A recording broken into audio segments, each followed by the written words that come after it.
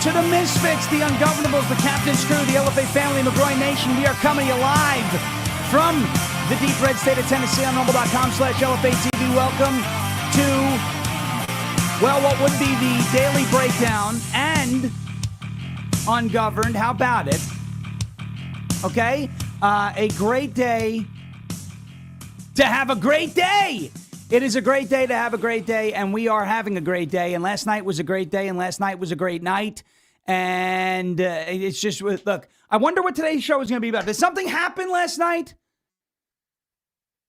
Did something happen last night?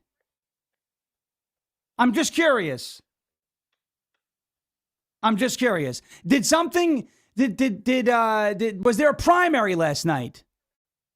Was there, were there elections last night? Someone's got to fill me in here. Oh, yeah, you could fill me in. All right. We have had it was a tremendous night last night in, where were we? Kentucky. It was a great night to have a great night in Georgia. It was a great night to have a great night in many other states. Alabama, Tommy Tuberville winning his primary. So much good stuff to talk about. I am filling in for Misfit today in this role, but Misfit will be joining us in just a few minutes, actually. But I'm going to play for you where he was if you haven't seen it. He made a great speech at this conference to combat anti-Semitism. So this is we don't usually play long clips, but this is great. It's about a 7-8 minute speech or so. You're going to love it. So here is where Misfit was yesterday. And let us play that. And on the other side of this, you will see the man known as Misfit Patriot, the host of the Daily Breakdown. It is Woke Wednesday, but we're just going to call it Winning Wednesday today. Here you go. Here's Misfit's speech from yesterday, and then we'll roll right in with what is going to be a lot of fun this morning. Stay right there. Here's Misfit's speech from yesterday's event. Good job. I have a speech. What's up, guys? All right, so I know everybody's hungry. You want to eat, and the reason why we're late is that it's all Adam's fault. That was a really ridiculously long speech, bro. That was So look, I can't see your hands, but I did see earlier there was a lot of non-Jews here. My speech is going to be for you. For those of you that don't know who I am, my name is Zach Bonfilio. I'm a conservative content creator and political commentator, and I also go by the name Misfit Patriot on social media. So if you've never heard of me, you can go look me up, and you can see why I've been invited here today. For everyone else, you know exactly who I am, and you shouldn't. And I'm not saying that out of humility or to be humble. I've been called a lot of things. I've been called an Israeli puppet, a paid shill, $7,000. And I've even been called a Jew, but I'm actually not Jewish. I don't know why they use that as an insult, by the way. The irony is, I've never been to Israel, I'm not Jewish, I have no reason to be attacked. And that's not the reason why I'm not up, I shouldn't be up here today. That's not the reason why you shouldn't know who I am. The reason you shouldn't know who I am is because I'm here because I've been fighting against anti-Semitism since I saw the evil tragedy of October 7th. And I shouldn't be speaking to you. I shouldn't be speaking to you today because October 7th should have never happened. You should have never seen me fighting anti-Semitism because anti-Semitism shouldn't exist.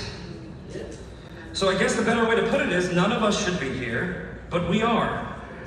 We're all here because not only does Jew hatred exist, it's popular. It's actually trending, and it's even being monetized. In today's environment of chasing clicks and going viral, anti-Semitism has become no different than learning the latest TikTok dance. So how can we possibly combat anti-Semitism in a digital age where so many people aren't even motivated by the fact that they actually hate Jews? The answer is, you can't. So stop trying. I mean, does it really matter if they're real anti-Semites or they're just cosplaying for clicks? Do you think we're going to be able to convince a culture embracing OnlyFans as a career choice to put morals over monetization? You can't win this fight by convincing your attacker they should lay down their sword over morality, or by convincing them you're not a threat. You win this fight by picking up your sword because they are a threat. I wasn't invited here today because people saw me trying to reason with Jew haters. I was invited here today because people saw me fighting them. And they were attacking you. I didn't care what their reason was. I knew mine. It was 9/11 and Genesis 12. I did what everyone else should have done but didn't. It wasn't because of my bravery I stood out to so many of you. It was because of other people's cowardice. When I saw the evil that took place on October 7th, I said something that I never thought in my life would be a controversial opinion, and I've had a lot. I said, what happened to September 12th mentality in this country?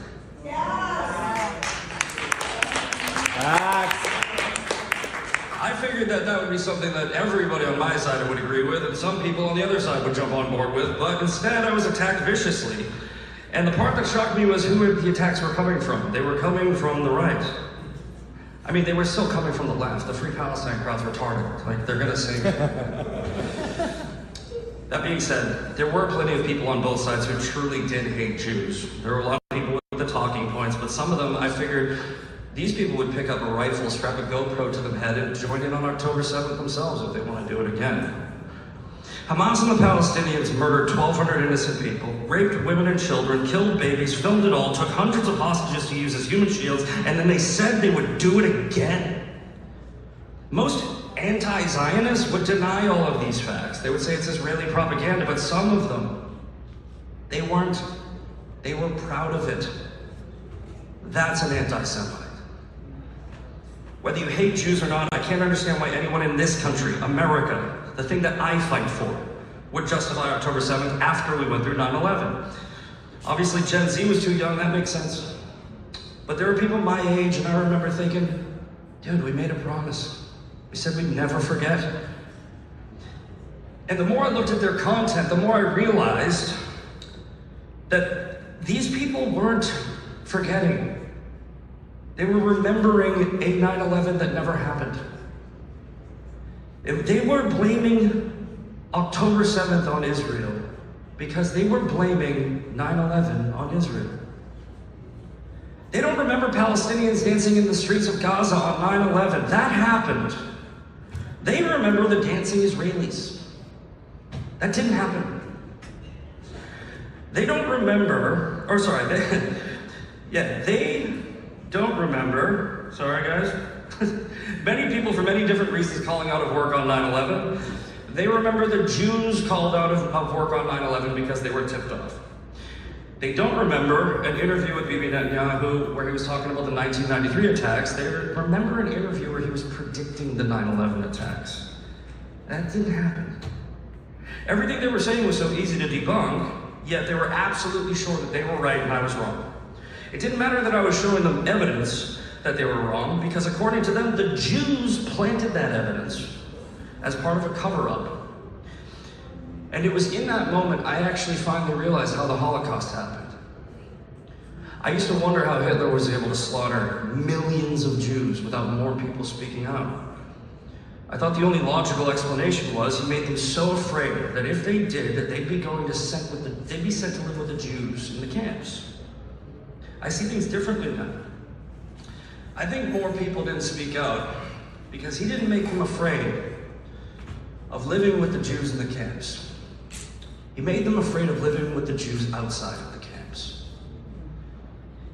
History repeats itself when we refuse to learn from it, and it's repeating itself now because we are refusing to learn that the fear that allowed millions of Jews to be slaughtered came from the people that didn't hate them. The silent majority that was too afraid to speak out to their coworkers, neighbors, family, and friends when they were just asking questions. They knew what they were seeing was wrong, but they denied it because they cared about those people. They were afraid of losing them by admitting that they weren't who they thought they are. Jews will never stop anti-Semitism on their own. There aren't enough of you. You are vastly outnumbered by those who hate you. I'm sorry, but that's a fact. But you know what is also a fact? There's way more people like me than there are people that hate you. And all they need to do is speak up. Anti-Semitism ends when non-Jews stop being afraid of anti-Semites more than Jews are, because they're not afraid. The only way that happens is if we show them there's nothing to be afraid of, by letting them know who we are and reminding them who they are. That's how you combat anti-Semitism. So, even though you shouldn't know who I am, you do. And even though anti-Semitism doesn't exist, it does. So, if you're forced to know who I am, I'm going to make sure every single Jew-hating piece of shit out there knows who I am too. Why we are not afraid of them. Now, go pick up your swords and build a fearless fucking army. Thank you. Look that ass. So there he was, Misfit Patriot at, I believe it was the Conference to Combat Anti-Semitism. Yes, there were some earmuffs moments there, but what do you expect when he's up in front of a room of people fired up about all the garbage that we've seen online? Now, one of the best things that, from knowing Misfit over the last couple of years has been this idea. He really taught me, to be honest with you, that the internet is not real life. Never did I sit there and believe like everything that happens on social media is real. But one of the things that we talk about, TikTok and all these things, how much fake engagement and there's a problem out there, because what you can do, you'll get a certain group of people who will give credence to an argument or a point of view or a stance based off of how many likes it gets, based off of how many followers somebody has, based off of how many views that piece of content has. And folks, last night proves this, right? If all of that stuff mattered in the real world, Thomas Massie would have won by 90 points. The fact of the matter is that didn't happen because the internet is not real life. So let's roll over to this. Misfit Patriot is joining us now on his own show, and so we should be ready to go. There he is. And by the way, hey, this is all working. You're in a hotel room. Yeah. I'm not. We're interneting like champions today, and here we go. So let's make it happen. Welcome. First of all, great speech. Why don't you let everyone know, but first, what went into that, and then we'll get into that thing that happened last night. Go ahead. Yeah. Well, first of all, so I'm at the Voices for Truth Summit. It's from the Combat Anti-Semitism movement, and they asked me to come, and I was like, I get these invitations a lot from different things, and I usually say no. They were like, yeah, we'd love to have you as a speaker, and I'm like, are you high? I'm like, are you crazy? Like, that's insane. Like, you, because like you said, there's the earmuffs moments. I'm a very controversial person.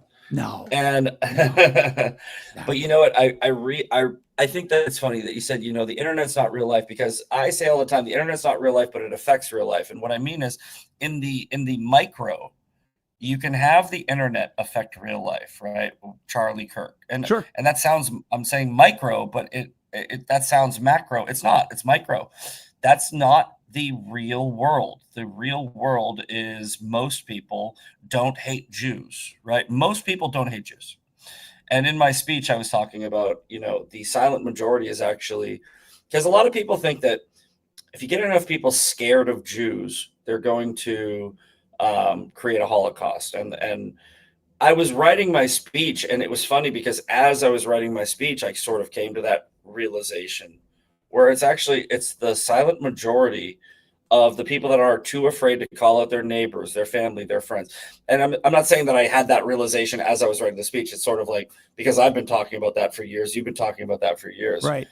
But the people like Megyn Kelly who refuses to call out Candace, or, hey, I got a great picture with Officer Tatum. He's such a great guy. I've always liked him, but me and him had a little beef because he wouldn't call out Candace. And I'm like, that's the fear. It's not the fear of Jews. It's not the conspiracy theories that lead to it.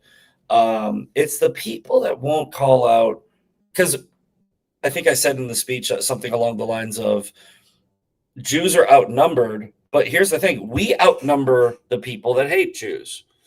And the problem is we're just not speaking up. So I appreciate them asking me to come out and do that. And when I was writing the speech, I was thinking, I had this, this long last paragraph that was like, something, you guys are brave. And then I go, no, you need to be raw. You need to be real. You need to say, the real reason why this is happening is because people like me. And you do a great job of calling that out. I do a great job of calling that out, but not enough people do a great job of calling that out. Agreed. They go, stop infighting. I go, it's not infighting. It's not infighting. It's these people are not in. If they were in, we wouldn't be fighting with them. Correct. Right. I mean, if they behaved like rational people, there'd be no reason to, to fight or get them back in line. Right. So, well, look at Massie, Yeah. I mean, Massie's not in. Massie. And you know what? I'm seeing the people that are coping. There's copious amounts of cope today. Oh, yeah. Right. But they're saying, oh, I cheated. And you know what's funny, man? I haven't talked to you about this yet, but the way that I'm seeing people handle Massie, it's giving me this really weird, icky feeling of the left after Trump lost the 2020 election, which, by the way, was stolen. Okay. Oh, yeah. I'm not conceding that, but the way the left probably looked at us after that is the way I'm looking at them now, where they're going, it was stolen. And I'm like, no, it isn't. You're an idiot. Like, no, it wasn't. I don't know if you saw already, they're coming out and they're saying, Ed Galrain had 10,800 mail-in votes and he beat Massie by 10,200 votes. Coincidence? And I'm like, no, you're an idiot. Yeah. No, you're an idiot. Because here's the thing. Massie got 9,000 mail-in votes. Right. So it cancels out. Right. So they cancel themselves out. Yes, yeah. And it's always like this. Look, and this is what I say all the time. And some people get mad at me for saying this. Every election has election fraud. Everyone. But everyone. Not every election is decided by election fraud. Yes. And that's the point. So remember we were talking about the Virginia redistricting referendum and it was in like that 2.5 point margin. And I was like, that's plausible fraud margin. Fine.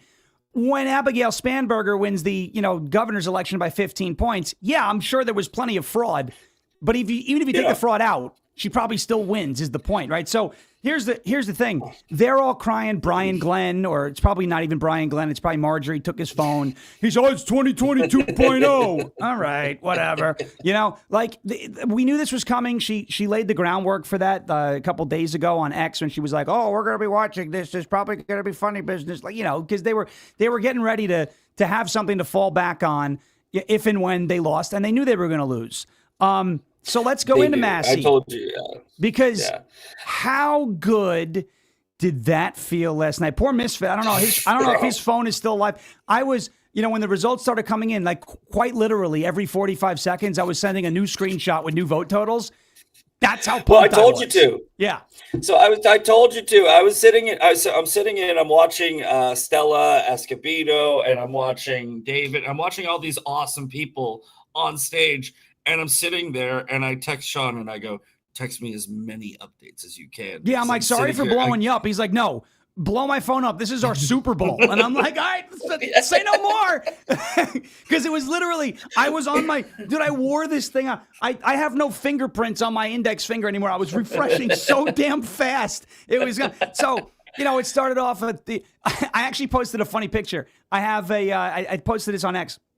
But I had a photo of the only time Thomas Massie led last night, and it was when he had 14 votes and Ed Galrain had 4. Somebody posted that. Somebody posted Massie was like winning 64%, and I looked at it and I go, what was it like? That was like the first refresh. Yeah, that was when Lewis County was coming in because that's where he lives. So Yeah, whatever. Yeah. So here, and I told you this via text. I said Massie probably should have campaigned in actual Kentucky instead of on the internet. Yeah. And dude, that's the thing. It's like, and his quote concession speech, I literally just was like, I would go, this Emmer effer. I'm being censored. Yes. I go, this Emmer effer. he really does live in the internet, doesn't he? does. Because his concession speech was, "Sorry, and he does this, right, where he goes, "Oh, look at everybody, look at everybody," and then he goes, "Sorry, I had to get Ed Galrain on the phone, and I was trying to find him in Tel Aviv," and it's like, dude, you really did need to lose. Like your response to losing proves that you needed to 100%. Like this is not about look here. And I talked about, you know what the funny thing is, not just my speech, but this is what gives me hope is several people from yesterday who were speaking, like Travis Hawley, talked to Trav. He was talking about how he does open source intelligence. And he was talking about how disinformation and misinformation campaigns go on. And he was talking about how we need to learn how to identify it. Because if we don't know what we're looking at, we're going to believe it, right? And with Massie, I think that there is a huge foreign influence impact on what he's doing. If you notice the community notes under any anti-Massie post. Oh, my goodness. But that's the thing. It's like, you have to know what you're looking at. And here's the other funny thing. I'm going to have to clip this part and send it to Dave Rubin and Josh Hammer. But I'm standing there talking to Dave Rubin and Josh Hammer. And Josh Hammer, and this isn't a dig at Josh, by the way. I messaged him about this. But I was like, Massie's going to get smoked, right? And I've been saying this for a long time. You have. And he goes, you backed it up with a bet. So I'm just going to say that. Yes. Yeah. By the way, By the way, congratulations on that beautiful taking it to the hoop and slamming it home. Congratulations. It wasn't $7,000 from the Jews. It was $4,000 from Kalshi.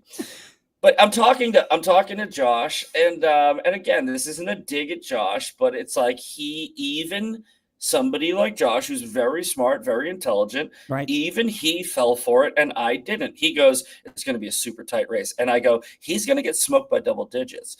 And Dave Rubin is standing there, and he goes, "I can't wait to see who's right about this."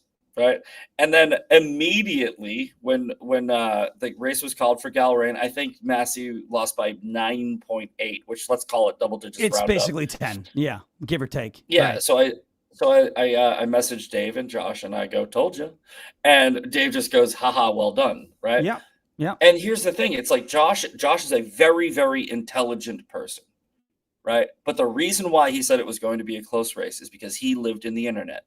And you really need to start looking at the data. You need to start understanding what you're looking at. And this is what Travis was talking about. You need to get why certain things are happening, like the Kalshi market. You and I both do crypto. And you and I both do crypto. I looked at certain trends, right? So if you guys don't know, there's this thing called signals, right? Signals are essentially, all right, so there's quantitative and qualitative analysis of anything, right? So quantitative is numbers, right? Right. And qualitative is buy the rumor, sell the news. Right. If you're looking at quantitative data, right, which is the quantity, the amount, hard data, right, and it doesn't align with qualitative data, something's up. When Donald Trump campaigned for Ed Galrain, Massie got a 10% jump in the Kalshi market. It was the day it happened. It made absolutely no sense. The president of the United States just endorsed your candidate. How did you jump 10 points? Right. And I said, it doesn't make sense. And the internet ran this rumor. So, I mean, look, did Galrain he didn't have a great night that night on stage. Like, he kind of had a little bit of a Howard Dean moment where he was like, whoa, and his voice cracked. Yeah. But so the internet ran with it. And then the poly market and Kalshi odds, did what they did. And people are like, oh, this guy's not serious. It's done. And that's where it basically remained for months until last week when Quantus Insights, kudos to Quantus Insights and that poll that found Galrain up 8. They wound up nailing it. And who had a very bad night last night? And I'm not taking a shot at him. I don't have a personal problem with him, although I think he associates with some pretty stupid people.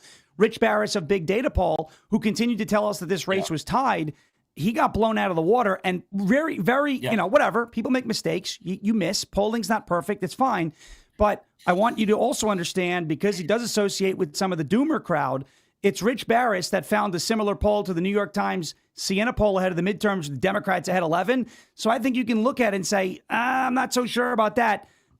You know, again, the internet and this online psyop is meant to demoralize people, and just don't fall for it. Don't let it happen. As you said, you know, even Josh Hammer was impacted by this. Yeah. Because he lives, you know, he not lives, but he spends a lot of time online and was convinced this race is going to be. I don't mean that as an right.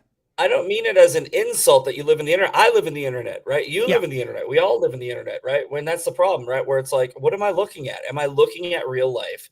And sometimes the answer is yes, right? Sometimes you're looking at a news story. It's real. Right. Sometimes you're looking at this conversation between two people. It's real. It's authentic. We're not being paid to be here. Sometimes, you know, but sometimes you get caught up in the cycle. But, you know, back to the Kalshi thing, because I think this is important, because I think this needs to be investigated. I think we need to do something about this, because this can turn into a big problem, right?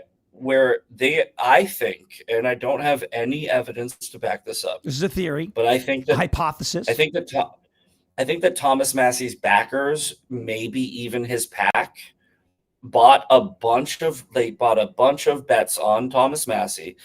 Because again, guys, like if you guys aren't, some of you might be familiar with this, some of you might not be. The way it works is volume, right? So the volume is how much money is in on the betting market. And I think that on Saturday, I think there was $3.9 million into a Kentucky primary, which is already ridiculous. By yesterday, it was almost 10. So that means they put millions and millions of dollars into this market. And if you notice what happened, I told Sean this, I wish we were recording, because right after we recorded my show for Monday on Sunday night, we were talking after the show ended. And I told Sean, I go, on Tuesday, it's going to shoot. It's going to shoot like a rocket, and it's going to happen early in the morning. And it did, right? And what that means is, guys, so I'm going to try to dumb this down, because if anybody doesn't read charts. No, it's got to make sense. Prediction markets are new. So it's something that we need to understand, because, you know. Here's how it works, right? So volume, all right, so volume, let's say volume is 4 million. In order to swing the market 10% in one direction, you need 400,000, right? Because that's 10% of the volume. Of the volume, right? And that's not really how it works, but just I'm dumbing it down. All right, so if you wanted to swing a bet 10%, you would have to bet 10% of the volume, right? Theoretically. Now, here's the thing. People are probably going, oh, why would they throw their money away like that? They're not, because they're going to sell that the day of the election or the day before the election. That's why it skyrocketed. All of that volume, right? Basically, all of the bets that were put on Massie, and I don't have proof for this, but I think it's true.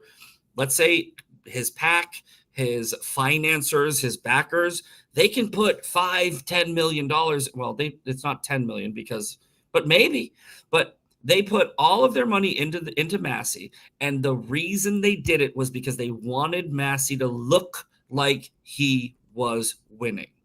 If you make it look like a candidate's winning, the people who are going to vote for the other guy might stay home. That's the entire reason why you do it. So if they did that, right, when 3% of the vote came in last night, Ed Galbraith all of a sudden shot to a 90% favorite on Kalshi. And what that means is all of those people that were backing Massie pulled their bets. And that's what shot the market up, right? So it was complete manipulation. And I predicted this months ago. Right. In fact, it's why I bet on Ed Galbraith. I didn't bet on Ed Galbraith because I liked Ed Galbraith. I bet on Ed Galbraith because Thomas Massie, and I told you there was one instance. It was right after Trump endorsed Ed Galbraith. Massie jumped 10 points, right? And I said, this is a manipulated market. I'm going to capitalize off it because I know how the market works. The other time where Thomas Massie jumped 10% was about a week and a half ago. You know what happened? The news of his scandal. So 2 times he jumped positively when negative news came out. It made no sense. So I think that needs to be investigated. I think they need to figure out a way to make a law where it's like you have to be there has to be some type of disclosure. And I'm not sure how they're going to do this legally, because it's a very difficult thing to say, like, oh, well, a private citizen can't bet on a political race, right? Because if that's what they're doing, a private backer wants to bet $10 million to sell messaging. But they need to figure that out, because that's going to be used in politics forever, right? Like, where it's like they're literally going to lie. It's propaganda. They're going to propagandize the betting market. Well, and this is what's been happening, right? So I want you to think about, so for those who don't understand, these betting markets are not like when you place a bet on, the Indianapolis Colts on Sportsbook. It's a little different. When you trade on either Polymarket or Kalshi, they call it trading for a reason. If you buy, look at this here. Whoa, hold on a second. I'm sorry, I just screwed up something. I have a bad echo here. I'm trying to fix it because, unfortunately, despite hotel Wi-Fi, we're trying to just get it best. There's right. Okay, so essentially, all right, let's say you put $100 on an outcome, whatever the outcome is, right? Thomas Massie's going to lose, Ed Galbraith's going to win, Trump wins whatever swing state. You put $100 on somebody with a 30% chance, and all of a sudden now it has a 60% chance. You have doubled your money, and you can cash out, right? That is how these prediction markets work in that sense. So it is trading in that way. So let's say somebody bet Massie at 55%, and he dropped down to 35%, you can pull out the remainder of that position and only take a slight loss rather than taking a total loss if he loses. And that's what you're basically saying might have been happening, right?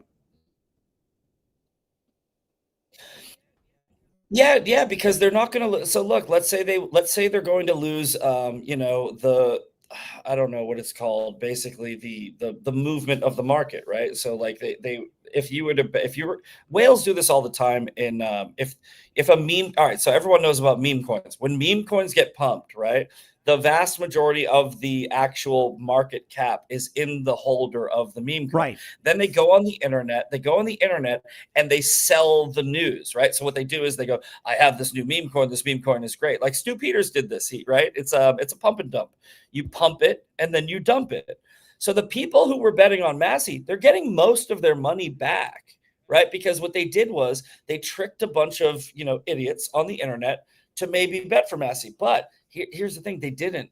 Because if with this type of swing, right, with this type of ridiculous jump, right, where it literally just shot like a rocket, that means that most people didn't bet on Massie. They were actually betting on Ed Galbraith. Right. And it's just it's something to look at. This, I think, should be I think that we should figure out, get loud about this and be like, we need to stop using the betting market for politics, because what's happening is it's not like you bet on a sports team or you bet on a meme coin.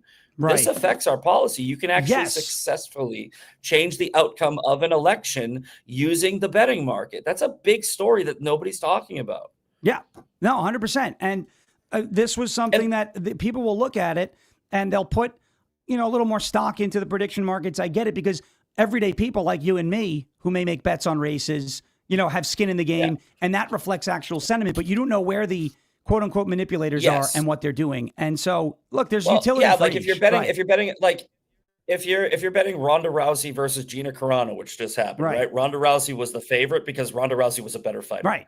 Right. And I love Gina, but I knew Ronda Rousey was going to win that fight before it happened. But when you're seeing that, right, you're seeing in the betting market, it's like, okay, people are betting on Ronda Rousey because they think Ronda Rousey is going to win, right? And nobody's manipulating that market.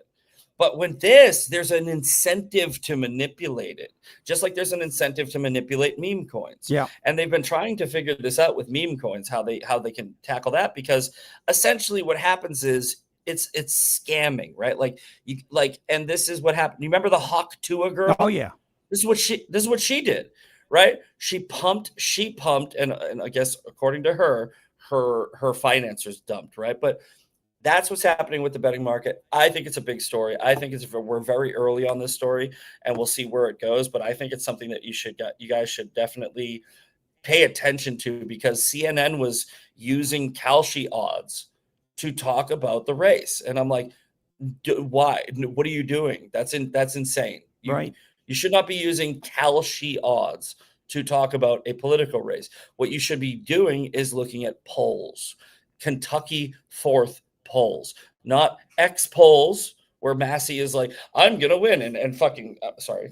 And it was like 80-20 on 100%.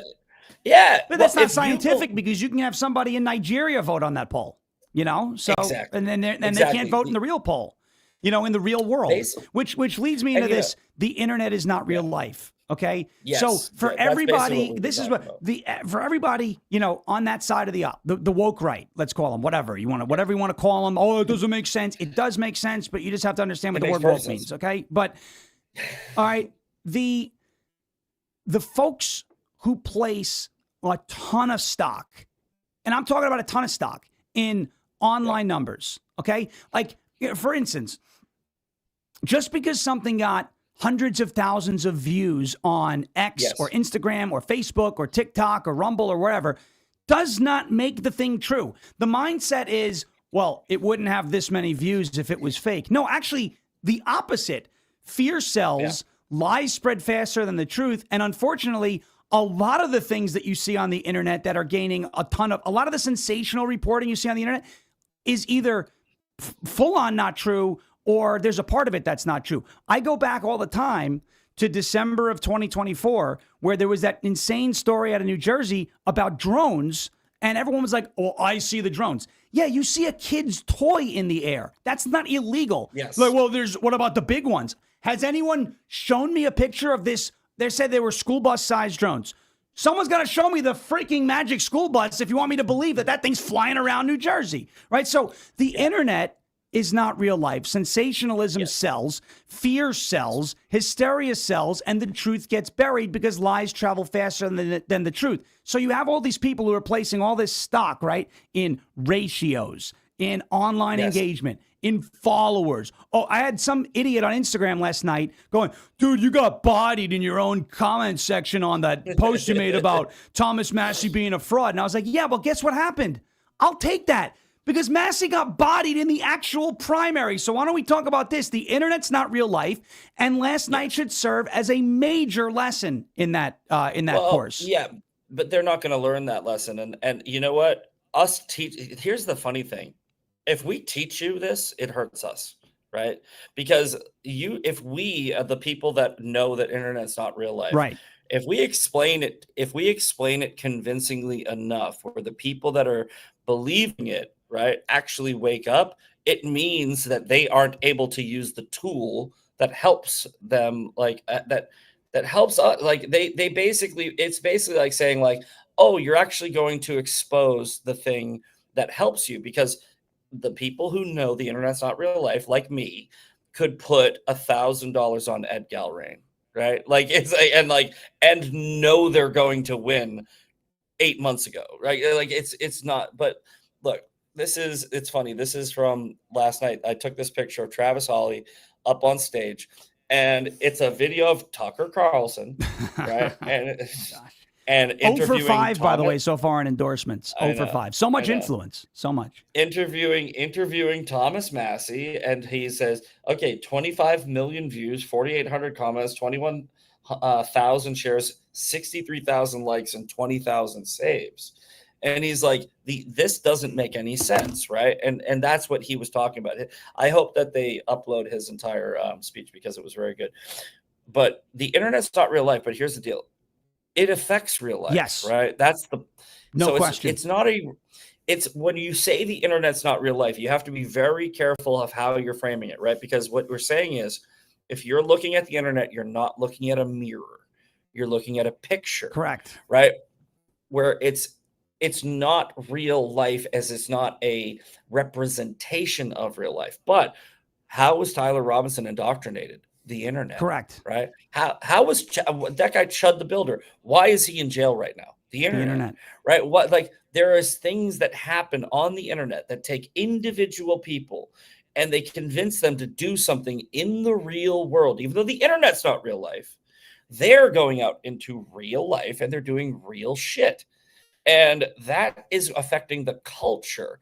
So Candace Owens, Tucker Carlson, Thomas Massie, you know, all these people who have, quote, influence. They don't have as much influence as you think they do, but they have enough. And they're That's the problem. convinced of their influence because of what they see on the internet. And this is part of the point, I think, right? So Thomas Massie, because of his online engagements and so, you know, basically affirmations, he looks at this and goes, wow, Yeah. every time I talk about Israel, I get a ton of views and I can ratio Dan Yes. Bongino. So I should do that in the real world. No. Audience And capture. that's the problem. When you are, I don't walk around in the real world talking like Trump all day. Okay. Like, Yes. I do it on the internet in 90-second bursts because people think it's funny. I have a good time. But when I go to, like, you know, the supermarket, I'm not at the deli counter going, I want all the turkey that you have. Give me the biggest, the most beautiful turkey. I don't do that, right? Because the person at the deli counter is going to go, the person at the deli counter is going to go, you're nuts, bro. Like, what is your problem? Well, Sean, if you were a victim, all right, this is actually a great thing that I've never thought of before, right? If you, Sean Farish, were a victim of audience capture, if you weren't a critical thinker that didn't fall for this grift, that's all you would do. Mm-hmm. Because it's what got you famous, right? What got you famous was the voice, but you don't do it that much, right? In fact, you don't do it 5%. I don't. Yeah, I've always taken a less is more thing because, you know, it is what it is, and there's a time and place, right? But if you were Candace Owens or Tucker Carlson or anybody, you would do your entire show in his voice. Exactly, and that's the problem. Because you would be a victim to audience capture where your audience would go, I love your Trump voice. And you go, okay, I'm doing the Trump voice. You know, like that's what you would do. Yeah. And that's the thing. It's like, it's very hard to describe audience capture to people because what I'm basically telling people is I go, think about what that person would be saying without their comment section. And it's like they'd be maybe telling you the truth, maybe, you know, like, right? Yeah, and that's the thing. It's like I can't pose a hypothetical where I can actually visualize it for somebody. But yeah, if you really think about it, that's why Candace Owens is TPUSA, right? What's getting views for Tucker Carlson? Jews, right? Yeah, Jews, yep. The Jews, and you know, in my speech. Which, by the way, it was a great speech. I fucking love it. Speaking of Tucker, by the way, who do you think you are? Yeah. There you go. Well, that's what, you know what? I was talking about Tucker Carlson without naming Tucker Carlson. I was talking about the general idea of the people who refuse to call out their friends, coworkers when they're, quote, just asking questions. Right. It's like those people, like the Russell Brands, and you know what? I think that we both are huge fans of Dan Bongino. Yes. And when he came back into his space, I think that there was this like void of a reasonable adult in the room to come out and go, you're an idiot, you're an idiot, you're an idiot, you're an idiot. Because we were doing it, but we're smaller. But it's also his way of saying you're an idiot and here's why. You know, yes, it's one thing that, because what they do is you know, you mentioned how Viva loves to do the whole spaghetti on the wall thing, right? This is what they do. They throw spaghetti on the wall and one noodle sticks and they're like, that's what I'm going with. It's Jews. It's the Joodle, right? Yeah. It's like, that's what it is. Well, Alex Jones, how did Alex Jones predict 9/11? This was in my debate with Owen Schroyer like a year ago.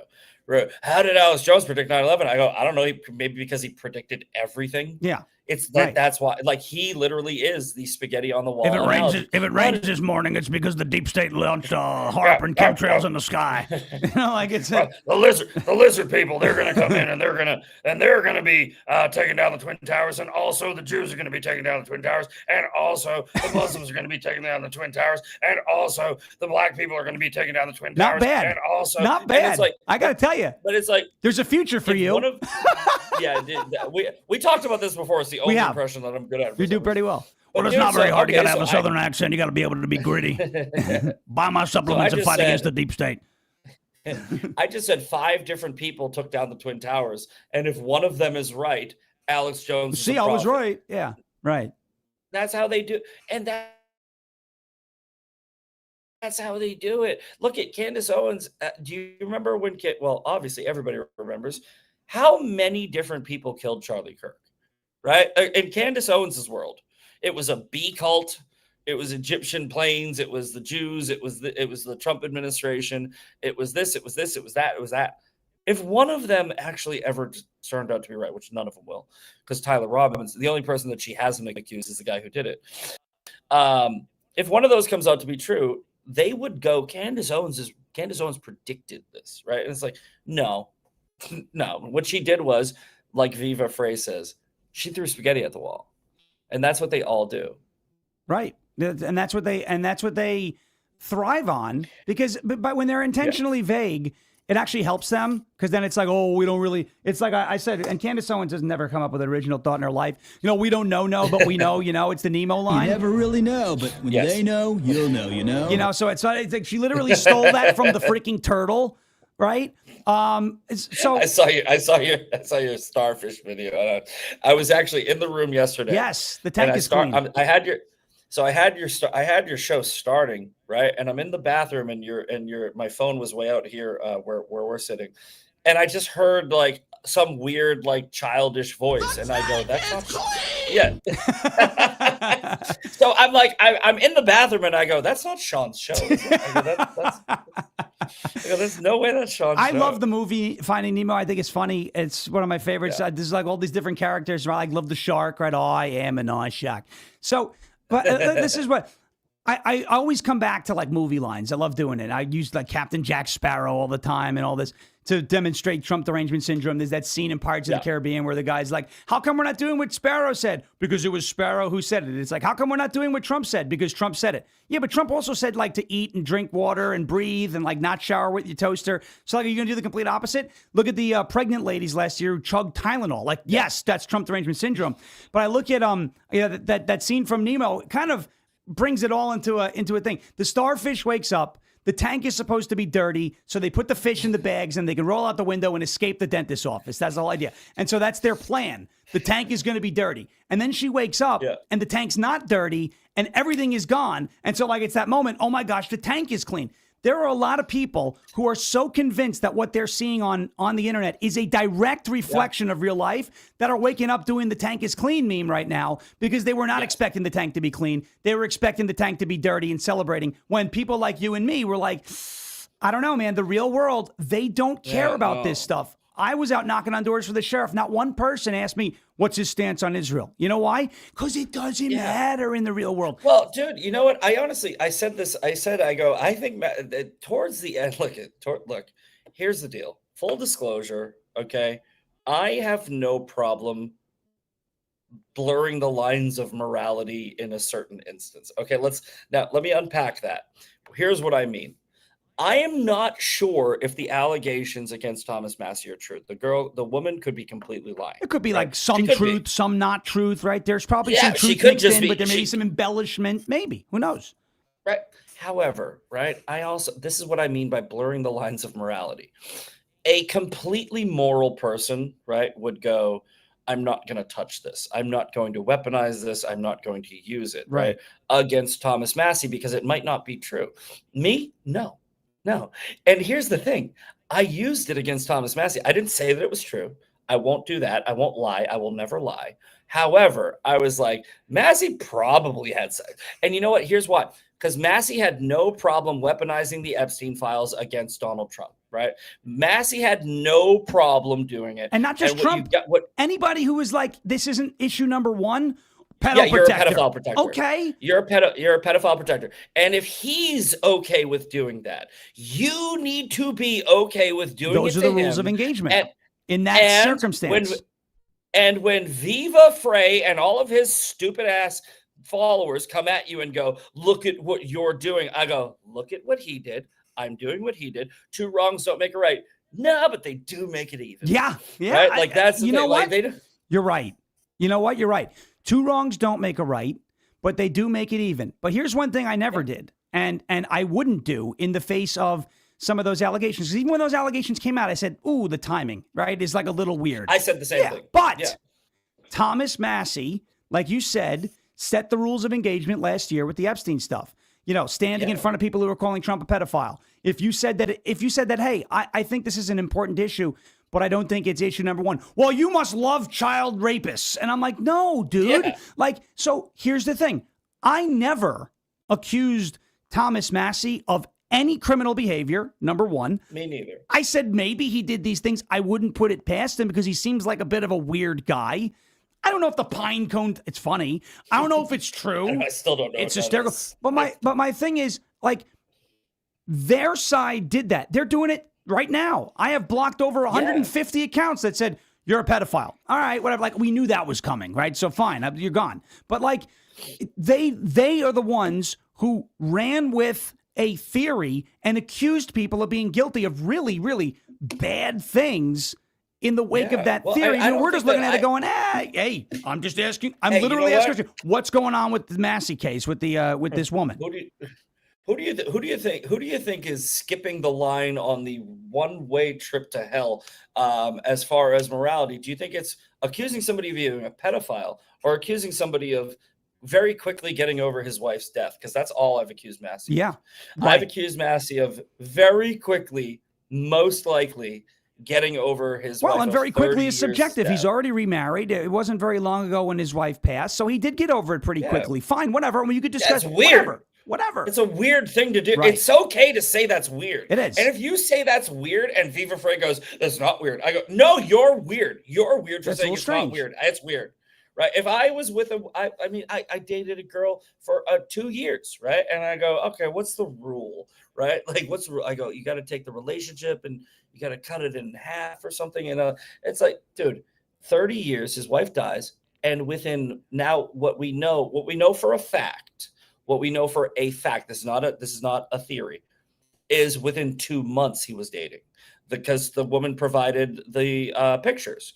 She provided pictures of him going to South Africa, and she provided all of the evidence. So we know that within a couple of months he was over it. That's weird. Oh, I got someone in the chat now saying, like, Erica got over Charlie Kirk's death. Is she remarried? Did I miss something? Oh, I'm sorry. I'm sorry. Was Erica out? Is she on safari right now with some random? Yeah. These things are not the same. But you want to, people want to go after Erica Kirk and say the way she's grieving is weird. Whatever, you may not like it. By the way, speaking of the chat, this is completely irrelevant to the conversation. Somebody earlier goes, Zach, are you a little hungover? I go, no, I am drunk right now. I think and hold on, and I want to say I am 100% drunk right now. Not doing too bad, though. I'll tell you what, better than I would be if I was drunk. I'll tell you. Because last night, right, Thomas Massie bought us a bottle of Grey Goose. Okay, Thomas, everybody at the white party, they went. Let's go to Nick Mattel, by the way, who's hilarious. He's so funny. Guy. He's hilarious. We hung out. Most of the convention. He was like, I follow him on Instagram. He is hilarious. He was out there with, I think, Lance videos on Instagram, and he was like, "Hey, you see that building over there? That's Mossad headquarters. It was the Dome of the Rock." He rented. He's gonna love this. I'm gonna clip this for him. He's gonna love this. Right? He goes. He kept on telling everybody, I rented a Mercedes C-Class. And I go, great. I go, good for you, man. And it was almost like he really, really wanted to show us. So he's like, do you guys want to go to a different, because we were all in the convention thing. He goes, do you guys want to go to a different spot? And I was like, yeah, we go. He's like, we can take my Mercedes C-Class. And I was like, so we're driving to the bar. And I go, is this a Mercedes C-Class? And it was by the way, it was the funnest. This is the funnest time I've ever had. I've been to events. I've been to, like events with tile conventions. This was the funnest one because Massie lost. Everybody here was awesome. I got to meet some of the coolest people ever. But we went out last night. This was the funnest part. And Thomas Massie bought us a bottle of Grey Goose with all of the mixers. And everybody danced and had a good time, and it was a blast. I posted a video on X, and I go, Thomas Massie bought that bottle. Yes. So, yes, a long-winded way of saying, yes, I'm very hungover, and shut up. Well, I'll tell you, it was. I'm gonna pop up. I have a mini bar right here. I'll pop a bottle of champagne right now. Oh my goodness, little. You should do a little mimosa, a little vodka and orange juice this morning. I already did. I'm drinking a high noon right now to get rid of it. There you go. I don't care. All right, we're coming up. We're coming up to the end of your hour, so I want to just we'll recap a couple other things. You obviously had the Massie, Massie race. That was the big one last night. But outside of that, you had Republicans holding the Georgia Supreme Court elections. You had Brad Raffensperger finishing third in his Georgia gubernatorial primary. You had Mike Collins coming out on top, 43, 44% or so. There's going to be a runoff in Georgia. So you have Mike Collins, who was outspent by both of his opponents in that primary and won or finished first because he smoked by double digits too. Yeah, because he's a tough worker, very hard worker. I met him a few years ago at a Turning Point event. Great guy. And he would be my choice to be the next senator out of Georgia. And you had Donald Trump yesterday coming through in the clutch and endorsing Ken Paxton for Senate in Texas. So why don't we do? You're in Texas. You're from Texas. Ken Paxton, go. Yes. The first thing I'm doing tomorrow. Well, no, I mean, when I can. The first thing I'm doing when I have a few minutes is I'm going to vote for Ken Paxton. Beautiful. As soon as I get back. Because I'm a Texas resident, and look, nobody likes Cornyn. But, this is kind of the dynamic of the GOP has been Trump has actually been really easy on them, right? Like he really has. He's done this handshaking rhino shit for way too long. And I think that he has now finally realized war. And again, to keep going back to my speech, that's what it takes. It takes infighting. It takes calling out your own side. It takes the uncomfortable conversation in order to affect change. It's like there have been far too many people that have taken advantage of Donald Trump's grace. And he's now going, we're going to beat the left in redistricting, and we're going to beat the rhinos in primaries, and we're going to reshape MAGA. And here's the deal. It's all for nothing if we lose in November. Right. Okay. Right. It's all for nothing if we lose in November. But what I have said to Sean privately, and what I've said to a bunch of people is I am optimistic, because if Trump can get out the voters in the primaries, he might be able to get out the voters in the midterms. And the midterms, we've said this how many times? The midterms are the most important election that we have, because if we don't increase the majority, then we're going to see more of the same, because it's going to be a slim majority is basically useless in the GOP now. Yeah. Right. A slim majority is useless. Massie was one of the biggest hurdles, because you got to think of what he does too. Right. Massie doesn't just not vote with the president. By the way, real quick, the 97% or 91% or whatever the hell number, it's a bullshit number, right? We talked about this before. Yep. But even if, right, Massie only voted like a couple of times on a couple of different things, what's he doing behind the scenes? What's he doing? Who is he influencing behind the scenes? He is essentially, like, we don't know the backroom conversations that these Congress people have.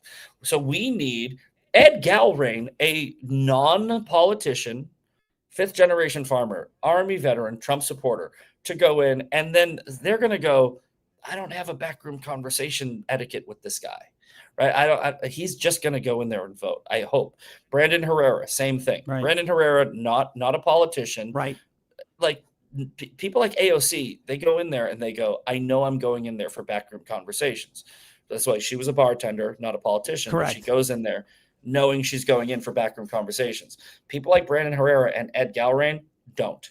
They go in there going, I don't want your backroom conversation. Right. So, so Texas, I know we got to get out of here. Texas, Ken Paxton will win. Another prediction. He will smoke him probably by 8 points. He may have won if there was no endorsement. It would have been tough if Trump endorsed. He would have won. He would have won if there was no endorsement. But he would have won. Even if Trump endorsed Cornyn, it would have been a tight race, but he would have won. Yeah.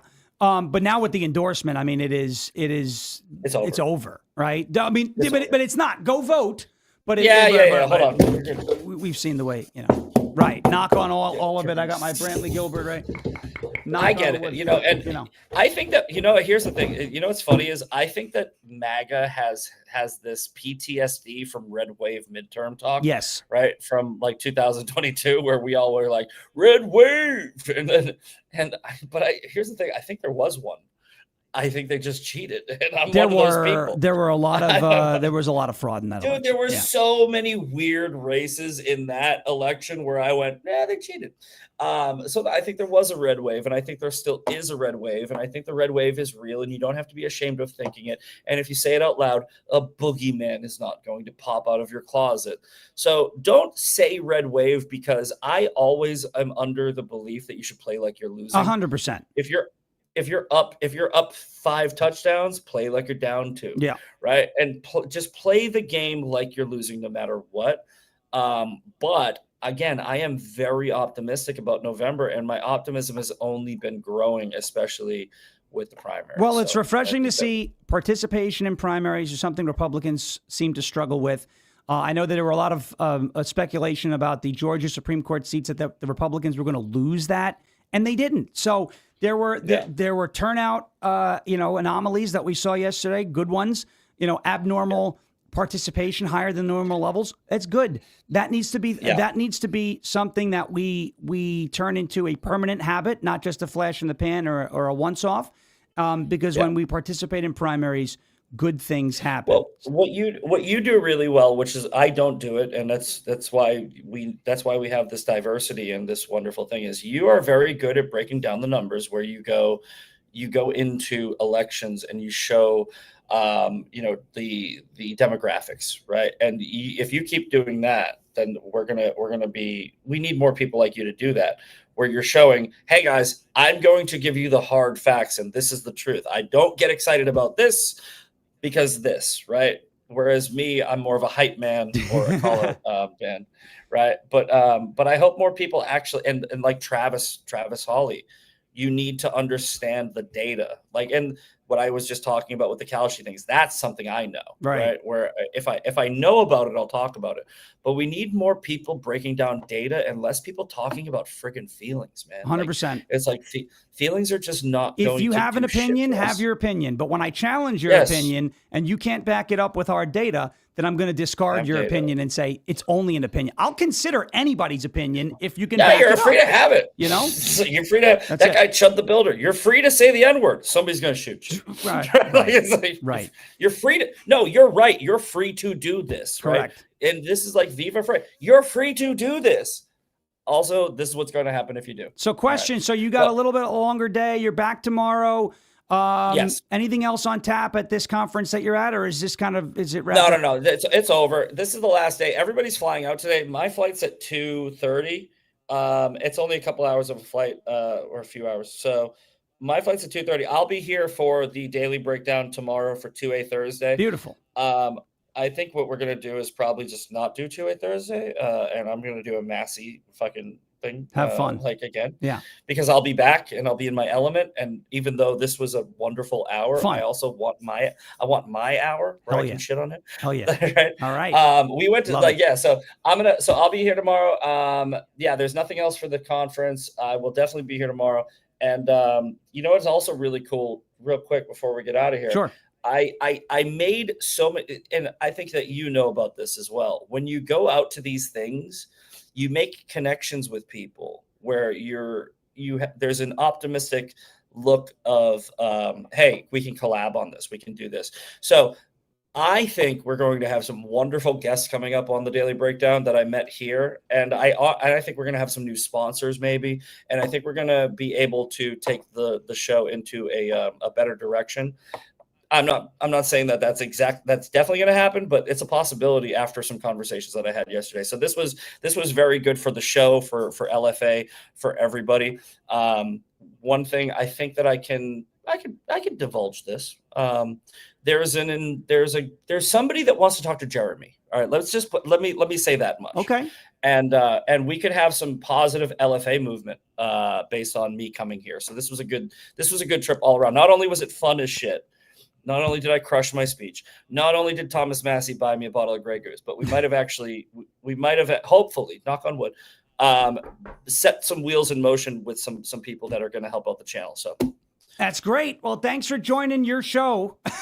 Thank you for allowing me to come on my show, Sean. I'm excited to see you back tomorrow. And for everybody in the chat, make sure you watch Misfit's show, Daily Breakdown, 9 a.m. Eastern, to 10 a.m. Eastern on rumble.com/LFATV. Zach, thank you. And safe travels home. And congrats on a great night and great job on that speech. Thank you, buddy. You got it. I'll see you later. There it is. Misfit Patriot, as you know, the host of the Daily Breakdown on LFA TV, rumble.com/LFA TV. And one of the best things about Misfit, I'll tell you, is, what is that? What am I hearing? Let me get this out of here. I'm hearing some. Why am I still hearing stuff? All right, let me, there it is. It's gone. One of the best things about Misfit is that in the real world, right? In life, he's the same way that he is on the internet. So I deeply appreciate something like that, and it was very nice to have him on. And there we go. I still hear myself, and I don't know why. I have to figure this out. Hopefully, it goes away. Let me see. That might be what I had to do. All right, we are going to get to a word from our friends over at OFP Farms in just a moment. OFPFarms.com, promo code Sean. I got to figure out what is going on with this audio here. OFPFarms.com, promo code SHAWN. OFPFarms.com, promo code Sean for 10% off. 10% off of your entire purchase. OFPFarms.com, promo code SHAWN. Ladies and gentlemen, OFPFarms.com, the best chance right now. Today is the best day, the best opportunity for you. I still, for some reason, I'm hearing some background noise, but it's coming through nowhere. I don't know what's going on. I'm going to have to delete something out of this feed here. I don't understand why that's happening. It makes no sense as to why that's happening, and it shouldn't be happening. But let me just see what I can do here. It's still happening. I don't understand what's going on. Zach's mic still open? He's not even connected. And so I don't understand why I'm hearing. Is it mine? I don't understand why I'm hearing background noise. This makes no sense to me. I shouldn't be hearing. Oh. Do you have a video playing somewhere? No, I have nothing playing anywhere. Let me see. No, it's still going on. I don't know what. I have no idea what's going on, but I hear like all sorts of background noise coming through. Can you hear it?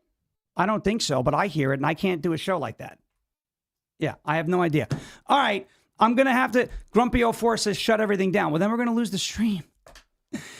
All right, I'll figure this out. Let me get to a... before we do OFP Farms, I need time.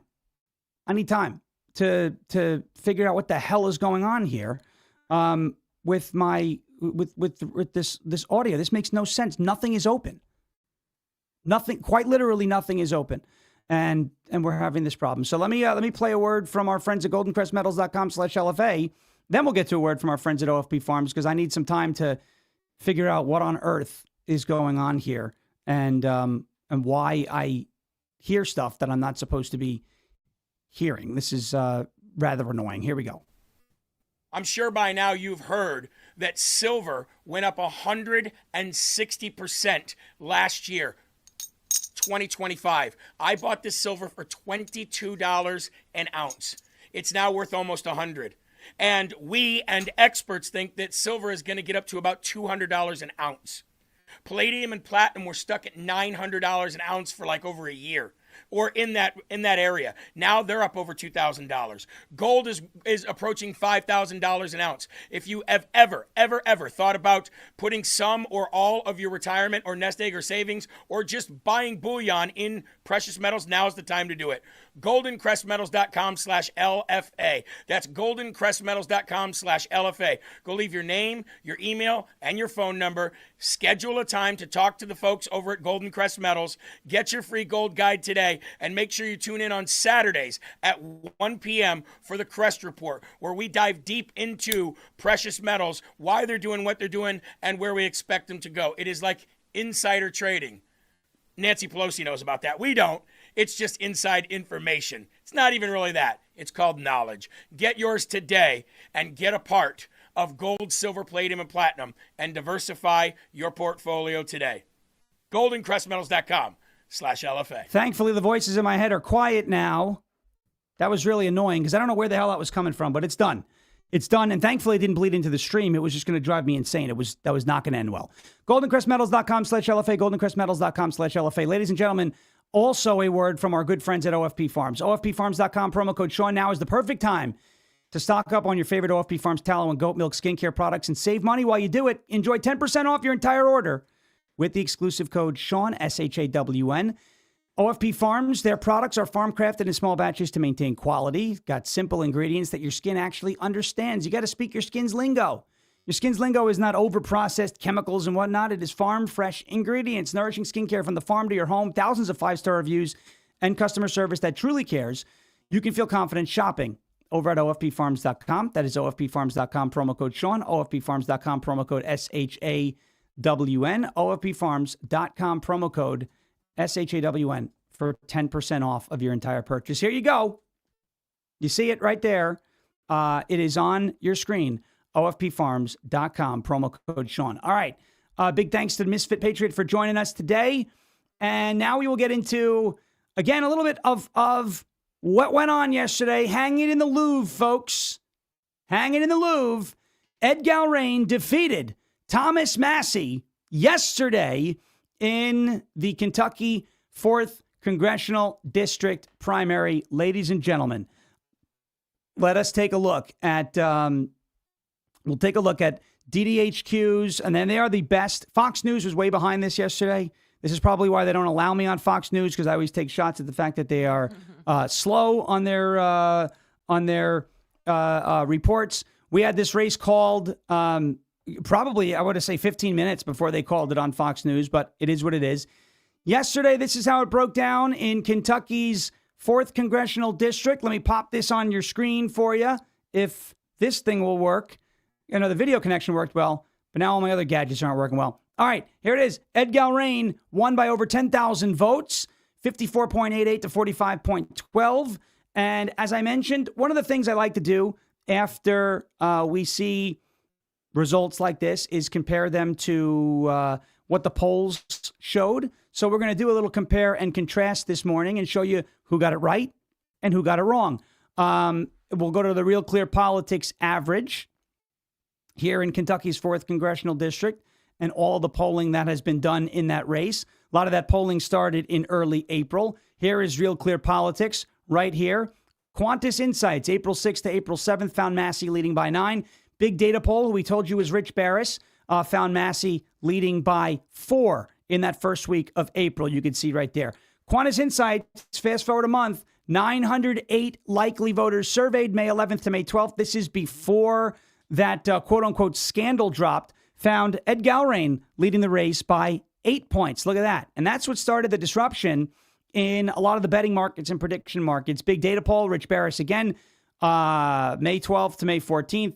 Massie +2, and he was running a tracking poll, so he was getting results every day and releasing results every day. Then the race shifts to tie there, May 14th to May 16th. SoCal Strategies, Galrain +7. Barris again, Big Data Poll, May 15th to May 17th, a tie. And the final polling that was done in this race was by Gray House, May 16th to May 17th, Galrain +7. The best performing pollster in this was Qantas Insights, who found Galrain up 8. He wound up winning by 9 and change. Again, on your screen, I'll put it up for you, the final results of Kentucky's 4th Congressional District. You see it right there. Thank you, DDHQ Votes. One of the best election data websites, real-time results websites in the game, if not the best. They are my go-to, and they're always great. Let's take a look at the county-by-county breakdown here. Thomas Massie won Lewis County, nearly by almost a 2-to-1 margin there, 62.97, let's call it 62.3 to 37 points against Ed Galrain. Lewis County happens to be the county where Thomas Massie's farm is located, that big farm where all the influencers went and had pizza. And then Mason County, he won by a fingernail. You can see it there. He won by a hair. But other than that, every other county in Kentucky's 4th Congressional District went the way of Ed Galrain. If you're listening on audio, you can see this visual breakdown here on rumble.com/LFA TV. For example, Campbell County, the 3rd largest county in the district in terms of registered voters. Galrain won by 5 points. Boone County, the largest county, Galrain won by 9 points. Kenton County, the second largest county. Where is it? There it is, Kenton County.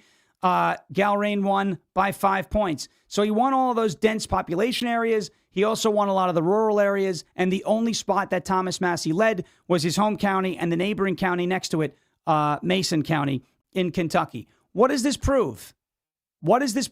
As we mentioned with Misfit, this proves a bunch of things. But lesson number one that I want people to understand, and I've been saying this for a while, the internet is not real life. Okay? That's not to say there aren't real people on the internet. That's not to say that there aren't real conversations on the internet. And that's not to say that the internet can't be used as a tool to impact things in the real world, as we just mentioned with Misfit. But to take things that you see on a platform like X, okay? To take things that you see on a platform like X, and I love X. I'm not getting rid of my X account. I have a ton of fun on there. I had a lot of fun on there last night. Did you know the video of me doing the Trump dance has almost 500,000 views? And it is getting absolutely hammered by these left-wingers and groypers. They're like, oh, dude, you know, it looks real gay, you dancing like that. And I'm like, you literally follow a gay Mexican and act like he's like the best thing since sliced bread, Nick Fuentes. And you're going to say, I'm celebrating this scumbag losing his election? Why are you gay? All right, sure. But they're all mad at me for dancing. They're like, this is stupid. You shouldn't behave like this. Oh, really? I shouldn't behave? Why? Because it hurts your feelings? The internet is not real life. If the internet was real life, and Ryan Matta and Bobby Sauce and all of these influencers actually had real world influence, Thomas Massie would have won that race by 20 points. But he didn't. Did he? No. Thomas Massie believes the BS that he's selling. That's the biggest problem here. He thinks he's on to something. And now there's a fake image going around. Oh my gosh, the younger age groups. But folks, can we use our heads for just a second? You do not get to know what age group voted for each candidate. You could look at that before the race via polling, but voting is anonymous. I have no idea who the 18 to 24 demographic voted for. They probably voted in favor of Massie if the polling data before the race was correct. We have no idea who they actually voted for yesterday. There's no way to know that. Use your heads. I see this thing getting shared around everywhere. Like, what are you doing? You know that's not how elections work. But if the internet was real life, then the influencer surge into Kentucky would have been successful. And instead, not only was it unsuccessful, it was an epic failure. Here's a word of advice. You want to lose a primary? Campaign with a guy in an American Reich hoodie. You want to lose a primary? Focus on Israel before you focus on your district. Yeah, this is a good place to start. A lot of people are like, oh, Israel first won yesterday in the Thomas Massie race. Israel first won. No. Israel first lost in the Thomas Massie race. Yeah, but Sean, Miriam Adelson and AIPAC and the Jewish lobby. But what is before we even have this conversation with AIPAC, do you know what the first A in AIPAC stands for? Do you know what the first A in AIPAC stands for? American Israeli PAC. That means a bunch of American citizens. Some of them have dual citizenship. I don't love that, but they're still American citizens allowed to participate in the American political system because it's their constitutional rights as a citizen. We wouldn't want to violate the Constitution, would we? Right? Imagine thinking Jews are more of a threat than Islam. It is. Can you imagine? It is unbelievable. But here's the thing. Israel First actually lost last night in Kentucky's 4th Congressional District. Why do I say that? Because what is the first thing, the primary focus of Thomas Massie's campaign and his supporters and the influencers that surged into Kentucky? What is the first thing that they talk about? Is it the issues in Kentucky's 4th Congressional District? Is it the accomplishments of the 14-year incumbent candidate Thomas Massie and what he has brought back from Washington into his district? Or is it Israel? The first thing these people talk about every time they open their mouths is Israel. They are Israel first. Perhaps if Thomas Massie had spent more time talking about the issues in Kentucky's 4th Congressional District instead of talking about a foreign country, maybe he would have done better last night. Perhaps if Thomas Massie had campaigned with people who actually care about the district that they're campaigning in instead of worrying and hyperventilating about a foreign country, maybe he would have done better last night. Israel First lost in Kentucky's 4th Congressional District. And I know it's going to drive a bunch of you whiners crazy, but it's the truth. You guys bring up Israel more than we do. You guys talk about Israel more than we do. You guys focus on Israel more than we do. And you focus on Israel more than you focus on the United States of America. You focused on Israel more than you focused on Kentucky's 4th Congressional District. And Kentucky's 4th Congressional District said, hey, what about us? Who's going to give a damn about us for a change? And they chose Ed Galrain. And in my opinion, they chose correctly. Here is Thomas Massie's concession speech. And this just shows you he believes the BS that he's spewing. Watch this. I would have come out sooner, but I had to call my opponent and concede, and it took a while to find Ed Galrain in Tel Aviv.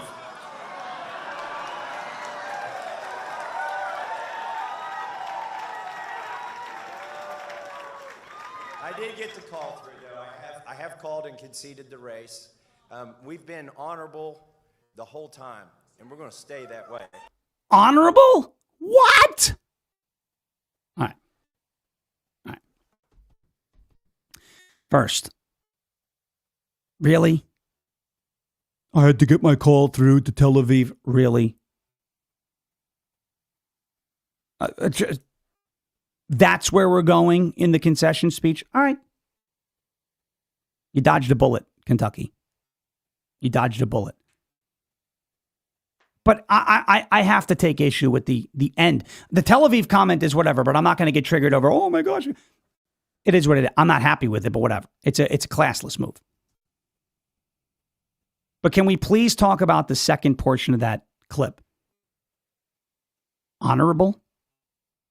What is honorable about accusing everyone who disagrees with you of being a pedophile protector?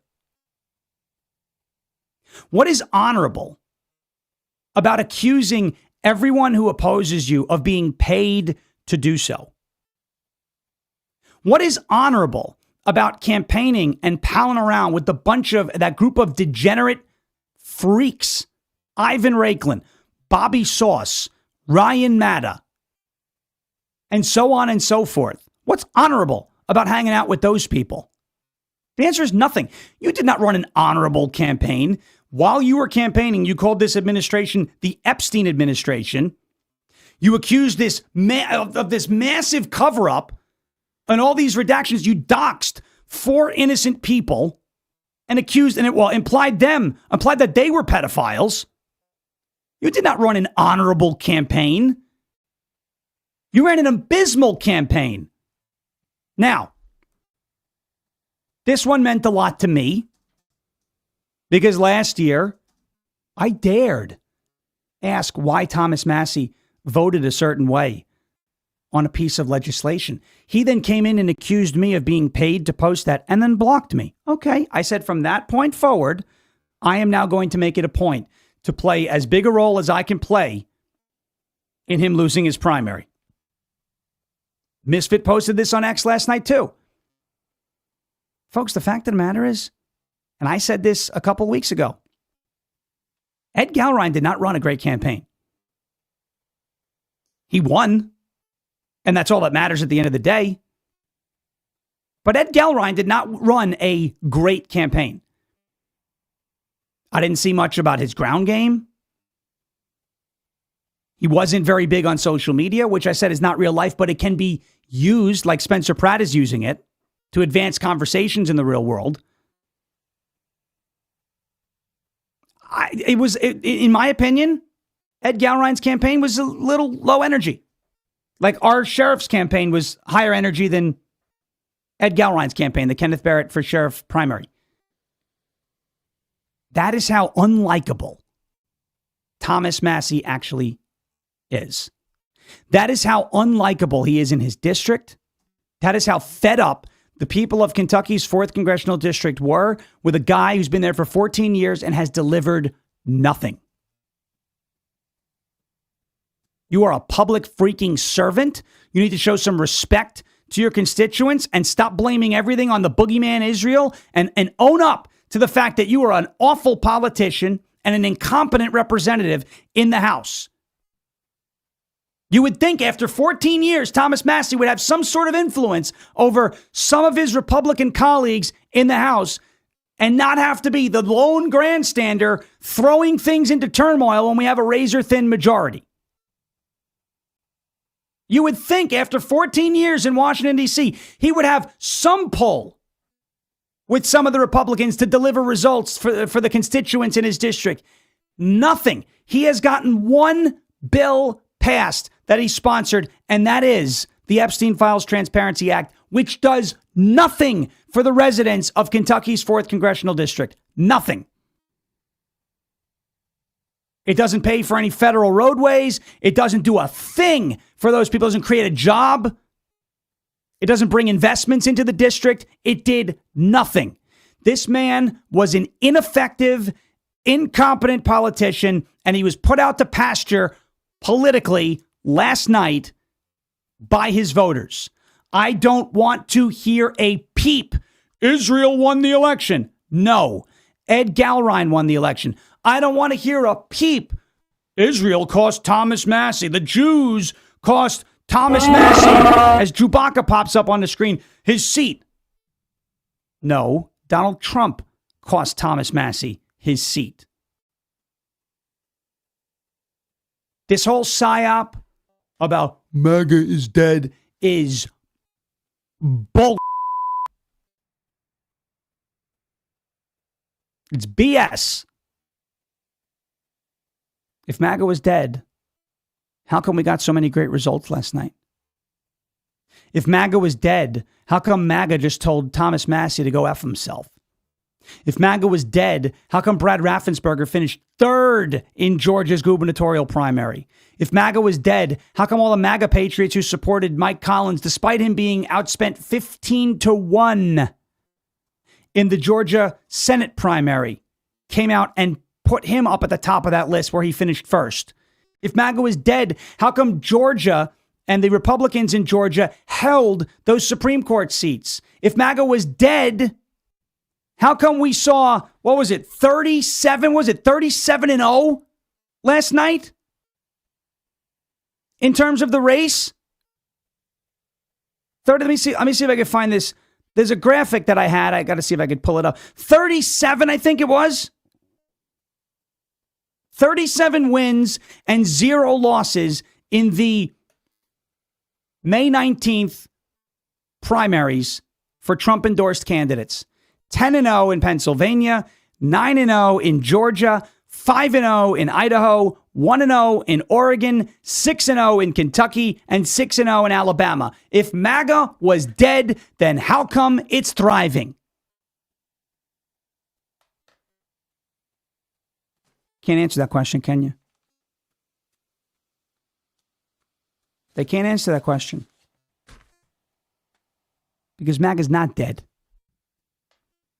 Now, I told you what these people are going to do. They're already out in full force. They're dooming.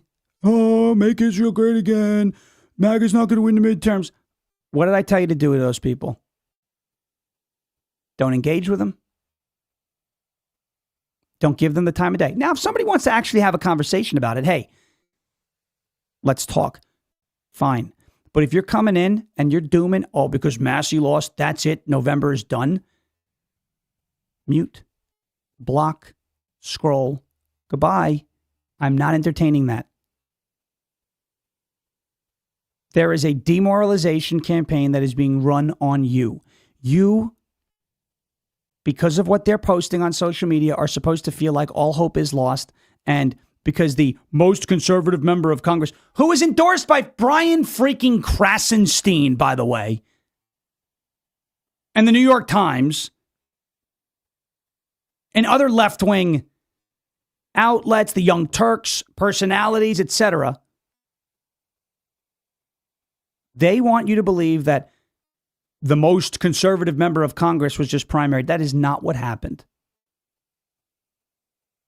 Brandon Gill is doing just fine, by the way. Speaking of the most conservative member of Congress, I think he's got a bright future in the GOP nationally. Do not fall prey to this demoralization campaign.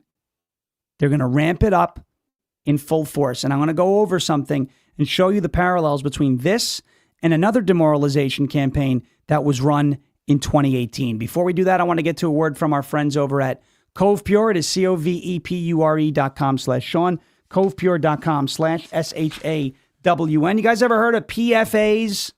No good. Not good. You don't want to deal with PFAs. PFAs, they're called forever chemicals. I don't take a lot of things at face value anymore. And I'll be honest, tap water was one of the last things on my radar until I actually looked into it. And that's why I now purify my family's water with Cove Pure. Over 176 million Americans are drinking tap water with PFAs in it. PFAs are man-made chemicals used in food packaging, nonstick cookware, firefighting foam, and other things. Scientists call them forever chemicals because once they're in your body, they stay there. They don't break down. And they're linked to hormone disruption, immune damage, and increased cancer risk. But here's the part that stopped me cold. The EPA actually set legal limits for PFAs in drinking water back in 2024. But water systems have until 2031 to comply. That is 5 whole years from now.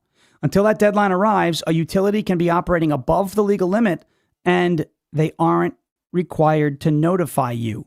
You're just drinking the water, and that's it. The EPA knows that these chemicals are harmful enough to regulate, but they're just not making anyone act on it yet, which means it is on you to take matters into your own hands. Cove Pure was engineered exactly for this. Unlike the normal pitcher filters you get at the store, their Clearwave reverse osmosis technology is certified to remove up to 99.9% of contaminants, PFAs, heavy metals, fluoride, and pharmaceuticals, filtering particles hundreds of thousands of times smaller than a single human hair. Take a screenshot of what you got there, covepure.com/SHAWN. The best part about Cove Pure is they make it easy. The unit sits right on the countertop. You don't have to drill any holes. You don't have to call a plumber. You just plug it in, and it does the rest of the work. Don't wait for 2031. Take control of your water quality right now. Head to covepure.com/Sean, SHAWN. You will get $250 off for a limited time. Covepure.com/SHAWN for $250 off of one of the best investments you can make for your family. Clean drinking water. It matters. Covepure.com/Sean, covepure.com/SHAWN for $250 off. All right. 2018.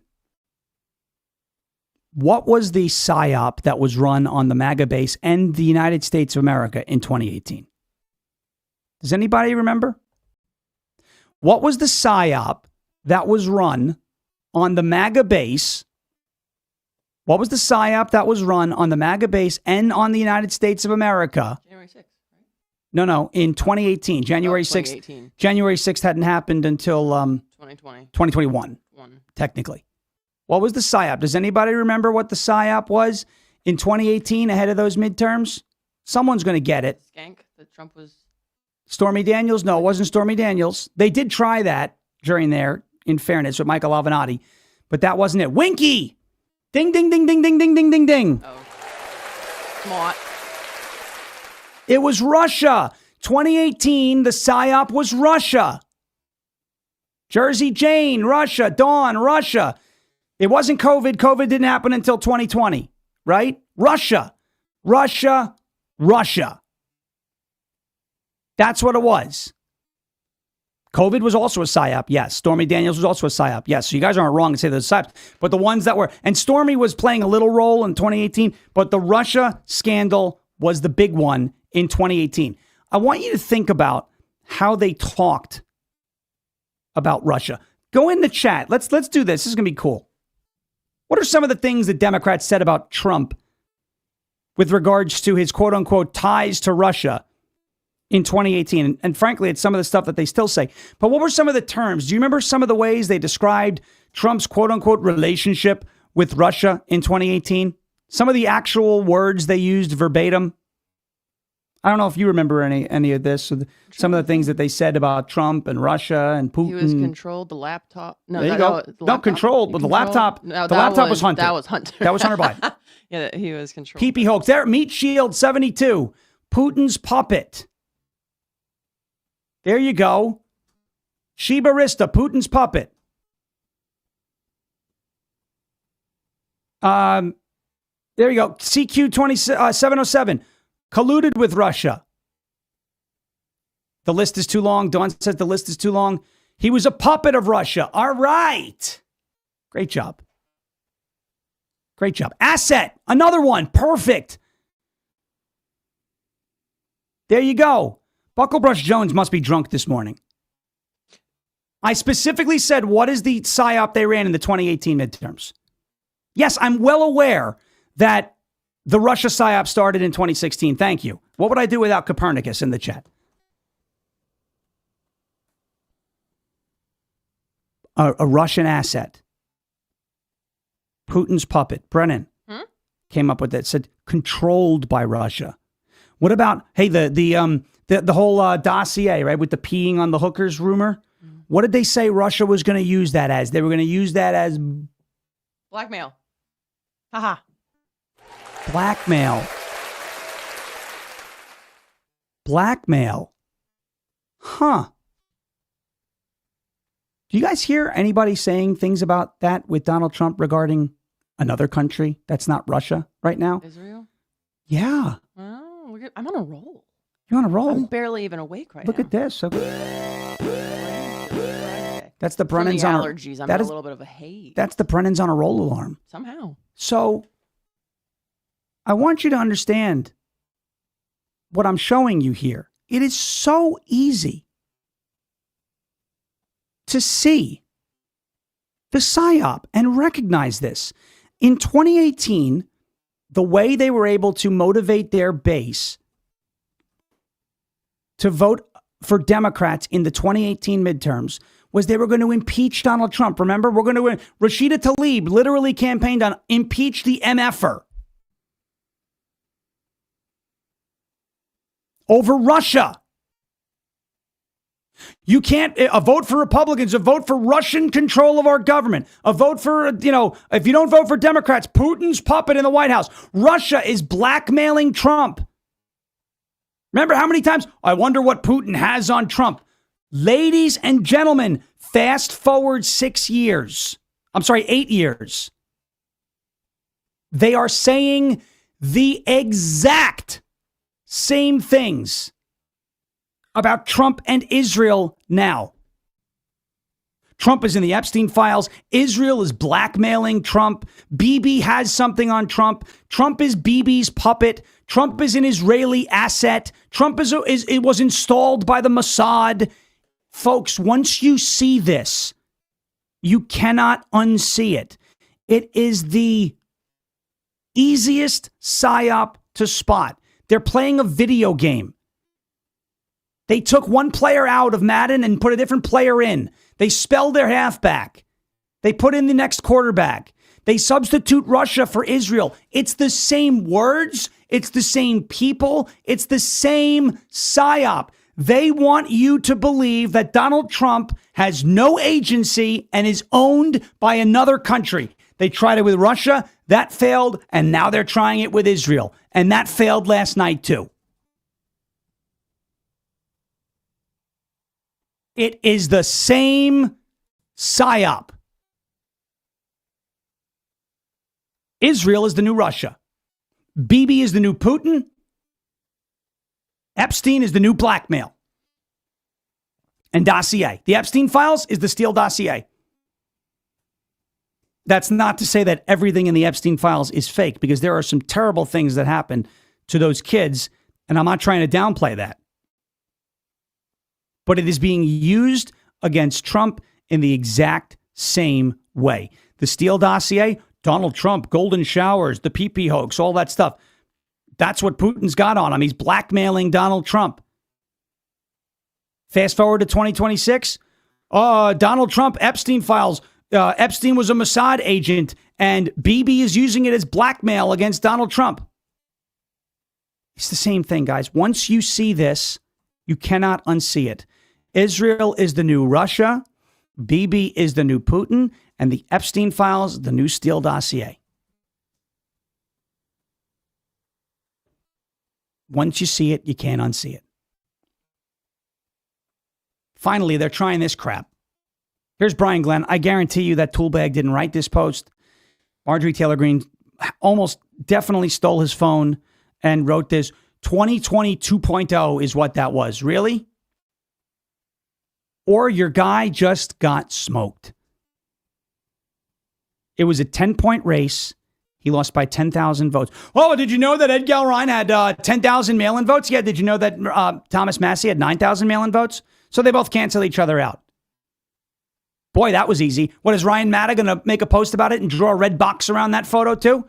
That's what they love doing. They love to get they love to act like they're decoding something by drawing boxes around things on their picture. And I've done it before too, but I'm not trying to be some sort of modern day cracked out version of Sherlock Holmes.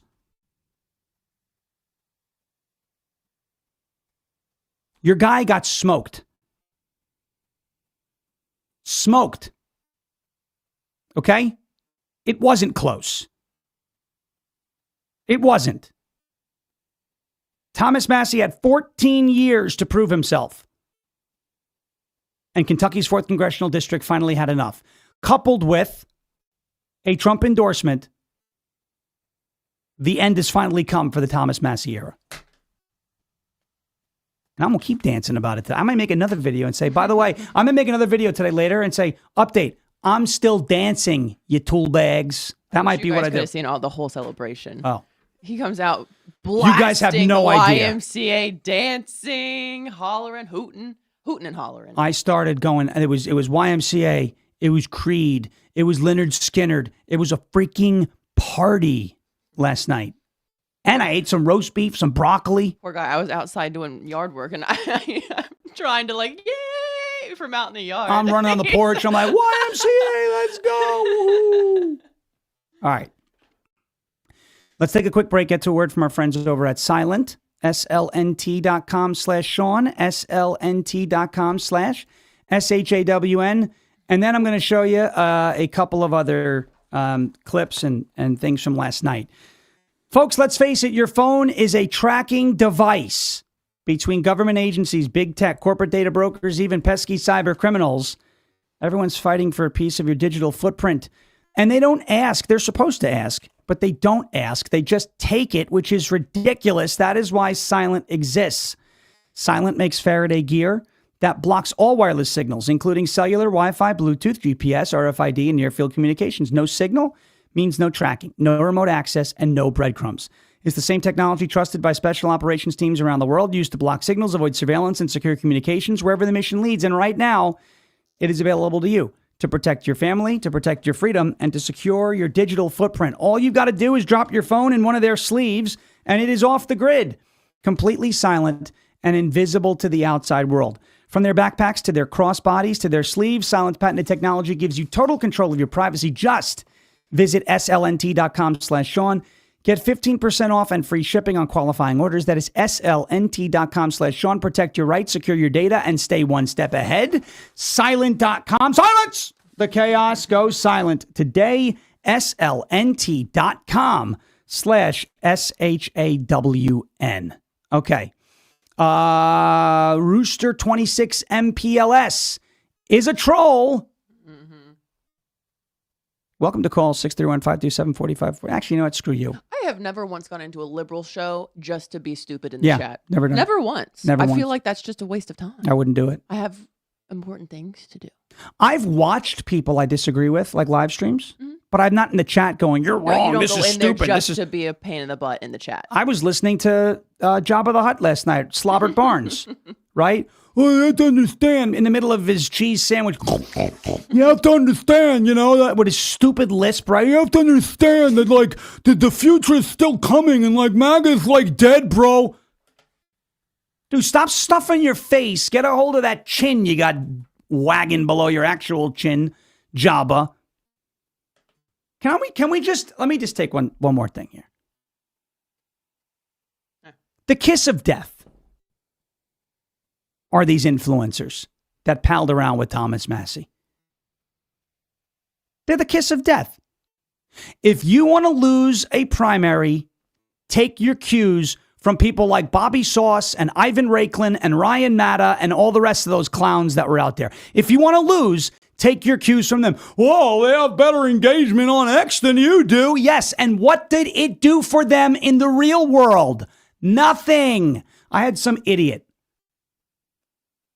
on Instagram go, "Bro, you got like bodied in your comment section on your post about Massie being a fraud." And I was like, yep, I'll take that all day, because in the real world, in the actual election, Thomas Massie got bodied. How's that for a ratio?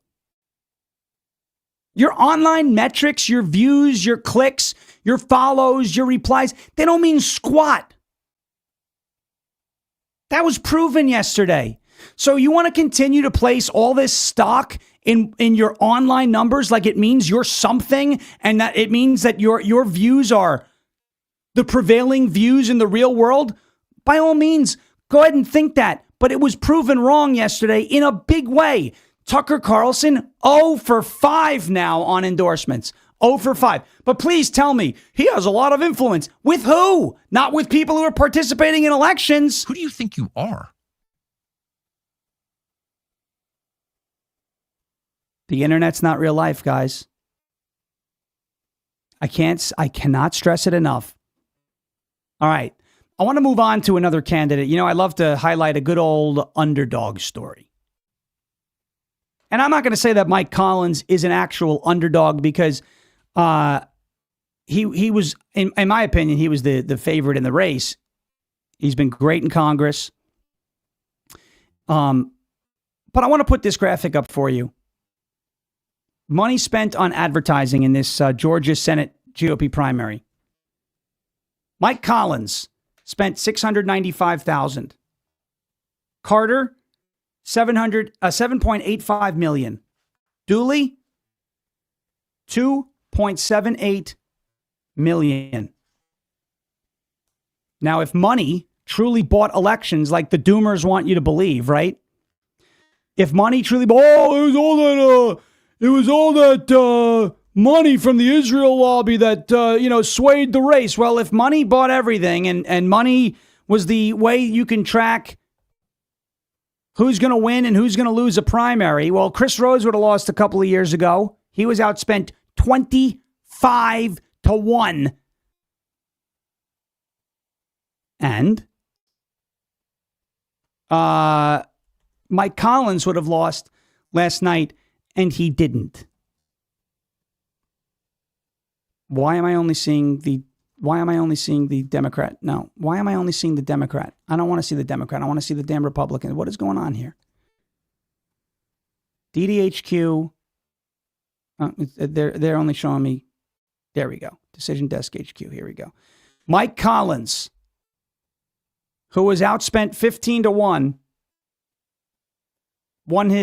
finished in first by 10 points in the Georgia Senate primary. There will be a runoff.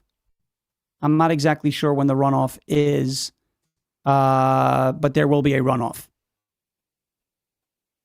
And Mike Collins is your guy. I want to play this clip for you of Mike Collins talking about his success last night. We're not here tonight because I've been propped up by somebody else, or because I've spent the most money in this thing. No, we're here because we work hard. We've got the best organization. the best voting record, and the best message, and that's what it's going to take to be John Ossoff. This guy right here, people should study the way he runs campaigns. He is a pro-Trump guy. I've met him. He is a phenomenal congressman. But did you know that when he ran for Congress, I think it was in the 2022 cycle, if I'm not mistaken, he did not have Trump's endorsement in the primary? Mike Collins had just his own sweat equity that won him that primary. Donald Trump endorsed Vernon Jones that year in the primary, and Collins won. I don't know if Trump endorsed anybody in that primary last night in Georgia, but if I were Donald Trump, I'd endorse him in the runoff. That is the guy I want facing John Ossoff. Mike Collins understands how these elections are won. When you are outspent 15-1 and you come out on top by 10 points in a three-way race, it is your work ethic, it is your message, it is your organization, it is your drive that wins you that election, that delivers those results. John Ossoff and the Democrats are thinking they're probably just going to spend a ton of money in Georgia. Good, burn it. I bet you Mike Collins beats him if he wins that Senate runoff in Georgia. I bet you. I bet you. If you're in Georgia, Mike Collins is your guy. He's got a long history running his own business in the trucking industry. The dude is a workhorse. He's the real deal. Get him over the finish line in that runoff, and I think we flip Ossoff's seat. That guy knows how it's done. That guy knows how to win. All right. Let me see. Where do we want to go? Another good one yesterday. Donald Trump released an endorsement in the Texas Senate primary. Ken Paxton will be the next Republican nominee for Senate in the great state of Texas. That was great to see yesterday. Ken Paxton getting the endorsement. There were a lot of rumors swirling that Trump was going to endorse Cornyn, but he was only going to do that if there was any sort of movement on the Save America Act. John Thune is just not acting. So guess what? John Thune, you're officially being put on notice. Are you paying attention to what's happening to all these rhinos? Are you paying attention to what happened over the last 3 weeks in this country in Republican primaries? 6 out of 7 Indiana Senate rhinos who had primaries a couple weeks ago lost. Bill Cassidy lost. Thomas Massie lost. Trump endorsements in the May 19th primary across the country in Alabama, Georgia, Kentucky, Pennsylvania, Idaho, and Oregon, 37-0.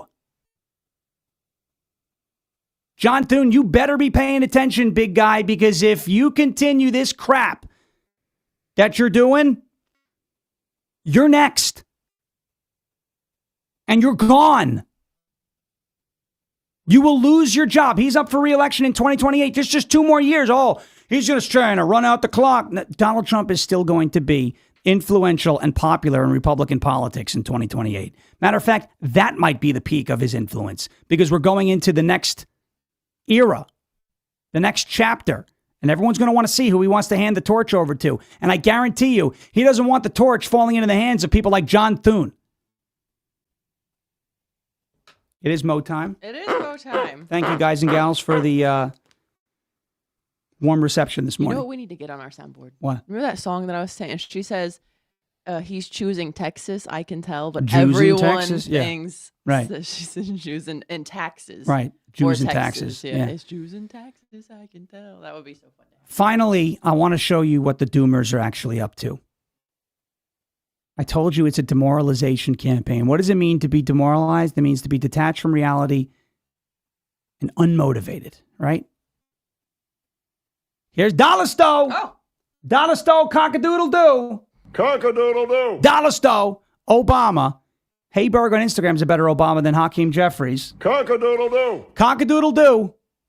Here is Hakeem Jeffries telling you, he's saying the quiet part out loud here, guys.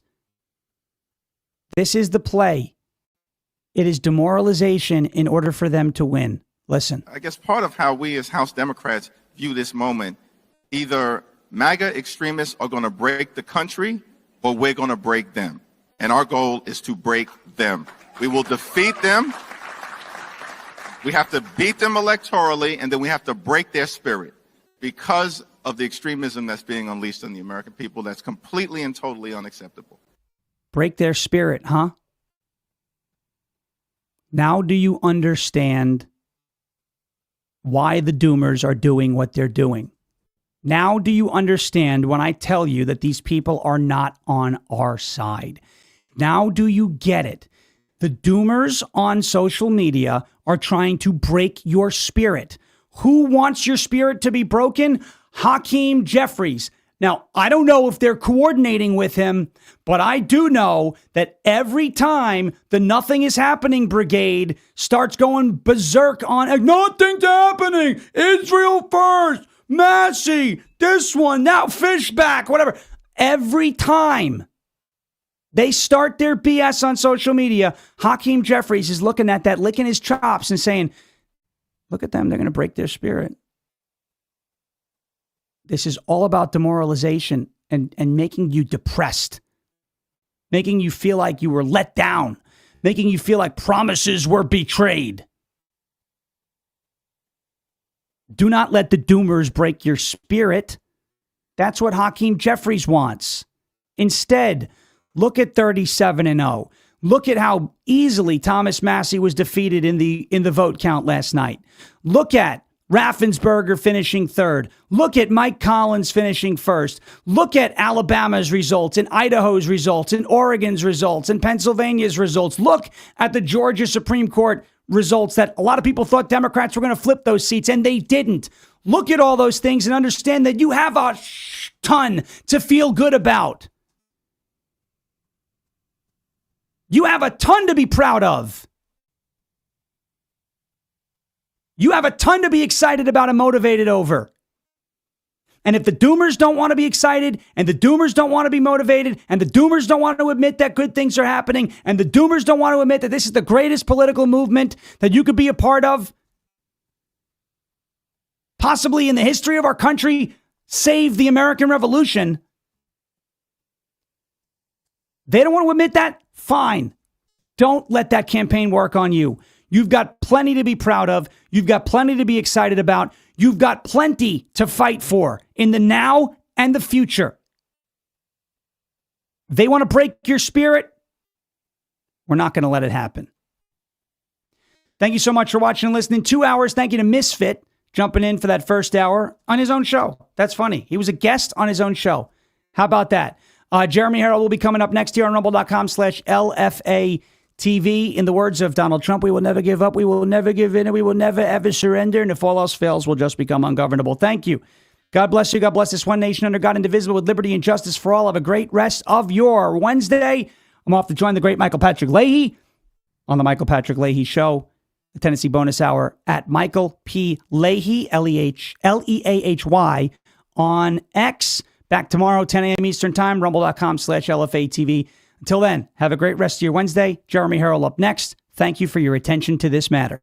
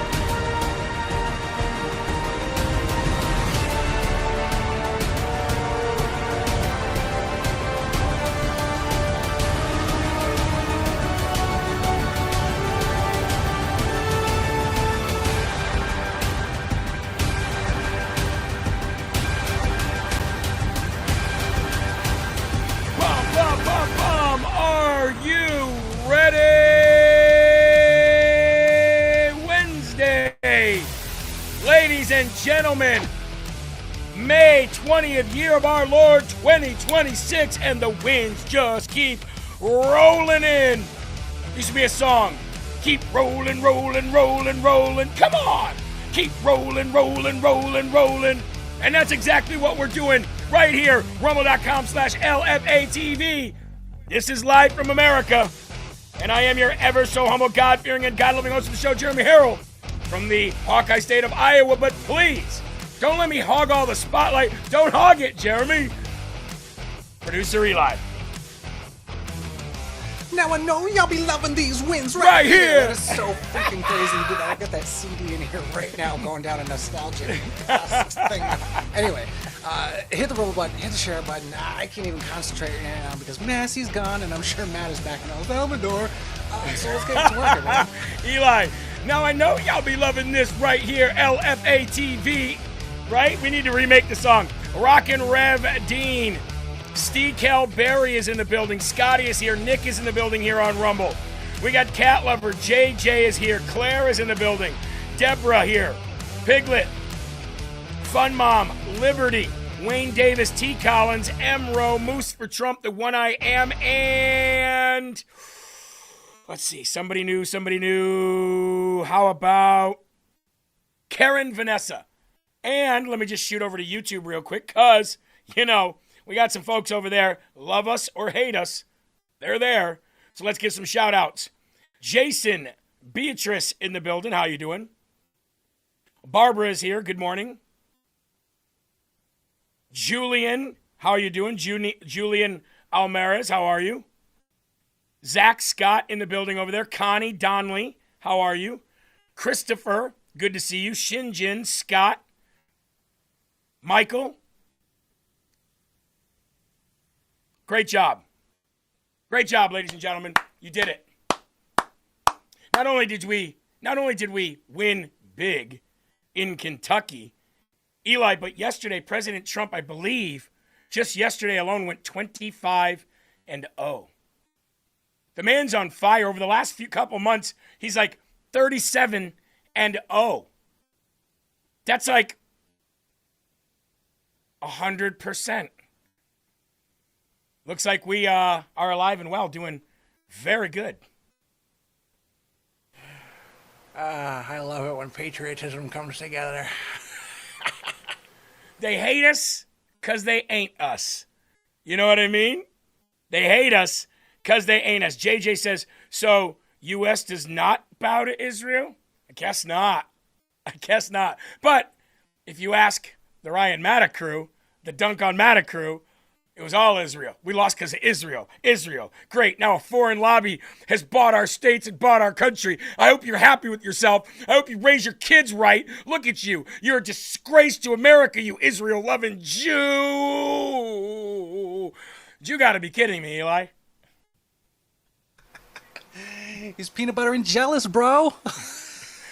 Peanut butter and Jewish, bro. He's peanut butter and Jewish.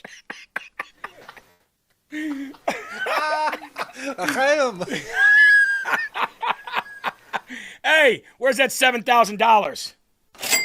Come on with that. I need that. Send that down from Jewland and send it right to me, okay? Since I'm, sticking up for Jew and all. Hey, great job, everyone. You can make the check out the goyim. The election was stolen now. The mail-in ballots stole the election away from one Republican to give them to another Republican, even though we are completely against late mail-in ballots. But the mail-in ballots that came in on time seemed to be legit, and you lost. We're going to go over all of that today, but before we even get started, before we get started, Candace Owens drops a preview yesterday of her new interview with Hunter Biden. Now remember, Piglet, it's your happy birthday? Okay, hold on, Piglet. I want you to remember something. When Joe Biden went on the Sean Ryan show, I thought that Sean Ryan and Joe Biden were going to go back and get a room together and take an intermission and go back and do I don't know. So it seemed like they were in love, right? Candace Owens spent years talking so much trash about Hunter Biden, and well-deserved, right? Now she has him on the show, and she's like, Hunter, oh, Hunter, oh, you're such a fascinating guy. By the way, whatever happened to Hunter? Where the hell is he? Where's Hunter? Where's Hunter? Well, he's on the Candace Owens show. So you might see this interview drop in sections because that's what Candace does. We're almost there, guys. We're going to give you a little bit, and we're going to give you a little bit more tomorrow, and then we're almost there, and then we're this close, we're that close, the walls are closing in, all that. You might see some Candace Owens clips coming out of her and Hunter Biden's interview. But here on LFA TV, we like to hold people accountable so you know who they are and what they say. Hunter Biden. Welcome to the Candace Owens Show. But now it's been so long, people have forgotten about all of the weird things that were in that laptop. I mean, this family is so powerful that they are still keeping the media quiet about the most demented aspects of what was found on that laptop. I would rank Hunter Biden up there. I would rank Hunter Biden as top 3 interviews that I would like to do. I know what my account got frozen for on Twitter at the time. It was the text messages between Jim Biden, that's Hunter Biden's uncle, and Hunter Biden regarding an allegation that Hallie made that after getting her addicted to crack, Hunter Biden was sexually inappropriate with her daughter, meaning Beau's daughter, meaning his niece. That's what the text messages were talking about. And by the way, she would have been underage at that time. Media doesn't talk about it. I listen to you and I go, right on. After getting her addicted to crack, Hunter Biden was sexually inappropriate with his niece. She would have been underage at that time. Hunter Biden and Candace Owens. Get excited, you guys. Hunter Biden. Welcome to the Candace Owens Show. But now it's been so... Hunter Biden, Candace Owens. Get ready, y'all. Get ready. Eli, referring to herself in the third person, she says, Hunter Biden, Candace Owens, y'all. Get ready. Fireworks. What is it she's doing? An interview with him or something? Yeah, she did an interview already with him, and she's releasing pieces of it at a time. And she just welcome to the Candace Owens Show, Hunter. And she's proud of this? I guess. I don't know. Okay. Hunter Biden, Candace Owens. Get ready, y'all. It's finna go down. It's finna go down on the Candace Owens Show. I tell you, I guess when you're what do you want to call it? Your narrative of Charlie Kirk and Jews starts to run its course. You go for the gusto. And you go and you make the most polarizing decision that you can, and you invite Hunter Biden on, because you know that by inviting that crackhead on your show, everybody's going to stop at least for a minute and forget that you have like 4 lawsuits against you right now for millions and millions of dollars. Your husband is questionably here legally. Jews. My best friend, Charlie, and his whore wife that I hate, and Brigitte Macron is a man. Quick, we got to do something. Hunter Biden. Last I saw, he was on a podcast talking about how to cook crack. So, hey, if you are interested in the audio podcast only, then go wherever you download your podcasts and type in Live from America with Jeremy Herrell. You will get Rise Up and Live from America. So you're going to get about 5 hours of content every single day. Again, that is the MP3 audio only, wherever you get your podcasts on audio, and it should be there for you. Live from America with Jeremy Herrell. Also, our website, lfatv.us, donations, store, newsletter, up-to-date and current news, and more. Short clips, shows, all of that right there on our website, lfatv.us. Don't forget our our YouTube channel, which we're trying to grow now as well to get more of the message out for the midterms. Also, at LFATV US, or you can just type in Live from America with Jeremy Herrell. You should be able to find that. And then, of course, my personal Facebook page, Jeremy Herrell. There's also an LFATV Facebook page and a Patriot Pals Facebook page. Make sure that you are following us everywhere, just in case we get banished from the internet again. Kind of, like we did 4 or 5 years ago. But we clawed back. All of us are here together, and it's great. So, let's move on, folks. The morning sponsors of today's show. First one I want to say thank you to is Golden Crest Metals. I have a great week every time, or a great day every week that I get to do the Crest Report. I am a personal investor in precious metals. I'm not so much into investing into digital currency. I do get that donated to me, so I have a Rumble wallet for that, but I am an avid saver and investor into precious metals whenever I can get my hands on a little bit.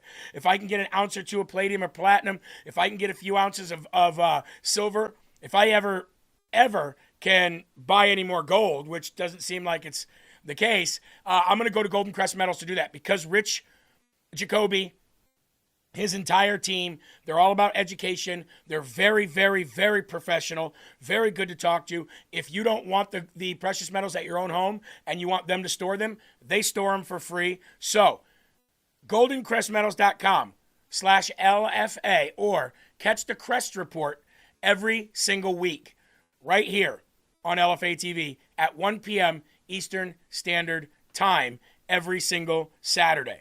All right? All right, let's go to the Lord in prayer. Let's get the show on the road, because we got a lot of good news today. A lot of bad people lost primaries. A lot of good people are moving into those that role to go ahead and get into the midterms. We got a lot of good news concerning President Trump, what's going on in Georgia, and more. So it's going to be a wonderful Wednesday. Let's bow in prayer. Our Father who art in heaven, hallowed be thy name. Thy kingdom come, thy will be done, on earth as it is in heaven. Give us this day our daily bread, and forgive us our trespasses, as we forgive those who trespass against us. And lead us not into temptation, but deliver us from evil. For thine is the kingdom, and the power, and the glory forever. In Jesus' name we pray. Amen. Boy, Eli, I guess that thumbnail that you made yesterday with myself, President Trump, and Sean Farish on it, walking the dogs, looks like that's exactly what's happening. We're out walking these rhinos, making the woke, retarded right cry, and we continue to win elections. When people say the internet isn't real life, they're not saying that you can't have real impact in real life on the internet. But they're saying, if you ain't winning elections, then the internet ain't real life. And all of those people taking over Twitter, trying to push Thomas Massie, didn't work out. Real life is real life, Eli, and we keep winning. I'm not tired of winning yet. Is there more winning to come? Please tell me there is. Far more winning to come, Eli. And you sound like Kamala Harris when you talk with your mouth full. Anyway, moving right along, let's get to the first and foremost section of today. Please lift up your cups. As in a toast right now, we're all going to toast to a Thomas Massie loss. You know what? Hog Brown said, please don't call them the woke retarded right. They're actually the woke left. Well, they are, but because we call them the woke right is because they used to be working with us to achieve an America First agenda, and then they decided to try to hijack that, but they still have the core conservative principles like on abortion and things like that. So that's why we call them the woke right. All right, Thomas Massie loses his Kentucky primary to Trump-endorsed Ed Galrine, however you say his name, amid the Trump's Rhino Revenge Tour. And since it is a Rhino Revenge Tour, you know what we got to do, right? You know what we got to do, ladies and gentlemen? I've got to change my attire real quick here in order to be sneaky in the bush while we're running after these rhinos. So I'm going to get my gear on. I'm going to load up my not real, very, very figurative gun. And folks, we're going to go rhino hunting.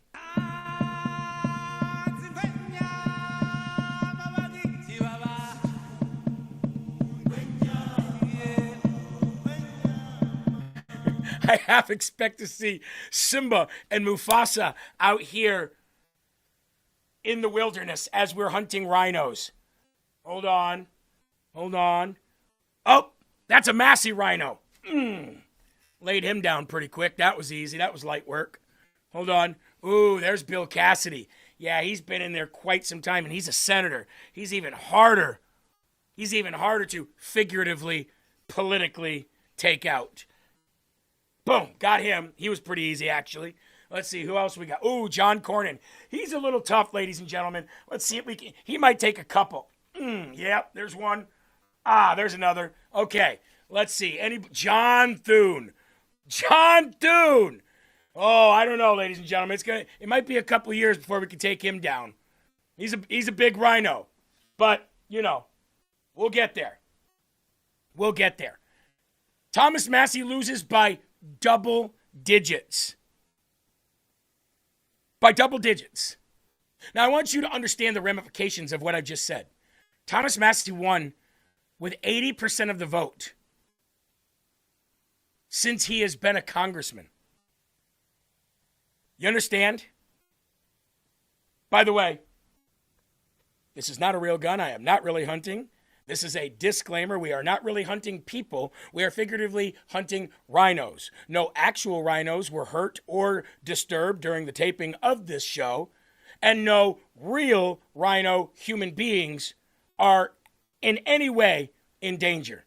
Thanks for watching LFA TV. Figured I'd throw that disclaimer up there. You never know these days. 80% of the vote is what he usually averages when he's up for election. And now look, he doesn't even get 50% of the vote. He loses by double digits. Why? Do you really think it was because of Israel and AIPAC? Well, let me tell you this.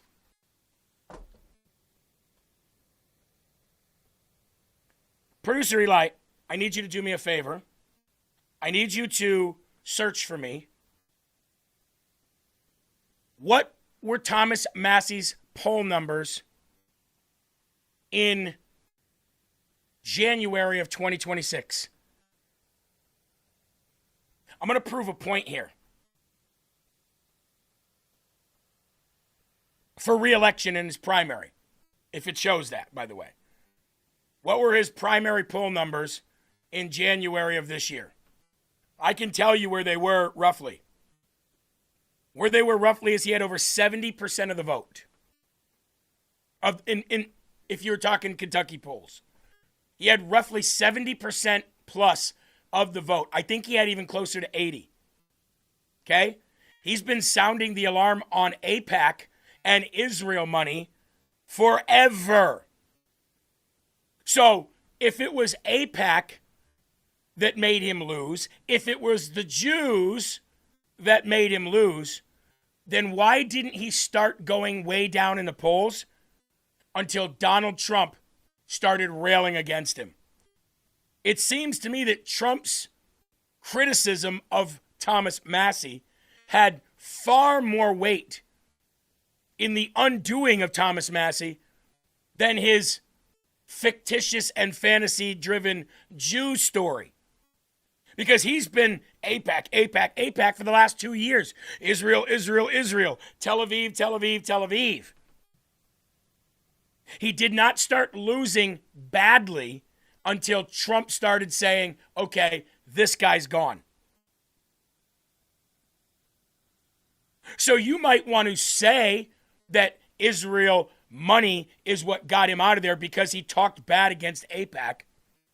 But the actual facts around this show that he didn't start dropping in the polls like a rock until MAGA disowned him.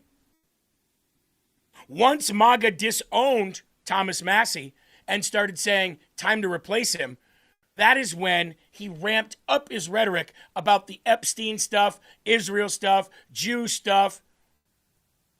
And there is a thing about being anti-Semitic in this country, ladies and gentlemen. You understand that, right? He lost because he's anti-Semitic and had anti-Semitic things to say. He lost because MAGA disowned him. He lost because he decided to go to war against Donald Trump, not just have disagreements with him. Lindsey Graham has disagreements with Donald J. Trump. And for some reason, he still endorses him. And he lost because he tried to paint Trump as a pedophile protector, even though he knows the names of high-profile people that allegedly raped these girls. His supporters today are calling for him to go to the House floor and just say the names. Well, hold on, Massie supporters.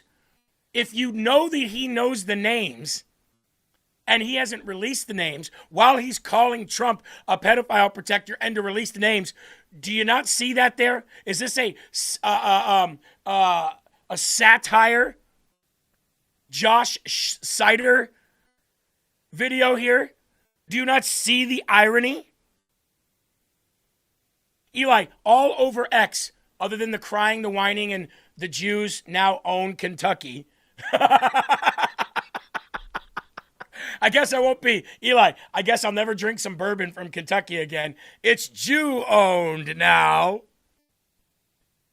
Other than that Jews own the Jews own Kentucky, and that they were able to, a foreign country was able to buy a Congress seat, and all that. Beyond all that, they're saying, Thomas Massie, please run for president. Couldn't even get 50% of the vote in Kentucky.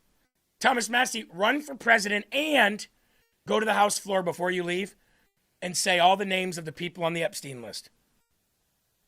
Say them now. Say them yesterday.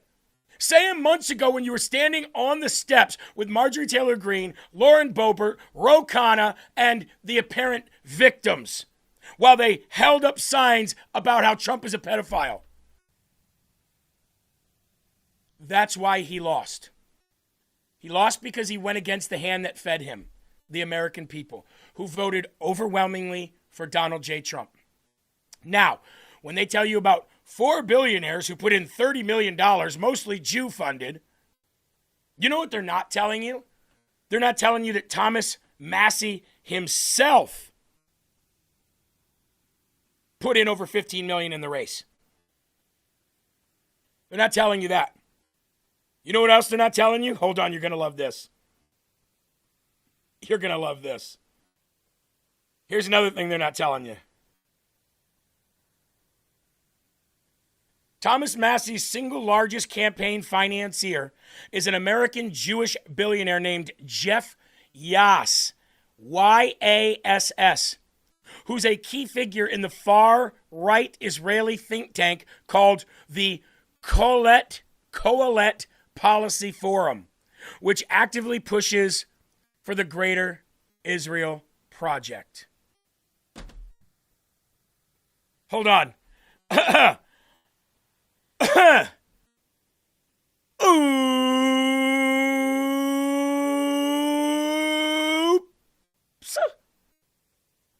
Guess Thomas Massie forgot to mention all of that. I guess Thomas Massie forgot to mention that he has over $15 million. So over half of what he said is, I can't believe these people put in all this money. Still lost by 10%. And his biggest, largest campaign financier is a Jewish billionaire named Jeff Yass, who's a key figure in the far-right Israeli think tank called the Kohelet Policy Forum. No! You don't say. Wow.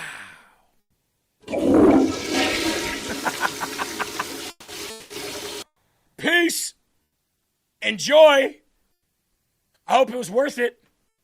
Now you can go onto your homestead, ride around on your side-by-sides with Ryan Matta and Ben Swan and the rest of the low IQ, retarded right.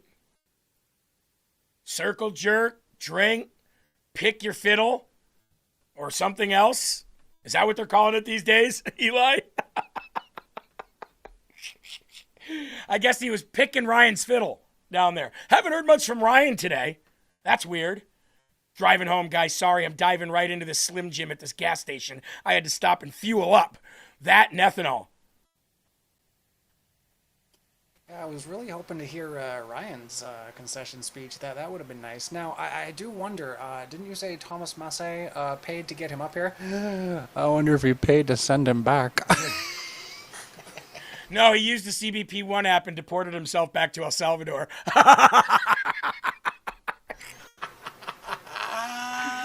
I can come back and get $1,000. Ryan Matta self-deported himself. Self-deported. Back to El Salvador.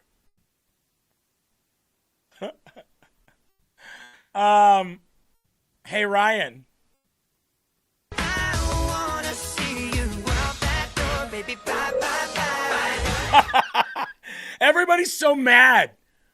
You'll see that here in a little bit. But first, President Trump reacts to Massie losing his re-election. He's a bad guy. He's a real bad guy. We won the Massie thing. He was a bad guy. He deserves to lose. Thank you very much, everybody. You know, I just love how Trump's just sitting there with people, children, photographers, bystanders, whatever. Oh, he lost? Yeah, well, he deserves to. He's a bad guy. Look at him. He's horrible. Here, look at the way Trump does that. Look at the way he's just like, yeah. Oh, yeah? Yeah, he lost? Yeah, I'm not surprised. He was a bad guy. Couldn't happen to a better liar, right? As Thomas Massie is. Oh, Lauren Boebert's next. Yeah. And then John Thune. Utah said Drew did a 4-hour show screaming. Eli, go find that. I just want to rub it in a little bit today. You know, I just want to rub it in a little bit today because this is different. See, when we won the election, it was Democrats that we beat. Now we beat other woke right rhinos. And I just gotta rub it in a little bit. And if Drew was crying, and screaming, what do you like? I just sent you the link for it. I'm not 100% sure it's that one. It says a day ago. That's the most recent one, so I'm assuming it's the right one. Yeah, I'm sure it is. Is it a 4-hour stream?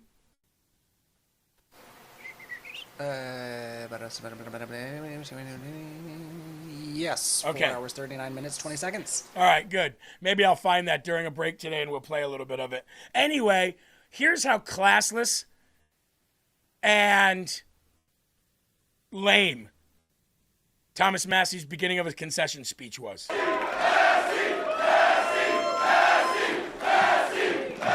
All right. Listen,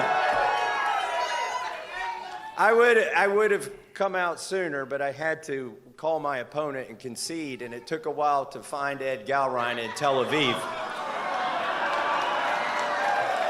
Now hold on. You know why that joke didn't land?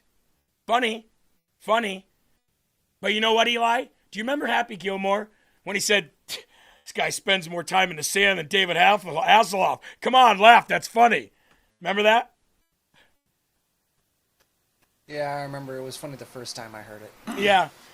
So before the vote started counting and the polls closed, he said that same joke in a tent at some gathering they were having. Sorry, I tried to get my opponent on the phone, but he couldn't find him. He was in Tel Aviv. Well, that's funny. You said that joke already, so it didn't land. Anyway. I did get the call through, though. I have called and conceded the race. Yeah, you have. We've been honorable. Yeah, you have. The whole time. Yeah, then We're gonna hold stay on. that way. Hold on. We've been honorable the whole time, and we're going to stay that way. What did you just say right before that, though? Call my opponent and concede, and it took a while to find Ed Galrein in Tel Aviv.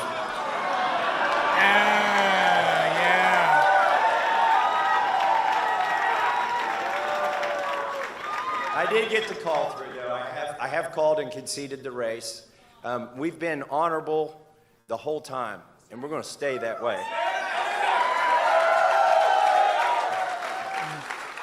You know, welcome to the most expensive congressional primary ever in the 250-year history of this country. Even on your side. It's not just the most You gonna expensive. say that? This thing went on longer than Vietnam.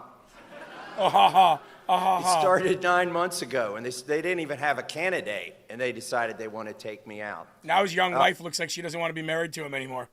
She's like, yeah, do we still get to keep the homestead and the side-by-sides?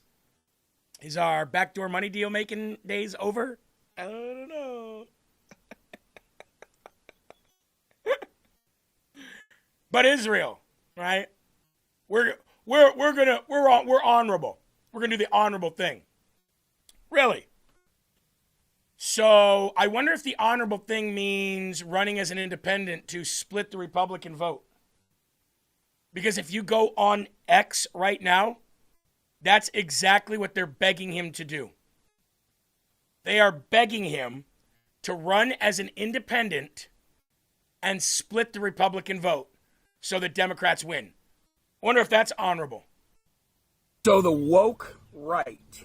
We're talking about all the crybabies that you see online today about Thomas Massie last night and going back to their old spiel.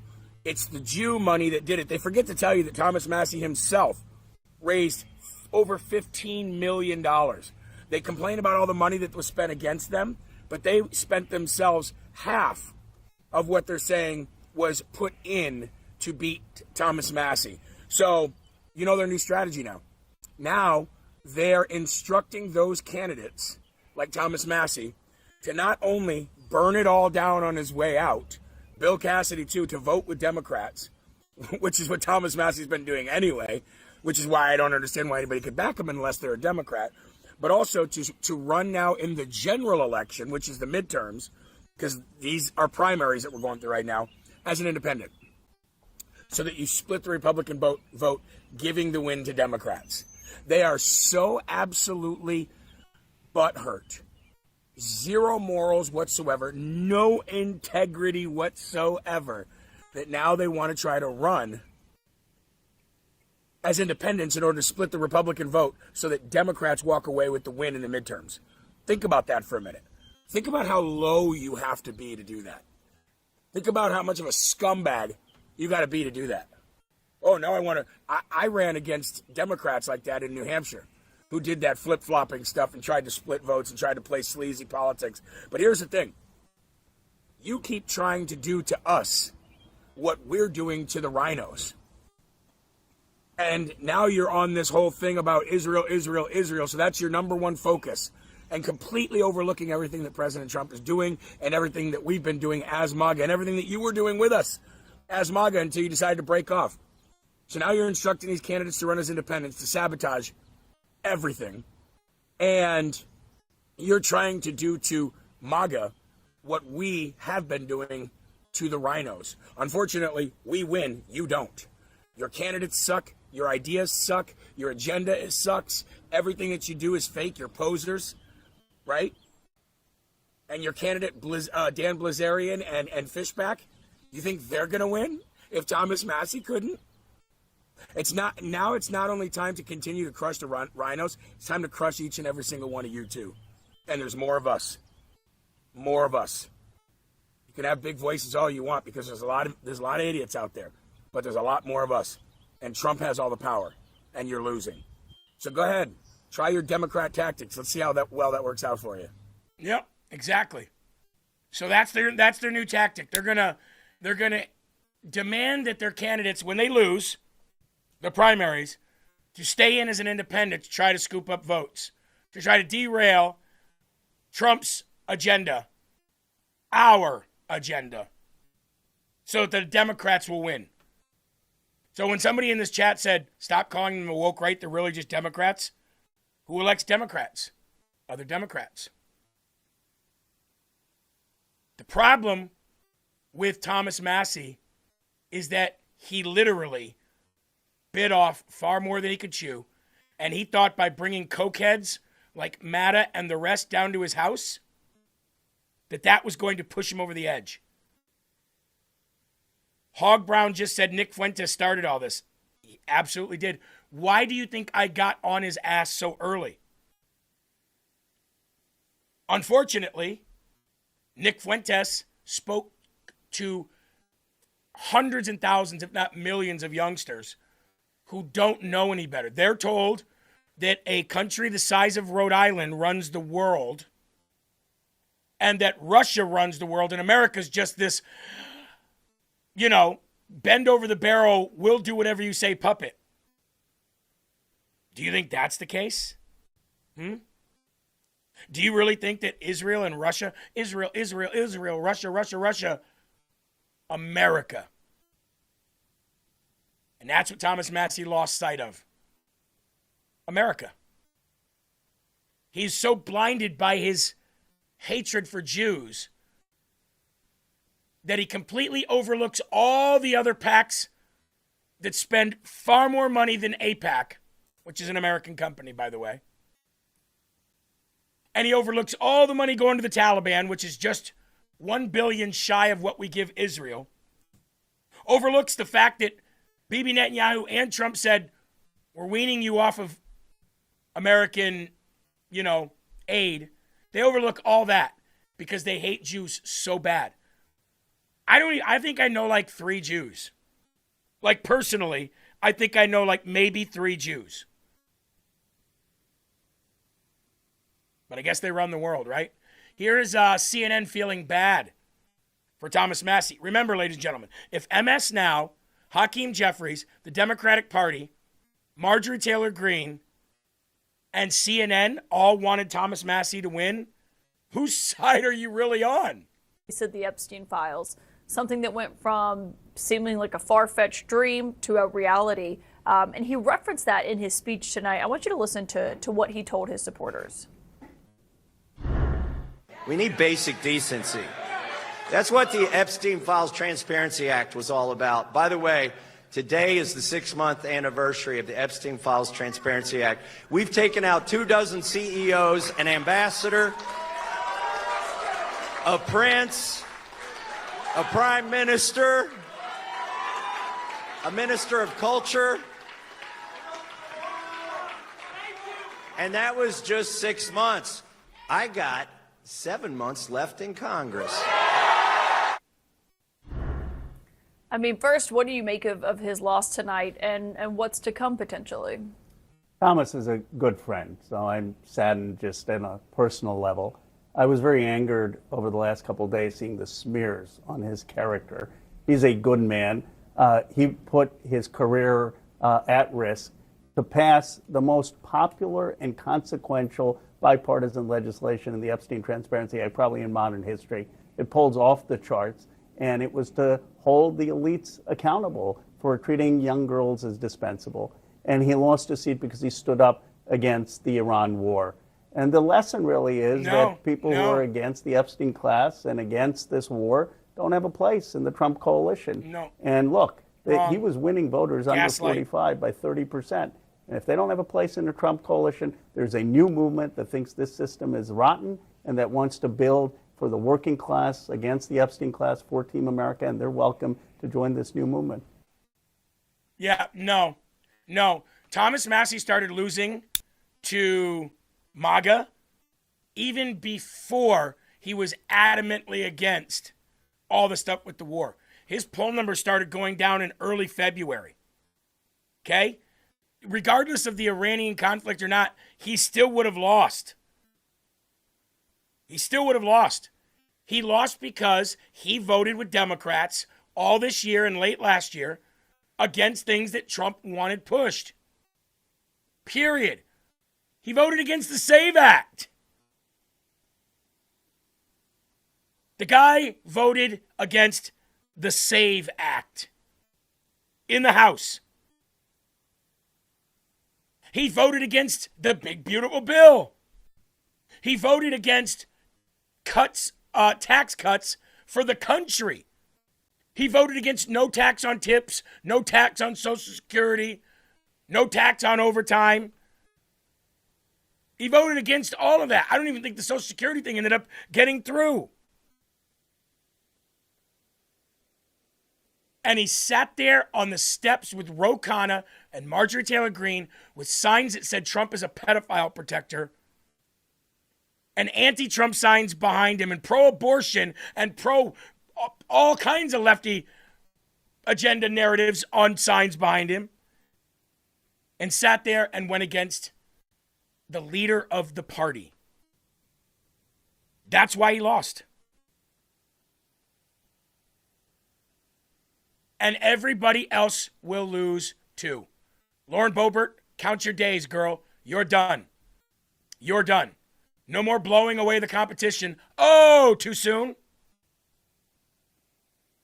I hear there's a movie theater you can go hang out in once you lose your job. Everybody was surprised that Massie lost this much. Why? We weren't surprised. We knew it was going to happen. Surprised at all, because the bottom line is this.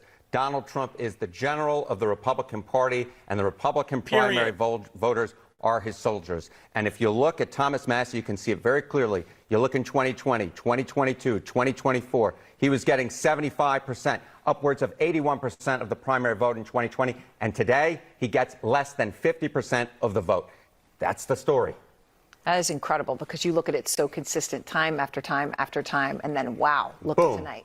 Donald Trump, thank you very much. Wasn't surprised at all. He is the general of the Republican Party. He runs the Republican Party. He's the one the country voted for. Thomas Massie's nothing but a shithole loser congressman from Kentucky. Who did you think was going to win? Producer Eli, we have 2 birthdays, Diana and Piglet. If you could please sing happy birthday to Diana and Piglet, that would be great. Happy birthday to you. Happy birthday to you. Happy birthday, Diana and Piglet. Happy birthday to you. Happy birthday. He puts his all into that stuff, folks. You got to understand. He puts his all into that. Chance Massie had since we kind of came on the air was if the election day vote, the folks who went out to the polls today and voted, if they voted in a very different way than the folks who had voted early. And this just made clear when we got that final update here from Kenton County, and we've seen similar things next door in Campbell County, and we've seen it in Boone County to the west. It made clear that was not the case. Galrine is in position right now. As you can see, all 3 of these Cincinnati metro counties, he may end up winning tonight, and if he loses them, he's only going to lose them narrowly. Half the vote comes out of here. For that matter, you look here in Oldham County. Again, we showed you this earlier. This is a place where Massie needs to be winning big. You go into the smaller rural counties of this district here, where this is where you find probably demographically the most Trump loyalists. Again, Galrine was largely getting the numbers he needed. Again, the one exception, the only place here you see that Massie shade of red, this is Massie's home county. He previously served in county government here before going to Congress. And then right next door, small rural county, Mason County right there. Only bright spots of the night for Massie, and they aren't even that bright. At least Mason isn't that bright. So, yes, Galrine wins this thing, and really from the word go. And the notion had been, I think, that the Massie folks were hoping, again, that those Cincinnati suburbs that birthed Rand Paul's political career, libertarian kind of infused politics there, that they'd be more forgiving. But from the first result we saw tonight, as you said, Hallie, they weren't. From the very first results that came in, he was never winning. He was always trailing. I guess those 9 cars that pulled in during crackhead Ryan Matta's stream didn't matter in the end, did they? Messi said, did Jeremy call Kentucky a shithole? No. I said shithole candidate from Kentucky. I love Kentucky. What a beautiful state. As a matter of fact, if I was to move any more south than Iowa, it might be Kentucky. Such a beautiful, beautiful state. Julie Powell says we need Brad Sherman in Iowa. Met him face to face. Great guy. I'd love to see him win. Eli? Do you notice Ryan shared that picture of those cars from like a distance? How much you want to bet it was just like they were lined up to like a Chick-fil-A or McDonald's or something? No. He said he used his golf range finder to make sure that he was the exact feet away from the polling station. So he was at a polling station. I believe he was. Just nobody else came. Yeah. Oh, they came. They just didn't vote for Thomas Massie. You know? There's a lot more wins too, by the way, but the reason why we're focusing on this Kentucky Thomas Massie race is because there's a lot of bad candidates that come out of Kentucky, right? You've got Mitch McConnell, you've got Thomas Massie, you've got Rand Paul. It's like all rhinos, all establishment. It's time for Kentucky to have some MAGA. You know what I mean? In their candidacy. I know the state is, but the candidates are not. They haven't been for a very long time. And remember when I went back to say that you cannot be... Look, just because we're in 2026 and hating Jews is a trend again, doesn't mean that the country is anti-Semitic. The country as a whole is not. Twitter's not real life. Twitter can be full of anti-Semitism, just like Blue Sky is full of pedophilia. It's not what the world believes. So anti-Semitic is still a bad thing in this country, and people will vote you out because of it. How come they don't see that? You cannot make half of your life about hating Jews and then win an election in the United States. It can't happen. Not because we're beholden to them, because they're one of our longest allies. And because, Jews wrote our Bible. Christ is our Savior and Christianity is the new way. But Jews wrote pretty much all the Bible. Kind of a symbiotic relationship there. We might not know the same, have the same knowledge of who the Savior is, but we sure as heck pray to the same God. It's Yahweh. So, kind of can't do that and win. You can do it and not win, which we're seeing. But that's just a fact of the matter, folks. Well, Trump went all in on Massie's opponent, Navy SEAL Ed Galrain, and Massie's loss is being portrayed as yet another example of Trump's iron grip on power. But it's actually about something else, too. Think of the issues that Massie broke with Trump over: Epstein, Iran, and Israel. Massie made an obsession with the Epstein files and a newfound anti-Zionism into the cornerstones of his campaign, repeatedly invoking anti-Semitic stereotypes by accusing Jews and Israel of buying the race. That's it. People just don't like to hear that. It's ridiculous. The difference in this race, what people need to watch, is it's a referendum on whether the Israeli lobby can buy a seat in Congress. And it will be a referendum on foreign policy, whether Israel gets to dictate that by, bullying members of Congress. Just in case I lose, they gave me the number to call to concede. Here it is. The area code is Tel Aviv, though. There it is. Hold on, stop. That's what I was talking about. That was earlier in the day. He said, if I lose, they already gave me a number to concede, but the area code is in Tel Aviv. Yeah, it was funny the first time you said it. Shooter McGavin. This wasn't about breaking with Trump. It was about breaking with his voters. Like so many other former MAGA stalwarts, people like Tucker Carlson and Megyn Kelly and Marjorie Taylor Greene, Massie was following the clarion call of clicks and online engagement, forming his views to suit the demands of the YouTube comment section and misreading them for the views of middle America. They're not, as Massie's humiliating loss suggests. Kentucky didn't reject Massie because he broke with Trump 30% of the time. They rejected him because people hostile to Jews just can't win mainstream elections. At least they can't on the right. Well, Trump went all in on Massie. Hey, Eli, I got a new nickname for him. Since, he tells the same joke over and over and thinks that it's funny and loses. Instead of Shooter McGavin, Scooter McGavin. Right? Scooter McMassey.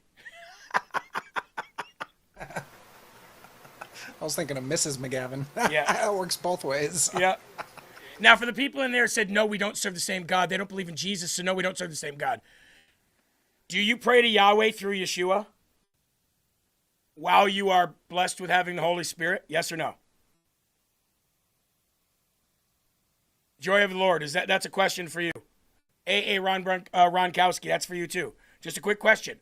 Do you pray to Father God, Yahweh, through his Son, our Savior, Yeshua, and does the Holy Spirit intercede for you? Yes or no? I'll tell you, the answer is yes, you do, which means we do pray to the same Godhead. But because Jesus was the Messiah, and Jews, unless they're completed Jews, don't believe in that, they believe that there's only God and God only, that there's not a triune. We believe there's a triune because of Jesus and what he told us. But do you pray to Yahweh through Jesus, through Yeshua? The answer is yes, you do. So yes, we do pray to the same God. We don't pray through a Savior the same way they do. They just pray to God. We pray to God through Jesus. That's why we say, in Jesus' name, amen. Batman says, I knew you was a fat F, LOL. Well, actually, lost about 30 pounds recently. Oh, no. Getting pretty swole over here. And by the way, thank you for giving us the views. And we appreciate that very much. As a matter of fact, while you're here, before we get back to dunking on these losers and you, let's do a sponsor read while you're here. That way, you even help us out even more. Now, we hear a lot about crypto. We hear a lot about Bitcoin and digital currency because after the 2008 financial crisis, digital currency like Bitcoin was designed as an alternative to banks. Instead of holding on to your money, these banks being able to delay transfers or limit access or tell you what you can and can't do when it came down to the nitty-gritty, now you have your own individual ownership of currency. That is why digital currency became a thing, because Barack Obama was so horrible. And if you ever had to wait for a transfer to clear, then you felt that problem. Now fast forward to today. Everyone's heard of crypto, but getting started feels complicated. Not a lot of people even know what it is. And that is why, ladies and gentlemen, we have Wallet Rumble. That's why I personally have Wallet Rumble. It takes all the complexity out of it and makes it simple. There's even a way to attach a specific debit card to it so you can spend real cash from your blockchain, from your digital currency, right out of your Rumble wallet. No complicated setup. It connects with MoonPay. So you can use your credit card or debit card or bank and be up and running in just minutes. And once you're set up, you can even support your favorite Rumble creators like me, 100% all to me, no middleman. So scan that QR code, go to wallet.rumble.com, or go to your app store and download your app today. Rumble Wallet. Get yours today. And I'd like to thank the troll for being here while I did that, Eli. That was nice. Yeah, it was really nice of the Dark Knight to join us. We love trolls. We love you. Jesus loves you. And we pray for you. Here was Ed Galrain last night. In Kentucky, because I'm pretty plain spoken, is he went to Washington, he burned every bridge, he burned a bridge factory, he ran off everybody that would build a bridge to the conservative Republicans. But again, the left-wing Democrats, the radical Democrats loved him. And his votes against our party and our nation go farther back. Now, I want to add one other thing, Sean, for you and the viewers and our conservative Republican friends out there. Remember, it wasn't just President Trump. President Trump, nearly 78 million votes in the presidential race, the most ever for a Republican president.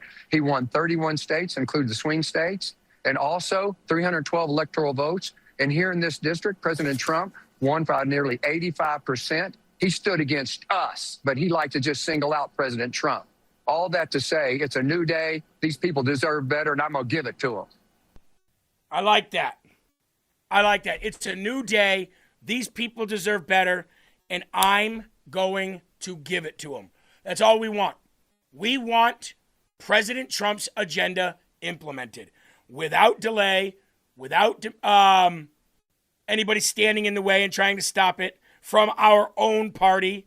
We get enough of that from the left. Okay? People say the trolls are out big time today, all over every platform. And you want to know something? It's mostly right-wing trolls.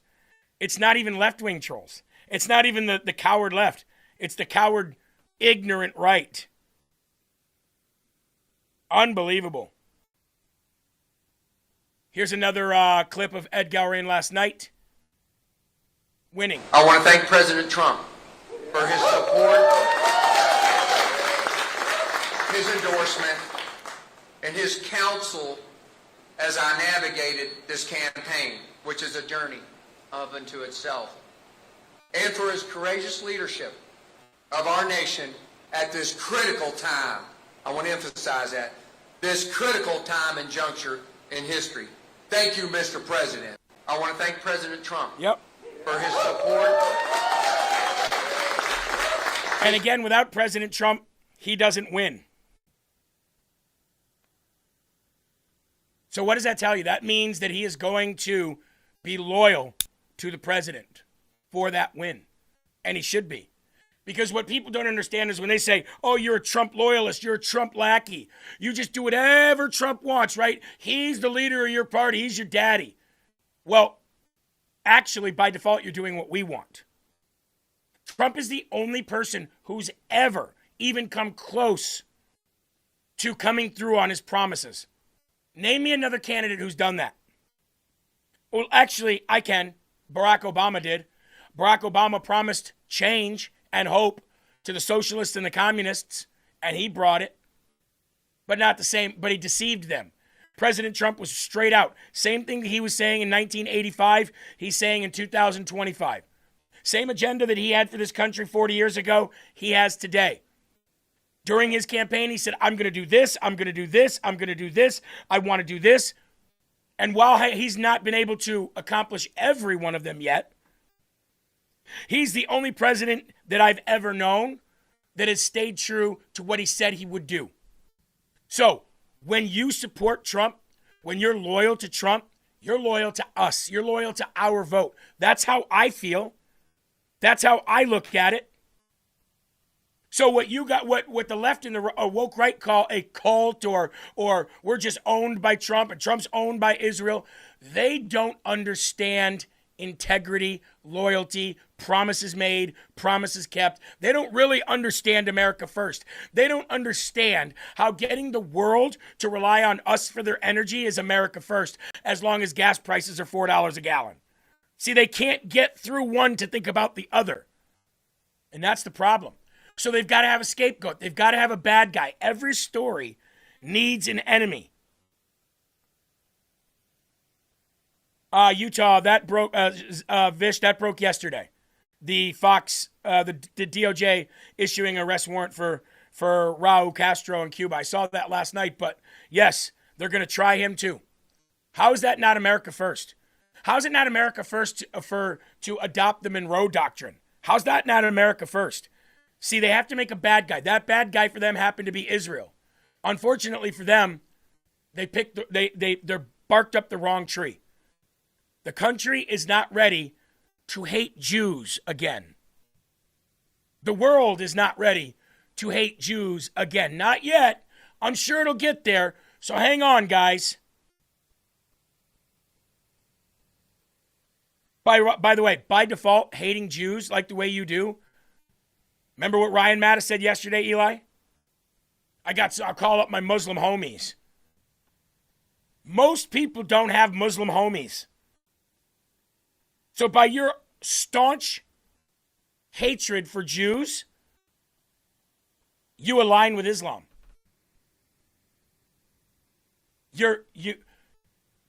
Meanwhile, real Americans, real Christian conservatives, look at it like this. Who's an ally? Who's not? Who helps us? Who doesn't? Who deserves help? Who doesn't? Who's loyal? Who's not? That's how I look at it. So when somebody is loyal to Trump, I look at it like they're loyal to us. Here's another beautiful race in Kentucky that was called last night. President Trump endorsed Andy Barr, won his Kentucky primary by about 40 points, defeating Daniel Cameron in a blowout win to replace dinosaur Mitch McConnell. Mr. Freeze is on his way out. Stop off. Stop hearing now. Of course.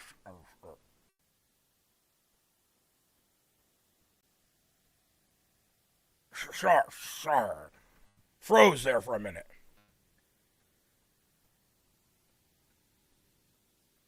Trump's endorsements are killing it. He's winning everything. And the retard woke right, the ones that want to hijack the MAGA party, the ones that tell you daily that MAGA is dead, there's no more power in Trump's political capital in his endorsement. Well, let's scroll here, shall we?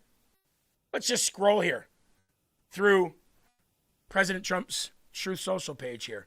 Tell me, Eli, does this look like dead and ineffective?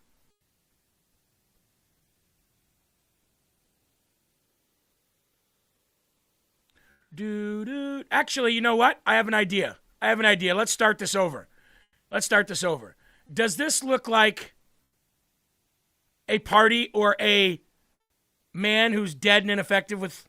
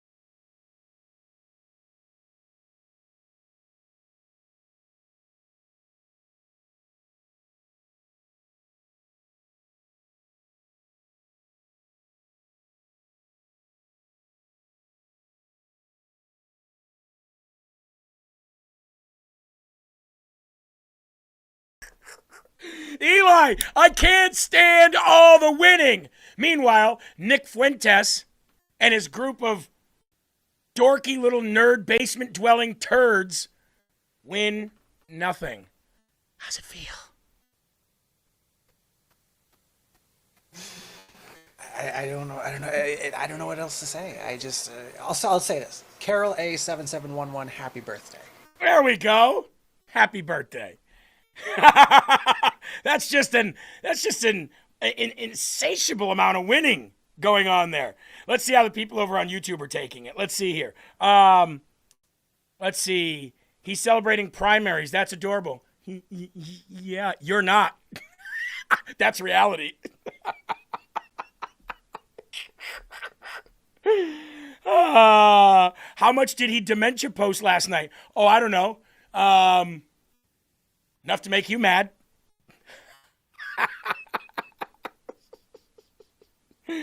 Says Dems are 11 points ahead for the midterms. Only need 4 points to win. How's it feel? The Democrats aren't winning shit in the midterms. You're getting redistricted right out of the game. And you're definitely not winning the Senate, so I cannot wait for, 2026 H1X? I hope you stick around till November. Because if you think the gloating today is bad, wait till we gloat against you dumbass pussy Democrats. Then, that's a party then. Right, Eli? Absolutely. By the way, I just gave a check in the chat here, and I just want to let everybody know that Batman is still watching the show. Thanks for the algorithm watch. We appreciate it. Where are those views? Might want to ask, where are all the people that went against Donald Trump? Where are all they at? Huh. Let's see. Liz Cheney, gone. Adam Kinzinger, gone. Jamie Herrera Butler, gone. Peter Mayer, gone. John Katko, gone.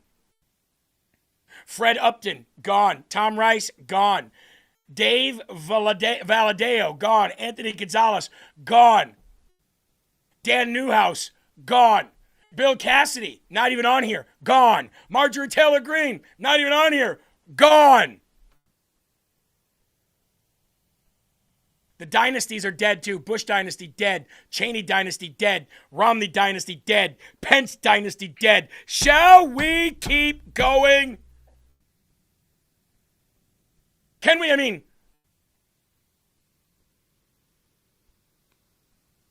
You know who didn't do this?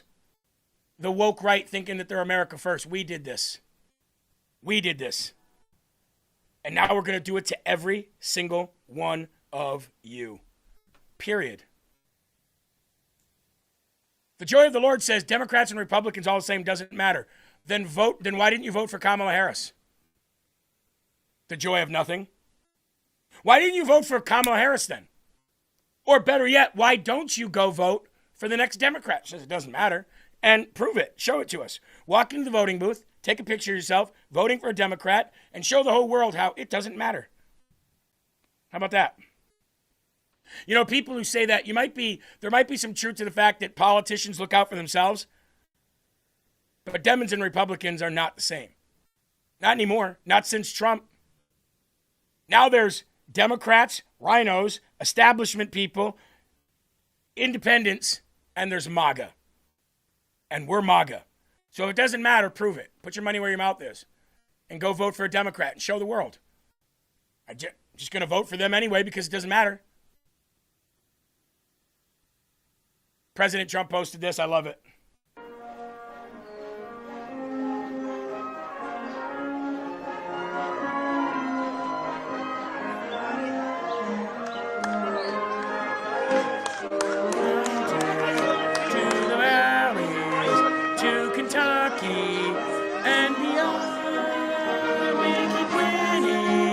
President Trump and the woke right lost. Boom, boom.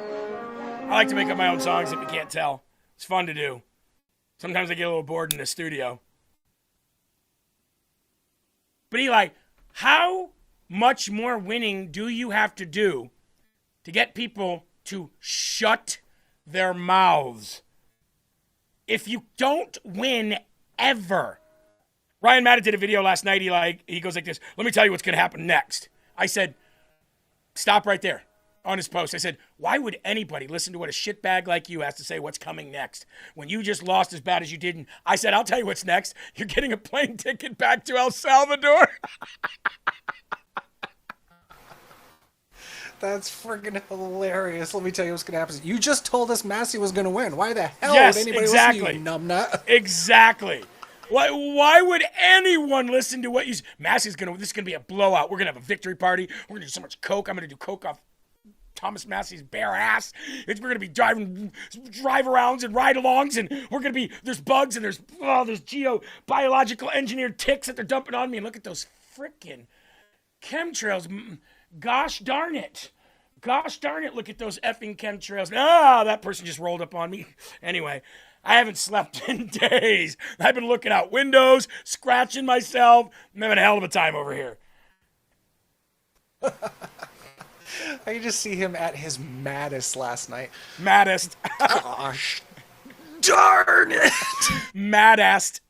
Last night, somebody said, you really have a beef with Ryan. I do, because he was here. Right? Because I feel like he was a stain on what we do. Eli, bring President Trump up live at the Coast Guard graduation, please. Here's another great victory last night. Let's go to the state of Georgia. Georgia Republicans will decide their gubernatorial nominee in a head-to-head showdown between Trump-backed Burt Jones and billionaire businessman Rick Jackson. You know who you don't see in here? You know who you don't see in this little list here? Brad Raffensperger. He lost his bid too. But we will get back to that after we go to the man himself, the man of the hour, President Donald J. Trump. We're going to go to his speech right now. Thank you, Eli, for bringing that up here for us. Here is the White House feed coming straight to us. Period of time, so that'll be great, and you're going to be operating them and running them, and it's probably another category. The class of 2026 is graduating at an incredible, exciting time for our nation and the Coast Guard in particular. As you enter the office corps of the greatest military in the history of the world, our national strength is back. Our morale is back. We are a confident country again. We have confidence is back. And above all, America is back, bigger and better and stronger than ever before. We have a strong, great, respected country again. We went off course. We went very sadly off course. For years, Washington, D.C. was run by foolish politicians who thought they could defy the laws of world history, violating every common sense principle, for preserving national power and national security. And they surrendered our industrial capacity to other countries, crippled our energy production, threw open our borders. We had borders with they were open borders, they called them. People came in totally unchecked and unvetted. You know how many people over 4 years in the last term? 25 million people. They came in as murderers. They were coming in from other countries. They came in from prisons. They were drug dealers. They came in from mental institutions and insane asylums. They allowed them to just flow into our country. We're getting them out. We've got a lot of them out. 11,888 murderers. Think of that. 50% or more than 50% committed more than one murder. They were allowed in our country. We can never forget the sins of what they did to our country, but we're getting them out. In fact, we've gotten them to the extent that we just had the best crime numbers in history. The best crime numbers, meaning the lowest crime numbers in history. All right, we're going to just check in back with Donald Trump here and there as he speaks to the graduates. We do have a lot of news to get to. The good thing about President Trump's speeches is if they're not pertinent information, you can always go back and watch them. If it's information we need right now, we usually will play it.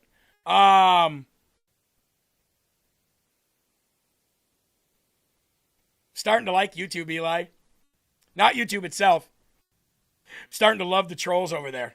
It's like that's the troll channel. That's the dumbass channel, right? Where there's a few people in there trying to hold it down. And Rumble is the cool kids channel. So, and if you're really cool, you're watching both, right? You're watching the trolls over there lose their minds. Sugar water. You want to hear some more good news about Georgia? Georgia. Conservatives just won both of the Supreme Court races in Georgia in a major upset. The haters going to say MAGA is dead, but MAGA just won two huge swing state races. Let me read for you the description here. Conservatives just delivered a massive upset by winning both Supreme Court races in Georgia. Two strong America First judges are heading to the bench, flipping the script in a critical swing state and delivering a powerful rebuke to the radical left's control over the courts. The same Democrats and rhinos who spent years calling President Trump finished and MAGA buried just won another brutal reality check. Georgia voters rejected the woke agenda and chose judges who will actually uphold the Constitution, protect election integrity, and defend law and order. Oh, by the way, there's a guy by the name Eli. What's his name? He goes around the country helping people learn how to, register and get them registered to vote. And he goes and he talks about all the election integrity in each state. Kind of got long hair. Sometimes he's mistaken for Caitlin Collins. What's his name again? Oh, that would be the guy that also won, Scott Pressler. Oh, Scott Pressler also won last night in Pennsylvania. Did he, Eli, what was it? He was at the Board of Elections in a county. I think that's what the seat was. The exact position that he won. It has something to do with election integrity. I don't know if it's the Board of Elections in that county or if it's something to do with precinct management. But Scott Pressler putting his money where his mouth is, running for a seat, an important seat for elections in Pennsylvania, and he won to Beaver County. That's where it is, Beaver County. Absolutely beautiful. I was just about to say what you said. State Committee for Beaver County, Pennsylvania. State Committee for Beaver County. Awesome. Awesome. This is what we need, folks. We need good, strong candidates to just go run. You might be surprised. I mean, if Marjorie Taylor Greene did it, anybody can do it. She's not exactly the brightest bulb in the bunch. We never thought that before when she was just fighting with us on the front lines. Kind of thought she was a little ditzy. But she went viral because she was a Southern woman who was standing up for President Trump. She got in there. Peaches said, "Told you we weren't blue." That's right. Congratulations to Scott Pressler. And as a matter of fact, let's celebrate real quick, shall we?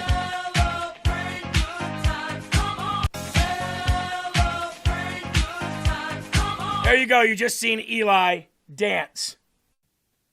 I wish I had $5,000 to enter, said Melly Johnson. Is that what it costs to run in your state? Are you serious? See, that's the other problem.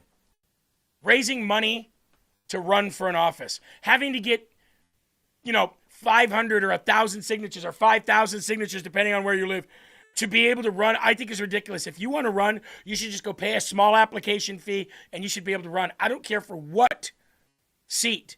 This is how they lock people out. This is how they make sure that only specific people run. Tammy says MTG was all talk, no action, just a big mouth, butch, bitch, cheating whore. I didn't say it. Now, yesterday we talked about I was going to call him a gentleman, but I don't think that's the case. Gabriel Sterling. Now, if anybody remembers Saturday Night Live, and they remember It's Pat, that's Gabriel Sterling. He lost too. He lost. His stupid boss lost. All of them lost. Butterball, Gabriel Sterling, It's Pat, was another anti-Trumper to lose his race tonight in Georgia. Oh, thank God. For years, It's Pat has publicly scolded President Trump for alleging that the 2020 election in Georgia was stolen. Georgia voters made it very clear to Butterball, It's Pat Sterling. His days in politics are over. I'll drink to that. Maybe I should have had a bourbon here. Gabe Sterling finishes in a distant fourth place in the GOP Secretary of State primary. He wants his current boss's job, and his current boss tried to go be governor. He didn't even make the runoff election. That's how fat, stupid, and lame he is. Republicans Vernon Jones, if you remember him, and Tim Fleming will hold a runoff election in the coming weeks to decide who will take on the Democrat candidate in the midterms. So, Gabriel Sterling, you are also gone. Another one bites the dust. Another one bites the dust. Let's see. Do we have another one bites the dust moment? Yes, we do. Dirty, disgusting, lying, Democrat operative, establishment piece of trash, Brad Raffensperger loses his bid for the governor seat by losing his primary as well. Play it again. Another one bites the dust. Another one bites the dust. I wanna see you out that door, baby. Bye, bye, bye. I've been waiting for this moment. I've been waiting for Brad Rattenberger and Gabriel It's Pat Sterling to have their day, and this is it. This is it. Brad Raffensperger finished in a measly third place with only 14.5% of the vote. Georgia might look good for that 2020 election, folks. Kemp will be gone. Raffensperger will be gone. Sterling will be gone. Your three biggest adversaries in your Peach State, gone. We told you all this day was coming. Burt Jones, 38.2% of the vote, 217,751 by count. Rick Jackson, 33.8% of the vote, 192,875 by count. Brad Rattenberger, 14.5% of the vote, 82,837 by count. See ya! You're gone. Next. Oh, would you like... There's more wins. Oh, we're not done. A major win for election transparency. Remember the story that I reported for you yesterday about the Georgia election being aggregated in a secret bunker where nobody would be allowed to look in, watch, monitor, manage, or anything? Yeah, that's done. A judge forces Rhino Brad Raffensperger to open his infamous secret election bunker to Georgia State Election Board and poll watchers on primary night. Oh, this is going to be a good one. Fulton County Chief Judge Herrell Glanville has signed a TRO granting bipartisan members of the Georgia State Election Board and poll watchers full access to Secretary of State Brad Raffensperger's secretive election bunker, the underground emergency operations center where statewide vote totals from all 159 counties are aggregated and prepared for public release on this critical primary election night. The temporary restraining order comes just hours before Georgia's critical May 19th primary elections and marks a massive win for election integrity advocates who have been demanding transparency from the very official tasked with running fair elections. State Senator Greg Dolezal, along with Republican candidates Chris Mora and Kelly Gambrill, filed an emergency lawsuit against Raffensperger, demanding the court force open the bunker. Dolezal blasted the refusal as unacceptable, stating the room is where county results come in and questions about validity can be raised, and SEB members had access in the past. Bipartisan members of the state election board and poll watchers now will be allowed inside of the bunker to observe the process, and last night was the night. Last night they were able to be in there to do that. Peggy said Candace lost because Trump endorsed her opponent. I know. I wish Candace Taylor could just get the endorsement of Donald Trump. She works her butt off. She tries so hard. She loves him as a president. But politics is an ugly game. You know, just because President Trump endorsed her opponent doesn't mean that he doesn't like her. Doesn't mean that he doesn't love what she does and what she stands for. Politics is an ugly game, folks. It really is. And sometimes you got to endorse certain people over other people. I don't think I would do that. To be honest, I would probably endorse who I thought was best, and I'd say be damned with everything else. But I'm not the president of the United States. I don't understand the ins and outs of why he does what he does. Carol said it's sad Candace didn't win. I know.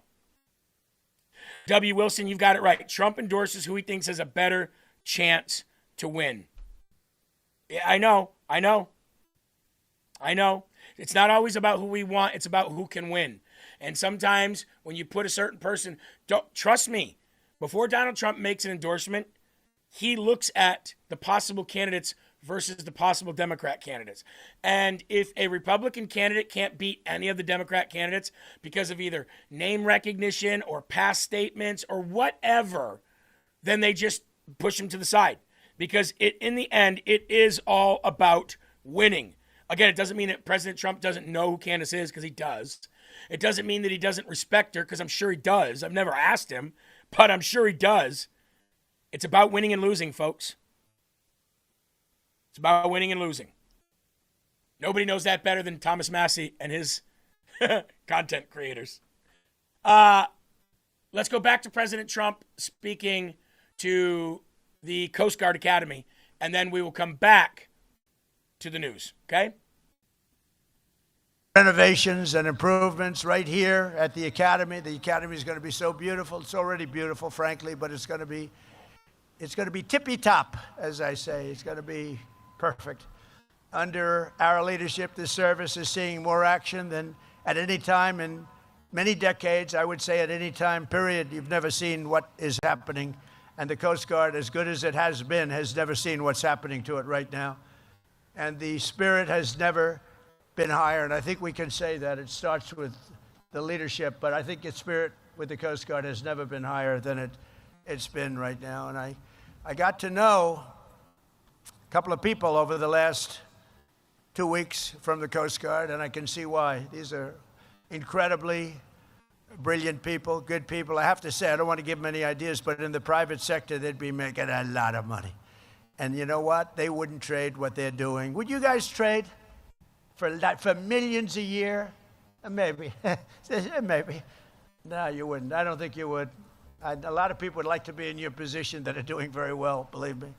In the 4 years before I took office, the Coast Guard recruitment missed targets by 20 and 25 and 30%, the targets, the recruitment targets.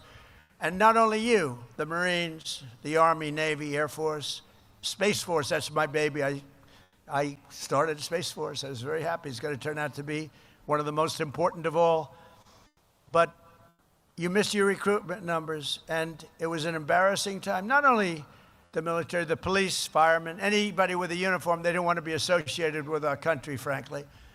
And last year, the Coast Guard beat its recruitment goals by 120%. And we have so many people wanting to get into the Coast Guard and all levels of the military now that weren't even thinking about it. To me, it's one of the most exciting things. When I first came, we had the election on November 5th, and it really started from the day of the election. But we had the election on November 5th. But I will tell you, before that, you couldn't recruit people to go into the military. Nobody wanted to be there. They were trying to reduce standards. Now the standards, I hate to say, are through the roof. But now we have lines of people wanting to get into every group of, whether it's the Navy, the Coast Guard. And I will tell you, I looked at the numbers, the Coast Guard in particular, you have exceeded your numbers. You have a waiting list that's a mile long of people that want to get in. So I think I have to say congratulations on that. You know, it's a really big deal. And by the end of my term, we are adding 15,000 new Coast Guardsmen. And we're going to have them added to the list because of all the... Remember when Joe Biden would talk at these things? He looked so lost. He tripped over things. He needed people to guide him on and off the stage. Remember, he tried to talk... The military loves Trump. The military absolutely loves Trump. And that is why our daughter Olivia is going to the military. Something the trolls over on YouTube would never, ever, ever want their children to do. They'd never want their children to go over and fight for this country. They hate this country. They hate this network, Eli, too, but yet they watch it for hours. Hey, if trolls watch this network for hours because they can't get away from it, it lets me know how good it really is, dude. Batman, still here. What's going on, bro? You like the show, don't you? That's what I'm saying. That's what I'm saying. They love it. They can't get enough of it. Can't get enough of it. You know what I can't get enough of? Two things. I can't get enough of winning, because I love winning. And I also can't get enough of that sweet, sweet aroma of Rise Up coffee.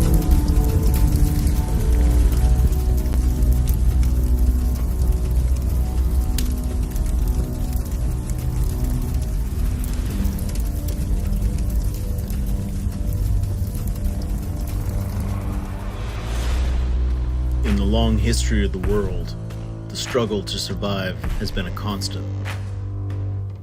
The human spirit has been frequently tested. Every man has had his own struggle. Every man has made sacrifices. And every man has been pushed beyond their limits. Survival is crucial. The desire to be prepared has never wavered. Generations that came before us realized the importance of gaining every advantage. How you face adversity could change your life. Success depends on it. History is defined by it. Our spirit is fueled by it. Our strength comes in many forms. The strength to fight, the strength to overcome, the strength to believe, the strength to win, the strength to rise. Rise Up Coffee. Rise up to meet your challenge. Woo! Sumatra Rich Dark Gold and the ever so popular American Pecan, which also comes in decaf. Got Your Six said, how could you not love this commercial? I'll guarantee you, if I go over to YouTube, this video is hilarious. I'm laughing my ass off at you. Community theater outdoors. Those people don't love it because they hate this country, but they don't have the balls to leave it. Eli. What does that mean? Community theater outdoors. Lots of commercials are shot outdoors. Where's the insult there? You guys really try to pull as much as you can. Yeah, the trolls are worthless these days. About as worthless as John Thune. Hey, have you guys heard? Insiders are saying that Senate Majority Leader John Thune is extremely worried about President Trump's candidates winning so big this past week. So now would be a good time to pressure this lurch, John Thune. He knows that his days are numbered now. Even the right-wing rhino establishment had no idea how strong Donald Trump's endorsement still was. Folks, he's 37-0. Who does that? Who could do that? Nick Fuentes? AOC? They can't even fill gymnasiums. Fuentes runs from the trouble that he says that he wants to welcome. There's only one real politician for the people in D.C., and that's Trump. Period. John Thune is not a happy individual. See what he has to say. Given that you've spent months trying to persuade the president to endorse John Cornyn in the Texas primary, and given that the NRSC has invested heavily to help Cornyn win that primary, how personally disappointed or frustrated are you with the president's decision to endorse Ken Paxton today? Well, I think you all know my position on this issue. I've made it very clear for months now. And Senator Cornyn is a principled conservative. He is a very effective senator for the state of Texas. But none of us control what the president does. He made his decision about that. That doesn't change the way I feel. I am certainly supportive of, will continue to be supportive of Senator Cornyn and his reelection. How much harder has he made it to keep the majority? How much harder has the president's decision here made it for you? The number one job to keep the Republican majority, given your concerns about Ken Paxton's viability as a candidate. We look at lots of races around the country, and the majority runs through a lot of different states. We have 24 seats up this time. The Democrats have only 9, so we've got a lot more ground to defend. We also have a couple of offensive opportunities. So, one state doesn't determine the outcome of this election, but obviously we care about every state, and we care about helping see our incumbents succeed. That being said, I feel very good about where we are. As I've said before, I think when it comes to winning elections, it starts with quality candidates. Then you've got to have a record of accomplishment to run on. You've got to have resources to get that message out, tell that story to the American people. And then you've got to have a really substantial effort to get out the vote, a ground game. And I feel confident in all those elements in all the key states where we're going to have competitive elections this year. And I'm very confident we'll hang on and maybe even expand the majority of the United States Senate, which is counter, I know, to the sort of the narrative these days. But the truth of the matter is we've got the right candidates in the right places at the right time and with the right resources. We're going to win some races. Given that you've Yeah, except you're not. And those douchebags on YouTube that say the Democrats are up 11 points right now, you mean that same 11-point lead that Hillary Clinton had when she had a 92% chance to beat Donald Trump and lost like the losers that you all are? You mean like the Kamala Harris polls that had her up 86%? I think her poll numbers were right before the election. She lost like the losers that you are. We have a soundbite for you losers. Listen up, trolls over on YouTube. It's for you. I am. What's that? Yeah. Rhinos and Democrats, losers. You can't win. You won't win. We're laughing at you. We're literally laughing at you. And so, incumbent Rhino Senator John Thune, in his prideful, rebellious ways, says, I'm staying in the Texas Senate race, even after Donald Trump endorsed Ken Paxton. Why? Why would the Republican Party spend the money? He just talked about finite resources and finite, money and time. Why would you do that? You're not going to win. You're only doing this to try to make it harder for Ken Paxton so he spends more money and the people that support him have to feel hurt. That's weird. That's exactly what Thomas Massie wants to do. Burn it down on his way out. Just lets you know everything about him. I read you the endorsement yesterday. It was like a book about how Donald Trump,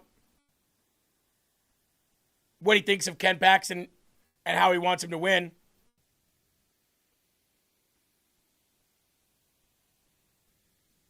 But I can tell you this right now, Ken Paxton is not losing that race. As a matter of fact, as I look at the poll numbers, he's polling away every hour.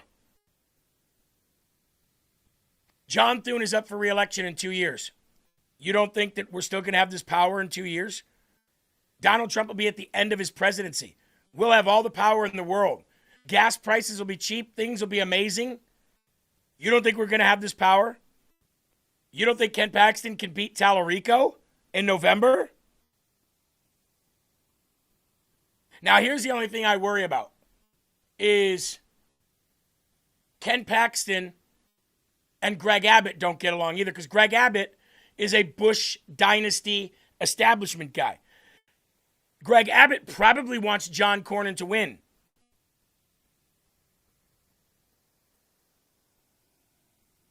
But Ken Paxton's going to win that race. So for John Cornyn to stay in is just a shit on the American people.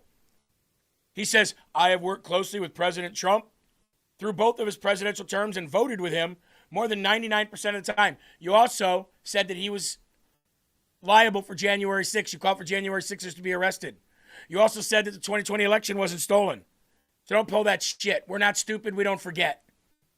He has consistently called me a friend in this race. Same thing Thomas Massie tried to do in his campaign. I stood with, here's when Donald Trump endorsed me. He says it's now time for Republican voters to decide if they want a strong nominee to help our GOP or not. Yeah, we're getting one with Ken Paxton. He took on the entire Bush dynasty and beat the brakes off of him. Remember that? I'm pretty sure we'll stay with him. Texas needs to stand up big time and send a message. And that message is Texas is Trump country. Do you remember when John Cornyn was confronted at I think it was a CPAC event, or maybe it was some kind of conservative convention. I can't remember what it was. But do you remember when he was confronted for his love for Islam? About how if it was up to him, there'd be an Islamic site on every corner, and how he gets money from them, and how he's praised them. Do we not remember that? As a matter of fact, I'm going to see if I can find that. John Cornyn.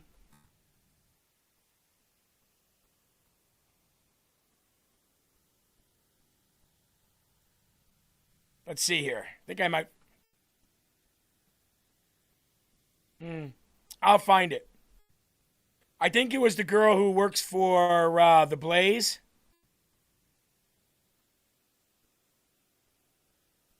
I'll find it and I'll show it for you. But yeah, he's big. He's a big Islam lover.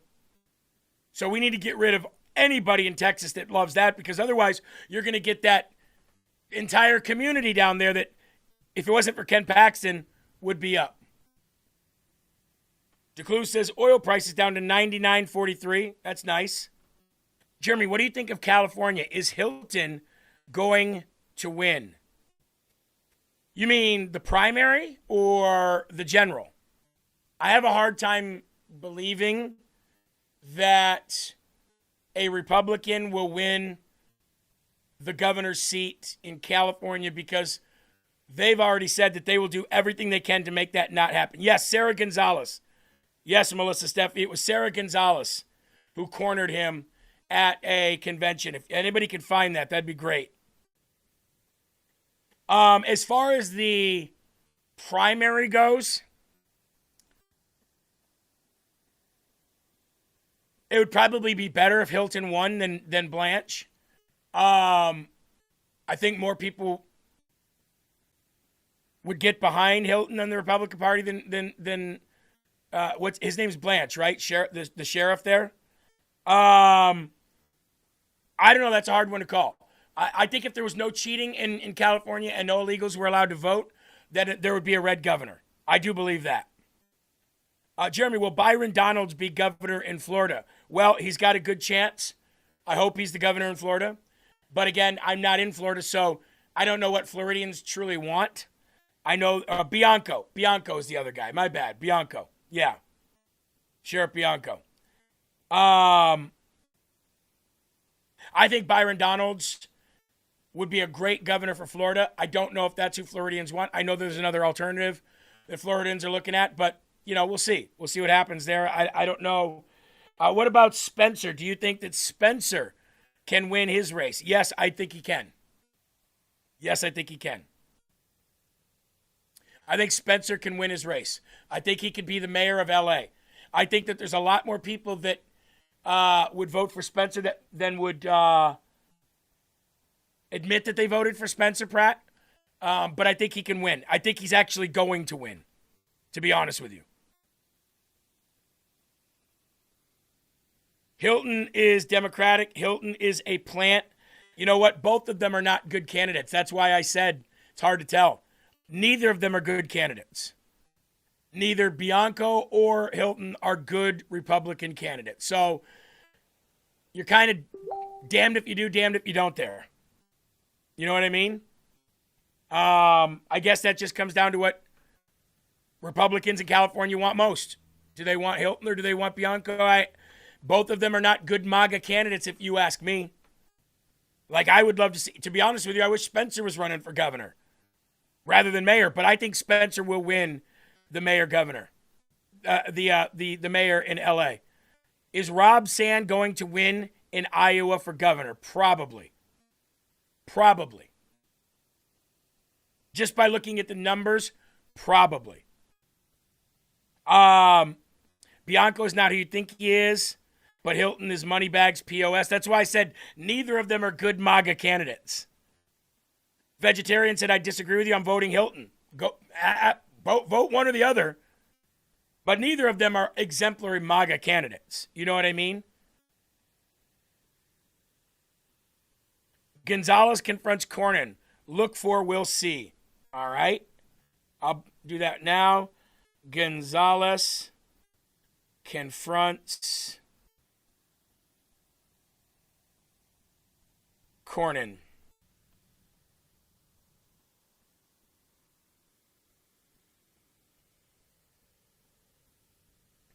Yeah, no, I still don't see it. I still don't see it. We'll find it. We'll find it when I'm playing a video or something. Now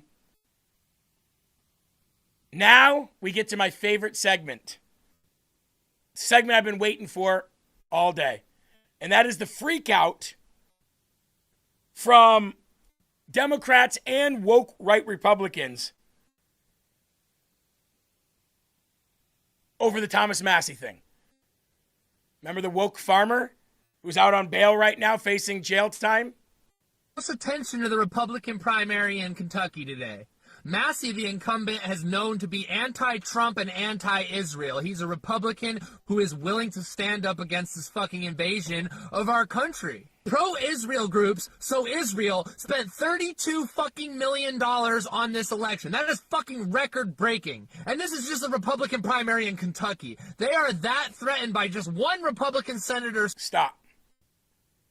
Nobody can prove that Israel spent $30 million. Nobody can prove that any money came from anybody in Israel for this race. As a matter of fact, billionaires in America funded it. Now, are they Jewish? Doesn't mean it's Israeli money. It means it's American money. And I told you, you can't be fully anti-Semitic and win with the general public. Just like you probably couldn't win if you were full anti-Islam. It's probably why I'll never win a race. Because I'll come right out and say Islam is a disease. The world is not ready for that kind of full-on, blanket statement. And he lost because he's an idiot. Prove that money came from Israel or shut up. Standing against them. Imagine how much funding they are going to put into the Democratic primaries and into the actual election this November. Remember, Americans, every single day our hard-earned tax money is sent to Israel to kill children, to commit a literal genocide against the Palestinian and Lebanese people. It is more imperative than ever that you fucking decide to vote for the right candidates in this election. It's not about backing the safe choice against Donald Trump. It's about backing the candidate who will oppose genocide, who will oppose a foreign nation interfering with our fucking... This guy was for Massie. So all you Massie supporters out there, this is who you align with. Elections. Pay close attention, Americans. Make the right choice this year with your vote. All power to the people. Pay close attention to the Republican primary in Kentucky today. How'd that work out? How'd that work out? That work out well? Sicking these people? And here's the other thing. Did Massie not vet any of the people he brought to his house? Did Massie literally not vet anybody that he brought to his house?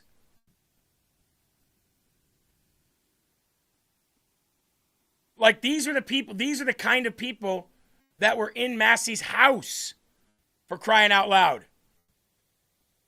All right, we have the video of Sarah Gonzalez confronting John Cornyn. So give me 1 second. We'll get that up here for you. Thank you to producer Eli and whoever sent that to producer Eli. And somebody said they'd sent it to me on Messenger, but this will be easier. Here we go. As he walked into the exhibitors hall right in front of me, I'm like, oh my God, is that a dinosaur? No, it's just John Cornyn. Senator Sarah Gonzalez. Hi, I was just wondering why you keep voting to send our money to Ukraine. Why do you keep voting to send our money to Ukraine? Our national security interests to help them defend themselves. I may not get it in here. Americans are starving right now, and you guys are sending our tax money to Ukraine. We have our own problems to deal with. You want a World War III or? I'll grab you over here. Pardon me, sorry. Hey, why did you call Ken Paxton a criminal? Senator, why did you call Ken Paxton a criminal? Basketball thing over here. You can't answer? Nothing to say? I'm a constituent. I'm asking a question. His handlers tried to keep her away. Come on, step up. You can. Why did you call Ken Paxton a criminal, Senator? Hey, here we go. There you go. Am I going to cry? Can you stop touching me, please? Thank you.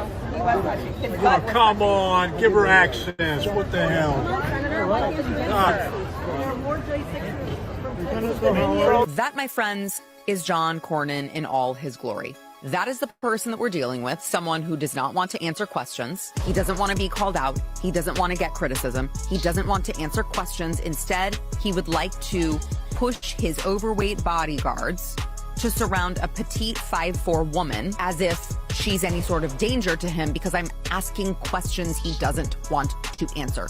That is the real John Cornyn. Will the real John Cornyn please stand up? He just did. That was him. There's also another clip of somebody. It might be her. It might be somebody else. It's cornering him over his continued support for Islam. I think he's a lot like John Brennan.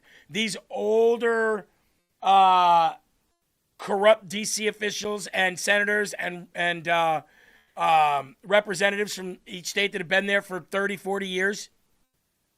I think that they were working with. I think Obama turned them. To be honest with you, I think in that Obama era from 2008 to 2016, I think Obama turned so many of our senators and our agency heads into Muslims. Because that's when they all became Muslims, when Obama was president. So I think he had a big hand in that. That hope and change, We're gonna bring hope, and we're gonna bring real fundamental change to the American to American politics, to American culture, to American society. Yes, we can. Yes, we can. Allahu Akbar. That's when they all started falling in love with Muslims. Time for these losers to be called out. Time to get rid of them for good. John Thune, you are next.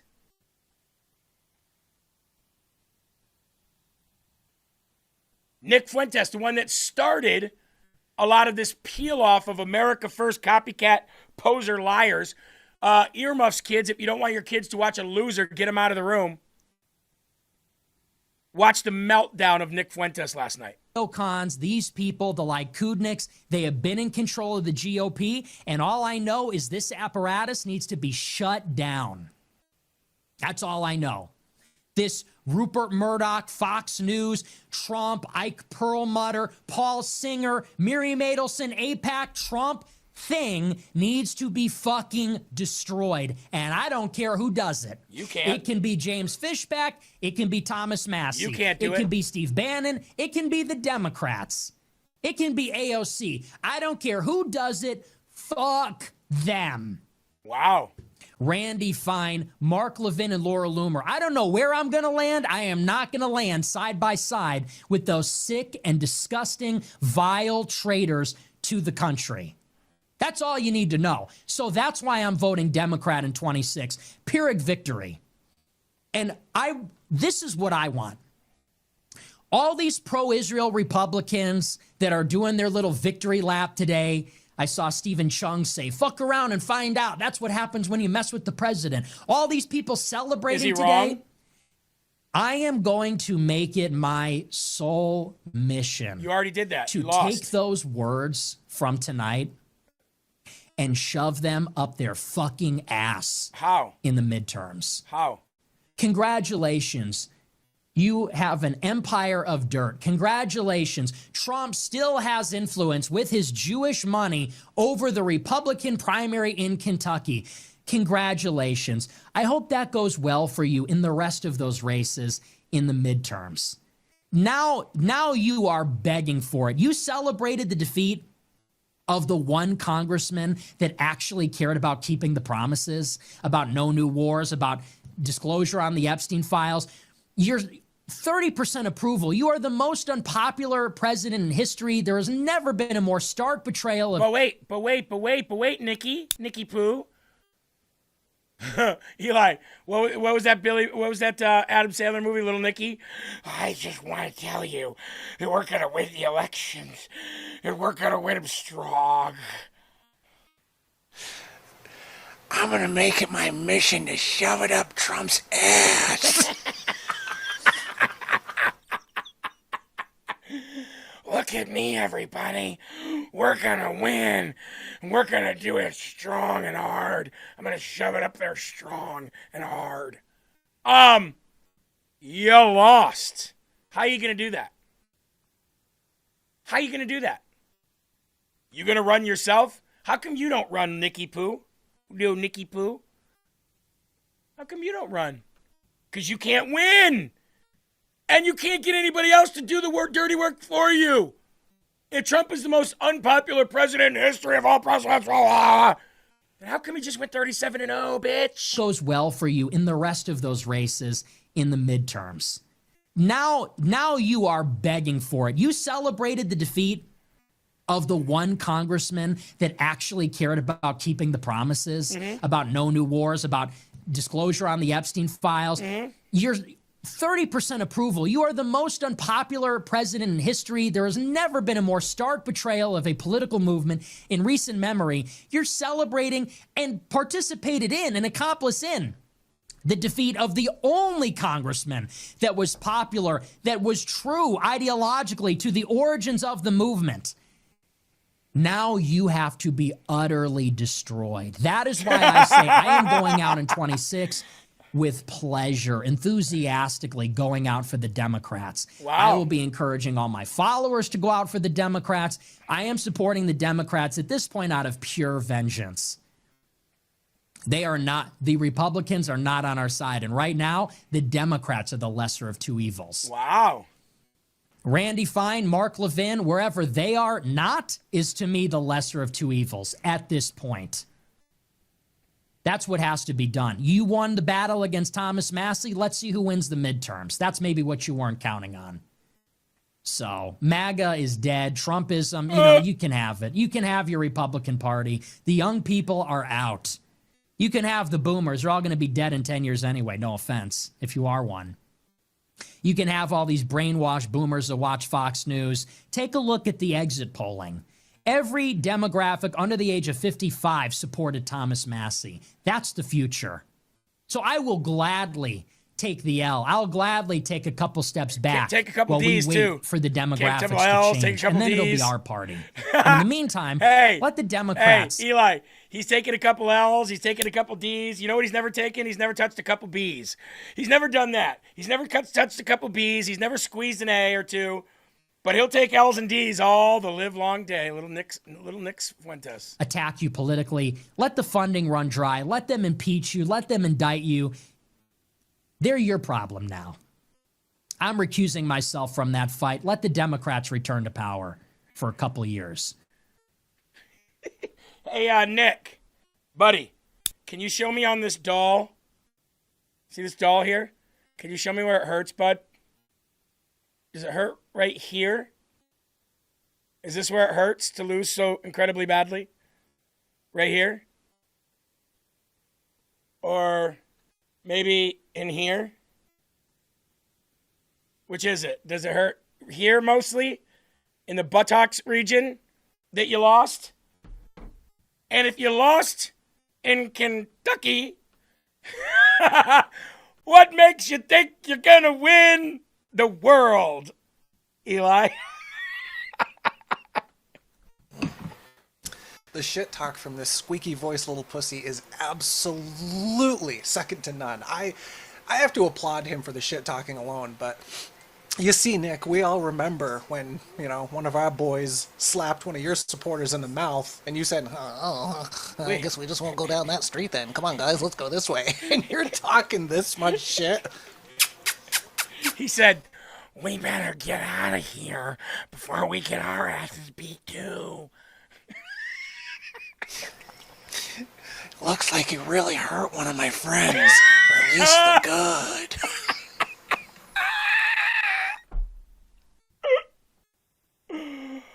Oh, celebrate good times. Come on. Hey, Eli, there's a thing going around on social media. You know what it's called?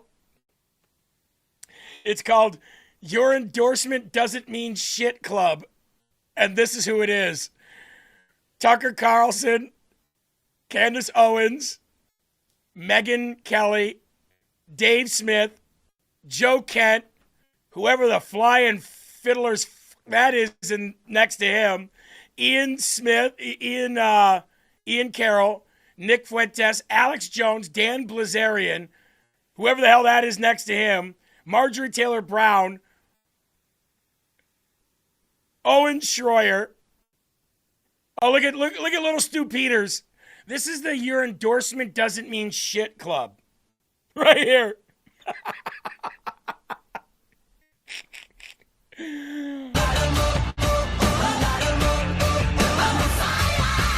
The Endorsement Doesn't Mean Shit Club.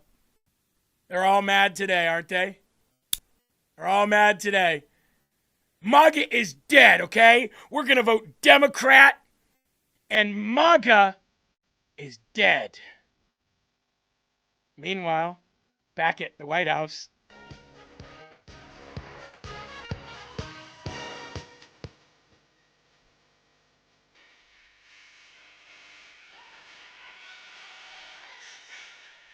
we keep winning. Young man, we keep winning. Meanwhile, back at the White House, and you know what, Eli? This is the ultimate troll right here. After that win, after the 37-0, after all of it, after the Israel bad, Israel spent the money, congratulations, Israel now owns Kentucky. President Trump says this. Ultimate troll. Ultimate. I'm right now at 99% in Israel. I could run for prime minister, so maybe after I do this, I'll go to Israel, run for prime minister. I had a poll this morning. I'm 99%, so that's good. But no, he's a wartime prime minister, and I just don't think they treat him well. Mr. President, what do you do? I think they have a president over there that treats him very poorly. And You're on the same page with. I'm right now at 99% in Israel. I could run for prime minister. He goes, in fact, maybe after I'm done being president, I'll go over there and run for prime minister. I'm 99%. They want me as their prime minister. I'll be touching the West Wall all day long. I'll be shitting on these podcasters from Israel. What a troll master. Speaking of trolls, I'm actually starting to have some fun over on YouTube. You ought to come in and check out the water. It's lukewarm. It's lukewarm over on YouTube. What's going on over there? Let's see. Eli, do you need help understanding primaries aren't general elections? Ooh. Put a cape on you, you'll be super mad over there. You got the White House to troll? Right. Makes sense from an idiot. MAGA infighting is comedy. They're not MAGA. Thomas Massie's not MAGA. Fuentes is not MAGA. This is not infighting. This is crushing people. Like, by the way, you've been here for like 2 hours straight. You fucking retard. That one with the green symbol with the O or the zero. Yeah. It must be a zero. And he said he was going to leave like a long time ago, too. I keep checking back. I'm like, still here, bro? Good show, huh? They love it. You love it. You love it. Like Nick loves the L's and the D's. You love LFA TVs. You either love L's or D's, or you watch LFA TVs. Which one is it, baby? We're so mad right now. You friggin' conservative. You must be. Whoa, you must be so mad. Yeah, I'm so mad right now.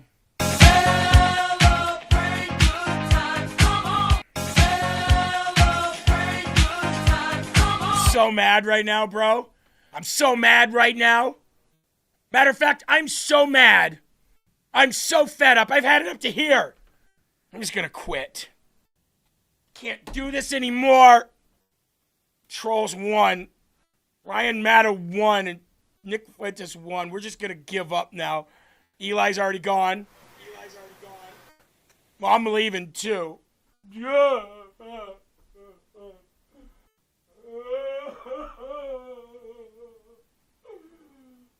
I can't believe this! No! No! No!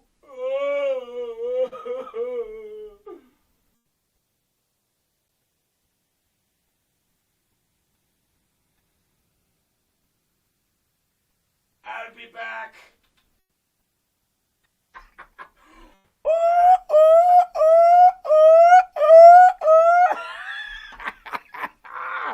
Oh, these Trump shoes are nice.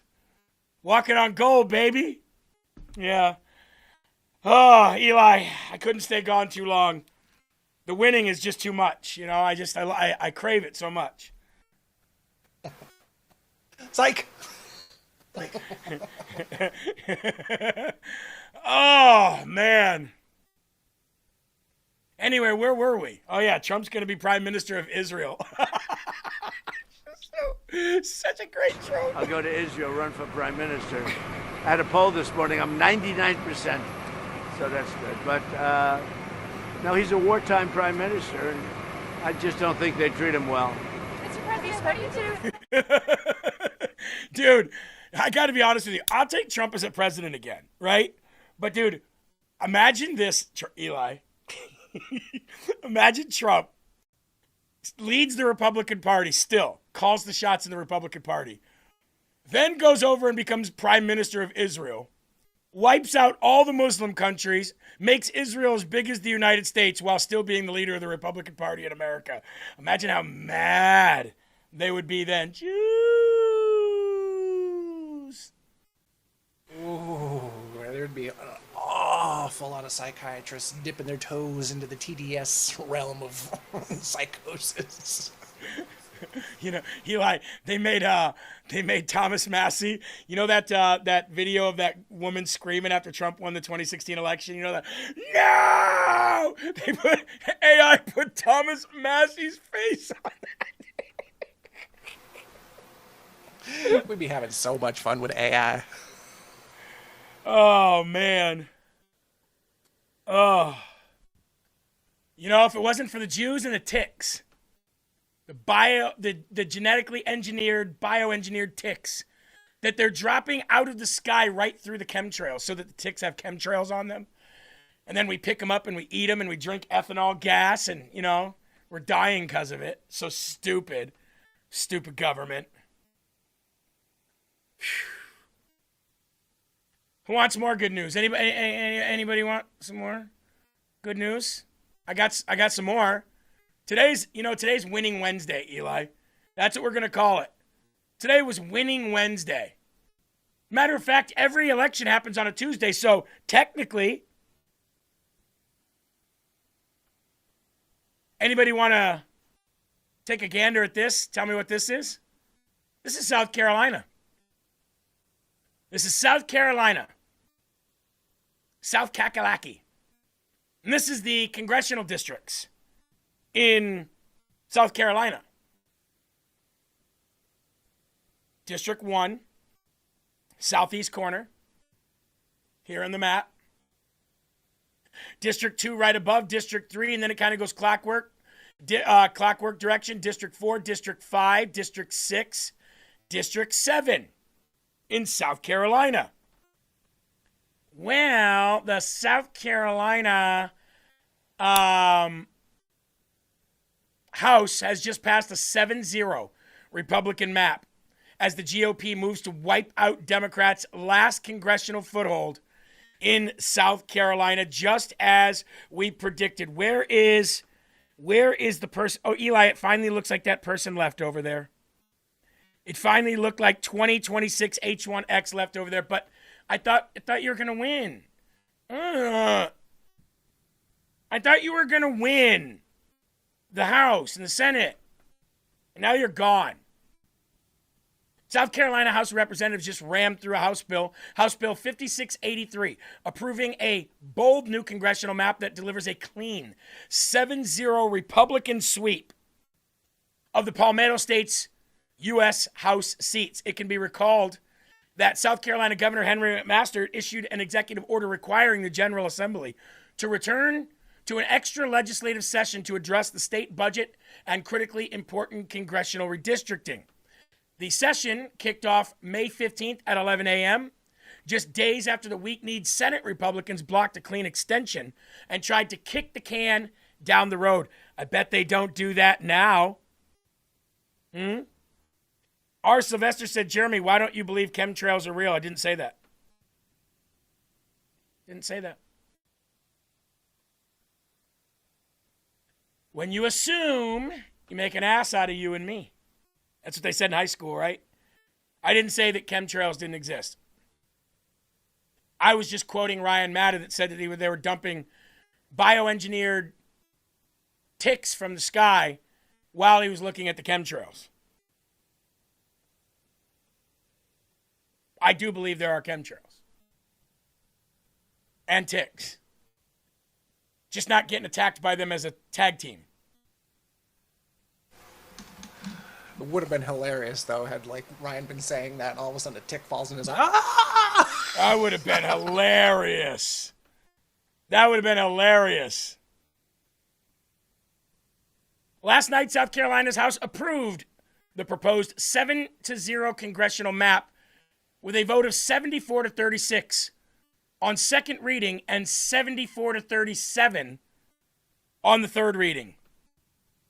The measure now heads to the Senate, where Republicans will decide whether to move forward with a map that could eliminate the Democrats' lone congressional seat in the state, which I believe they will, because guess what? After you just found out that Donald Trump went 37-0 and everybody that went up against him is gone, you really think that these state senators in South Carolina want to test that theory?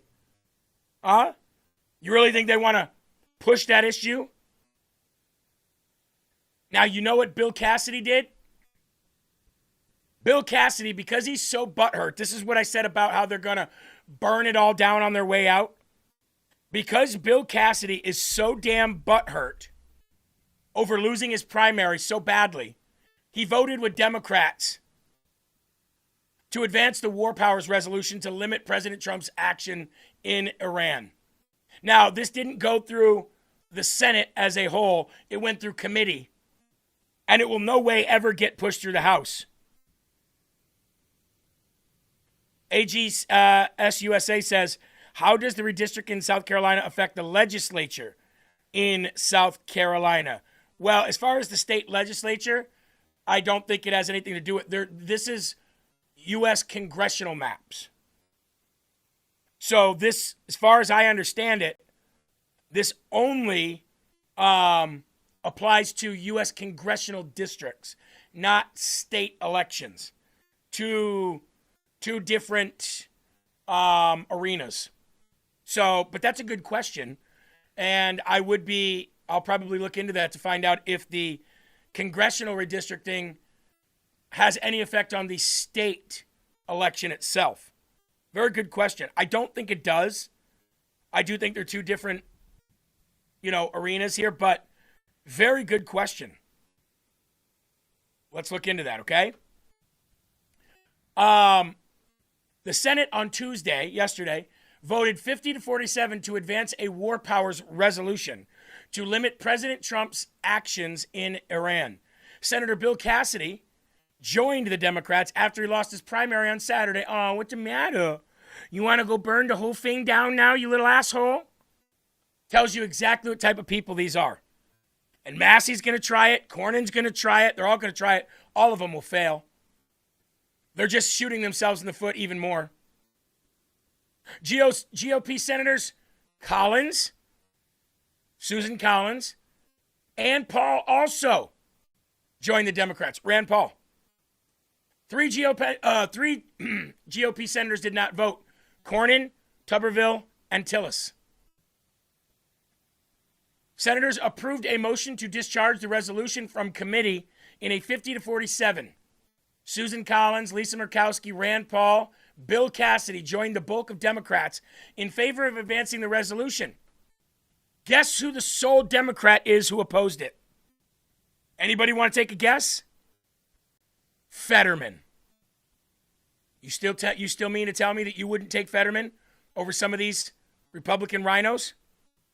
The guy's coming through in clutch situations for us. Meanwhile, our Republican rhinos are voting with Democrats all the time, which lets you know they were never Republicans.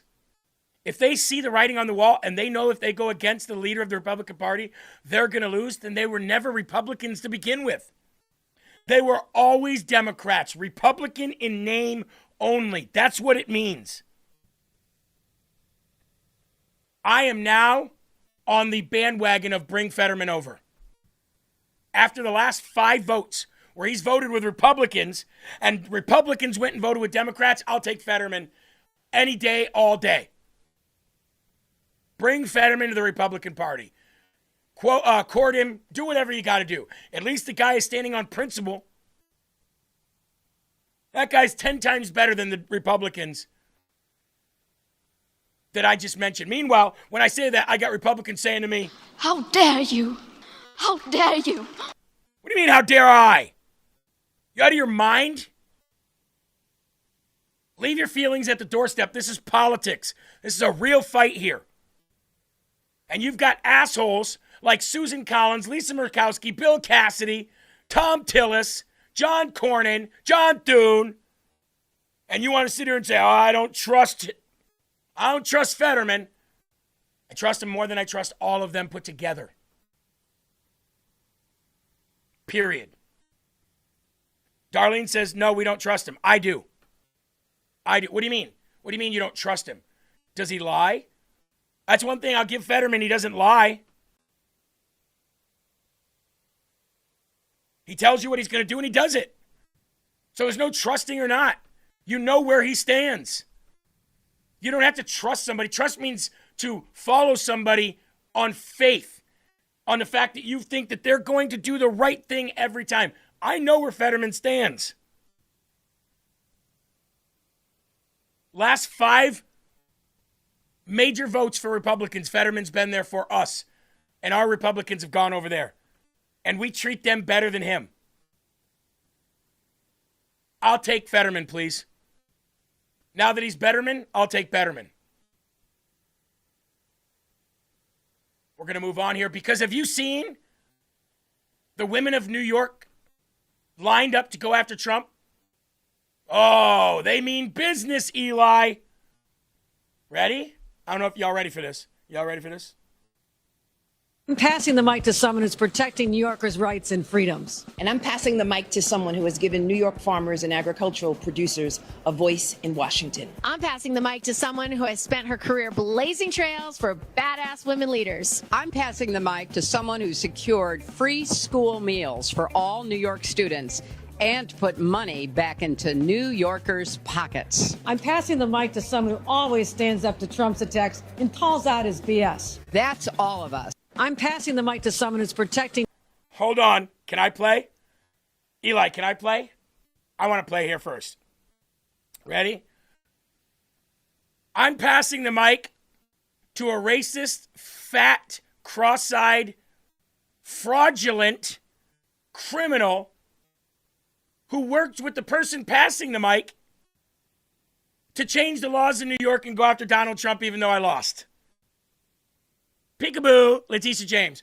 I'm passing the mic to somebody who got handled in her latest congressional hearing and who never ever makes a point and who lies through her teeth. I'm passing the mic to somebody who killed soldiers in Benghazi, deleted 30,000 emails, thought she was going to be president, stole furniture from the White House. I'm going to pass the mic to somebody who's allowing Islam and billionaires, Islam to come in and billionaires to leave New York. Can I play too? I want to play. I'm passing the mic to 4 women who didn't succeed. I'm passing the mic to women who don't have a legacy. I'm passing the mic to people who won't be remembered, except for their corruption.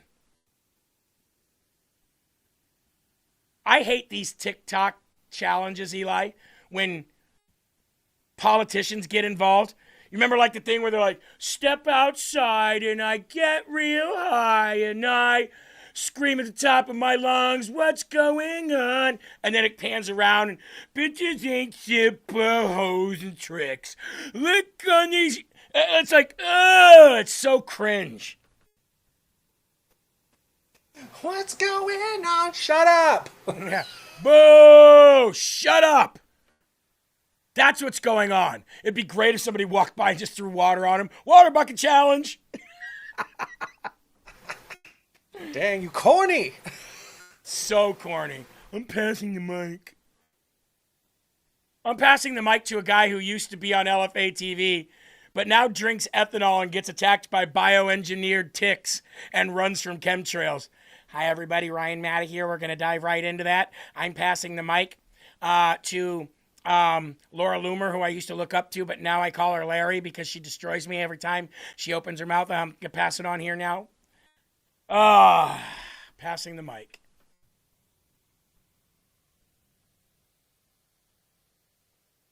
Kirsten Gillibrand. That was her name, right?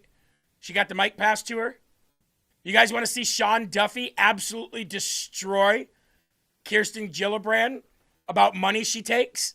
It is a wonderful thing, but your vacation was paid for by Boeing, Toyota, United Airlines, Enterprise, Shell, Royal Caribbean Group, all Senator, organizations and companies. Do you want me to respond to you? Can I respond? Do you have jurisdiction over law firms? So you received $7 million in political contributions from the trial bar. She didn't like that. This has nothing to do with members of Congress. This has to do with the fact that you went on a paid vacation that was paid by companies that you oversee. You received $7 million from the trial bar. You have jurisdiction. Different. You have jurisdiction on the trial bar. $7 million. Want me to go down the list of what else you received? You have jurisdiction. Listen, you actually passed Secretary legislation for the Duffy, trial bar.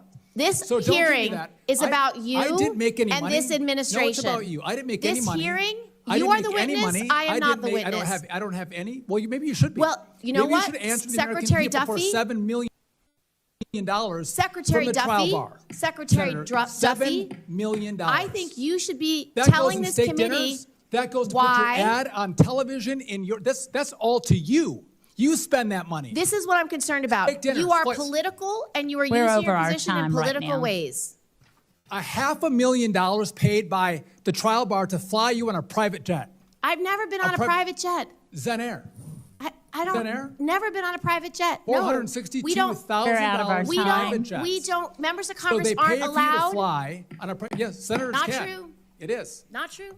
Answer to that. You know what, Mr. I made Secretary? nothing. Your job. They put your face on television.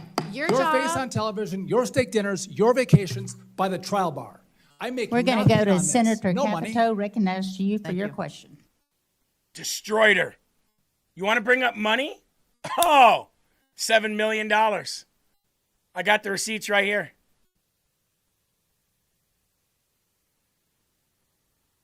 Hey, I got to go. It might be Ryan Matta in the YouTube chat.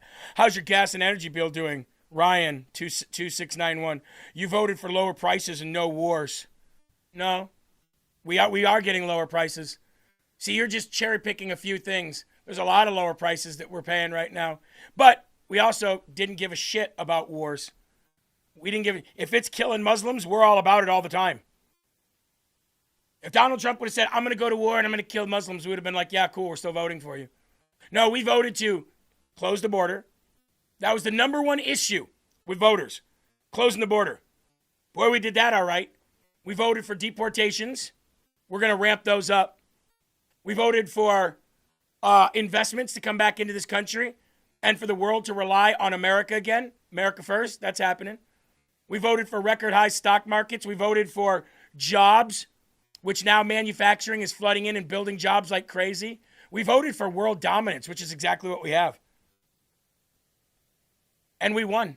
And we voted to beat the brakes off people like you every day. And we're doing that too. We haven't lost an election in 2 years. Eli, wow, I'm just thinking that. We haven't lost an election in over 2 years. Well, we're killing it. It's good to be the king. It's good to be the king. See, they think that they're gonna stop what we're doing, but you can't. Like, this is all you've got. Ryan says 0 companies have moved to the U.S., buffoon. Ryan, I hate to do this to you, but all you have to do is go look at President Trump's Middle East tour last year. Look at all the money from NVIDIA. Look at all the chip manufacturing. Look at all of the AI production and manufacturing that's being done now right here. That's why we secured so many precious minerals and metals. Do you not remember that? You not remember all that? Excuse me, who did President Trump just take to China with him? Ryan? All the major CEOs of the world, so that we could secure even more deal with China to do more work here and them buy from us. It's easy to say shit. It's harder to say facts. And by the way, I'm okay with paying $4 a gallon with gas. We were paying that with Biden. As long as we're killing Muslims and winning, I'm okay with it. We'll get back to where we were. Not a biggie. Gas goes up and down. Every president sees this stuff. I saw $4 a gas under Obama too. Okay, whatever. But if what my ROI on that is killing Muslims and changing the way the world works, I'm all about that. I'm all about that.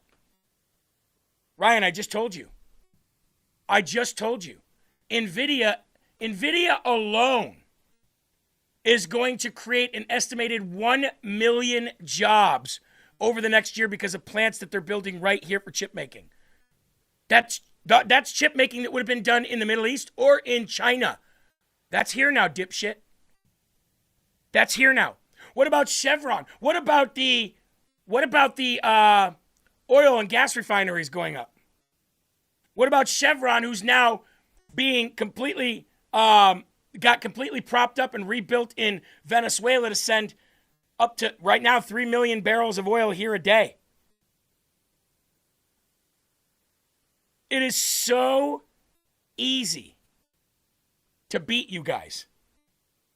You guys don't have anything to say except for this happened or that happened. You don't have any receipts. You don't have any names. You just cry, bitch, moan, and complain.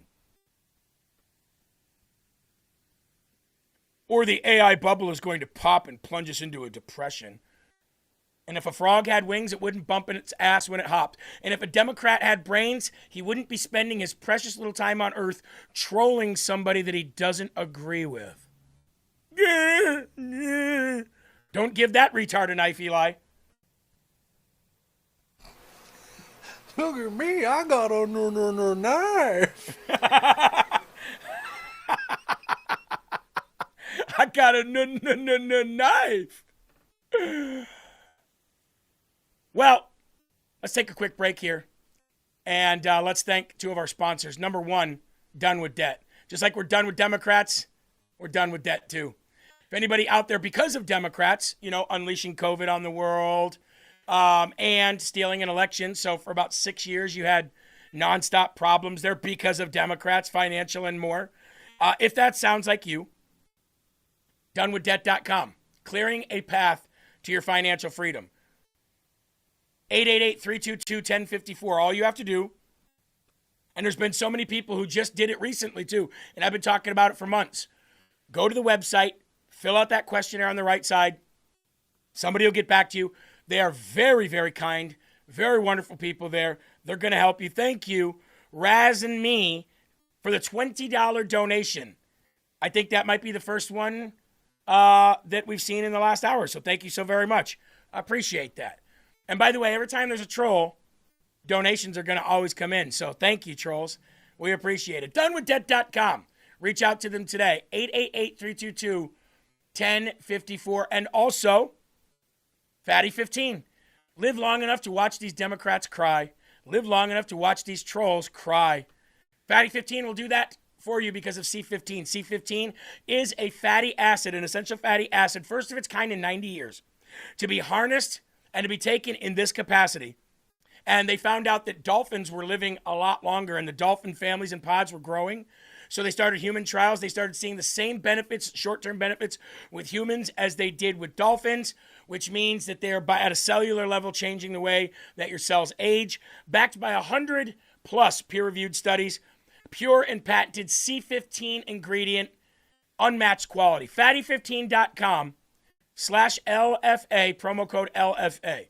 That's fatty15.com/LFA, promo code LFA. 90-day supply for only $101. Reach out to him today. Fatty15.com/LFA, promo code LFA. Who was that said that? KT Hall said, what a great show. What a great show. It sure is. We had a good time today. And we still got about 25 minutes left, so don't go anywhere because we've got some good stories that you're going to want to hear coming up next. So where are we at here? Pass the mic, Letitia James, blah, blah, blah. Oh, Hakeem Jeffries. Forgot about this guy. He said the only thing left to do is to completely break MAGA. To completely break the MAGA party. Let's listen into how he plans on doing that. How we as House Democrats view this moment. Either MAGA extremists are going to break the country or we're going to break them. And our goal is to break them. We will defeat them. We have to beat them electorally, and then we have to break their spirit because of the extremism that's being unleashed on the American people. That's completely and totally unacceptable. Okay, Eli, I remember a saying here on LFA TV, and I'd like to thank Army Dog. Says, troll on Democrats, losers focus on winners, winners focus on winning. Absolutely. Army Dog, fellow Iowan, salute you, sir. Thank you for your service, and God bless you. Eli, we used to say something here on LFA TV. I kind of want to bring it back. We're coming for you.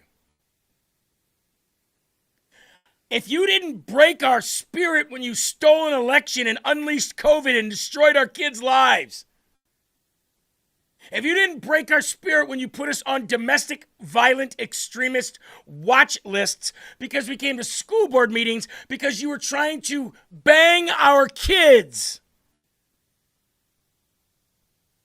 if you couldn't break our spirit during all of that, and now we're back beating the brakes off of everybody who went against Trump and this movement, wiping out the existence of everybody in D.C., either beating them electorally or them resigning out of criminal investigation or fear. Now, what makes you think Dollar Store Obama, that your slow-talking, retarded Forrest Gump ass is going to break our spirit now?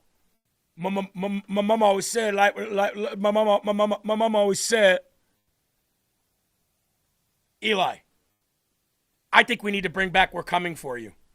And I think we need to make them fear that statement again, that war cry. And another key thing, Hakeem Joffrey's, you little shit.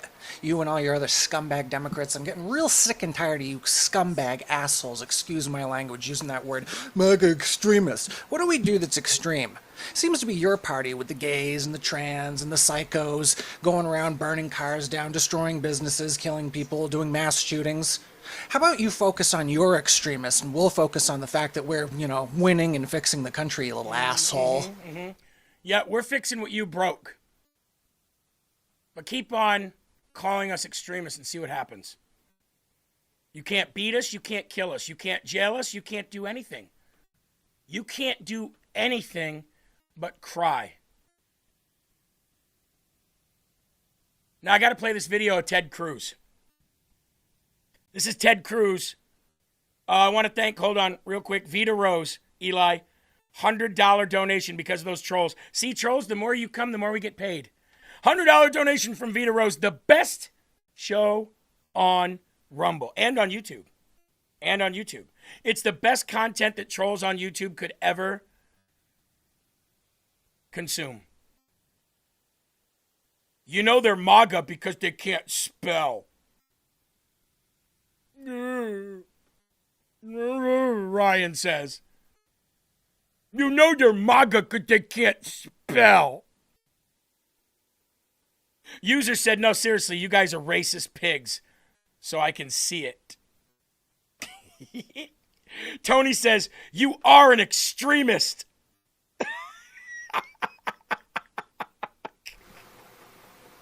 Tell us how exactly. Tell us how. Can you articulate just a little bit?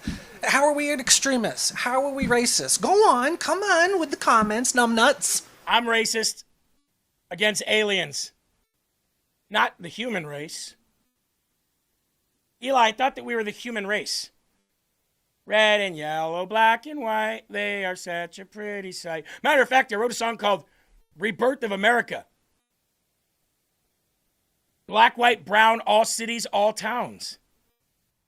See, I'm racist against aliens, for sure. Not even illegal aliens, just aliens.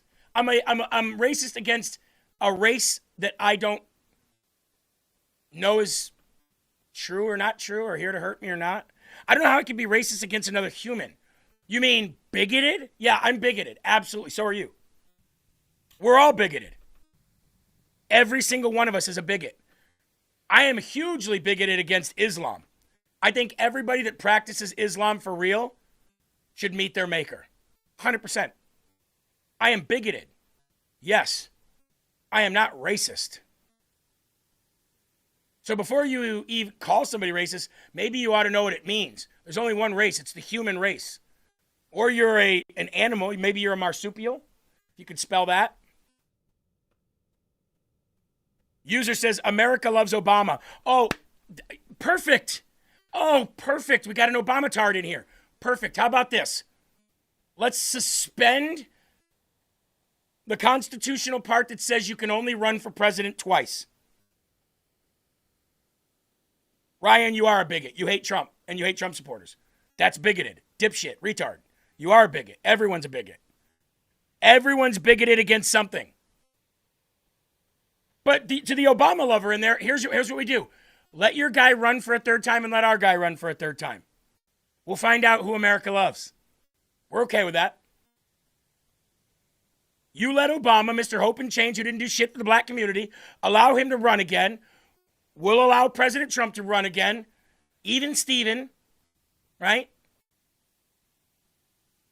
God created Adam and Eve, not Adam and Steve, right? There's only two genders, Even Steven, Trump against Obama. Everybody down with that? Raise your hand in the chat if you're down with that.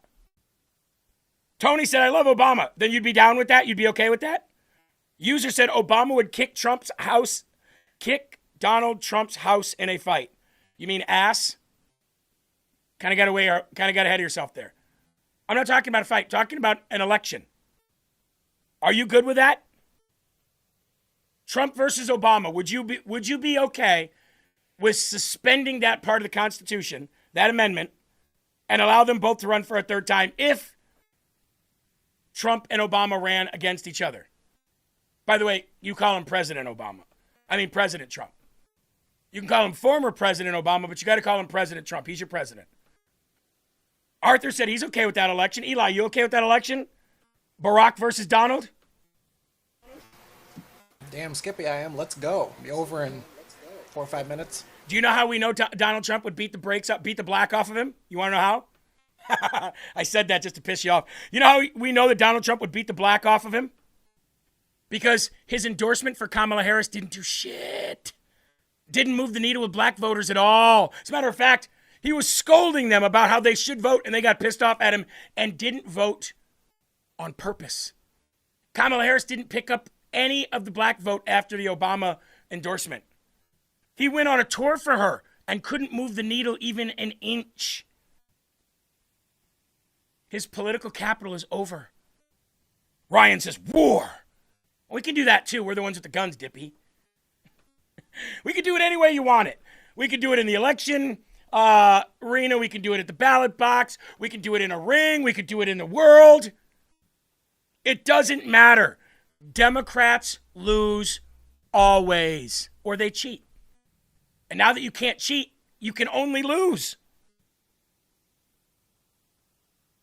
I'm okay with that election. I'm a little concerned that January 6 rioters, violent January 6 rioters who were convicted and then pardoned. And now January 6ers are going to get money. Entitled to taxpayer yes! money. That money's we going just to come keep out of my winning. pocket and go into their pockets. Do you think violent, convicted, and then pardoned January 6 rioters, do you think they should be eligible for this sort of slush fund? You know, I'm not surprised you're worried about that, but I'm curious, were you worried at all when Joe Biden was weaponizing the Department of Justice? I don't want to talk about Joe Biden. I know you don't. I understand you got a political agenda. No, That just happens not to be mine. I just don't want to pay January 6 rioters. Look, I get, you get to ask a question. Can you I get to answer give it? the answer. I'm giving you my answer. Okay. Which is that you were not remotely concerned when Joe Biden weaponized the Department of Justice to go after his political opponents, to prosecute them, to go after Donald Trump. Trump was indicted not once, 4 separate times. It was the greatest abuse of the rule of law in our nation's history. Do you think January 6 rioters should be eligible for this money? Yes or no? I think what the Biden Justice Department did is they prosecuted people who engaged in peaceful protest. I believe. I'm not talking about one. You know, if you want me to answer, let me answer. Okay, sure. I believe people who engage in active violence should be prosecuted and face consequences. I believe people who engage in peaceful protest are protected under the First Amendment, and I think the Biden Department of Justice deliberately targeted people who engage in peaceful protest. It was an abuse of power. And by the way, I wrote an entire book on this entitled Justice Corrupted, How the Left Weaponized Legal System. And why are you not concerned about the abuse of power? I'm concerned about this today. I know, you're concerned about attacking So you want to answer the question? Your political agenda. Cops shot people in the face on January 6th. We're just praying. I have answered. You didn't. It's just not consistent. Do you think the January 6 rioters are eligible for the slush fund? Was that on, Eli, was that on YouTube? Was that on YouTube where you sent me that? Watch this, guys. Watch this. Matt on YouTube. Matt Mayer. He says, no, you said because you're racist. You said that because you're a racist piece of shit, and now you've been reported because that was recorded. Ooh. Oh no, you're gonna wipe away my little YouTube page that I don't give a shit about? I'm literally here for this reason. Don't report me, bro. Don't report me, bro. You know where you can't bother? You know where you can't have? You know where you can't touch me? You know where I'm like Neo and you're like Smith? Rumble, Matt Mayer. Rumble. You tiny little pussy of a beta male. Matt Mayer. If you support the party, you support politicians, you're a very weak human being.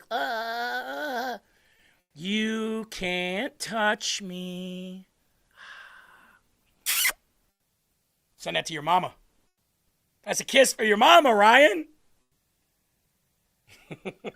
I'm untouchable. When are you going to realize that? I'm mentally dominating you right now. You're on my chat, crashing out hard. Yesterday, our great and wonderful future president, J.D. Vance, said that basically, Ilhan Omar is under investigation. They're looking deep into Ilhan Omar's crimes. Ask me about the anti-fraud task force. You previously mentioned that Ilhan Omar seemed to have committed immigration fraud. Do you anticipate an indictment against her, an indictment related to that situation? Yeah, so Reagan, I don't want to prejudge an investigation. I mean, you read the things about Ilhan Omar and about, who she married and whether she didn't marry this person or that person. It certainly seems like something fishy is there, but everybody's entitled to equal justice under the laws. So we're going to investigate it. We're going to take a look at it. If we think that there's a crime, we're going to prosecute that crime. And that's something the Department of Justice is looking at right now. Yeah. Go ahead. So she is being investigated. Based on what you've seen during your work on this anti-fraud task force, do you believe anything should change about our immigration or refugee policies to stop fraud in the United States? Well, yeah. I mean, look, one thing I'd say is that the biggest immigration fraud that existed under the Biden administration, it's not just that they let a flood of people across the southern border. That was obviously a very major problem and something I'm proud of the president for stopping. But it's also that they allowed the asylum and refugee claimant process to become totally fraudulent.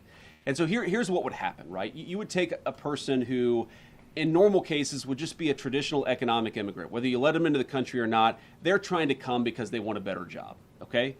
They would come into the country and say that they were fleeing persecution, and they would say that they were an asylum claimant. And then effectively what the Biden administration would do is say, okay, you're an asylee, go into the interior of the country, here's a work permit, maybe come back in 10 or 12 years for your hearing on whether you actually have a legitimate asylum claim. So what did that mean? That meant that person was just completely given amnesty and released into the interior of the country. Well, what if that person was a criminal? What if that person actually had a violent history? We didn't do any of the work necessary to ensure that the people coming into our country claiming to be asylum claimants actually had anything legitimate or anything good in their background. So that is a serious problem. It is something that we have fixed in the Trump administration, but fundamentally that loophole, you're going to see sometime in the future somebody is going to try to exploit that loophole, and it's one of the things that we're very focused on in the fraud task force is making sure that the people who exploited that loophole are actually prosecuted for it, assuming they committed a crime. Yes. So Ilhan Omar said, I'm not. She was on Breakfast Club. I have to be under criminal investigation. I'm not. They've not told me I am. Department of Justice is looking at you, and we are coming for you, Ilhan. Matt says, you've been here 140 days, Eli. Been here 140 days, you only have 58 viewers. Actually, there's 72 now, but we don't make money on YouTube. We don't give a shit. We don't care. We don't care. You're crashing out. We do 10 million views a month on Rumble. Where we get free speech to say anything we want. Even if I said I'm a racist, they don't do anything about it. You cannot touch us. And they are so mad over there, Eli. I mean, do you see what you're doing with your day? You're on the show. Yes. And you'll be here tomorrow. Exactly. And you'll be here tomorrow. And once we start making money off YouTube and not even monetizing it, literally getting sponsors for it, then you'll contribute to that too, dummy. Thank you. Duh. Breaking news. That's how the game works. Somalia just put an injunction that she not be sent back to them. So that's on hold right now and possibly not in the cards. Look, I am against using immigration status for political issues if there's no fire there, right? Right. But if there is, and she actually committed fraud to stay in this country longer, then she's got to pay the consequences. Look, it's a federal crime. She can get up to 5 years in prison. I would, by the way, trade all that away to just get rid of her, send her back to Somalia, frankly. But no, this is some serious stuff. And the allegation, aside from being so gross and disgusting, that she possibly married her brother to stay in this country, I kid you not. And I know that people think that's like a crazy thing, but there's a lot of evidence there. I'm not saying that she did. We don't really know if it's her brother because she clouded it all. But there are a lot of different pieces that kind of fall into place, and that's exactly what she did. And that, of course, is highly illegal. Look, she is no stranger to controversy. Never mind her anti-American positions or anti-Semitism. This is a woman who, her and her husband were involved in all sorts of shenanigans, possible fraud They had this wine business that was maybe not even a business in order to hide some of their income. There were a number of other things that were involved with lawsuits with her investors, possible breach of contract and fraud. And of course, she's smack in the middle of this whole thing around the Somali fraud allegations. So yeah, look, when they say there's smoke, there's usually fire. Yeah, if I were a betting man, I would say she's in a whole heap of trouble. Just so you know, breaking news. She is in a whole heap of trouble. I told you she doesn't get out of this unscathed. She does not get out of this unscathed. She will be held accountable. Absolutely. And, folks, when I came in the studio this morning, this was breaking then. So for those who don't know it, it's breaking now. Oh, hold on. Hold on. We don't want to end the show yet. We still got trolls over on YouTube that we gotta provide news for. This is what I meant.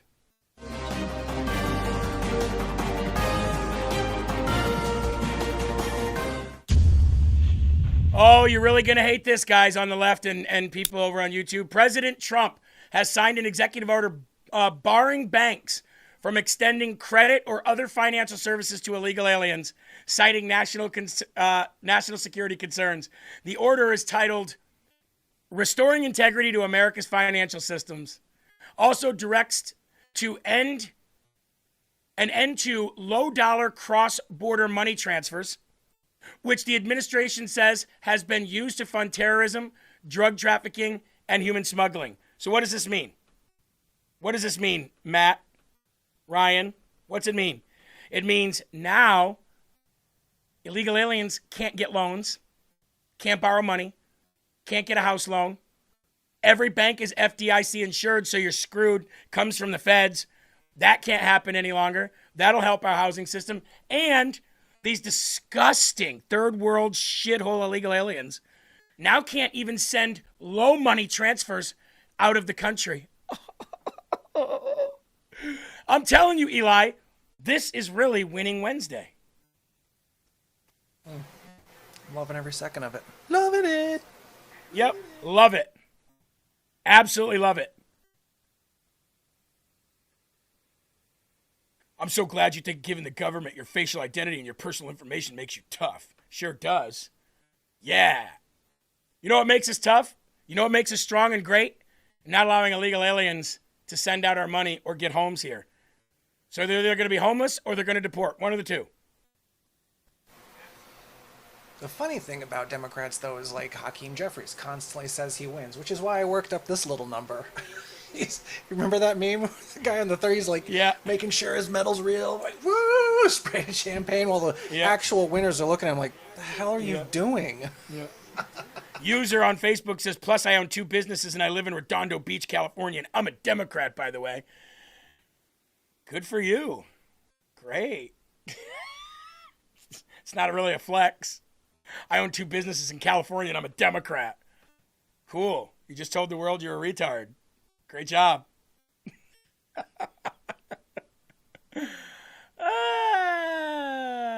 Well, where are we at here? 5 minutes left before Will Johnson comes in. Remember the mosque that got shot up the other day? I want to play a couple videos here for you concerning that mosque. This is a photo of the security guard that was killed at the recent shooting at the Islamic Mosque in San Diego. Now, Amir Abu Abbas, who is a friend of the security guard, posted, "Our brother at Amin Abdullah passed away today at the shooting at the Islamic Center of San Diego, California. May Allah grant him shahada and the highest levels of paradise." What is important to note here is that this security guard's name is Amin Abdullah. Now, Amin Abdullah had actually commented on some other posts by his friend here, Amir Abu Abbas. As you see here, this photo was uploaded by Amir in September of 2025. It is a photo of Hitler saying, "Do you now understand why I did what I did?" And if we scroll down to the comments underneath that photo and post, we have Amin Abdullah, that security guard who lost his life, who commented, Faux show. So the security guard at that mosque who lost his life, again, in a pretty heroic act. I'm not going to negate or deny that. He was doing his job protecting other people. He very obviously hated Jewish people and was saying that he definitely understood why Hitler did what he did. And ABC News released this video of that security guard's daughter named Hawa Abdullah, who said that her father was a role model and, quote, absolutely the best dad in the entire world. And according to all available reporting, GoFundMes and fundraisers were started to support Abdullah's family, where at this point, millions of dollars have been raised. What I will not do is say that this man deserved to be killed, because he didn't. He was doing his job and protecting the people at that mosque. What I will say is that this mosque was, yes, known for a lot of political and ideological extremism and housing and harboring people who were even involved in 9/11. That is factual. But it will never be my position that people I disagree with, whether ideologically, politically, whatever it might be, deserve to be killed. But you will see headlines like this that was uploaded by the BBC saying father of 8 killed in San Diego mosque shooting hailed as a hero. Was he a hero to, protect the lives of those other people? Yes, he was. But in my view, was he probably a morally acceptable human being in the way that he viewed others, especially those who were not Muslim? Probably not. So rotten pieces. Rotten pieces. The world isn't mourning the loss of a Nazi Muslim. One less bad person in this country that we have to arrest or deport later. Now, here's video footage of the two. And by the way, they're still trying to withhold information, so it's clear that they're trans, by the way. Yesterday, we thought it might have been...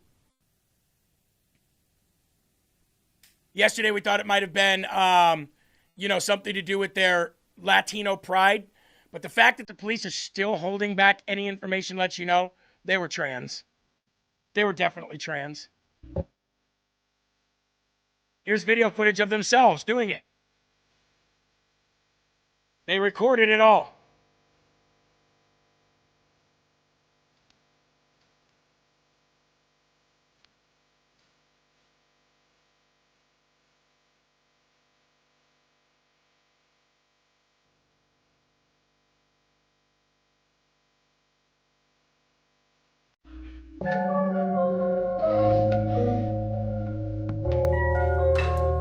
So Ryan Eli says MAGA cheers this shit. Right?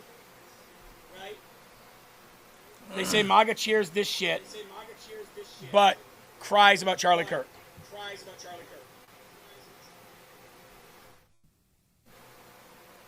Okay, I mean, you guys cheer about Charlie Kirk and cry about this stuff. No, the way I know what he's saying. He's saying that, oh, how can you guys cry about Charlie Kirk dying but not these guys? Because they're Muslim. We don't care. We don't care. These people want us all dead. Not just Christian, all infidels. And the ones that don't are just cosplaying as Islam. That's why we don't care. Charlie was a productive member of society that actually did something for America and our culture. These people are not Americans and they don't love our culture, so we don't care. Maybe they shouldn't have come to this world or this nation. Maybe they should have stayed in their third world country. Who cares? We don't. Anybody who tells you that they're shaken up over this is a liar. Nobody cares. Nobody. As a matter of fact, there's a mosque in this town, Eli, and I'm thinking about going up there and making them feel uncomfortable and filming them. Just standing there and filming them on a public walkway. Because I can. Because we don't want them here. All right, we got to go. Will Johnson is coming up next, ladies and gentlemen. There are right ways. And there are wrong ways. But there's only one Yahweh. So stand up tall, keep your shoulders back, keep your chest out, and keep your head up high. Because you are a child of God, and no weapon formed against you will ever prosper, not even Muslims. Will Johnson, I'm going to hand the baton of trolling over to you. And all you guys on the over there on the YouTube page, you guys stay tuned. You're really going to love this guy.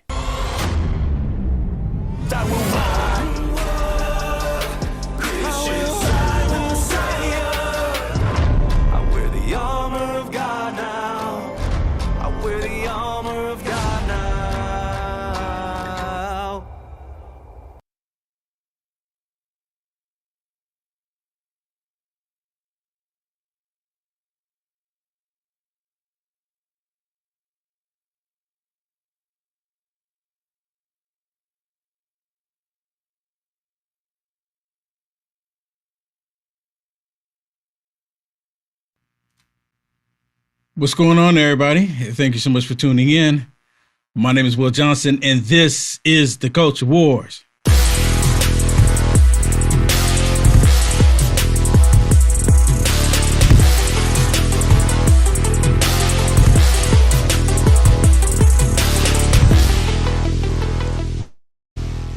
And what's up? What's up? What's up? So we got some trolls on here. Feed the trolls. You know, that's what I always say. I always say feed the trolls. We got to feed the trolls the truth. You know, because the only reason why they're here, because they're hungry for the truth. They want to hear something other than the echo chamber that they live in every single day. And then something echoes a little bit different. Oh, what was that? What was that? What was that? Oh, let me go check it out. Let me go check it out. I find it interesting that there was a liberal. I don't know if the liberal's still in there, but the liberal, I think on YouTube, was saying Jeremy's been here for so many days, 75 days or whatever, what have you, and you only have X amount of people on YouTube. We're talking about YouTube. We're talking about YouTube. You know how much YouTube hates conservatives? You know how much shadow banning takes place because of YouTube? When the radical leftist lunatic liberals are like, that doesn't happen, it doesn't happen. But then you cry when it doesn't happen. Make it make sense. What's going on, everybody? Hey, if you haven't already, please bless us by hitting that thumb up. Actually, don't hit it, smash it. Smash the thumbs up. We have a lot to discuss today. Yes, we do. Oh my goodness. Now, our great producer Eli created this thumbnail for me, and now that I think about it, and I'm looking at all the information that's coming out, it's still fitting, but I kind of wish I would have made the thumbnail, the request for Eli to create the thumbnail a little differently. Maybe I'll get him to do it tomorrow. Because, see, voting is the new racism when it comes to the Democrats. And you can see Hakeem Jeffries and Shucky Ducky Schumer preventing black people from casting their ballots. It's the Democrats that are doing it. Republicans have always been the ones, hey, vote, vote, by all means vote. But the Democrats want to tell everybody how to vote. And especially if you're black and you don't vote for the Democrat, then you are a traitor to your people. You're a sellout simply because if you're black, you don't vote Democrat. Make it make sense. How come I can't vote the way that I want to without being called a traitor or a sellout? It doesn't make any sense, right? But who's actually the sellout? The Democrats, these black people that are voting for Democrats, they're the ones that are actually selling themselves out because they're voting for the same racist party that enslaved the black tails in the first place. Make it make sense. Make it make sense. You can't make any sense of it. Now, this is the wild part about this. And yesterday I talked about how the Democrats were so upset. What happened in Virginia? What happened in Kentucky? What happened Kentucky? And what happened in Tennessee? What happened in Florida? With them removing the whole racist gerrymandering that the Democrats have had in place for over 60 years. Gone. And the Democrats are upset. And yesterday I was telling everybody, I said, you know, they're upset about it. They're angry about it. They have nothing. They have absolutely nothing. Think about that.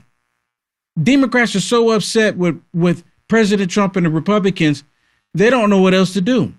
So now they're actually calling out for violence. They want violence in the streets of America. I've said it multiple times. They want the violence. So because the Democrats have nothing for them to push on, nothing for them to say that we're going to get these extra seats by them cheating, because that's the whole objective. That's what they want to do. They wanted to cheat. They were looking for people to cheat. And the very fact that they were looking for people to cheat, now they don't have anything. Guess what they do next? Guess what they're doing now? They're calling on black people that are athletes.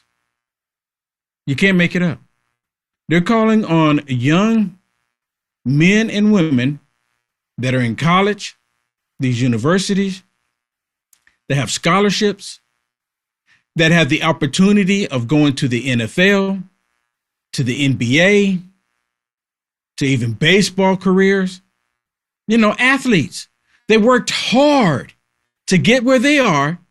You have Hakeem Jeffries and the rest of these Democrats asking them to step away from everything that they worked hard to achieve. It's just like this. Look, we can't get these Republicans to keep the slave mentality.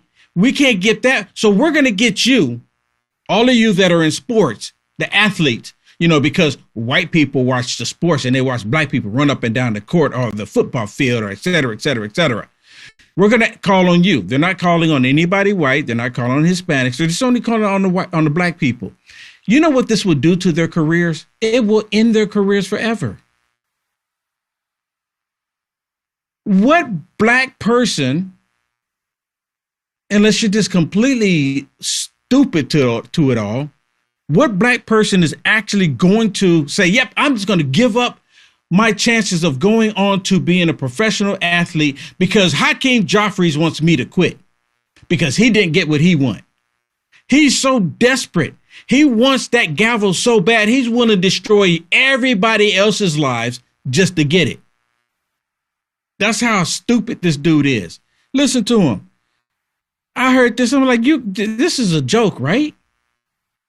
This has to be a joke, right? Nope, not a joke. It's going to require courage, and it's going to require conviction. This is a Bill Russell moment. That's right. That's right. It's a Muhammad Ali moment. That's right. And it's a Jackie Robinson moment. That's right. And we're going to stand together to make sure we bring about the type of country that the African American community deserves and that everyone in the United States of America deserves. And so if you believe in a multiracial democracy, join us.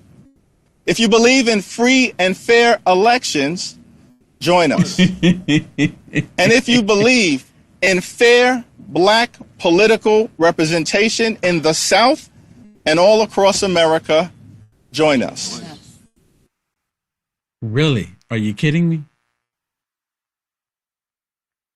He's talking about just join us to specifically help black people that technically don't have a problem. What problem do black people have? What problem do black people have? I mean, but tell me, I'm black. Will Johnson, you just don't understand. What is it that I don't understand? Now, I have my personal problems, sure, but what problem is it that the so-called Republicans, the white Republicans, are doing to me? What are they doing? What rights have I lost? I mean, we're still on this crap. And the reason why we are is because they don't have anything else. They have nothing. And look at this. I can see a whole bunch of liberals in here, right? There's nothing but tyrannical liberals. You get Mad Maxine Waters. And there's a couple faces in there I see that I've seen before, but I don't really know their names. But what are they doing? What do they plan on achieving? So they want, because they're so miserable in their own skin, they want these athletes that have nothing to do with it or any of it, want them to end their careers for this crap. The Supreme Court ruled that you cannot do this racial gerrymandering based on color. You can't do the districts, the redistricting based on color. You can't do it. It's unconstitutional. We are the United States of America, and we're Americans in this country. We don't do districts based on color. It's segregation. The Democrat Party, essentially, what they want is segregation. That's what this is really about. Everything he just sit there and said is about segregating black people, and you as white people need to help black people simply because they're black. Simply because they're black. And they can't do for themselves. Here's another one from this idiot. And it's an honor to stand with members of the Congressional Black Caucus, as well as former athletes committed to this cause in getting this egregious situation. Now, you notice he said former athletes. Did you notice that? He said former, meaning that they're no longer playing whatever sport it is. But he's calling on the younger ones that are actively trying to get into the professional team or whatever it is that they're trying to get into professionally on the team. He's calling on them to step away from their careers. Put it this way. Of course I'm biased, but if I'm a football coach or a basketball coach and I'm on a professional team and then you try to come join my team and I saw where you dropped out because of Hakeem Joffrey, I'm not putting you on my team. Your career is done. It's absolutely done. What stupid person would do that? And it's like, well, because we can't get what we want. Let's go out and get these black people to react. Let's get black people to come on the plantation. Let's get them. It's like a slave mentality. Turned around. This is an unprecedented moment featuring an unprecedented attack on black political representation, and therefore it requires an unprecedented response. That's right. We are here standing in solidarity with the NAACP and its call for athletes to boycott institutions within the SEC that belong to states that have unleashed these Jim Crow-like racially oppressive tactics, which is unacceptable, unconscionable, and un-American. And we believe that the silence of these institutions is complicity. That's right. And we will not stand for it.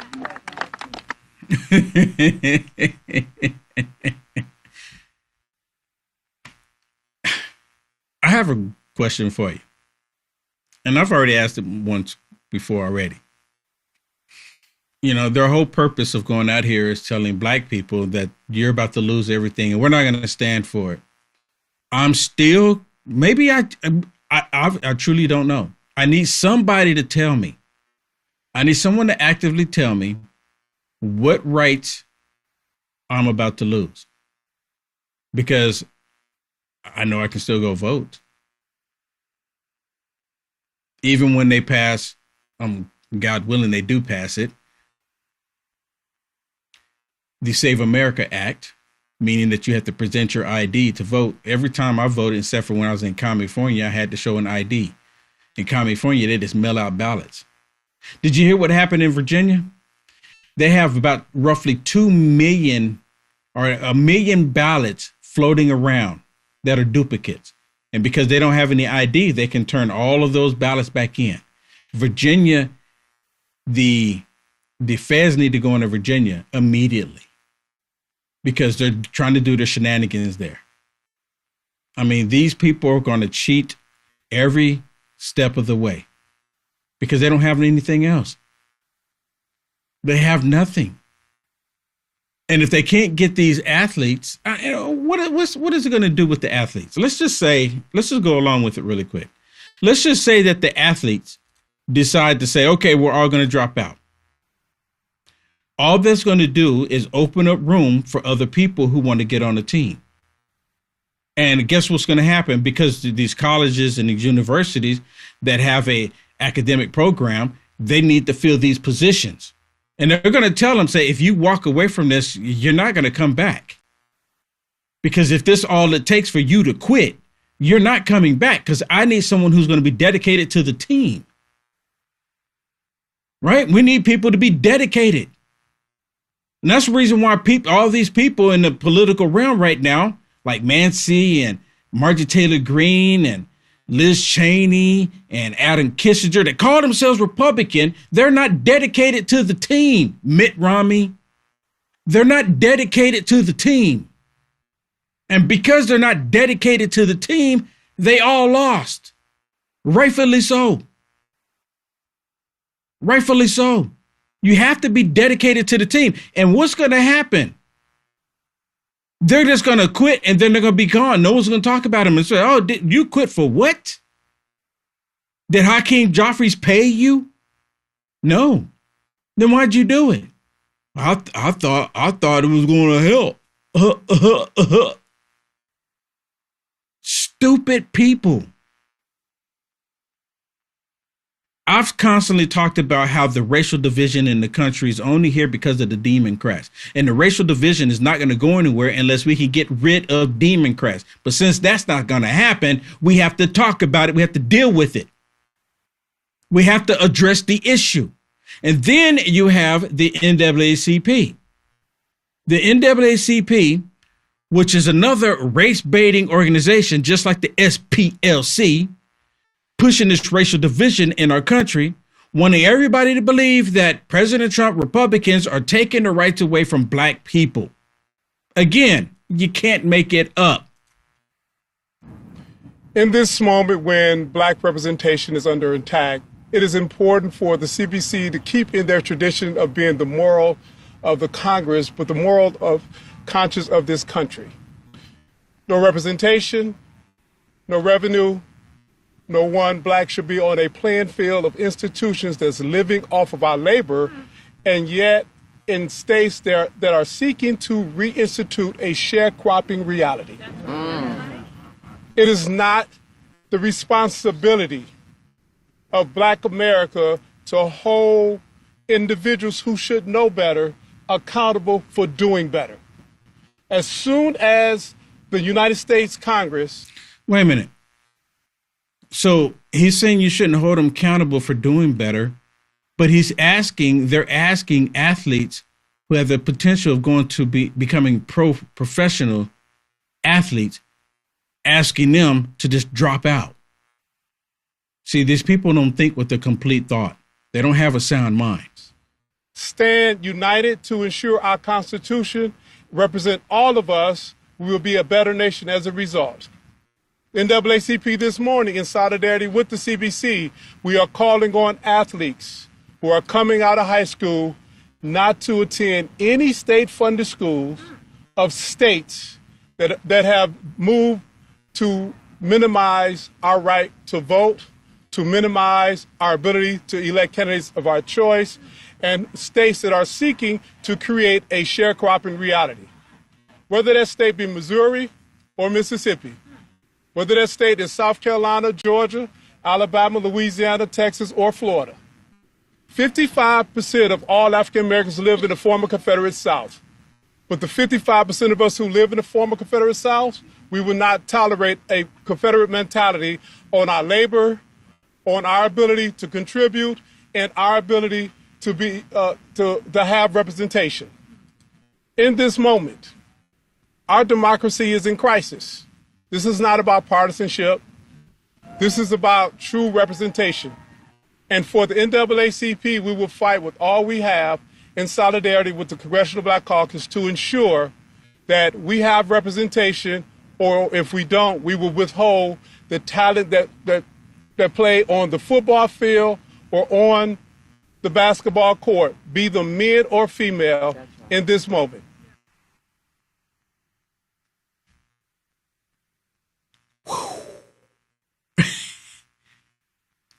So the NAACP, am I to understand that they have it in their mind that they control the career of black athletes, meaning that we're going to be able to pull them off the football field? Pull them off. I mean, if you have that type of authority over them, by all means, pull them off.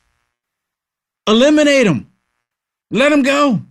I guarantee every last one of them are going to kick and scream, say, what are you talking about? Oh, I'm not going anywhere. Show me one. Show me one. The only ones that I will see doing that don't get any playtime. See, I guess they're hoping that they're going to get somebody like Kaepernick. And you saw what happened to Kaepernick after he realized that he did something that he shouldn't have done. He went down on his hands and knees begging, please take me back. They're not going to do it. And if they do it, it's, again, they don't have any playtime. They don't have any playtime. That's the only reason why they'll do it. We'll say, I don't have nothing to lose. The coach not put me in anyway, probably because you suck or you got a bad attitude. Might be a good player, but your attitude stink. Pull them off. Let them go. Get rid of them. You got to go.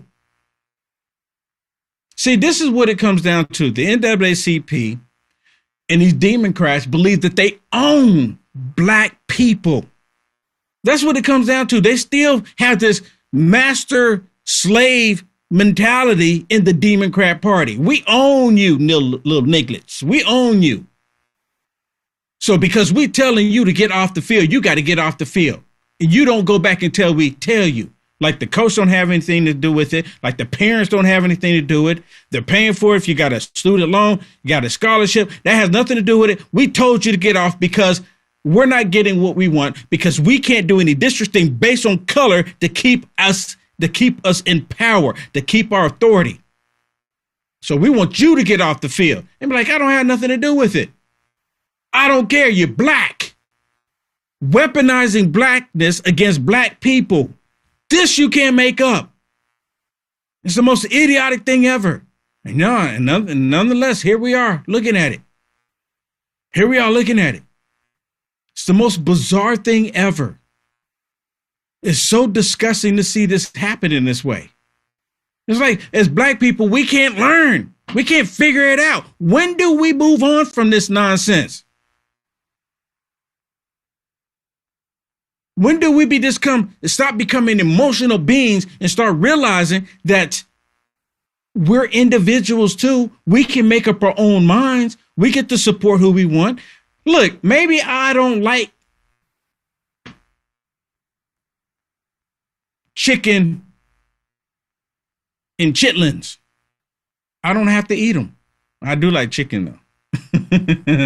I might go get some chicken after this. Now I'm thinking about it. I got some watermelon too. And I don't drink grape drinks, except for one. There is one I do like.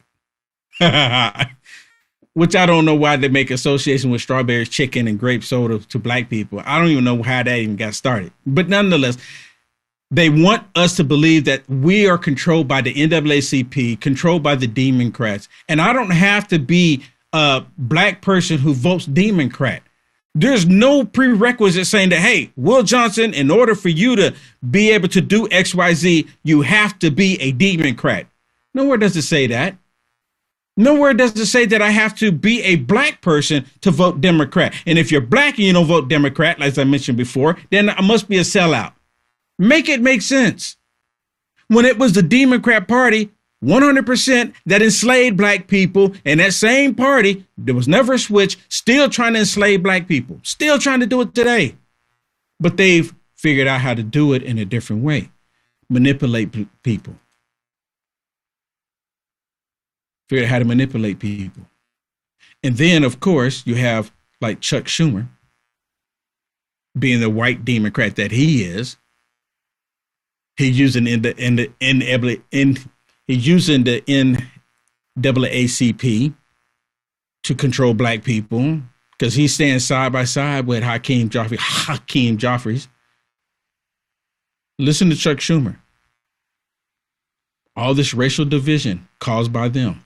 In Congress, Trump's MAGA majorities keep pushing the SAVE Act, which we know would disenfranchise tens of millions of voters.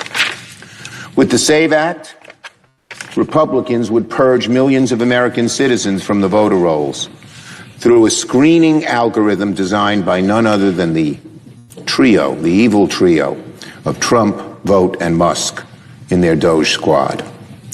And as I've been saying for months, I started saying this months ago, it's Jim Crow 2.0. There it is, Jim Crow 2.0. Who did Jim Crow 1.0? Oh, the Democrats. Who's doing Jim Crow 2.0? Oh, the Democrats. The Republicans are saying that we're not getting people to vote based on color. You vote based on what you believe. That's the difference. That's the difference. Hey, let me try something here.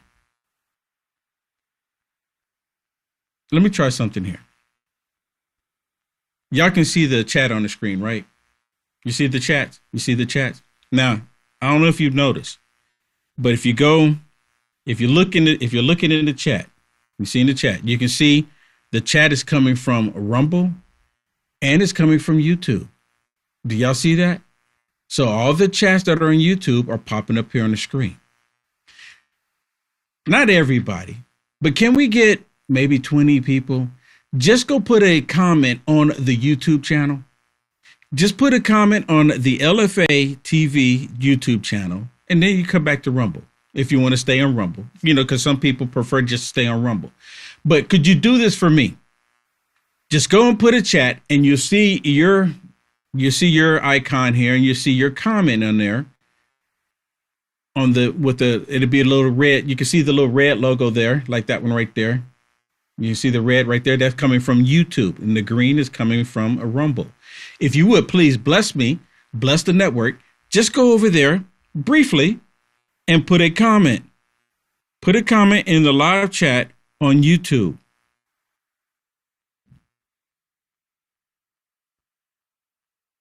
I don't care what you say. Freedom of speech. Just keep it, PG-13 at least. But put a comment and then come back over to Rumble if you want to stay on Rumble.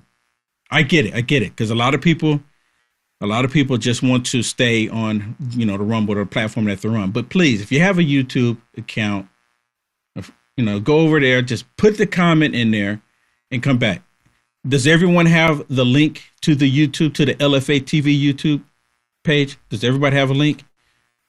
If you don't have the link, I will get you the link and I'll put it in the chat. I'll put it in the chat. Does everybody have the link? Because, okay, I'm going to get the link. All right. I'm getting the link for those that don't have it. Just to make it easier for you, I'm going to put it in the chat. Okay. I just put it in the Rumble chat. Okay. And actually, I'm going to do the vice versa. For everyone who's on the YouTube, I'm going to get the link from the Rumble. Let's see if YouTube allows me to do it, though, because sometimes they won't allow me to do it. Okay, I put it in there. I don't know if it's going to show up for you. All right. All right, cool. Look at that. That's beautiful. All right. So now when I can actually highlight, I don't know why I didn't think about doing this before. I can highlight the comments from YouTube as well, or Rumble, either one of them. So, and thank you. I see you. I see you've done it. Thank you so much. I really appreciate it. I really appreciate it. I really appreciate it. So now, whichever platform that you prefer, I'm going to have it on here every day when I come on, the YouTube and the Rumble, where you see them in the chat here. All right. All right. Let's get back to this. Let's get back to some of this, because I got so much more to share with you. Because these idiot liberals. Now, since we're talking about athletes and how Chuck Schumer and Hakeem Jeffries is actually calling on athletes to walk away from all of their hard work in their career and just for the Democrats that has nothing for them, not even looking out for their best interest. This is not looking out for their best interest. We want you to quit your career. We want you to quit everything that you worked hard for just so we can make a statement. No, and no. Well, of course, they bring this young man on here, the one that's on the far end over there, a black dude. He's an athlete. I've never seen him before. Not even sure what sport he played. But listen to what he says about this, calling on black athletes to just walk away from everything that they worked on. They're not calling on white athletes to walk away from all their hard work, just black athletes. Because black people, you're not going to amount to anything anyways. Just walk away from it. Just walk away, right? I mean, that's what I'm getting out of it. Listen. This issue, given your unique personal journey and having been an athlete in the SEC and now. Yeah, I think, first of all, we have to acknowledge the hypocrisy of these states that use black bodies as as economic engines on Saturdays, and on Sundays, they're taking away their votes of their meemaws, of their big mamas, of all their family members. So that part of it is real. And that part of it we cannot deny. I got to stop it real quick. But no one is losing their votes. No one has lost their votes. If you're black in America and you're an American citizen, you get the vote. That hasn't changed. Also, at the same time, I think it's really rough to speak out to these 18-year-olds and ask them to make these decisions. When I was 18, I was 17 actually, to make the decision. I had studied so hard and so long to figure out what it was for me to get to Tennessee, and then not only that, but the main pipeline to get to the NFL. So my main mission at that age was trying to get to the NFL. I think it's really difficult. These are real issues that need to be addressed, but I think it's difficult for me to push on these 18-year-olds, these 19-year-olds to get them to make a decision of this magnitude at such a young age. Who's going to do it? I mean, their parents would, I don't care how much their parents hate Trump. If they're black, if their parents care about their children, they're going to say, oh, no. You're not quitting.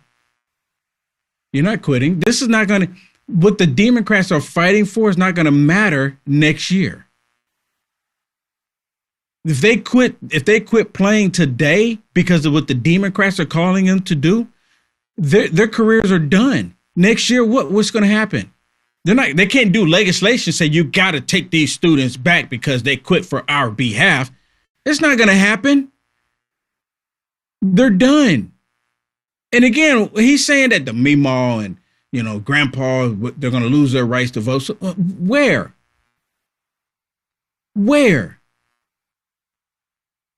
They're going to lose their rights to being on a football field, most definitely. We'll be right back.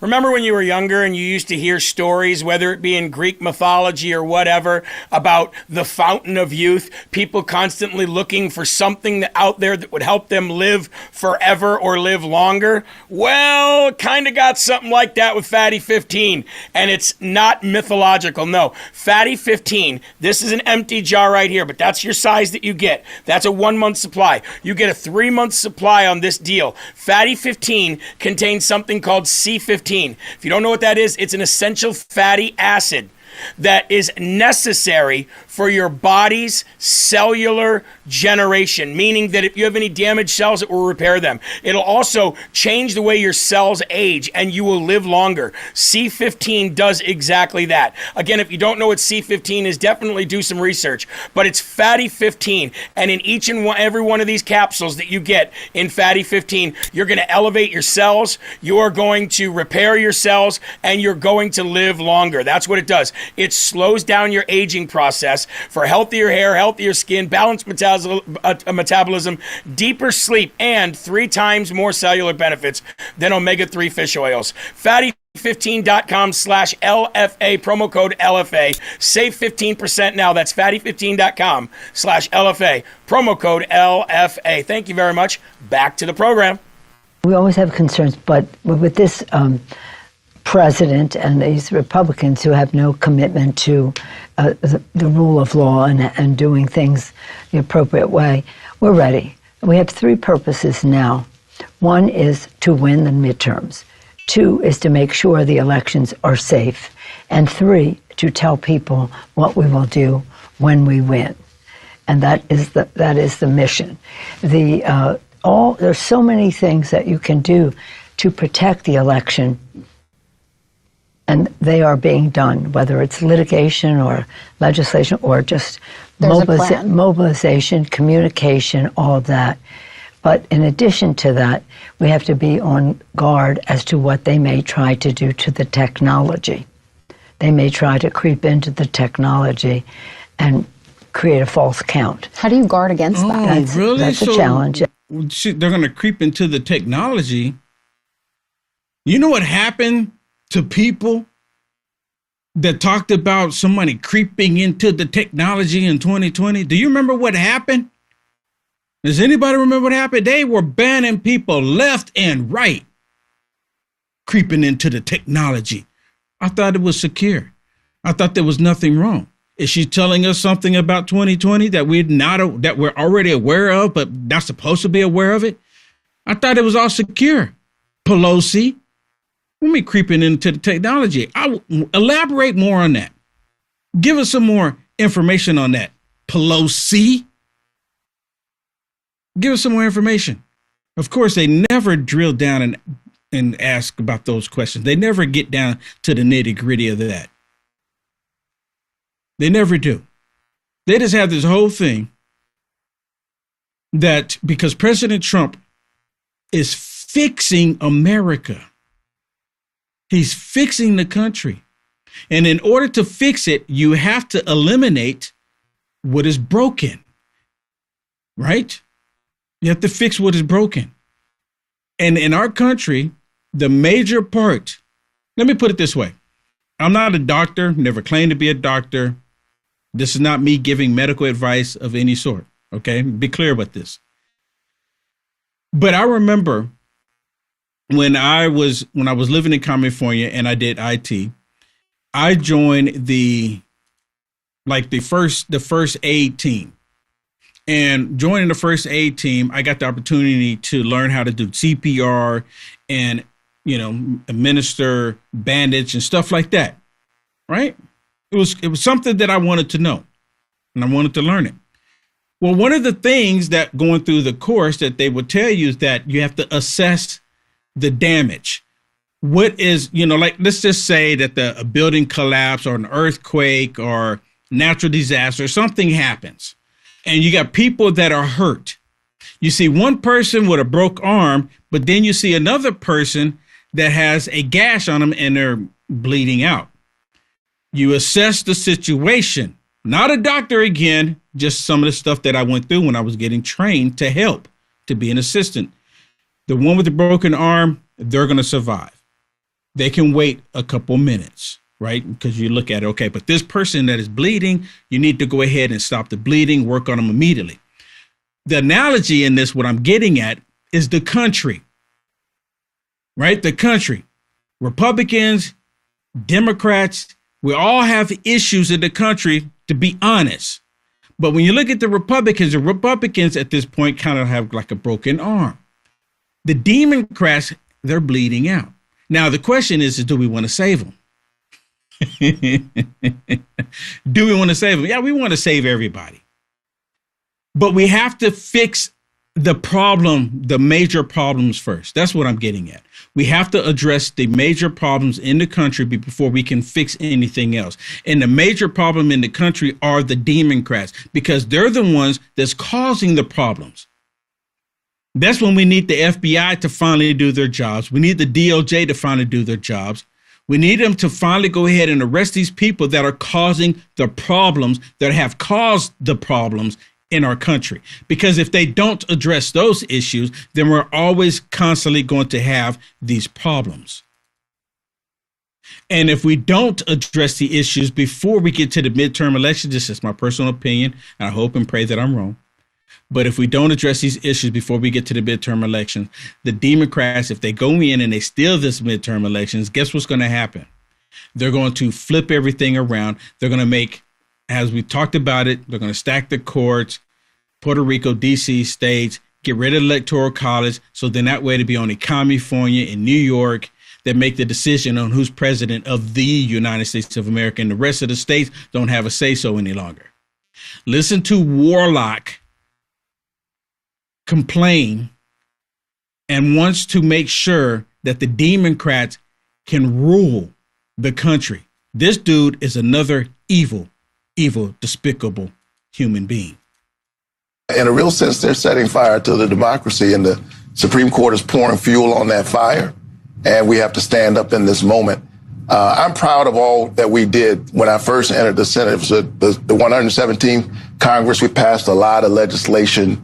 We cut child poverty by 40% for 6 months. We did infrastructure. We did, clean energy, the biggest clean energy bill in human history. Whole lot of good coming right out of the pandemic. I have to tell you, looking at what's happening to our democracy right now, it was a mistake. not to take voting rights first, to get John Lewis Voting Rights Advancement Act over the finish line. I'm proud of all that work we did. If I could, I'd trade all of that for the democracy, for the people's because voices. At the end of the day, if you can't vote, none of the policy matters. Yes, right. But it sounds like you're endorsing getting rid of the filibuster. I just want to, that's the point. Like, yeah, but hold on, I got to stop it again. I have to stop it. Did you hear what he just said? And I'm gonna go back to it just a couple seconds here, because I want to make sure y'all heard this. I want to make sure you heard this, because I've been asking this question. I mean, I'm asking you. Let me know in the comments. Because at the end of the day, if you can't vote, at the end of the day, if you can't vote, this is the year 2026. Who can't vote? I'll tell you, illegals. Illegals are the only ones that can't vote. Illegals cannot or should not participate in our election systems in the United States of America if you are illegally in the United States of America. But the Democrats, they're advocating and fighting for them. Let me remind you, the Democrats don't stand for Americans. They refuse to do that, but they'll stand for illegals. That's who they're fighting for. Who, as an American citizen, can't vote? Who? None of the policy matters. Yes, right. But it sounds like you're endorsing getting rid of the filibuster. I just want to, that's the point. Like, yeah, but you got to get the Senate to do that. Yeah, well, we had every Democrat on that bill, on the John Lewis Voting Rights Advancement bill. It passed the House. At the end of the day, it was literally 2 senators, neither of whom is no longer is in the Senate now. And I think the caucus is on board. If we are so fortunate that the people will put us back into power, we owe it to the people to give them their voice. That's basic. It's foundational, and no arcane Senate procedural rule should block people's ability to be heard in their democracy. I mean, dude.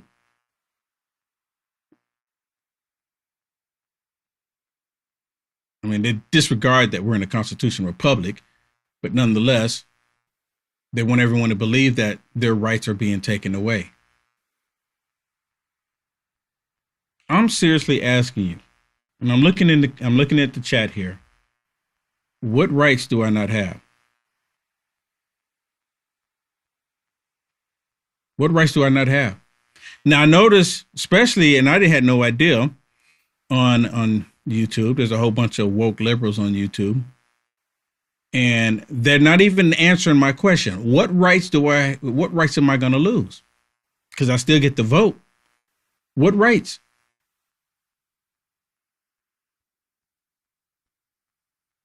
I'm looking at them. I'm looking at the chat. There's the chat right here. You see them too. Anybody? By all means, here's your opportunity, woke liberals, to tell me what rights Will Johnson, as a black man, not that my color matters, but as a black man, what rights am I going to lose? I want to know. The very fact that you're not saying what rights I'm going to lose answers it all. Will Johnson, you're not going to lose any rights. They're just saying that to fearmonger.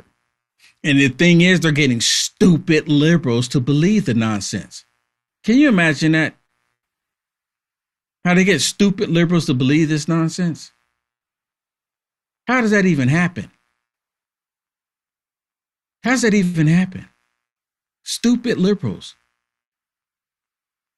It's because liberals don't have the capacity to think beyond what they're being told. I mean, if we're just gonna be honest about it. I mean, can we be honest about it? I mean, think about it. What else would it be? They can't think beyond what they're being told. And then if someone tells them something differently, they get all worked up and get angry about it because, no, that's not what I've been told. And that's not what I want to believe.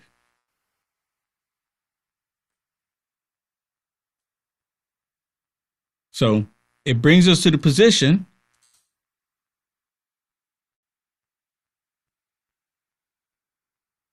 of black people never, ever wanting to advance. And I guess that's why they thought it was easy to tell black athletes just to go ahead and quit, because they expect black people never to advance anyways. Tell me where I'm wrong. Tell me where I'm wrong.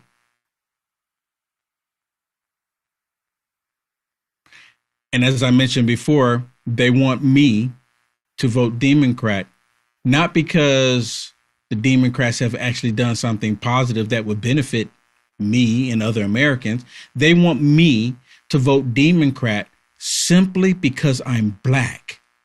And then they have the nerve, the audacity to say, oh, you're in a cult. You're in a cult. You're in the cult.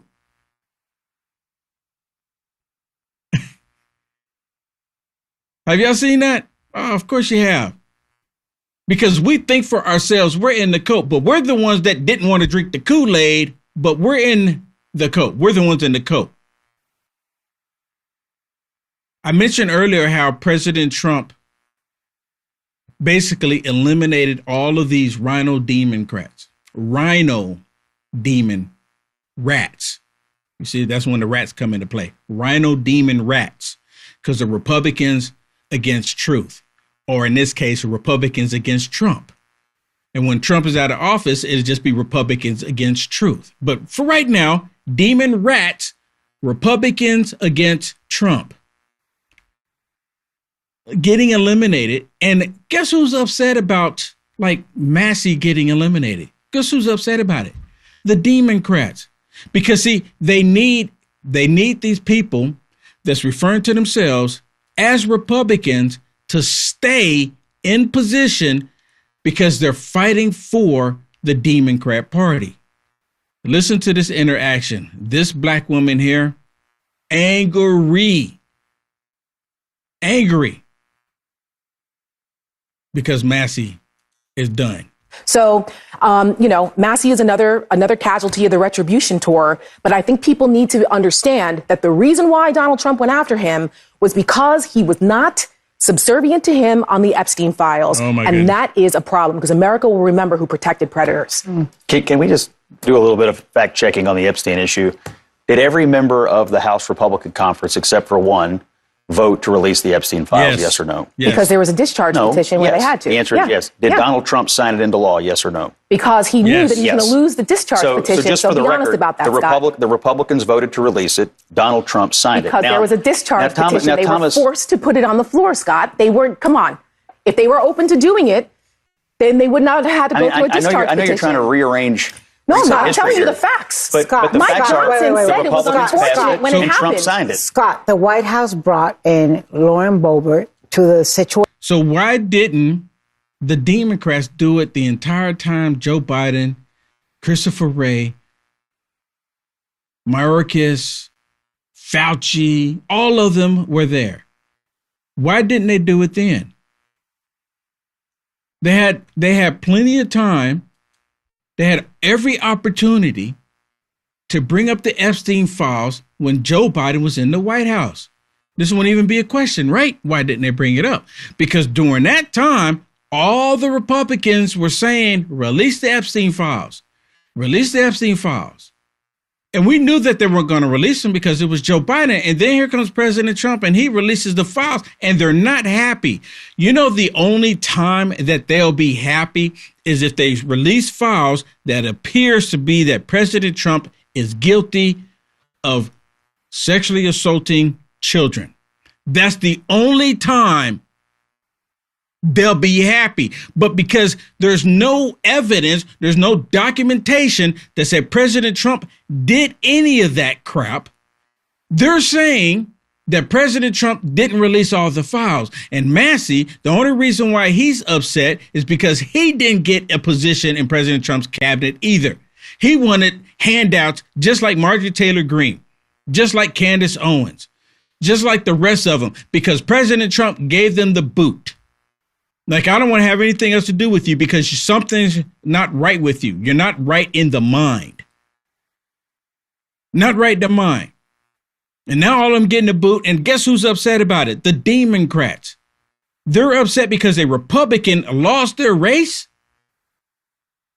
Come on. Come on. When the Democrats are upset because a Republican lost their race, it just simply means that that Republican, AKA demon rat, was never a Republican in the first place. Mitt Romney, prime example. Adam Kissinger, Liz Cheney, again, all of them. I mean, when Liz Cheney, and President Trump talked about it, Liz Cheney, when she started going on the campaign trail with Kamala Harris, that's when President Trump said Kamala Harris is done because she's grasping for straws. She's getting Liz Cheney of all people, and Liz Cheney's on the campaign with Kamala Harris. She's done. And sure enough, she was done.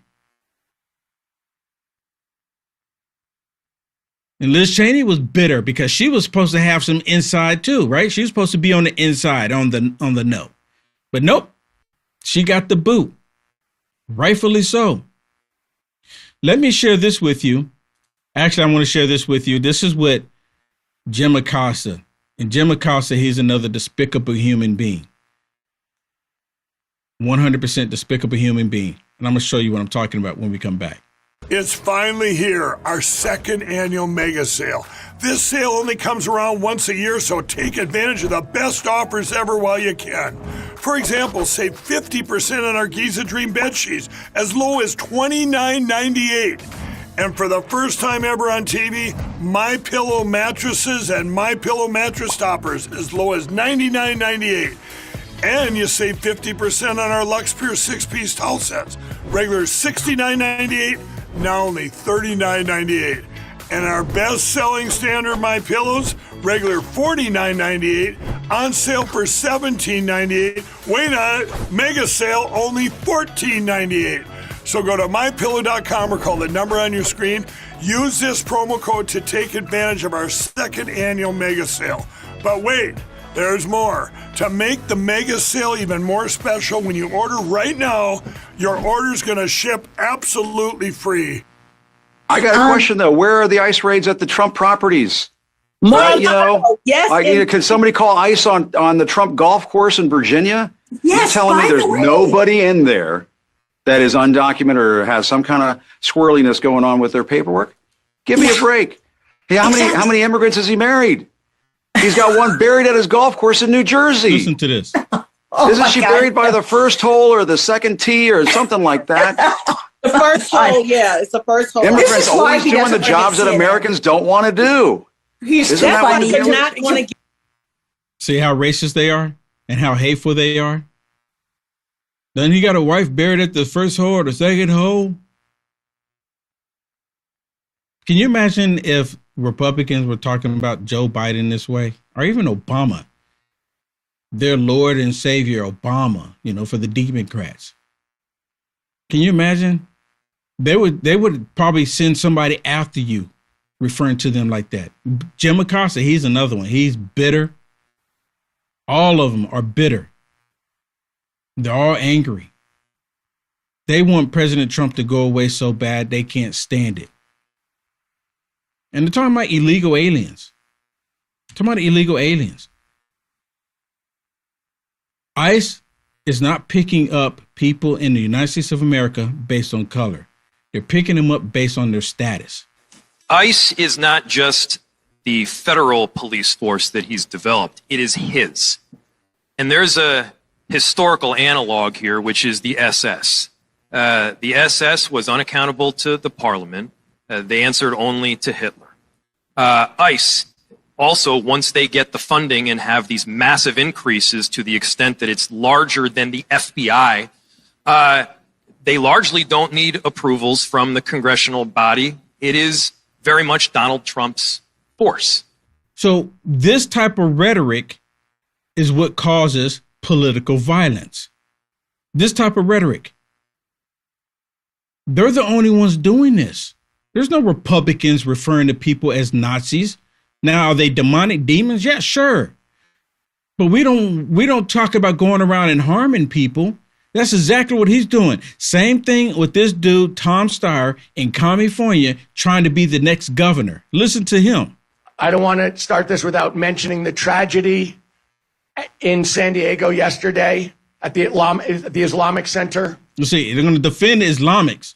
They're going to defend them. Listen. That is an example of hate in California. Oh, my goodness. Of violence.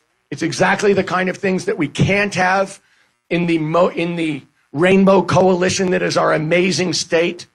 And I want to make sure everybody knows that I will make sure we protect the people of this state against hate and violence, whether it comes from a 17-year-old and a 19-year-old, whether it comes from the ICE agents who want to racially profile and harm Californians, or whether it comes from Donald Trump himself. Oh, you see that? More political, hateful rhetoric, political violence, advocating for it. And here's some of these Muslims that he's referring to. Listen to these Muslims here. What do you think they have to say? These are Muslims out of the UK talking about the United States of America. Respected elders, sisters, we have a weight on our shoulders which is very heavy. And that weight on our shoulders is the same weight that the Prophet ﷺ, because this task of changing the world order, it's mine and yours and everyone else around here, the young, the old, and you have been contributing to it. And let me tell you how. The first blow to America, because I want to focus on the US, and the first blow that was dealt to the US was when? It was Afghanistan. It was Afghanistan. They dealt such a blow to the US. Now we can actually step in. Now we can project our leadership. Now we can give the final blow to America. We, all of us in this room should be rubbing our hands together, because it's the time and opportunity to project Islam as an alternate world order. Yeah, but we are weak. We are that. No, we're nothing. We're not weak. Are you hearing this? Everything that stands in the way of this ummah of the Prophet ﷺ is not natural, is artificial. If we by default are defeated at this juncture where Allah subhanahu wa ta'ala has opened a window for us to present Islam as an alternate system to mankind, then we are defeating ourselves. These blessings, these opportunities given by Allah subhanahu wa ta'ala don't come every day. One was Afghanistan. Allah gave the Muslims an opportunity, and the Muslims took it. They took it, and they dented the credibility. Now is the time to put the final nails in the coffin of Western liberalism. Now is the time to do that. And it's interesting at the very end of that, he says Western liberalism, because the liberalism is evil and wicked. But the whole Islamic agenda is liberalism in itself. That's the reason why the idiot liberals in the United States of America get along so well with the Islamic State, because they have the same mentality. They have the same enemy, which is Christianity, which is the Western culture. This is them saying it. They want an Islamist world order. Pretty disgusting, is it not? So I'm 100% with Jeremy. These Islamists, they're the problem. Kevin Smith is coming up next, everyone. I'll see you tomorrow on the Culture Wars.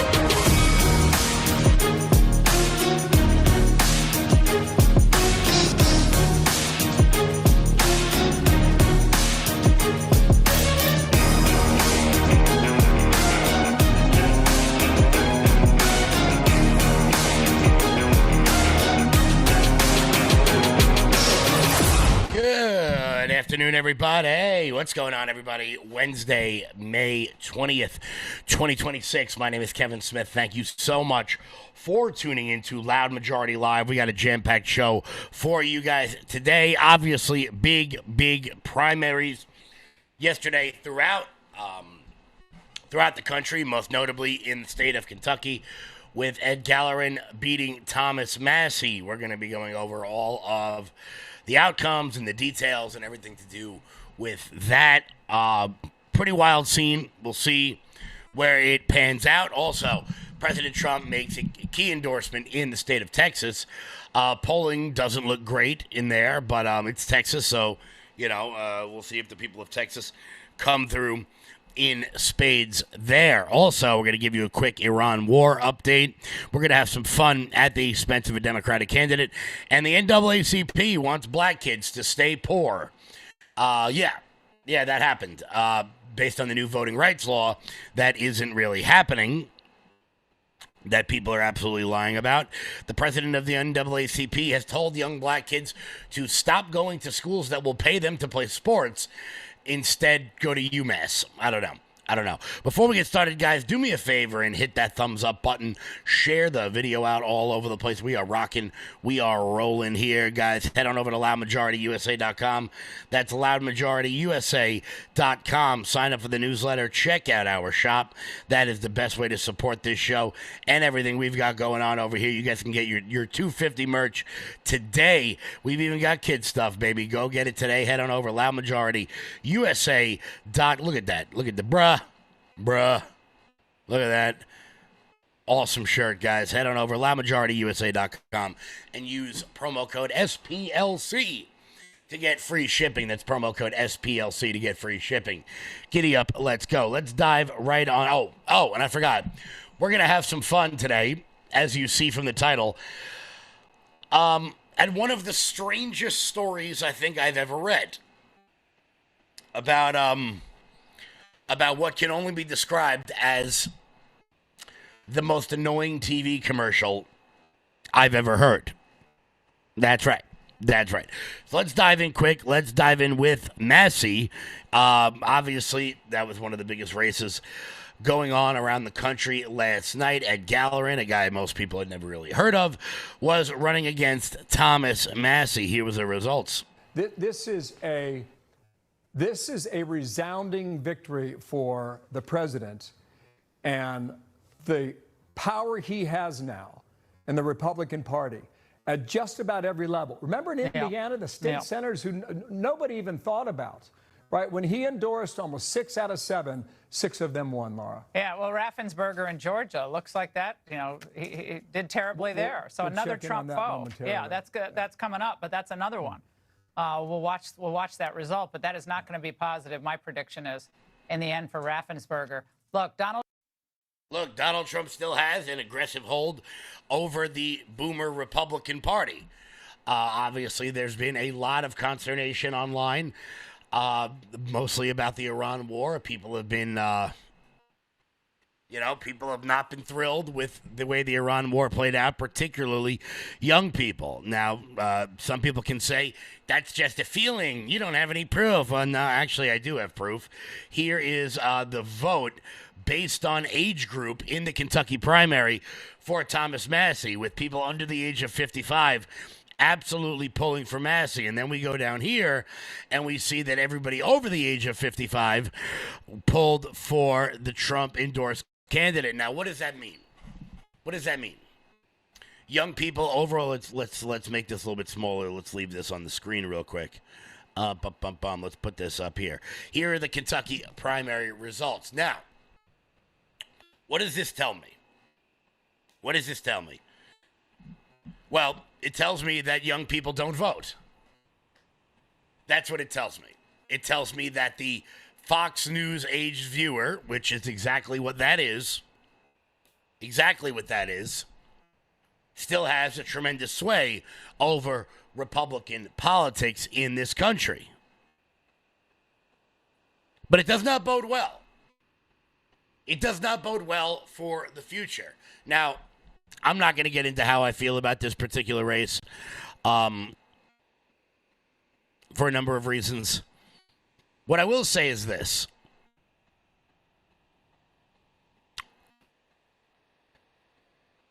There is no question. It's not a debate. So if you're one of these idiots that debate me, bro, it's not a debate. 2 + 2 = 4. There is no question that President Trump won in 2024 because of one voting demographic shift. It was young men. That is not a question. There is no well, let's talk about it. None. Young men voted Republican for the first time in American history for President Trump in 2024. That does not bode well for the midterm elections. It's easy to win a primary when you're the sitting president of the United States. That's easy to do. When you're pulling out your voter base, when you're pulling out the Fox News crowd, the people that still listen to talk radio. It's not hard to do. It is hard to get new voters. And it seems like, based on these polling numbers, from Interactive Polls, a pretty good source, Massie pulled with young people. This is troubling for the midterms because most young people are registered independents. And of course, independents did not vote in this primary. They don't vote in most primaries. They vote in general elections. It's just something I want you all to keep in mind. It's just something I want you guys to keep in mind when the midterms come around. I can already see the chat. That doesn't mean anything. No, I can add. So, doesn't mean I like Thomas Massie. It just means that numbers are what numbers are.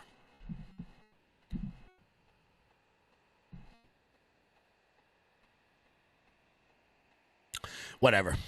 Moving on to the state of Georgia, where Trump foe Brad Raffensperger was absolutely destroyed last night in the gubernatorial primary in the state of Georgia, with Burt Jones taking the lead in that one. He will head to the runoff, Trump-endorsed candidate Burt Jones in that one. Also, Andy Barr, I'm sorry, back to Kentucky. I left this one out. Andy Barr, the Trump-endorsed candidate over Daniel Cameron, the former attorney general and real rising star in the Republican Party over the course of the last several years. He was soundly defeated. So Andy Barr will move on to the Senate primary. But shockingly, the biggest endorsement of last night, the biggest endorsement of yesterday, was that of Ken Paxton in the state of Texas. Obviously, Ken Paxton, he's the current attorney general, the far more MAGA candidate in the race. There was consternation in the Senate yesterday with this endorsement. People that every one of you probably hate, Susan Collins and Lisa Murkowski and John Thune and the rest of the Rhino establishment in the Senate, who refuses to do anything to better serve the American people, were very upset that President Trump came out and endorsed Ken Paxton over John Cornyn, which is wild because Ken Paxton, ironically enough, had offered to drop out of the race if John Cornyn would just back ending the filibuster and passing the SAVE Act. It is amazing how many things could be avoided if the people in the Senate just did the right thing instead of doing what best serves themselves. The incumbents. Yeah, look, I mean, the fact that somebody like Massie lost so overwhelmingly would suggest that Republicans are still very aligned with Trump's agenda. The reason that Cornyn is in this position, the reason Massie was in this position, is they weren't really aligned with the MAGA agenda. And so to your point earlier, too, of, is Trump going to face headwinds with his agenda now that people don't want to vote against him? The reason that Massie and Cornyn are in a tough spot in the first place is because they weren't voting with Trump's agenda. And that's what Republican voters want to be seeing. Cornyn voted with Trump. Cornyn, if he voted for the SAVE Act, Paxton in Texas said, I'm going to drop out. So I think we're seeing a surge in the base and people who are really motivated to enact Trump's agenda, where some of these older sort of centrist candidates, frankly, haven't followed through in that regard. Well, hold on, because we're going to talk about that just a minute. And look, I hate so much when people say these things when you heard Ana Navarro muttering it, but she's an idiot. He voted with Trump 90% of the time. Look, if you vote with Trump when the bill comes up and you are renaming a post office, I don't care. I care when you vote with Trump, when you vote against the MAGA agenda, the America First agenda, on things that matter. Thousands of bills go through the House every single day, and the majority are voted on party lines. As a matter of fact, most Democrats will vote with whatever goes through when it comes to renaming post offices or minor bills that have to do with like some bird in the middle of Kentucky that you've never heard of before. That is not impressive. It impresses me when you take a stand on the big pieces of legislation. That's what's key. So when Ana Navarro says you voted with Trump 80% of the time, it is complete and utter crap. Complete and utter crap. And as Lydia Moynihan pointed out, Ken Paxton offered to drop out of the race if John Cornyn had just backed passing the SAVE Act. But John Thune simply will not do it. He simply will not do it, despite the fact that there are numerous Republicans out there pushing him to do so. Is there any way possible to sort of create a longer-term visibility about where our economy is, about how much spending we're going to have, about our commitments out there? Because it feels like shenanigans more than anything else, and I just think all Americans are really getting tired of it. But we need to stop allowing the Democrats and the minority to run the Senate, to destroy this country. And that's why I reluctantly have called to end the filibuster. The Senate is broken. There's not much left the filibuster anyway. A lot of my Republican colleagues just refuse to vote to give Democrats the tool that they're going to take anyway. I mean, that's the reality of the situation. When they have the power, they'll end the filibuster.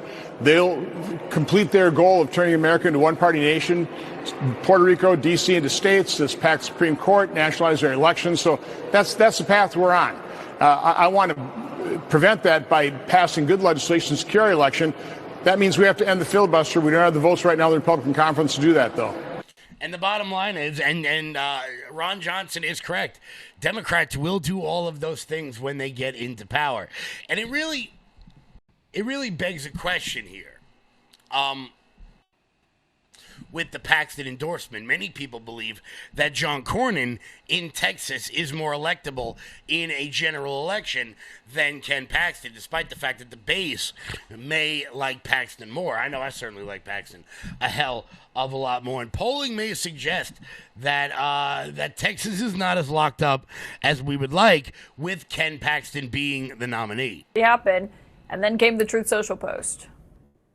Yeah, it really happened. It really happened. And I can't think of an endorsement in Republican politics that has ever been as important as Donald John Trump's endorsement. And you see it in Texas. You saw, obviously, in Kentucky earlier tonight. You saw it in Louisiana over the weekend. And you see it in the Texas polling as well. Because just take a look here. Impact of Trump's endorsement, Texas Senate, among Republicans.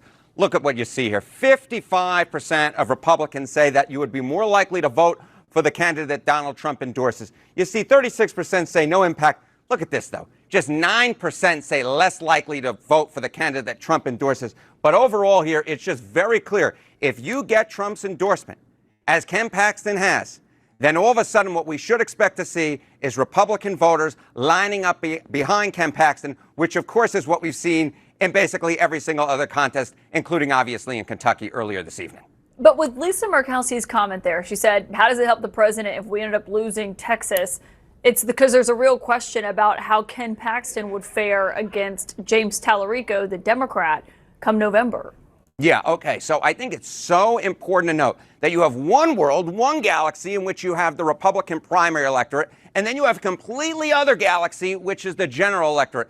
And the polling here really tells the story, right? Because even before the endorsement, what you essentially saw here was a very close race, but one in which Ken Paxton was actually favored to win in the runoff over John Cornyn, obviously the incumbent. Paxton was ahead 48% to 45%. Based upon slide number 1, of course, I expect that Paxton's lead is going to climb ever higher. So you see these numbers right here, but then look towards the general election because it is a completely different world. Because you can see it right here. Okay, choice for Texas Senate. You got Tallarico here at 44%.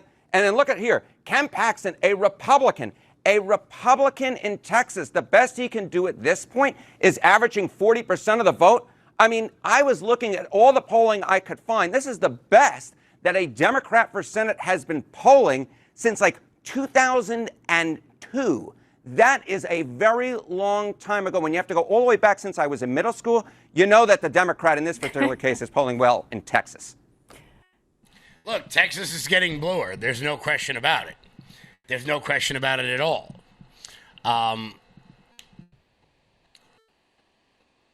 Would I rather would I rather Paxton over Cornyn? Yes.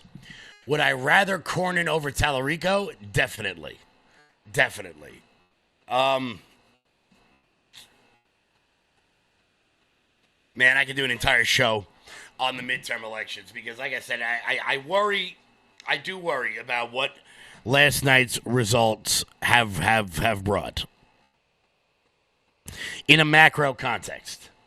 Not so much in a micro context, but let's be honest, nobody wants to hear that. Nobody wants to hear my realism, or some might say pessimism. So you know what? Let's make fun of Democratic candidates. Why not? Here was me on Chanel Rion's show last night making fun of Democrats. Democratic Michigan, congressional candidate Shelby Campbell roasted for posting an unhinged video. As you can see, apparently she's twerking. Let's listen and watch. This is what I do, because I am an ethical person. I'm classy. I'm a classy am I not?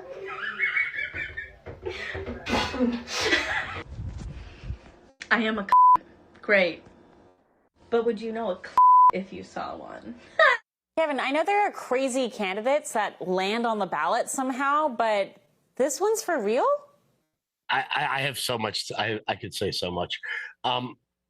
This is like the ultimate Gen Z thing where, you know, they just want attention no matter what.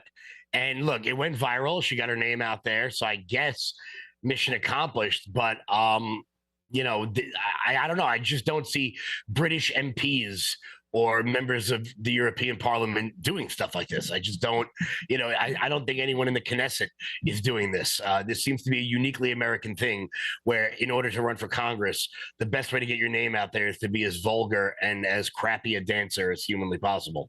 Because, you know, in addition to it being completely vile, it was also a terrible twerk. Like, let's just get as a terrible dancer myself, I just saw Michael. So, you know, maybe she should go see that and, you know, pick up some cues. But it was a terrible dance and it didn't look good at all. So mission unaccomplished, or I don't know, maybe mission accomplished. Yeah, so you got Democratic candidates out there twerking for votes. And the irony of the entire thing is, well, who she's running against. Because, well, this isn't going to shock you. Democrats have to choose between the flat-assed twerking girl and this guy. So, you know, Democrats are certainly doing very well also. So, you know, we shall see where it lands. Guys, in just a second, we are going to give you an Iran war update, and then we are going to talk about the most annoying commercial on television. One of the wildest, this is one of the wildest, I don't know, fraud, shenanigan type stories I've ever heard in my entire life. Before we get to that, here's Jeremy. Hey everybody, if you're not familiar with, then let me introduce to you Armor Colostrum. Now, I didn't know what colostrum was up until a few years ago. I'd never even really heard of it. And then my wife turned me on to Armor Colostrum. And what colostrum does is it helps regrow your hair. Not gonna lie, that's the reason that I started looking into it. But then I started noticing some other things that I could benefit from. I used to get acid reflux very badly. I used to bloat very badly. It felt like I was 10 or 15 pounds heavier than I was until I made Armor Colostrum a part of my everyday schedule. And now things have changed so very much. Let me introduce to you what Armor Colostrum actually does and what it looks like. In a study measuring immune cell response to toxin, Armor Colostrum performed 32% stronger and faster than other colostrum companies. 400 plus bionutrients activated in your life, in your body, to help regrow hair, strengthen your gut health, regrow your nails, toenails, and fingernails healthy, get rid of fungus, stop bloating, and more. And now you can get yours right now for up to $18 off each and every purchase at tryarmor.com. Promo code LFATV. Click the apply button once you've entered the code and watch your discount fall off. That is tryarmor.com/LFATV. Order now. So let's, guys, head on over to tryarmor.com and use promo code LFATV. That is tryarmor.com and use promo code LFATV. So let's check in on what's going on with Iran. Obviously, we saw President Trump yesterday talk about how he was hours away from restarting the war that I still don't know why we're fighting. I thought we obliterated their nuclear program. Why are we still there? I'm not really sure what the hell's going on, but I guess we'll just play it day by day. Fox News alert: the president's been speaking with his national security team after calling off airstrikes at the last second. How close were you to striking Iran? I was an hour away. We were all set to go. You're talking about yesterday. Yes. We were going to be striking it would have been happening right now. Yeah, it was all done. The boats, the ships are all loaded. They're loaded to the brim. And we were all set to start. Our Gulf allies begged the president to give peace a chance, but 47 declared a new deadline, Memorial Day. I'm saying 2 or 3 days, maybe Friday, Saturday, Sunday, something, maybe early next week, a limited period of time. Because we can't let them have a nuclear weapon. If they had a nuclear weapon, they would start with Israel. They would blow it up, and they would blow it up fast. The president's ordered his team to be prepared to bomb at a moment's notice. So it could happen tonight, Friday, whenever. Generals say the Iranians are going to wage economic terrorism until we take our fingers off the trigger. Iran is attacking the Gulf states because they want that pressure put on the administration to stop the war. They got a ceasefire out of it, and now they're extending the ceasefire some 6 weeks, and they're absolutely convinced if they string this out closer to the midterms and oil prices continue to rise as a result of it, that the president may just wash his hands of the whole thing and declare victory. That's kind of what their objective is here. War is fundamentally about breaking will here, and they want to break our will. The Persians are squirrely. They've been doing this for decades. It's like negotiating with an octopus who has amnesia. They also are just a fractured country. So you have the leadership of the country, there's the supreme leader, and then there are a lot of officials below the supreme leader that has some influence in the negotiation. It's not sometimes totally clear what the negotiating position of the team is. And I don't know if that's sometimes bad communication, if that's bad faith. I wouldn't pretend to venture a guess there, but I will say with confidence, it's sometimes hard to figure out exactly what it is that the Iranians want to accomplish out of the negotiation. The Iranians love the ceasefire. If we bomb them again, it hurts them. If we cut a deal, kind of hurts them because they lose leverage and risk a revolution. Iran's frozen on a war footing, and it actually freezes the regime in power. CENTCOM Commander Admiral Brad Cooper was on the Hill today, and he says they've been using the ceasefire to go on a killing spree. We saw them kill tens of thousands of their own people, and since the ceasefire, we've seen them hang dozens of people. Gotcha. Just yesterday, you saw the chief of police proudly announce that they arrested 6,500 Iranians for no reason. Trump has to change the status quo. Iran's wounded, they're cornered, but they haven't surrendered. Meanwhile, costs are going up, and Iran's using the ceasefire to flex on CNN.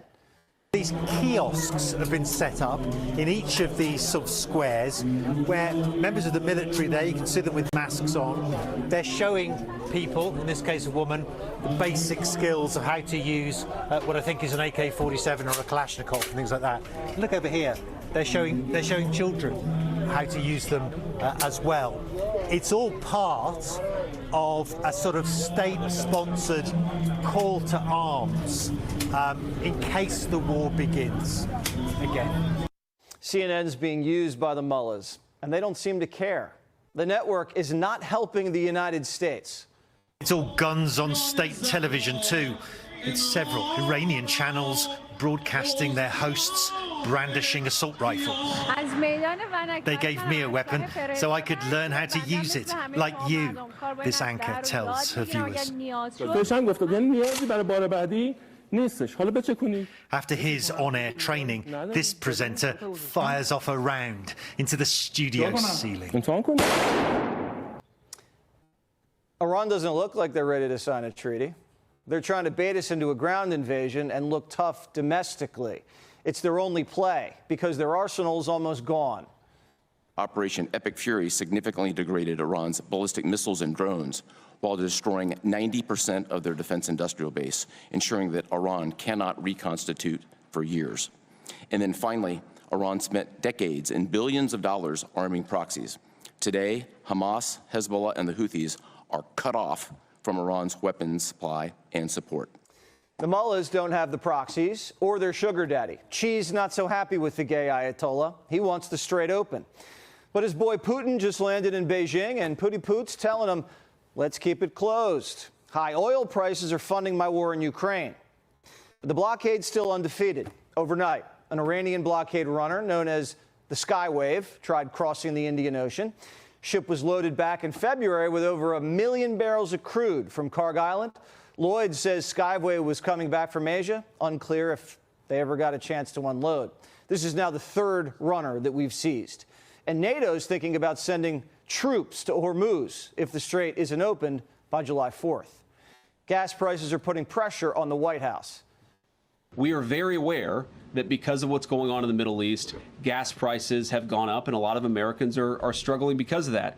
Our view is that it is a temporary increase. We're taking a number of steps to try to push back against it and try to ensure that Americans are paying as little at the pump as possible. But I feel quite confident after we've taken care of business in the Middle East, those prices are going to come down. How much pain can we tolerate? Trump said it had to be done and should have been done by Sleepy or Hussein. If I left today, it would take them 25 years to rebuild.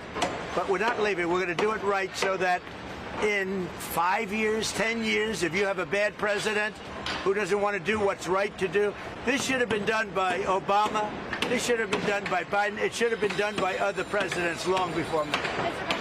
And everybody agrees to that. The president wants this to end with the Iranians crying uncle, but the Democrats say we should be the ones crying. What's the plan now to actually win this war? Because it feels like we're losing. It doesn't seem to be going well. And I would like to know how many more Americans we have to ask to die for this mistake. Do you know? I think it's an entirely inappropriate statement from you, sir. The president's giving diplomacy time. A lot of people feel like it's been too much time. Either way, the White House is committed to seeing this done. I think a lot of Americans, especially in my generation, who are worried about forever endless conflicts, we have to remember, I think you said 11 weeks, a big chunk of that has been a ceasefire. This is not a forever war. We're going to take care of business and come home. That's what the president's promised, and that's exactly what he's going to deliver. So there's your Iran war update, the war that doesn't seem to be coming to an end anytime soon as gas prices hit $4.56. Nationally, J.D. Vance says gas will come down soon. I certainly hope so, because if gas doesn't come down soon, our lead in the House of Representatives certainly will. In just a second, we're going to talk about a wild story. This is a fun one. It's fun, but it's not. It really gets to the heart of, like, the issue with nonprofits in this country. We talk about reforming the nonprofit system in this country, mostly in a political context on this show, but I think that there's a much broader problem with nonprofits and the sort of shenanigans that go on with that. before we make sure you guys stay tuned for that one because that's actually really funny. It's actually it's a really funny story. But while all this is going on, there are still a lot of great things that are happening with the administration and the stuff that they are doing in the middle of it. Here was Lydia Moynihan. Well, what we haven't discussed at all tonight in the last 24 hours, for instance, is the fact that Trump unveiled a new prescription program. 600 medications are now generic and cheaper for Americans. He's partnering with Mark Cuban. He's making medication more affordable. I know that's one criticism, but that's something that he did. Hasn't gotten a lot of coverage. Also in the last day, because Trump's talking about his ballroom. Let me talk. Can I speak? Thank you. J.D. Vance talked about how he has found billions in fraud in Medicare and Medicaid that they are clawing back. That's savings for the taxpayer. Yeah. And I'd like to note with the ballroom, guess what? Trump can do more than one thing at the same time. And this isn't like he's funneling the money to Mar-a-Lago to build the ballroom. This is something that future presidents will be able to have, be able to use, and be able to entertain world leaders at. It's significant and symbolic. But again, this is a man who can do a lot of things at the same time. He can lower the cost of prescription drugs. He can claw back money from fraud, and he can build a ballroom. Yeah, he can steal. Yeah, I don't know who that woman is there who like thinks it's okay to laugh at people on television. I got to get on that show. I have to get on that damn show. But speaking of fraud, there was a wild fraud scheme that went on with people who have access to government credit cards. This is pretty wild. Check this out. The fraud files are back. Primetime's hunting down corruption, waste, and abuse. In Illinois, a mom rented a helicopter for her daughter's prom night. But the mom, Quintina Brown, works for the Parks Department and is accused of using tax dollars to book the chopper. An invoice shows she charged $800 to a government credit card. Quintina says there was no misuse of funds at all. She just wanted to give her kid an unforgettable experience. Police shut down the prom photo shoot. They say it landed in the park without a permit. One of Biden's special little projects is also getting shut down. Biden wanted to give sex toys to female vets. The VA said it was for patient recovery. The vibrators went for $360 a pop. Sorry, ladies, you are now on your own. Women were also getting busy in California. The DOJ charged Anika Armstrong with a felony for paying homeless people to register to vote in California. She allegedly went down to Skid Row, paid them just a couple bucks, and used her former address on the paperwork. Every time Democrats say something's impossible, it happens. And I don't think they were voting for Spencer Pratt. All roads lead back to the fraud capital, though, Minnesota, where the alleged mastermind behind the Somali fraud ring just fingered Ilhan Omar. She thinks Omar knew they were stealing millions, and in a jailhouse interview with the Post, she said, quote, "I struggle to believe that she wouldn't have known."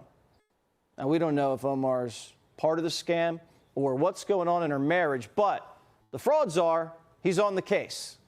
I don't want to prejudge an investigation. I mean, you read the things about Ilhan Omar and about, who she married and whether she didn't marry this person or that person. It certainly seems like something fishy is there, but everybody's entitled to equal justice under the laws. So we're going to investigate it. We're going to take a look at it. If we think that there's a crime, we're going to prosecute that crime. And that's something the Department of Justice is looking at right now. It's not just Omar. Tonight, Nancy Pelosi might be sweating. I am a big fan of banning members of Congress from trading stocks. So is the President of the United States. All of us believe that nobody should be taking proprietary information gained from public service and buying and selling stocks. We want to ban that process. And I think the way to lead by example is banning that process, banning that approach, and making it illegal, which is exactly what the president has proposed doing. So it's pretty wild that government officials are renting helicopters for their daughter's prom. Also, I don't know if it dawned on anybody while Jesse was reading that report that I found to be pretty odd, that apparently it only costs $800 to rent a helicopter.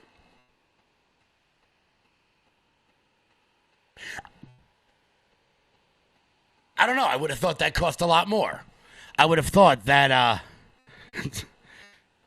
I mean, I don't know. You'd think a helicopter rental for the day is more than $800. Like, I probably would have done it at some point by now, casual reasons. I mean, why the hell not?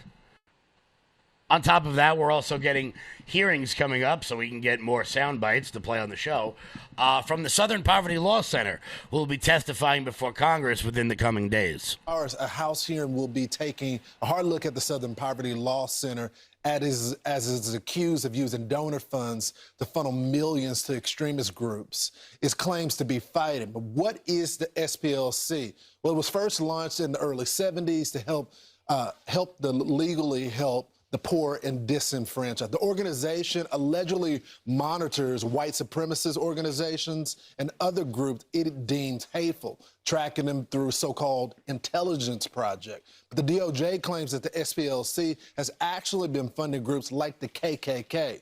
Meanwhile, some of the organizations labeled as hate groups, including the conservative group and Christian groups like Mom for Liberty and the Alliance for Defending Freedom. And the recent data, though, is showing that the Southern Poverty Law Center has received more than $730 million in endowments. All right, so let's break it all down. Fox News contributor and George Washington University law professor Jonathan Turley joins us now. So we're going to be getting some hearings coming up in the House of Representatives, which, look, at the very least, for someone like me, that ought to be a lot of fun. Also, over the course of the last several days, we've had numerous congressional hearings where we showed you Kash Patel. We've been showing you the Lee Zeldin ones because those just, Lee is just great.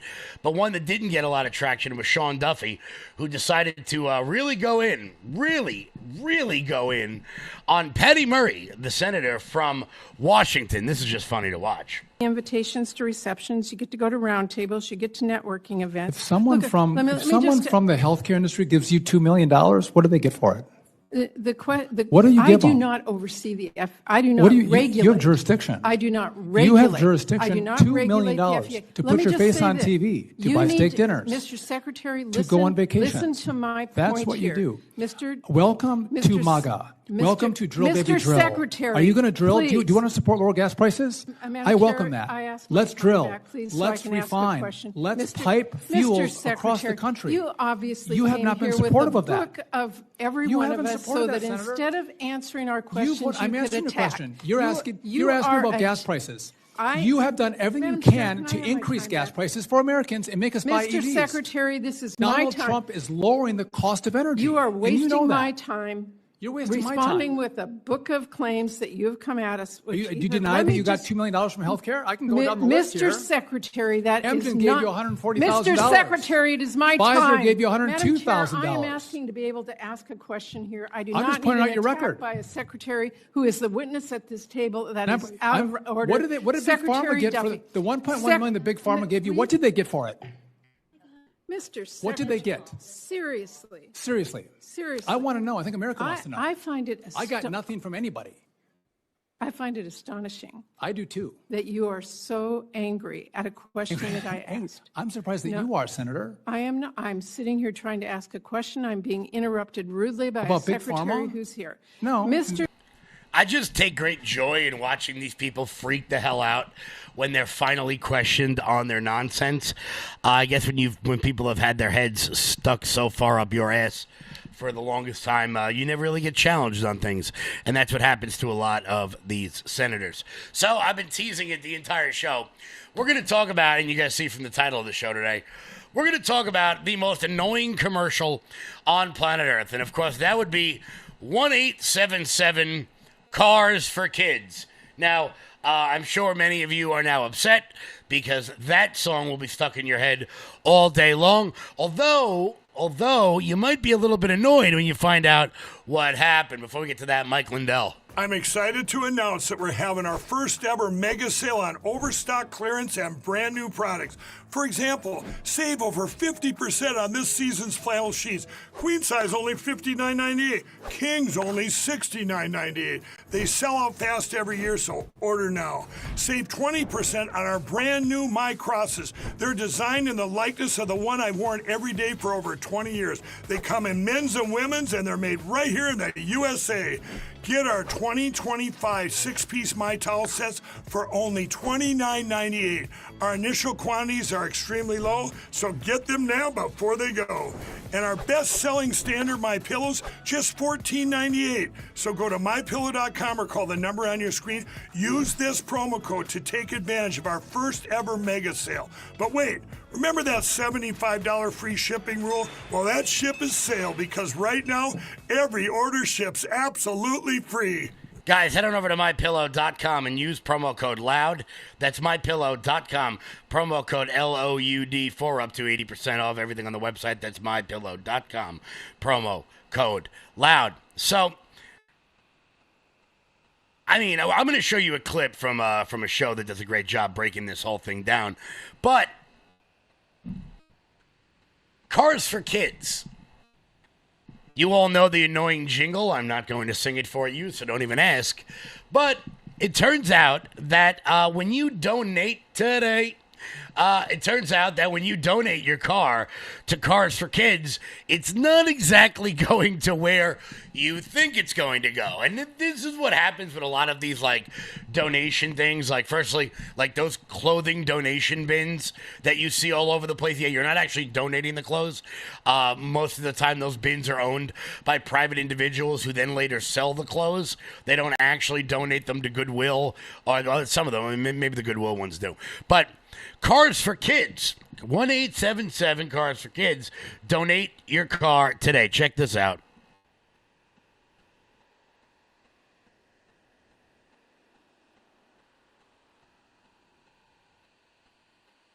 We talked a lot about fraud earlier in our show, and it's a very interesting case out of the state of California with a jingle that many of you might remember. 1-877 Cars for Kids, stuck in the brains of a lot of us. I think they called it an earworm. But this new court case in California exposes something truly shocking. Let's go ahead and put it up here on the screen. A court has now banned these Cars for Kids ads in the state of California.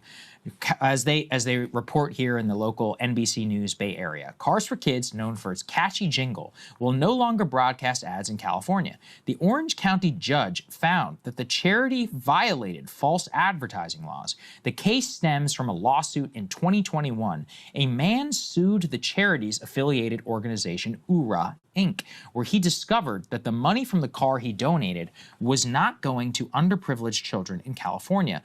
Instead, the money landed with an Orthodox Jewish group in New York and New Jersey that sends teenagers on gap year trips to Israel with their families. Cars for Kids ads will be banned in California until there is an audible disclosure on the charity's religious affiliation, the region of where the money goes, and a more accurate age range of the recipients. Now, to be clear here, Cars for Kids is denying that they weren't open about this. Let's put E5 up here on the screen. They say that the California court order to pull its ads is deeply flawed and claims that their religious affiliation was clear.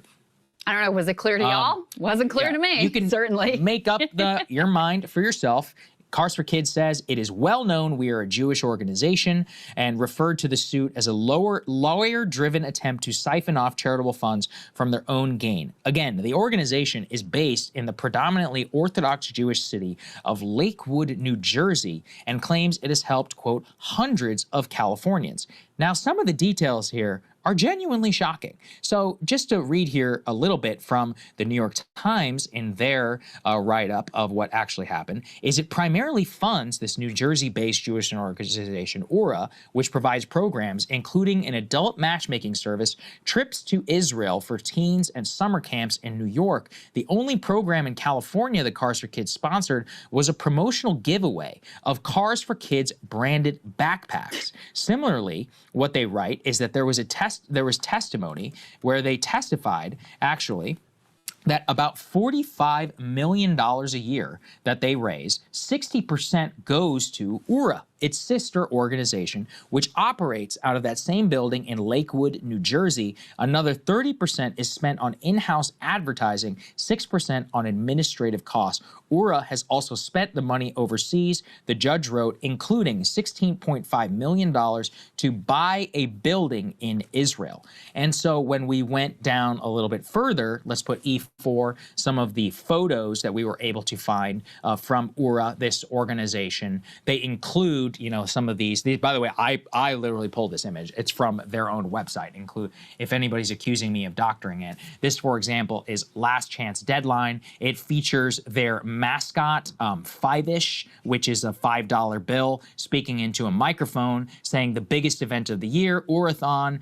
They have several images that they show of this mascot, in some cases with Orthodox Jewish children, which are around it. So it is, I mean, look, it's shocking to me because of the ubiquity of the jingle, of the 1-877. Everybody knows that. And this gets to what we were talking about earlier with fraud. Just the other day, I told a story in our AMA.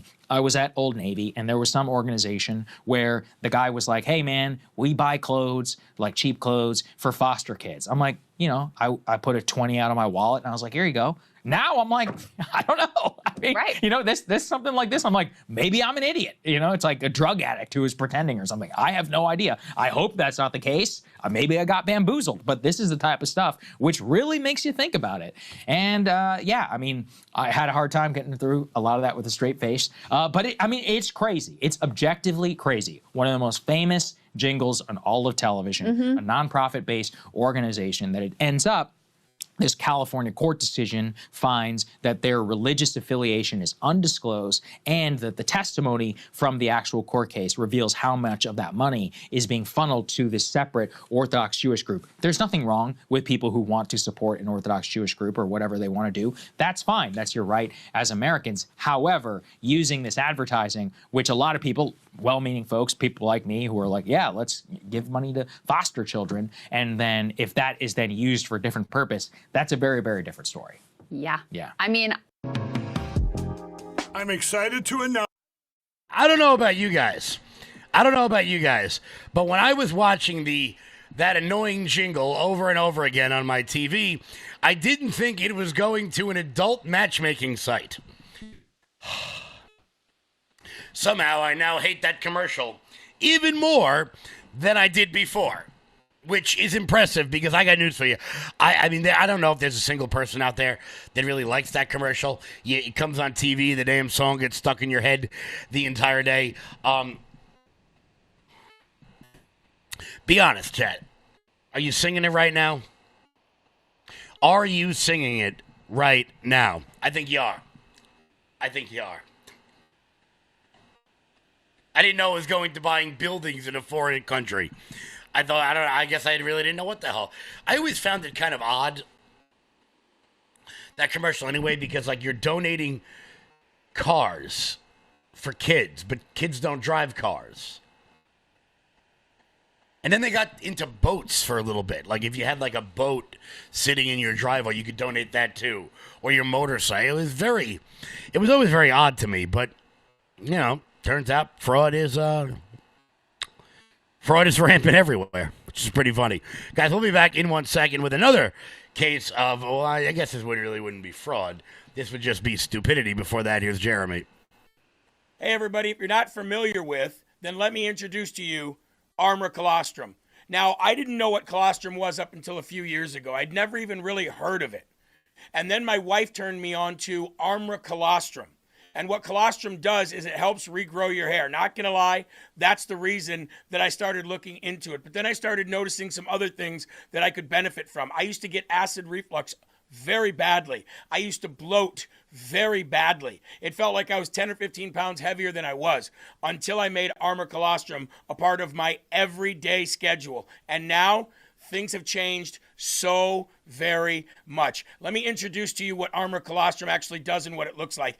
In a study measuring immune cell response to toxin, Armor Colostrum performed 32% stronger and faster than other colostrum companies. 400 plus bionutrients activated in your life, in your body, to help regrow hair, strengthen your gut health, regrow your nails, toenails, and fingernails healthy, get rid of fungus, stop bloating, and more. And now you can get yours right now for up to $18 off each and every purchase at tryarmor.com. Promo code LFATV. Click the apply button once you've entered the code and watch your discount fall off. That is tryarmor.com/LFATV. Order now. So, in one of the biggest self-owns I think I've ever seen in my entire life, the NAACP no longer supports black athletes. What, Kev? What? Yeah. It turns out the NAACP is now telling young black athletes to stop going to schools in the South because of the overturning of parts of the Voting Rights Act, where you can't racially segregate, where you can't racially gerrymander districts. We're going to show you the clip, and then I'll tell you why this matters. In this moment when... this is the president of the NAACP. In this moment when black representation is under attack, it is important for the CBC to keep in their tradition of being the moral of the Congress, but the moral of conscience of this country. No representation, no revenue, no one black should be on a playing field of institutions that's living off of our labor, and yet in states that are seeking to reinstitute a sharecropping reality. It is not the responsibility of black America to hold individuals who should know better accountable for doing better. As soon as the United States Congress stand united to ensure our Constitution represent all of us, we will be a better nation as a result. NAACP this morning, in solidarity with the CBC, we are calling on athletes who are coming out of high school not to attend any state-funded schools of states that have moved to minimize our right to vote, to minimize our ability to elect candidates of our choice, and states that are seeking to create a sharecropping reality. Whether that state be Missouri or Mississippi, whether that state is South Carolina, Georgia, Alabama, Louisiana, Texas, or Florida. 55% of all African Americans live in the former Confederate South. But the 55% of us who live in the former Confederate South, we will not tolerate a Confederate mentality on our labor, on our ability to contribute, and our ability to be to have representation. Now, of course, we've gone over numerous times on this show how, in fact, none of that is happening.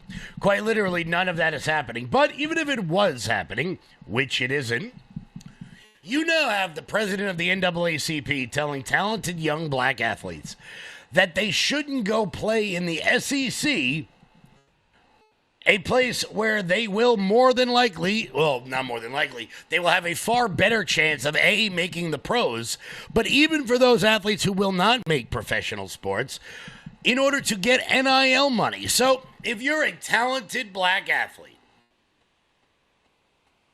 the president of the NAACP, here we go, let's play a little game. Let's play a little game here. Average NIL deal, college football players by team. Here you go. Let's pull this up a little bit. So, oh no.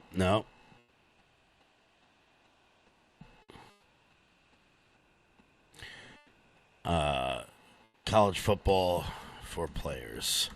Let's just look up what the average is, okay? Inside the NFL markets, this is from CBS Sports. A quarterback going to a school like Alabama, can make anywhere between $500,000 and $800,000 if they are starting at one of the Power 4 schools. So instead of that, instead of taking in that kind of, a running back can make 200 to 300, a wide receiver can make 75,000 to 300,000, an offensive lineman can make 350. It ranges based on your position, but they would rather young black athletes miss out on that opportunity and go play at the University of Massachusetts, where they probably will not get drafted, where they probably will never be seen on television, where they could lose out on up to $500,000, all because of a law that got changed that did not affect them in the way the president of the NAACP is pretending it is. Well done, everybody. Well done. Wild stuff. Guys, make sure you keep it locked in here all day long for all of the updates. I'll catch you guys back live tomorrow. Until then, everybody, stay loud.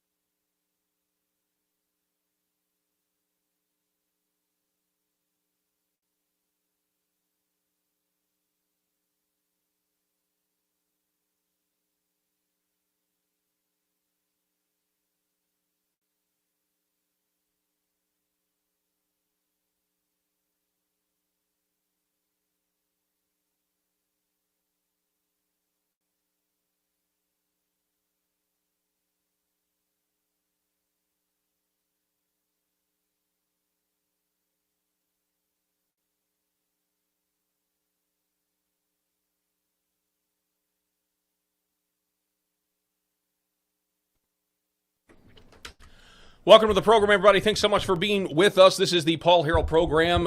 Pretty interesting night last night, predictable night, depending on which polls you follow. Or I guess really all the polls. A loyalty test is how I'm dubbing this. I think many people are.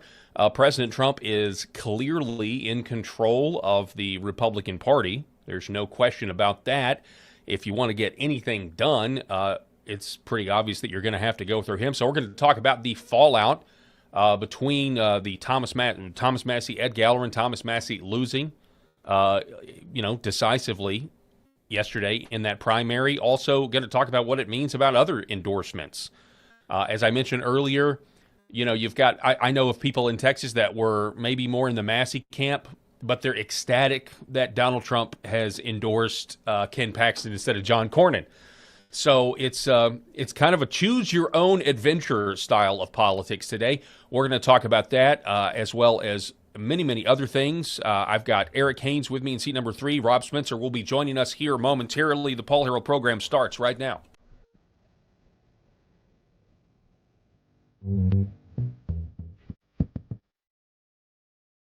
The Paul Herrell program.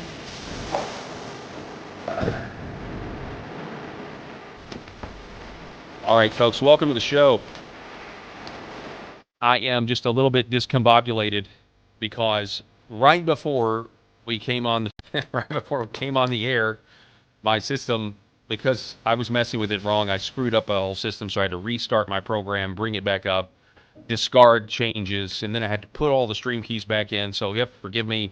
Those of you watching on LFA TV, really everywhere else, that's why we were a little bit tardy starting the stream, so I apologize for that. Hopefully it won't happen again. I don't need to be tweaking my settings for things that are not necessary right before we go on the air. So anyway, broadcasting live from the state of Arkansas, and as always, I've got, in seat number 3, you got Eric Haynes with us. Eric, good to have you back, sir. So great to be part of the conversation, Paul. So we've got Rob Spencer is going to be in momentarily. He is rushing to get here. He's going to be ducking in here any moment to cover the news and events of the day. So not a surprising result, really, at least if you were following the polls, with Thomas Massie getting beaten by Ed Gallerin. Everybody's going to continue to dissect the financials of all of this, how much money came from within the Massie's district that went to Gallerin versus outside. I've seen people dissect those numbers, but the bottom line is this: President Trump. This was personal for President Trump. This was personal. He does not like Thomas Massie, wanted him to support the agenda, and he wanted to make Thomas Massie pay for that, and that's exactly what happened. Thomas Massie will no longer be the congressman come January from from Kentucky's 4th district. So this is where we're at. And Eric, what are your thoughts on this? I liked what you said about this being predictable because having Trump's support is just it's part of it. It's baked into the cake at this point. And Thomas Massie, however noble he wanted to sound in his responses and in his rationale for voting the way that he did, it was not received well by the party. And at the end of the day, when push came to shove and they needed him for votes and for things to help the Trump mandate and the MAGA agenda, Thomas Massie was on the outside of that, claiming to be just putting in these votes because I'm not representing Trump, I'm representing the people of my district. But it's like, dude, the people of your district voted 76% to elect President Trump over Kamala Harris. Like, don't think that because you've been in office for 14 years or so, that means that Trump's agenda is less important than what you think about being a fiscal hawk. I have a lot of things to say about it. I'm seeing all this stuff about this being basically just a big win for Israel, and I reject that wholeheartedly. We can talk about that more. You don't think so? I mean, they specifically, the Israel lobby specifically went after him because he voted against. What I mean about this being it's only a victory for Israel. Okay. Yeah. Israel's influence on this election, this does not need to be just that's the only people that win in this outcome is Israel. Yeah. But they certainly... No, Mike Johnson wins. America wins in a lot of cases for things that he voted against that now we don't have to worry about that. We don't have to worry about him being such an outsider. Well, we've got a few takes here on that. We're going to get to that as well because there was we'll get to that tweet. There was an Israeli publication, Haaretz, I think. I don't know if I'm pronouncing that right or not. That was like, hey, this is a must win or this is an important win. I mean, so even Israeli media was focused on this being kind of a bellwether over that issue of Israel support. And we're going to talk about that and what the younger generation thinks of that. Brandon Straka has an interesting take on that, and we'll see where it'll be interesting to see where the party is 10 years from now versus where it is now. Just from what you're seeing. And a lot of people are going to say, look, X isn't real life, the internet's, and that is, I mean, in a lot of cases, it is a bubble, but it is also, it tends to predict like what is considered fringe online. I think this is true for so many issues. What's considered fringe online now won't be 10 years from now, but we'll see. Here is the New York Post's coverage of what happened, not just in Kentucky, but all of across the primaries across the country last night. Headline: Victor Nava, 9 key takeaways from election night in Kentucky, Pennsylvania, Alabama, and Georgia. Real quick, just to bring you up to speed. Obviously, Trump takes out Massie in Kentucky. We're going to cover that here a little bit more here in a minute. Massie did hint that maybe he's not done yet. The audience wants him to run for president in 2028. I guess he could try if he wants to do that. We'll see. Not really sure if he would be the guy, but good luck. You were asking earlier about what about Thomas Massie represented, this.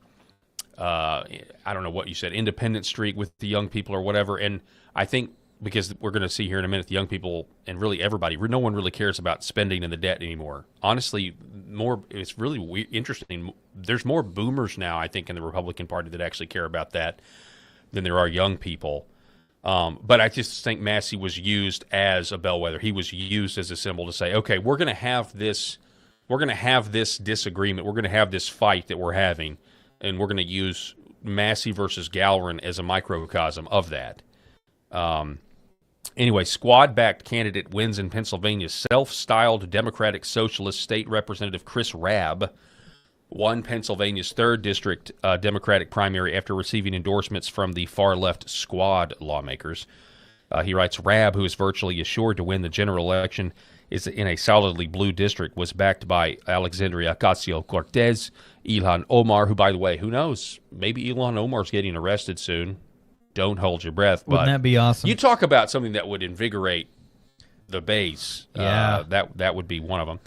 Then Georgia Republicans. So we talked about this towards the end of the show. Georgia State Secretary of State Brad Raffensperger and former Lieutenant Governor George Duncan, who were among the few Republicans to speak out against Trump's attempt to overturn his 2020 election loss in the Peach State, New York Post writes, received middling support from voters in their gubernatorial bids. Raffensperger obviously was in the news yesterday and the day before because it was revealed that the Secretary of State, Brad Raffensperger, has a bunker, an election bunker, and election officials aren't allowed in. A judge said, no, you have to let him in. And then I heard that even another judge at the last minute said, no, you can't.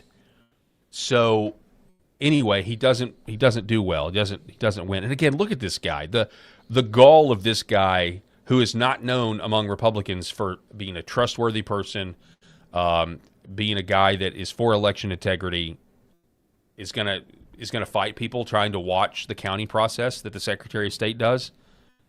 I mean, the arrogance here is palpable. Republicans will have to wait for their golden candidate to take down Senator John Ossoff. Representative Mike Collins, Republican in Georgia, and former college football coach Derek Dooley will head to a runoff election in the GO Senate primary in Georgia after neither candidate received 50% of the vote. Collins, at about 41%, was the top vote getter, while Dooley, who was endorsed by Governor Brian Kemp, received 30% of support. Interesting. Trump has not endorsed a candidate in that contest. Alabama governor's race is going to be a rematch of the 2020 Senate election in that state. You've got former Alabama Senator Doug Jones getting the Democrat nomination, and now Tommy Tuberville, who's retiring from the Senate, is running for governor of Alabama, and he's going to be on the ballot. Tuberville's already beaten Jones once in the 2020 Alabama Senate race, so that's going to be pretty interesting.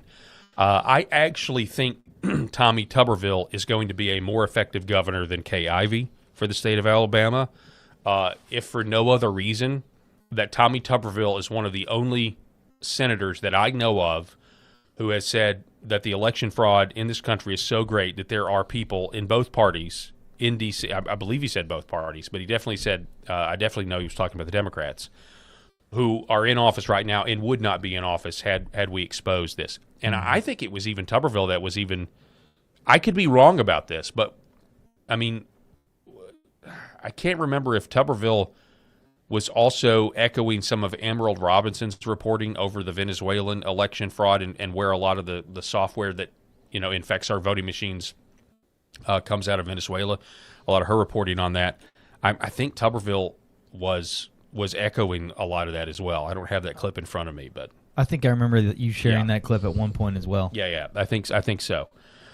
Then we've got the Alabama Senate primaries. We've got Representative Barry Moore, Republican Alabama, clinched a spot in the Republican runoff election in the Alabama Senate, being vacated by Tuberville. Moore, who was endorsed by Trump, received over 40% of the vote. The race for the second spot in the June 16th GOP runoff is still too close to call. Then you've got the race to replace Mitch McConnell. I want you to talk about this because I haven't followed this at all, but I know you have, Eric. Representative Andy Barr, former Democratic State Rep Charles Booker won their respective primaries in the race to replace retiring Senator Mitch McConnell. Barr has already received Trump's endorsement. Booker previously ran for Senate in 2022 but lost to incumbent Senator Rand Paul. The Republican nominee will be heavily favored in November. So what do you know about that race? Were you following it at all? No, but I did like David Cameron, the one that Andy Barr beat to be the nominee. But Andy Barr had Trump's recommendation, and I saw his acceptance speech or his post speech, and it was very lively. Okay, so then you got Pennsylvania. Barr gets it is basically what I'm saying. Yeah, I think David Cameron got it as well, but Barr definitely gets it. Midterm matchups in several Pennsylvania swing districts were finalized. Pennsylvania's 1st Congressional District, incumbent Representative Brian Fitzpatrick, Republican, will take on Democrat Bob Harvey. The district went for former Vice President Kamala Harris in 2024, but is rated likely GOP by nonpartisan Cook Political Report. The Keystone State's 7th Congressional District will be incumbent Representative Ryan McKenzie and face retired firefighter and union boss Bob Brooks, who was endorsed by socialist Bernie Sanders. The district narrowly went for Trump in 2024 and is rated a toss-up by the Cook Political Report.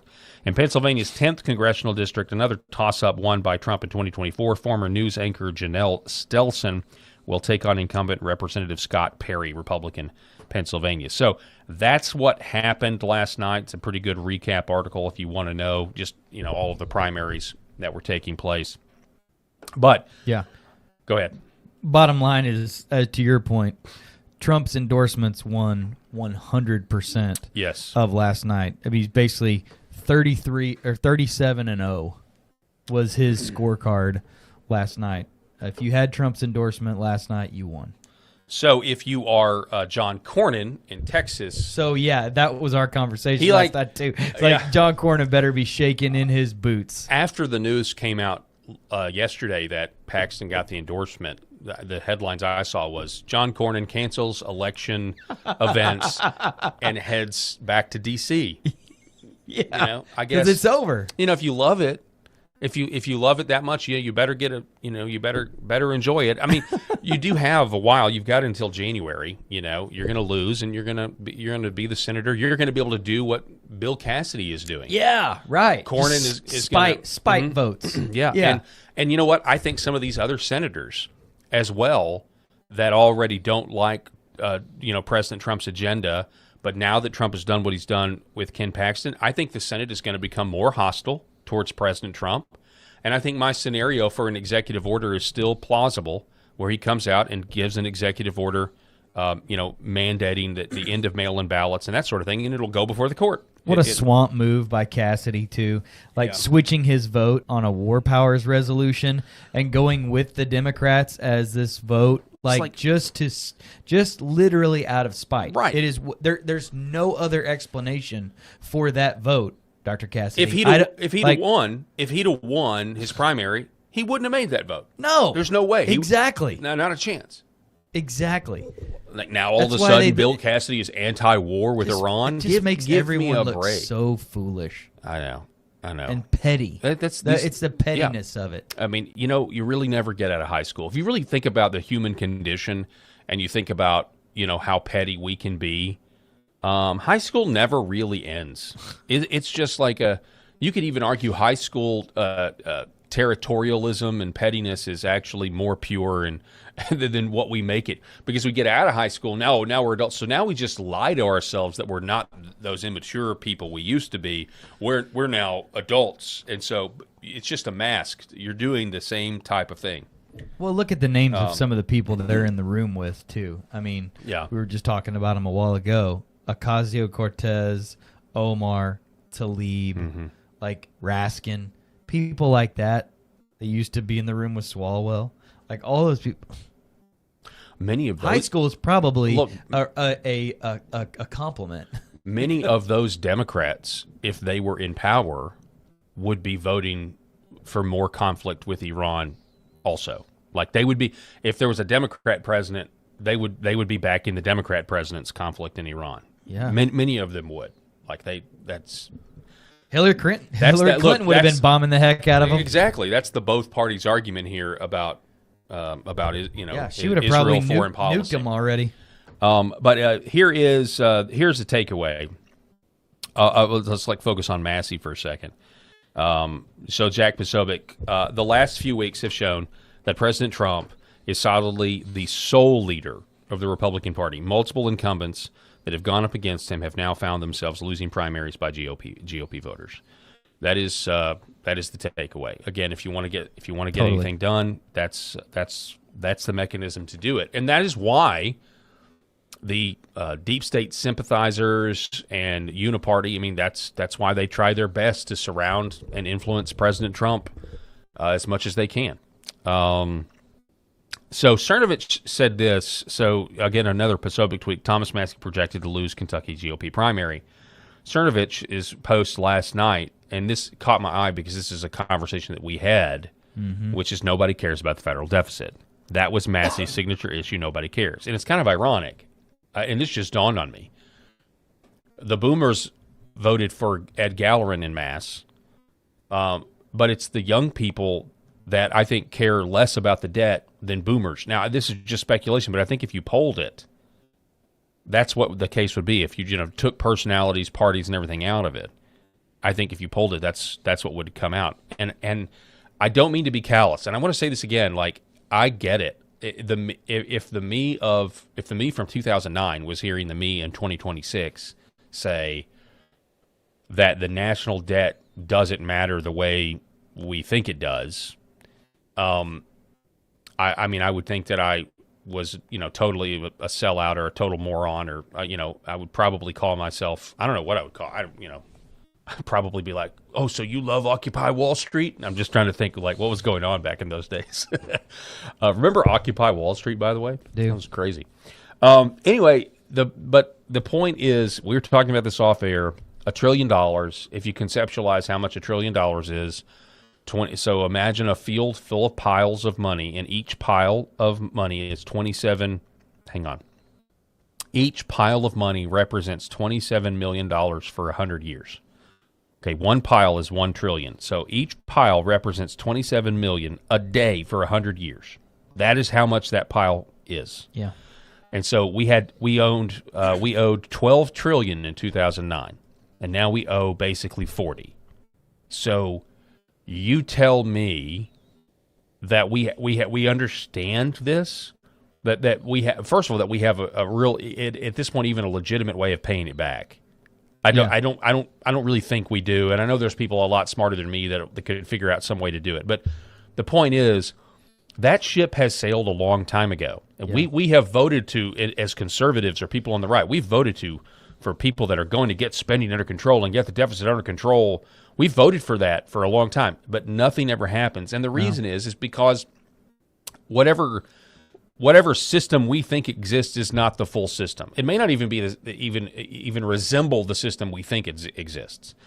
But D.C. is run on blackmail, and I think the national debt is just a giant blackmail, zeppelin, hanging over our head, and it can come crashing down like the Hindenburg, whenever it's deemed necessary, right? That's kind of what I think it is at this point.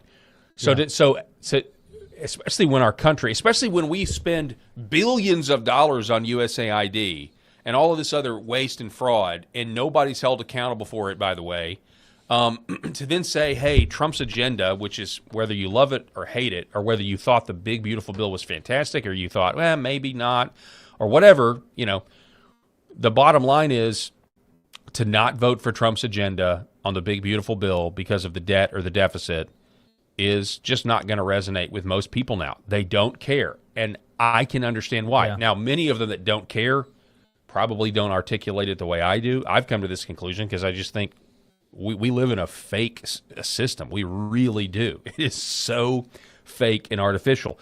And I agree with Bukele from El Salvador, who said, we don't pay taxes to fund the government. We pay taxes to, support the idea, the perception that we fund the government, which really makes you think, why haven't they eliminated the IRS post haste? Yeah. Because it's ridiculous. So to me, Cernovich here just is kind of echoing. Most people don't care. Nobody cares. And so then you look, well, what was the big issue with the young people? Well, it wasn't the debt or the deficit. It would have been the other things. It would have been the Epstein files. It would have been the Israel lobby or resisting that. That's what the race was about. Not about the debt. So I'm on. I just popped on usdebtclock.org. By the way. Okay. Let me see if I can pull that up. I remember when this number was in the single digits as far as numbers of trillions that we were in debt. And the way this thing breaks down is just wild now because we're pushing $40 trillion in debt. That means for every citizen in this country is in debt $114,000. Every tax-paying citizen is in debt $357,000. If every one of us that pay taxes wrote a check today for $357,000, $357.70, we would pay off the debt. So none of those numbers are objective anymore. None of them are. They're not real numbers. No one can. It's past the point of making any sense or being real. I mean, it's already past that point.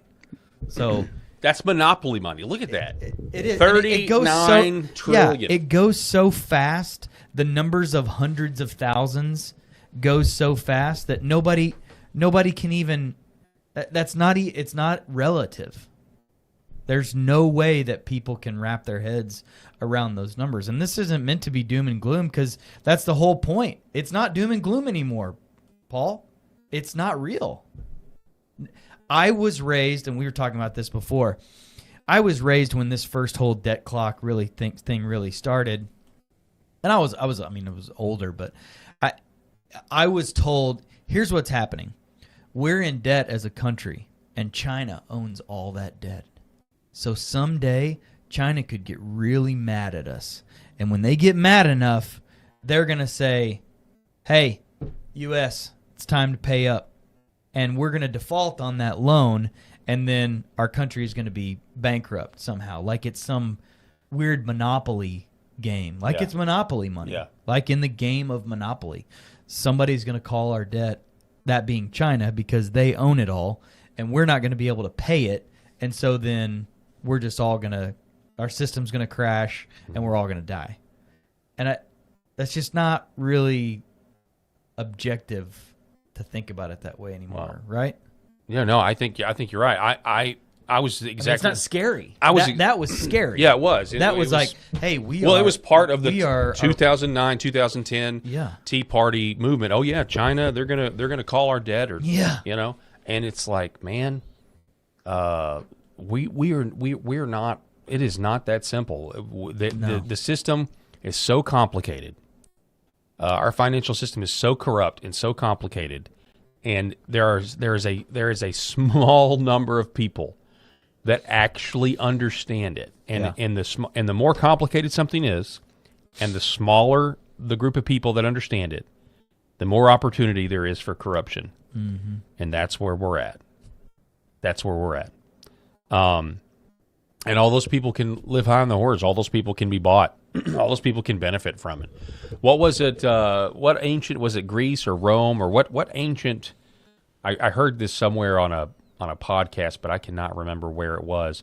Somebody was saying that back in the day, they had giant juries. They had like a jury of like I don't know, like 1,000. You know, if you got tried by like 500 people or something. And the idea is like, yeah, some of these people can be bribed, but you know, it's going to take somebody with deep pockets to bribe all 500 jurors. Yeah. And this kind of goes into my tangent about apportionment. You know, there was a date and time where the United States said, that's it, only 435 congressmen. That's it. For 350 million people now, we have 435 congressmen, 100 senators, 535 people. That's it. That's all the representation you can have. Where the Constitution says that you can give somebody a new congressional representative when you get a population of 30,000. Can you imagine if our congressmen in D.C., if everybody, now it would be huge, it would be like the Galactic Senate in Star Wars. Yeah. But it's a lot harder to bribe that many. It's a lot easier to bribe 435 House members than it is to bribe, 2,000 or whatever the number could be. Well, when you look at this debt number too, I mean, it's why things like the fraud that's being exposed kind of becomes such a big deal and such a lightning in the bottle, frustration for people, is because they're like, we realize now after all this stuff that's going on in California and Minnesota and Ohio and so many other states of people defrauding the system that this number is going so fast, partly because of them. Mm-hmm. And that potentially $1 trillion a year, it's probably worse than that. I mean, Rob has said $1 trillion a year. I think he's absolutely right. And it's probably even worse than that because it's like every week we find another state where there's like hundreds of billions of dollars worth of fraud that has been going on for years. It's like, man, wouldn't it be so nice if we could have gotten all that back, or if we can stop the bleeding of all that? And that, because that's not something that we necessarily have to really get active to do. We just have to turn off the spigot of all of these fraudsters. Put some of them in jail, as many as possible. Well, yeah. Obviously, but at least stop writing stinking checks. Back to the point. You see that clock going up as fast as it is. I mean, what is that? $100,000 a second or something? And they're like, okay, voting against the big beautiful bill when we have an open border and all this other, is not going to stop that. No, that's what. You know what I'm saying? That's why I said yesterday, Thomas Massie, if you do not get to take a victory lap because of the fiscal hawk that you are with your voting record. If you want to stop that, there's ways to do it. Yes. Like ending the Federal Reserve, auditing the gold at Fort Knox, going back to the gold standard. Not by voting against ICE or by voting against our justice system and voting against the things that help us find the fraudsters and deport all the people that don't need to be here, that are sucking out the life out of our economy. So you don't get to take you don't get to raise your hand up with that trophy. Yeah, Massie. I mean, my take on this is generally, and I put this in a text to you guys earlier. So the reason this was personal with Massie did not vote for the one big beautiful bill. Yeah, okay, that was like the kind of the straw that broke the camel's back. That turned out, even though in my opinion we need more mass deportations, we need a lot more than what we're getting. I concede that, but it turned out to be extremely important for the border and ICE. Okay, now he said he did it on principle, right? But then you go look back. I think this was the kicker. Massie did vote for Joe Biden's budget. He did, and so it's like, okay, where was that principle then? It's a legitimate argument, all right? At the same time, and I'm going to say this, and this may make some people mad, but I don't care. At the same time, I think Massie's voice was important as a hammer against group think. I do. I think it was. Certainly was important with the Epstein files. I can sit here and say I am grateful for Thomas Massie and his stance on the Epstein files. I don't necessarily. We could talk about, well, what was his real motivations? I don't really care. I have, as a journalist, I have more information about how sick and twisted our elites are than I otherwise would have, because in part for Thomas Massie pushing the issue and forcing the envelope. That is a good thing. It's the same thing I felt about Julian Assange, who I think. Back when the WikiLeaks thing came out. Same way I feel about Edward Snowden, but with Julian Assange, it was like, people were all like, can you believe, that what they did? He was holed up in that Ecuadorian embassy or that London embassy for forever because they were going to go after him because he broke the law allegedly, or they framed him for, sexual misconduct, which they did. But as a journalist, I was like, wow, I am certainly glad we have way more truth about the secrets of these people that are never held accountable for anything. I am glad that truth is out because of Thomas Massie. And that brings you to the young people. And again, the perception with the young people is going to be the reason he was targeted by Trump isn't because of this, isn't because he voted against the big, beautiful bill while he voted for Joe Biden's budget. It's going to be, the perception is you went after him because he stood on Epstein files and he made, now Trump did sign that piece of legislation that came from Massie. And then the other thing would be him voting against funding for Israel and being against the wars and going on Tucker Carlson and saying every congressman has an AIPAC person. Yeah. Right. So there's that as well. It's not necessarily black and white. There's a lot of moving pieces here. Here is Mario Nawfal on X. Ed Gallerin beat Thomas Massie in Kentucky's 4th Congressional District primary without winning a single age group under 65. Seniors carried him across the finish line. And again, that's ironic because I think if you polled it, and I think if you actually polled the debt question and you took Massie and Trump and everything out of it, I think more boomers would be like, yes, the debt's a serious problem. I think that's really funny, actually. Seniors carried him across the finish line. Every other demographic voted for Massie. That's how powerful the 65 voting bloc has become in low turnout primaries. You don't need to win the room. You just need to own the one corner that actually shows up. So there you see that. There, Republican primary for Kentucky's district, how it all played out. Massie's in the red. Look at that 65 and up. I mean, look at that. And that's the big chunk of the vote there. So here's some cynical takes. I don't know who this is. Somebody named Brandon Harnish says, if Massie loses tonight, does that mean we can finish the wall, pass the SAVE Act, reignite mass deportations, drain the swamp, prosecute Fauci, and cut spending? Honestly, if you could push Massie would have resigned. Maybe Massie would have dropped out of the race if that was the case. Like, hey, if we get those things all at once. So then we have somebody named Jesse Hughes, who said, if Massie loses tonight, I'm immediately turning my attention to November. If Massie wins tonight, I'm immediately turning my attention to November. We all have our differences, but the real fight is ahead. I like this take. Cernovich's take here is also, it's a shame that people blew up friendships over this election. I can't imagine ever doing so. We are all going to be around for a long time, or at least I hope so. Nuking each other is so counterproductive. So we had the fight. There's going to be more fights. There's going to be more disagreements within the Republican Party in the future. It's just the nature of the beast. That's what's going to happen. Again, the Republican Party is the coalition party. If you're going to have a disagreement, this is the only place you can actually do it. But if you're going to have a disagreement and you're going to want to win, you better have President Trump on your side.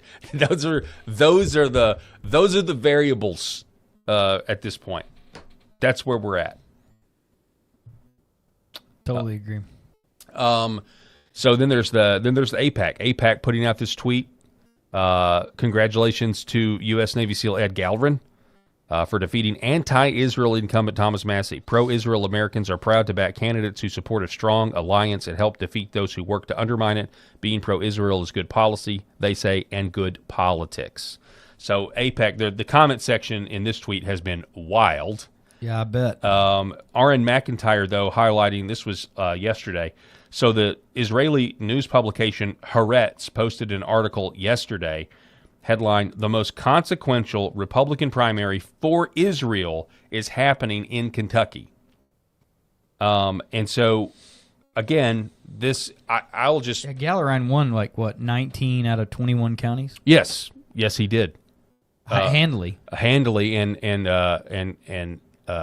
Massie won his home county, right? Yeah, the county one where he has like lives. the 1,500-acre ranch. Yeah. He lives in the one he won.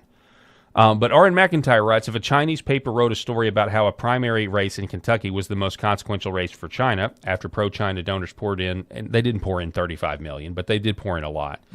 I think it was like 10 million. But it was a very expensive. I mean, it was like an all-time record for the race. What would that mean? So R.N. McIntyre here is asking the question, and the difference between these two scenarios is that Israeli foreign policy is baked into U.S. foreign policy for both parties. Like, that is pretty much clear to me at this point. Now, is that going to continue? According to those young people polls, no. It's just not.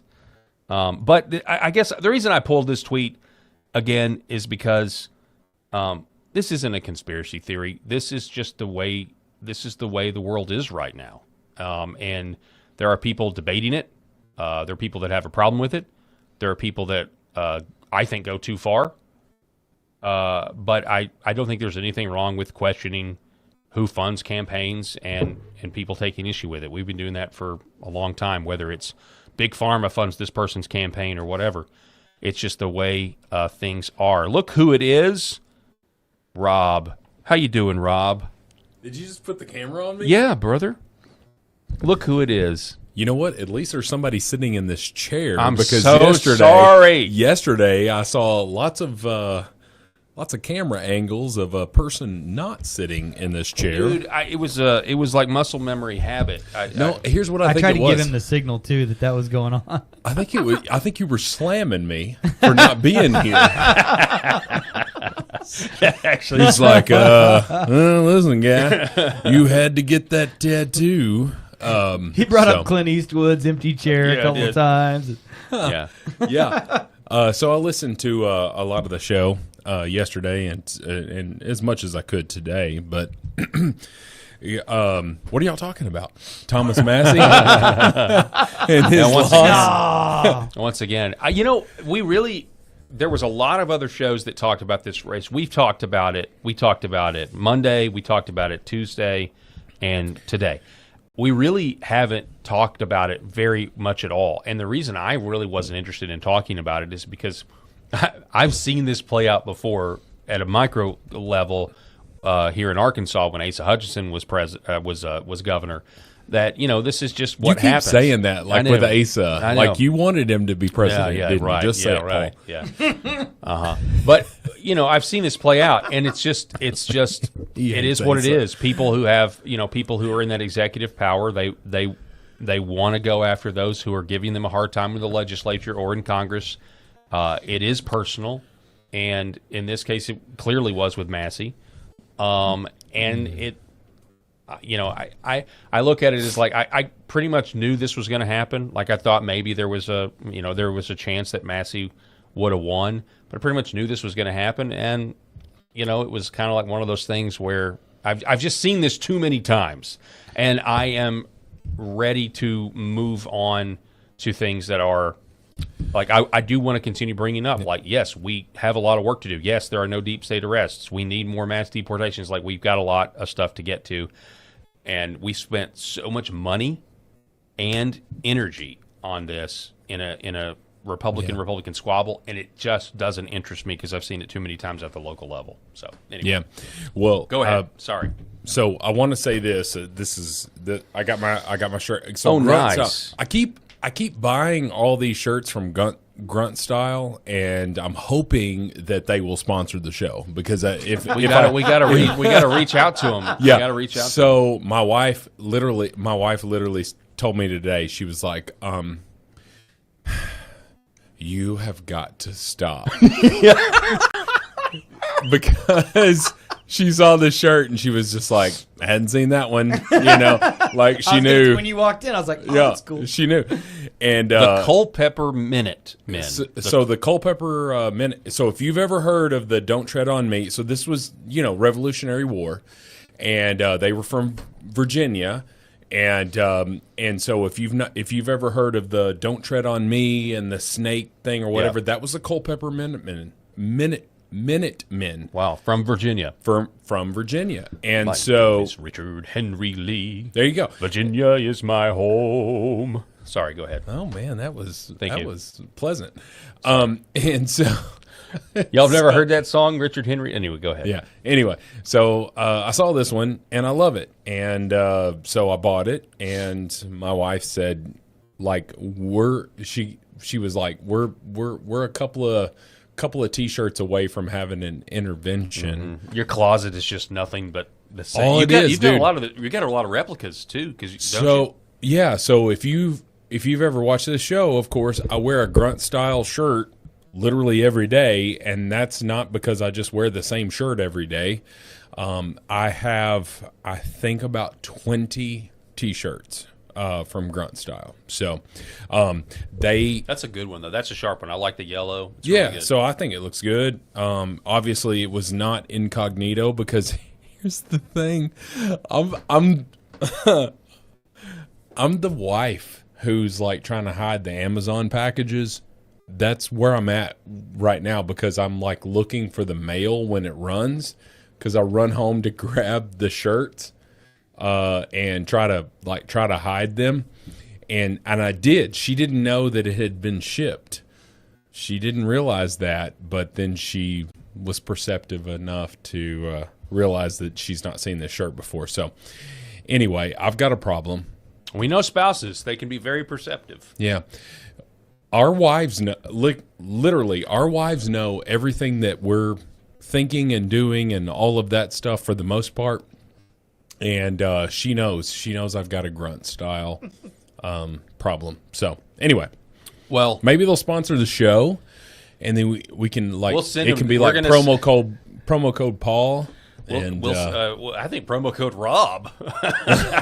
Like, maybe I've never worn one. Maybe that's what it is. Not that I wouldn't wear one. But no. What we should do is I'll clip this segment and I'll send it to them. We'll say, hey. Send it to them like, hey, sponsor the show. So anyway, I'm fine with Thomas Massie being gone. Yes. I know you are. I know you are. But yeah, I got some tattoo work last night as well. So I was listening to his defeat. I was listening to Laura Ingraham when it was announced. You know, his defeat came through. So I mean, listen, it is what it is, man. Like, you can only go against. Well, that's what this says. Cernovich again. He says 2024-2025 is a razor's narrow GOP majority, and Massie needed to be a team player on the one big beautiful bill. AIPAC will claim the scalp, and the other side will blame Israel for buying an election. Yet almost all of Trump's posts were about ICE funding, one big beautiful bill, and overall disloyalty to Trump. That's why the headline of today's show is Disloyalty Test. Trump buries Massie with loyalty tests, right? Like, not disloyalty test, but a loyalty test, because that's fundamentally what the message is. That's the message to John Cornyn too. I mean, if you go look at what was it? His post, endorsing Ken Paxton. It was, hey, Ken Paxton's amazing, best attorney general ever, supported me and my great, But then he gets to John Cornyn, says John Cornyn's a nice guy, but he backed me too late. He could have backed me earlier, yada yada yada. So, what does that say to these senators? What do these say to these? Will the Senate get more cooperative or less? I predict less after after throwing John Cornyn under the bus, because it's a lot of dudes that are in charge. And what are we, guys? What are we? When we get jaded, when we get a little bit frustrated, what do? We like stand our ground, and we kind of like kick back when maybe we should just take an inward look and say, "Yep, I get it. This guy's full of bluster. He's full of bravado. He's gonna post about me on Truth Social and all that stuff. But is he right? Is he right? I mean, Trump's gone through there and posted about the SAVE Act. He was talking about that last night. And I think I sent that to you, or at least I sent, a screenshot of it or whatever. But he's talking about the SAFE Act, and he's like, if you can't pass that, and you are the Senate majority leader, 80-something% approval. Yeah. If you can't pass that, then why are you in charge?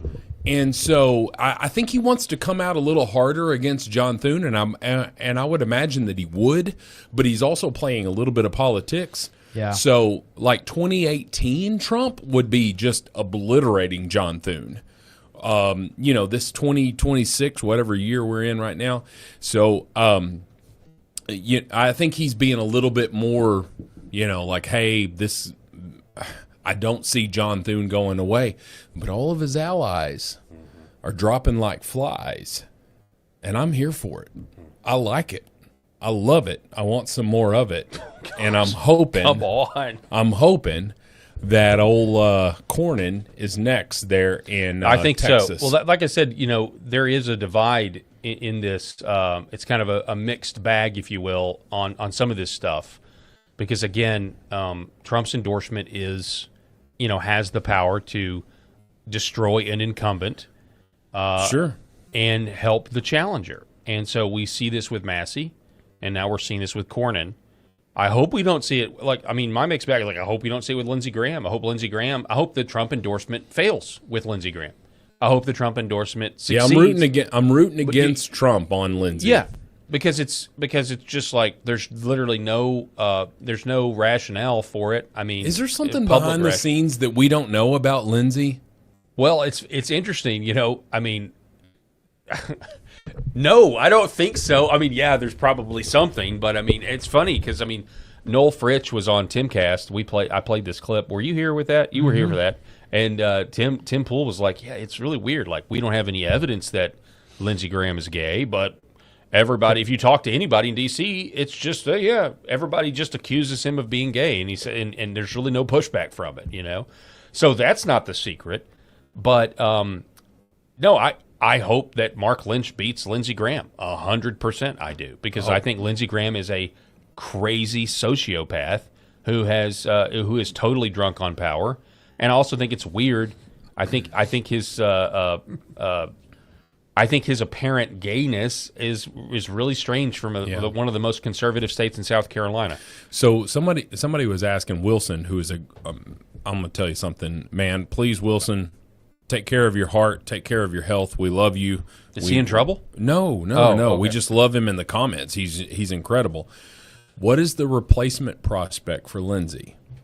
Right? And you and I know that, Yeah, Mark Lynch. Mark Lynch. But can you tell our listening audience a little bit more about Mark Lynch? Because I think that it's not getting any publicity.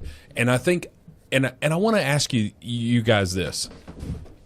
Had Kavanaugh not happened, would Lindsey Graham be such a thorn in our side right now? Or would he have already been primaried out of this? No, you're talking about him standing up for Kavanaugh? Yeah, man, because he was damn, man, he made it on SNL. Right. Like, he was a parody on SNL because of his... I think I think Lindsey still would have survived. I mean, Lindsey survived, whether when he was like, "Gosh, you guys love power, and I hope you never get it." It was a move. It was a moment where we were like, "Thank you. Yes, this is ridiculous. Like, let's go find." Yes, but at the same time, he was begging. He was on Sean Hannity when he ran the last time, just begging for money. Yeah, it was this. They're trying to convict me. Yeah, was that when he was drunk, or was that a different time he was on Hannity? Yeah, that was a different. A different time. Wilson, I am so sorry. I forgot. You are Wanda. You are a female. Yeah, and I was wondering. I when do you that said all I was that like, time. Wait a minute, it's Wanda. Because my brain, when I see Wilson, I go to Home Improvement. Wilson over the thing, neighbor. Like, howdy ho, neighbor. And I am so sorry. Wanda. We love you. Sorry, Wanda. But tell us about Mark Lynch. Yeah, so Mark Lynch is a business owner. His father, successfully built a furniture business, and Mark's taken it to the next level there in South Carolina. Furniture and appliances. I just know this because I've interviewed him before, and he's Christian. outspoken Christian, and he, the Lindsey Graham campaign is actually trying to attack him because 40 plus years ago, Mark Lynch was arrested for drugs, cocaine, and 40 years ago. 40 years ago. Okay. Which would have been the 80s, which I'm told everybody was doing cocaine. Everybody was doing. So everybody had. Listen, let's just be honest. Everybody had cocaine in their pockets and AIDS in their body. Yeah. There we go. What did I? Sorry. Did I say something wrong? Okay, Eddie Murphy. Good grief. Listen, you want a little AIDS? I got the AIDS for you. No, the Eddie Murphy reference probably no one gets, but he has in the Eddie Murphy Raw, he had that whole stand-up when he was in the 80s in the red jumpsuit and just has these jokes. You go back and listen to them that are so politically incorrect about, if you're gay, you 100% have AIDS. You got it. You already got the booty. They call it the booty flu. Yeah, which booty flu. Which, according to CDC, Eric is so uncomfortable. He was not in the same running crowds as you and I, Paul, in college, where the booty flu was talked about a lot. Eric is just innocent. He went to a Christian school. He was raised in this good Christian home, and I know you were as well, Paul. But I had teetotaler parents and all that that stuff. He had a nuclear home. His dad is a great man. I've met his parents, and they're great people and all that. So he had this good upbringing here. But he didn't have the party days that you and I had in college. According to he went to Mizzou, by the way, too. No, I went to Harding. My wife went to Mizzou. Yeah, that's right. But you're from Missouri. I am. I am. Yeah. So Mr. Freddie Mercury over here. Yeah, right. Yeah, like I'm talking about booty flu. I don't know what you're talking about. You know what the booty flu is. Well, I know what that is, but I don't know what you're heard talking about about. the Like, booty flu? my days in college make me familiar with the booty flu. You know. I don't know what Paul, you're talking about. You and I were heterosexuals in the theater department. There were gay men that we'll talk about. That's what I'm trying to say. Okay. Don't leave me out here to hang. No, I'm glad you clarified that. That's what you were talking about. We were two straight men in a jungle of booty flu. I mean, theater department. Here's the deal. Here's the deal on that. I'm just gonna back up. I'm not. Oh, you know what? None of them are listening to this show anyway. Like so our comments, the comments just shut down. They're like, well, I don't know what these guys are talking about. According to CDC statistics today, though, the Eddie Murphy jokes are totally accurate. Like if you go back and you go watch that Eddie Murphy Raw where he's making these jokes, assuming that if you are gay, you do have AIDS. Statistically speaking, you are way more likely to have HIV. Now, well, and I will say this: Chappelle. Was it Dave? No. Chris Rock. Chris Rock talked about. He's like, hey, medicine doesn't cure anything, right? They won't cure anything. They're still griping about polio, and he's like, 20 years from now, people are gonna be like, oh, where were you yesterday, Johnny? Sorry, my AIDS was acting up, right? But isn't that where we are? They've fundamentally sort of cured. Well, have you ever looked into the Anthony Fauci stuff with AIDS? No. There are people that claim that Fauci was responsible for the treatment that was used for AIDS patients that actually was the remdesivir of its time. And so the drug that Fauci pushed on the AIDS epidemic actually made the death toll higher. I can't stand. And there are every time Fauci gets brought up, our chat lights up with that stuff. Yeah. Okay. So they know. They know. Meaning it's not that AIDS wasn't. Obviously, AIDS was real. I know there's some people that think it was made in a lab, but the bottom line is there were gay activists back in California back in the day. You could go find the protest signs where they were starting to figure it out. They were protesting. They were getting HIV. Their friends were dying when they would take the drug. Yeah. Magic Johnson, who didn't take that drug, right? Yeah. Like in the South, Yeah. South Park had that great show where it's like, oh, large amounts of cash are the cure. Right, the Magic Johnson, that's how he was cured. And it was like, oh, well, I sleep in this bed every night. And then they open up his bedroom door, and it's piles of cash. Right. And he sleeps on piles of cash. South Park for the win. They usually, kind of get everybody. Of course, Go back to Mark They hate Lynch, Trump. real quick. But anyway, Okay. go back to Mark Yes, Lynch and okay. don't talk about the booty Real flu. quick. So everybody was doing cocaine in the 80s. No. So he was actually really interesting because Lindsey Graham he's desperate trying to go after Mark Lynch and say, you made this mistake 40 years ago.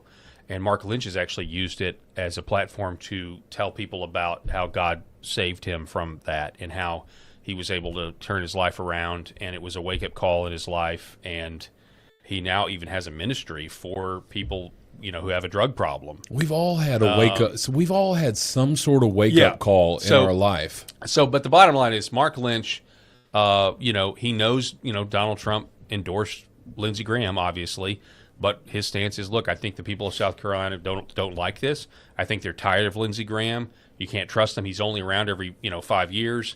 And also, Lindsey Graham and Donald Trump came through Pickens, South Carolina, not too long ago, where he was, Lindsey Graham come up on stage, and the people just booed him. I mean, they absolutely cannot stand this man. And so I think South Carolina is a open primary, so it's not a close primary, so you never know. You can get basically anybody to vote there. Yeah. But I do have some good news on South Carolina that I can share with you about the redistricting fight.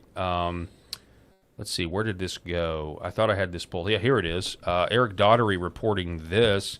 The South Carolina House has just passed a 7-Republican 0D 2026 map set to eliminate Jim Clyburn's Democrat seat. Because he announced that he's running for re-election at 84 years old or however old he is. That's insane. Like, does this matter? Okay, I'm gonna throw this out at you. Do you know who won Joe Biden the presidency? I do not. Yeah. It was absolutely Jim Clyburn. Clyburn's endorsement He got in South the Carolina. Super Tuesday vote after the Iowa caucuses went was down for Biden. And, so it was and Bernie, Iowa. It was after Iowa, so Clyburn came over the top after that and invigorated the base of the Democratic Party to make sure New Hampshire and all those other states on the second round of endorsements and primary That is exactly right. So Joe Biden was getting smoked, absolutely smoked. Clyburn came out. Clyburn came out and endorsed him, and then what we had was Super Tuesday, and South Carolina went for Joe Biden, which was his first win. Yes, right, because that's it was in the eastern time zone of Super Tuesday, and he won. And I can't remember if South Carolina was Super Tuesday, but I feel like it was. I can't remember either. Suffice it to say that Clyburn got Biden like out of the depths. And so I just don't know that I can ever forgive that, right? Because Clyburn came out and he's like, well, I'm endorsing Joe Biden and all of that stuff. Why? What evidence did you have that Joe Biden was the best person to run this country? In fact, he couldn't even make it 4 years because he had to drop out. He had already announced that he was going to run for re-election, and he dropped out. And so and now Clyburn, who a lot of people from what I hear in South Carolina are pandering for him to step aside, let some younger blood to come in there, and he's announced his re-election. So much so that South Carolina decides to redistrict, and Clyburn's seat is going to be gone. South Carolina is a very, very red state, but Clyburn has been a staple in that state for many years. So, according to this tweet, it now says that it's going to head to the Senate. Now, that's going to be the hurdle. Right, because you got that douchebag there. Right, but I don't think you need... I think in the previous session, this is a special session that they called. In the previous session, I think you needed a higher threshold percentage-wise than you do now.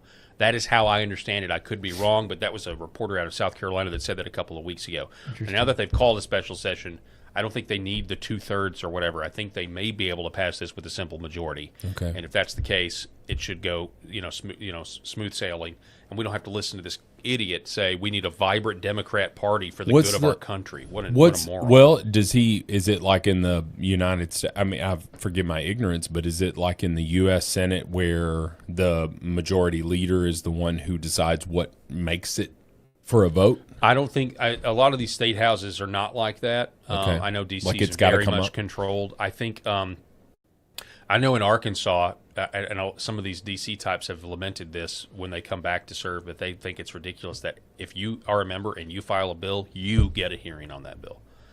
And in Arkansas, you Perish get a the hearing. thought. I know, right? Right. That is not the case in D.C. There is a process. Yeah. You may be in Congress for 10 years and How never much- have one of your bills make it to a committee hearing. You want to know who's never had a single solitary bill passed, and he's in the United States Senate, and he's a prominent person?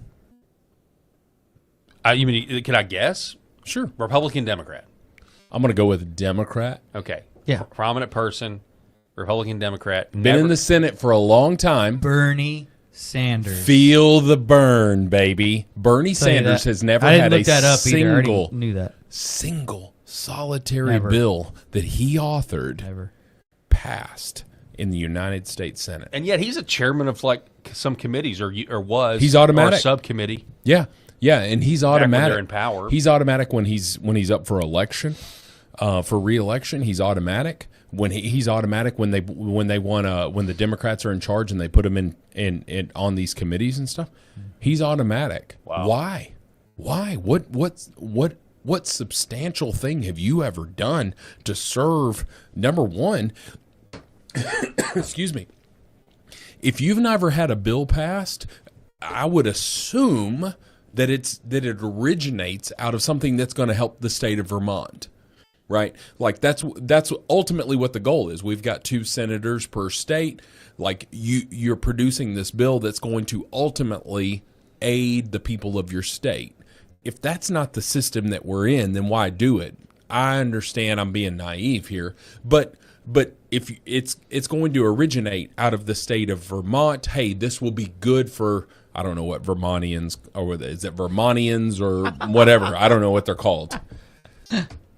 We can look it up. Of course. There you go. So Vermontians. it's going to start with that. But then it's also going to serve the United States.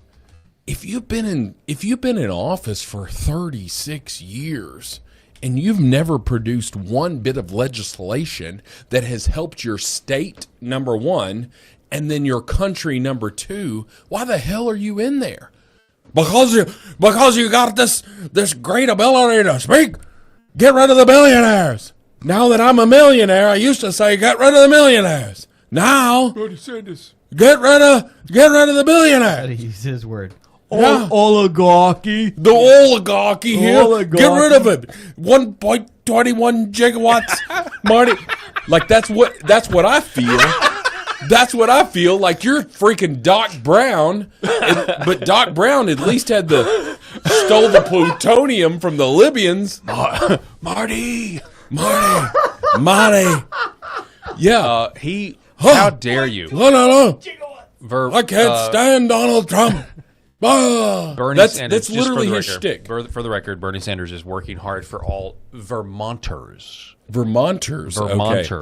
Well, that's pretty good. Is the That's pretty good. phrase there. I'll take that. All right, Vermonters. We're gonna get what it's better than New York. Like, do you know what New York is? I thought it was New Yorkers. No.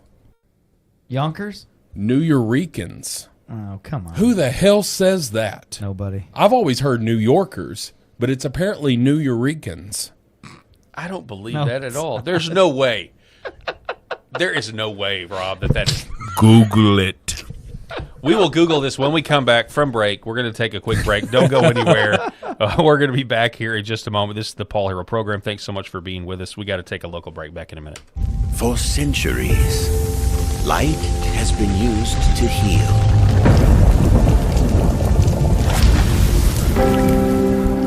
Awaken the body with Red 5.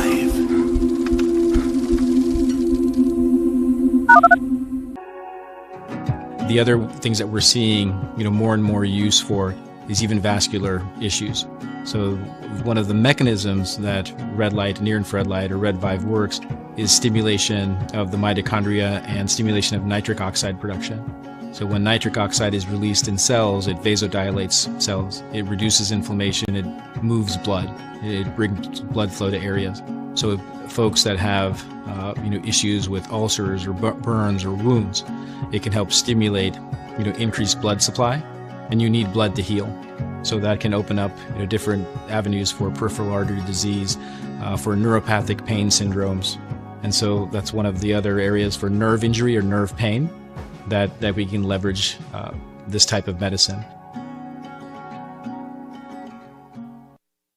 My name is John, and this is my beautiful wife, Lori, and this is our Star Wars Ewok. His name is Scout, and we have Scout for about 11 years now, and we started noticing about 3 years ago, he started slowing down. He was unable to jump on the bed. He was kind of a little bit grumpier, and when my daughters, Macy and Mariah, would take him on walks, he would walk for about 30 yards, and then he'd lay down, and they'd carry him the rest of the way. So I heard about Pet Club 24/7 and about the products from a gentleman that I really trust and share a friendship with. And he mentioned to me that they have products that are going to help him with his arthritis, help him build his immune system. And I said, okay, no problem. Let's try them out. And I kid you guys not, within about 2 to 3 days, we started noticing a little difference. And then we took Scout on a walk probably about a week after we started using the products, the mush puppies, and he would walk the entire way. He would walk at least a mile, and it's just been completely amazing. He's a new dog. He's 11 years old, which is around 80 years in dog years, and he's just happy. He's more energetic. He's not the grumpy old man he used to be, and we're just so thankful. And it was perfect timing because we lost our boxer Yankee about 1.5 years ago, and it was really hard on us. So I'm so thankful for Pet Club 24/7 for the products that they offer. Imagine if you could have your best friend around one more day or one more week or even one more year. I'm so blessed and thankful that we were able to find this company and find these products for Scout. So thank you guys. Give it a shot. We appreciate you. God bless everyone.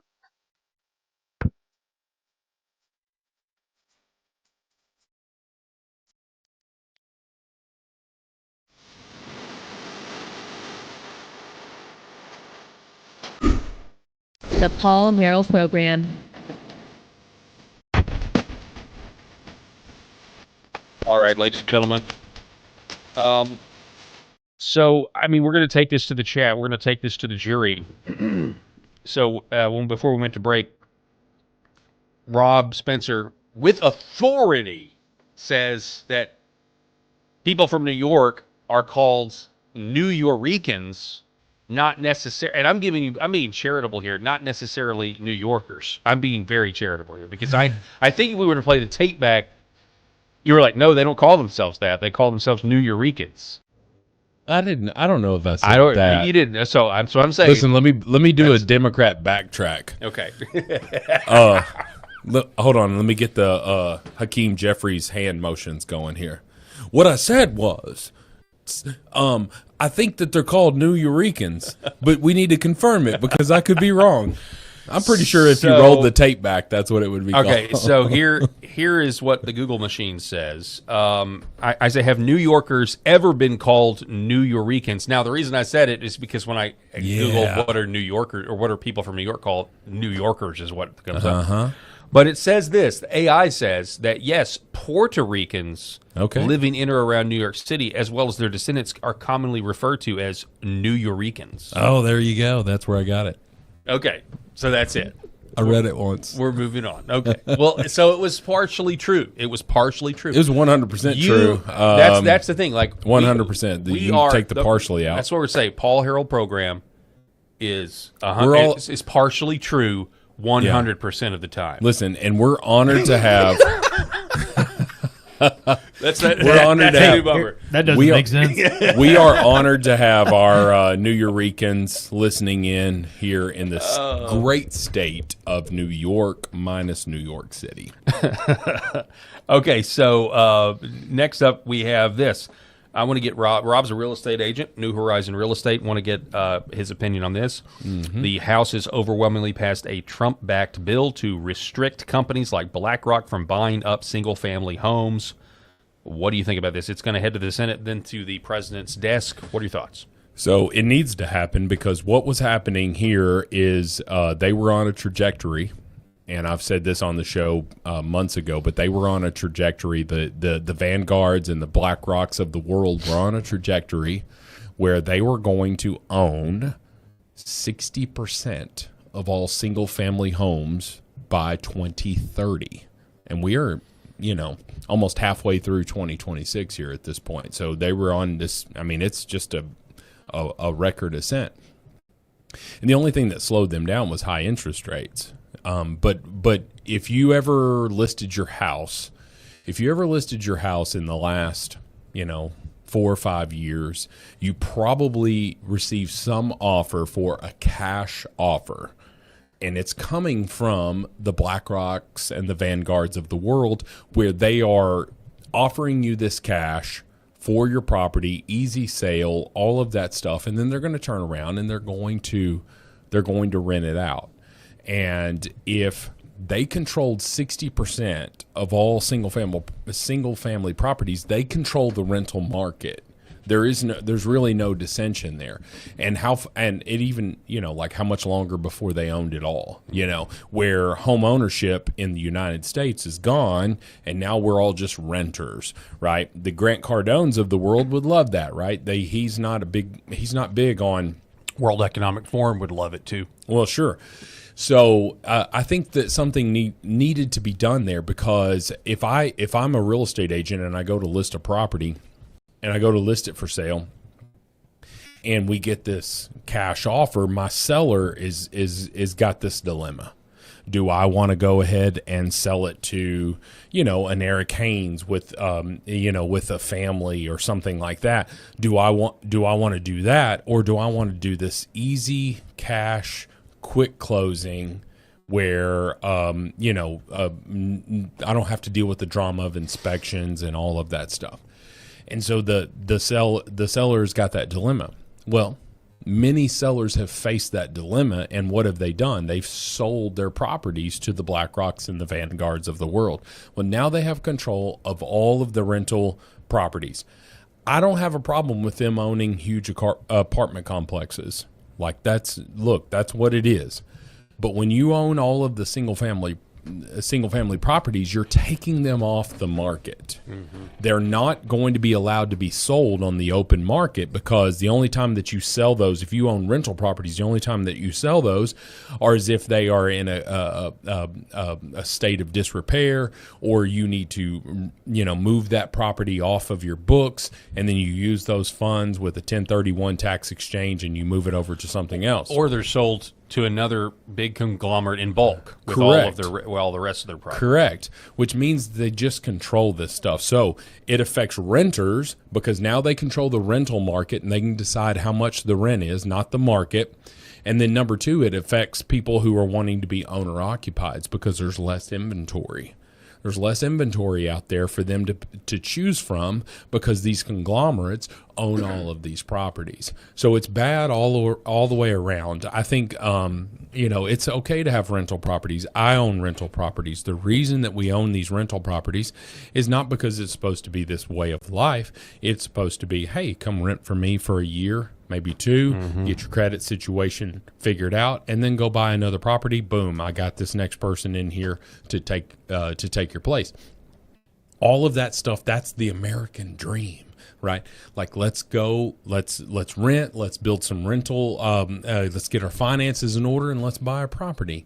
But if all of these huge conglomerates own the properties, those will never come up for sale, which creates a housing shortage, which drives up the prices of these properties. It's just a bad all the way around. So I can't endorse this enough. Yeah. Because it's huge. And you look at the vote total there, 396 to 13. I want to say, who the hell are these 13? I got them listed right here. Go for it. You know who's one of them? Lauren Boebert. Really? Why? Schweigert, Andy Biggs. I mean, you've got Republican Congress folks from Arizona, California, Colorado, Florida, Louisiana, Maryland, Missouri, Ohio, Oklahoma, Pennsylvania, and Texas. I wonder what my first question is. I wonder what else is in the bill. Randy Fine voted against it. Yeah, I mean, there's That's a potpourri of congressmen. That's an eclectic group of congressmen, Republicans. Yeah, it's interesting.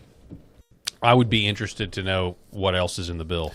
The only thing I can think of is that those individuals, like, because what is the argument against banning them? Because I think it's if you have over 500 million in assets, you cannot purchase these properties. Okay, far be it for me to ever agree with the Democrats, but there's not a single solitary Democrat on that list. Paul. Right. That we can, our listening audience and viewing audience can't see the list that Paul has pulled up, but there's not a single solitary Democrat on the list of 13 people who voted against it. And so what I would want to do is say, hey, 13 people, let's look at your campaign finance donations. That's exactly my thought too. Yeah. How much are they being paid? Yeah. In their because coffers? if BlackRock is putting a lot of money in your pocket and that's why you voted the way you voted, shame on you. And I understand that that's the way that the world works, but you have to know that you're a ceremonial no vote at that point. Like, you could read the room. So if you've read the room and know that you're a ceremonial no vote, like, hell, I'm telling BlackRock, like, hey, guys, I'm with you. Let me work some behind-the-scenes stuff here. But I don't want to be a public no vote because it's not going to go well for me. Yeah. If 400, I mean, what is it, 420? What, 35? Yeah. 35. So there's 435 total, right? .us. Okay. But if 400 people are voting in favor of it and 13 people are voting against it, like, you got to know you're on an island by yourself. And what message does that send? Not only to the American people, but more importantly, to your local voters. You anybody that's paying high rent should think about, next time they go to the polls, they should think about, oh, Lauren Boebert voted for higher rent. Essentially, that's what it is, and I can see the ad campaigns brewing right now. Yeah. What's the title of that bill? House Resolution 1299. No, the actual title. Oh, 21st Century Road to Housing Act. I love govtrack.us, by the way, because you can just type in the resolution number, and it'll give you an exact breakdown of votes. Okay, just real quick, this is a breakdown that I have right here.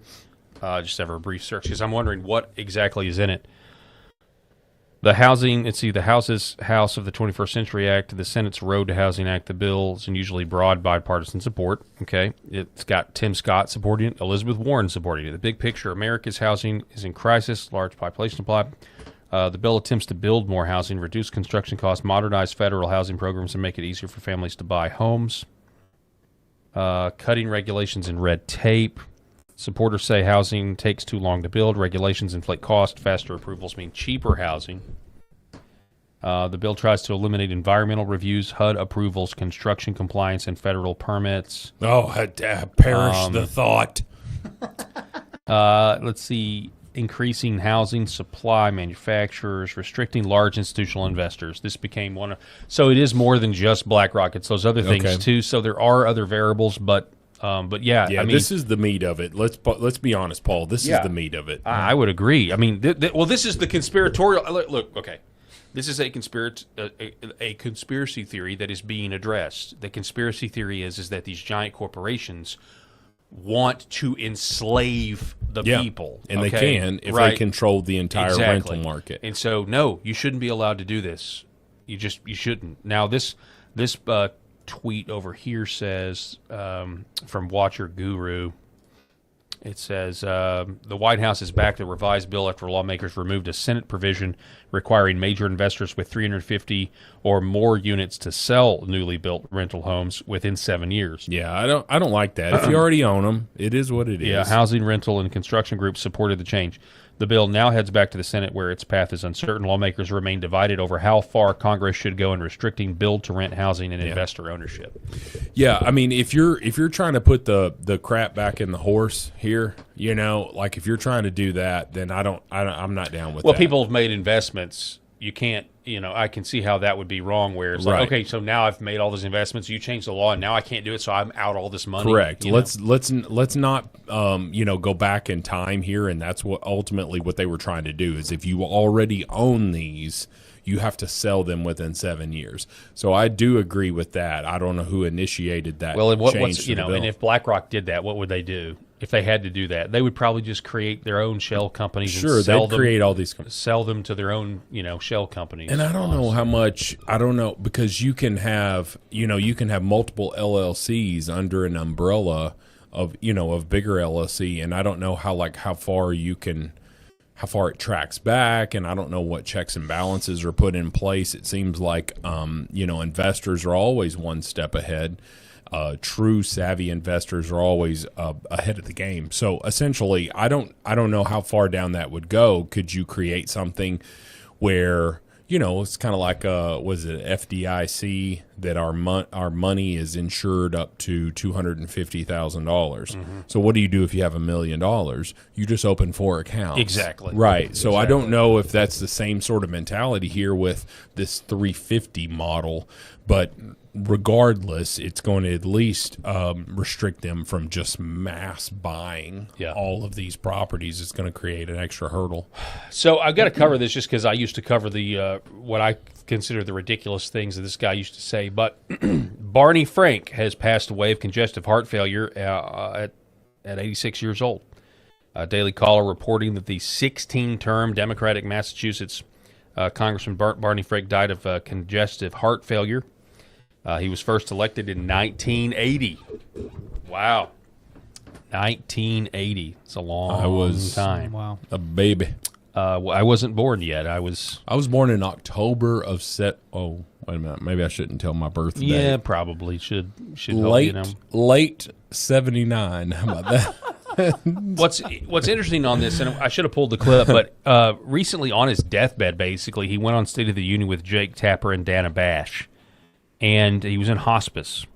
And this is what he said, quote, about the Democrat Party, quote, as we succeeded in bringing the mainstream of the left into a concern with inequality, we also enabled people who wanted to use that as a platform for a wide range of social and cultural changes, some of which the public isn't ready for.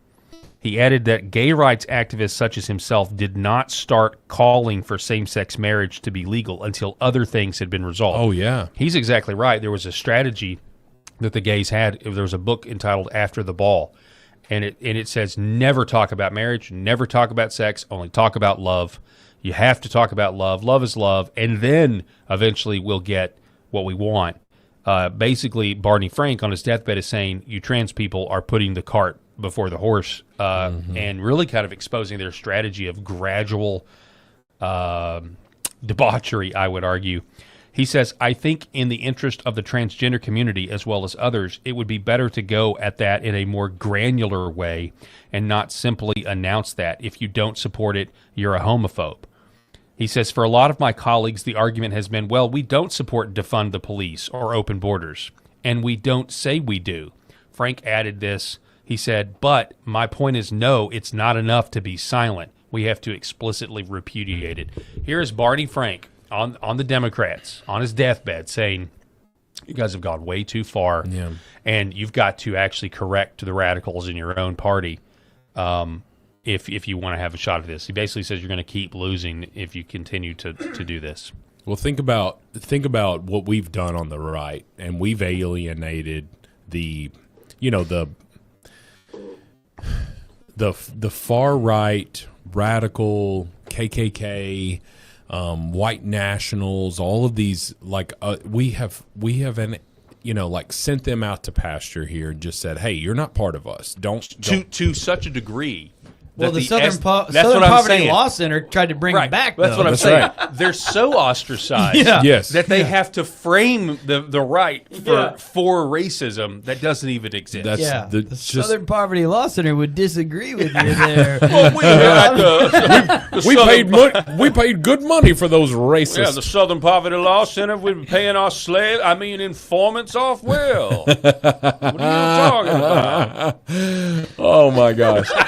So, but what we did the Clayton Bigsby skit on Dave Chappelle. It wasn't Chappelle. That was us. Oh my God. So think about this. Think about this. So we've done that. We've, you said ostracized. That's a great word. So we've ostracized these individuals who are just sitting there hating on people that they hate on the Jews, they hate on the blacks, they hate on the Hispanics, anybody that's not white, they just hate on them. And I'm like, nope, you're not part of us. Get away. Quit. Don't have a Republican after your name. Certainly don't try to say that you're a conservative, because that's just not the way that it is.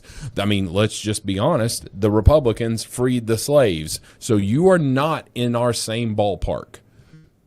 But the left just hasn't done it. And I want to go back to the battle that was Nancy Pelosi and Alexandria Ocasio-Cortez.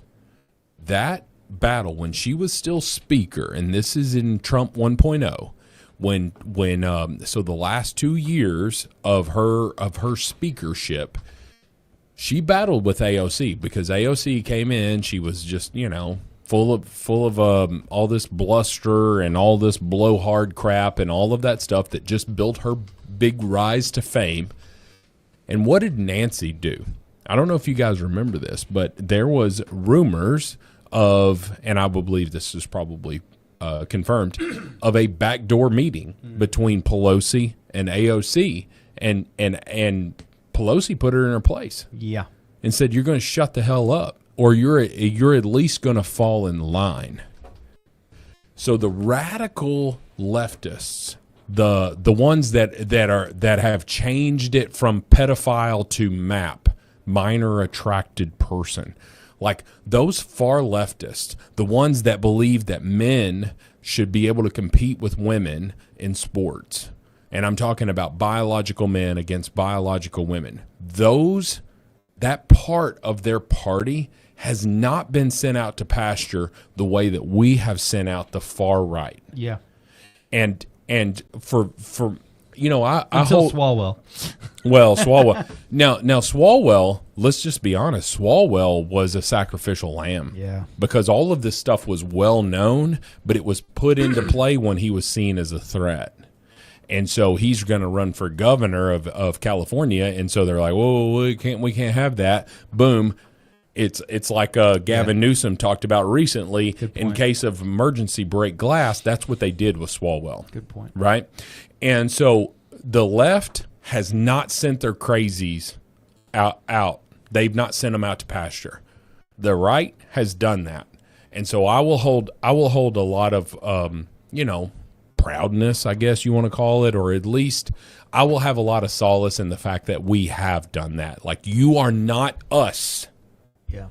But over here on the left, and this is why I'm so frustrated and why I was good with Thomas Massie losing, is that the left joins ranks. They fall in line. Mm-hmm. They follow orders. The right doesn't do that. We are a coalition, as you like to say, Paul. We are a coalition. Thomas Massie, you weren't falling in line over here on the right, so you got ousted. So we're a coalition to a point. Well, as far as Trump is concerned, a coalition to a point, right? I mean, I think for such a time as this, Paul, the right, with our varying opinions, needs to join ranks the way that the left does, because they're not going to send their crazies out to pasture. We've sent our crazies out to pasture. They're not going to do it on the left. We've got to join ranks, because if they come back into power again, we're in trouble. We are in trouble. Speaking of the crazies on the left, you sent me this morning from Fox 13 Listen, Seattle. I got angry. I cannot imagine being so committed to your religious dogma that you actively harm other people in such a passive aggressive, like what you are about to see is going to absolutely enrage you. This has to do with a school board. Go ahead, set it up, Rob. Well, I was just trying to say this. So we all understand the importance of a school resource officer. If your child goes to public schools, you feel a certain amount of peace. The fact that there is an armed person that is there who is protecting that child. Now it's one person. But we saw here recently, and I forget what state it was in. I want to say it was Oklahoma. Principal. That wasn't SRO. That was just the principal. That was the principal who tackled some guy. Took a bullet while he was doing it, right? And so the SRO would be in a much better advantage, a much better situation, because he or she would be able to, return fire and all of this stuff.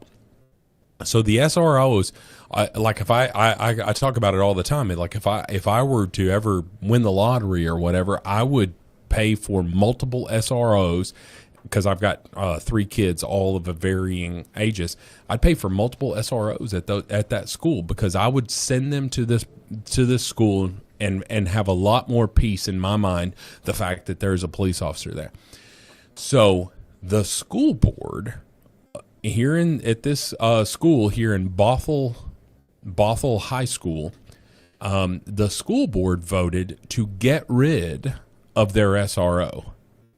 And I'm not going to give away the ending here, but I want the school board actually speaks here, and it's just absolutely asinine.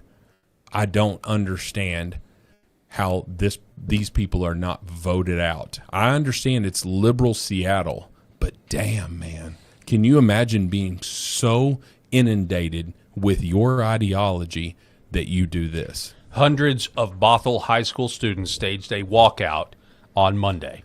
Said Bothell High School walked out of class today protesting the North Shore School District's move to end the school resource officer program that's been around for decades. Bothell High School has been the only school with an assigned officer, and the vote by board members last week terminates the safety program at the end of this school year. Hundreds of kids walked out of Bothell High School this morning. I feel that the decision is misrepresenting students at Bothell. It is clear from the large walkout that Officer Garrett Ware is having a profound impact on this community. He stopped 2 of my friends from overdosing. He stopped 2 of my friends from vaping and stopped 1 of my friends from killing themselves. Last week, dozens of people showed up to the board meeting. I know Officer Ware is going to be there for me no matter what. Students and parents pleaded with school board members to keep Officer Ware in school, to no avail. You are correct in saying that you have elected all of us to represent you, but you also elect us to vote our conscience, and you don't all get all of the information. All right, please, you had your opportunity to speak. Board member Carson Sanderson continued to say this. It concerns me that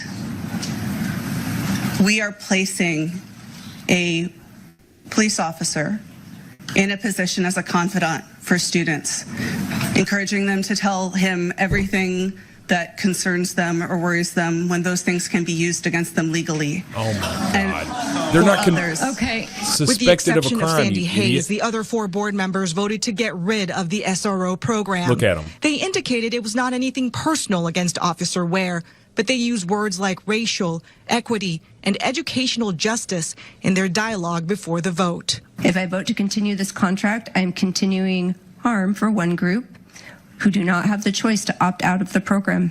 They're using some reports of colored students feeling unsafe with the officer on campus, but they're not able to provide those reports. They voted without educating themselves on what he does at this school on a day-to-day basis. It's not just about safety. He engages with everyone on this campus. They adore him. They love him. Officer Ware has been an SRO at Bothell High School since 2017. This change.org petition has been posted to raise money to keep him, but supporters say the issue is really not about budget and whether the district can afford Officer Ware. But as you heard, some of the board members, it's about their conscience and, quote, social justice. This afternoon, we received a statement from School Board President Sandy Hayes. It says in part, quote, we recognize that our students and community members may hold differing perspectives regarding board decisions and district issues. The ability to express disagreement respectfully and engage in civic dialogue is an important part of a healthy democratic society and an important aspect of our students' education. So this is how I see it. Pleaded with school board members to keep.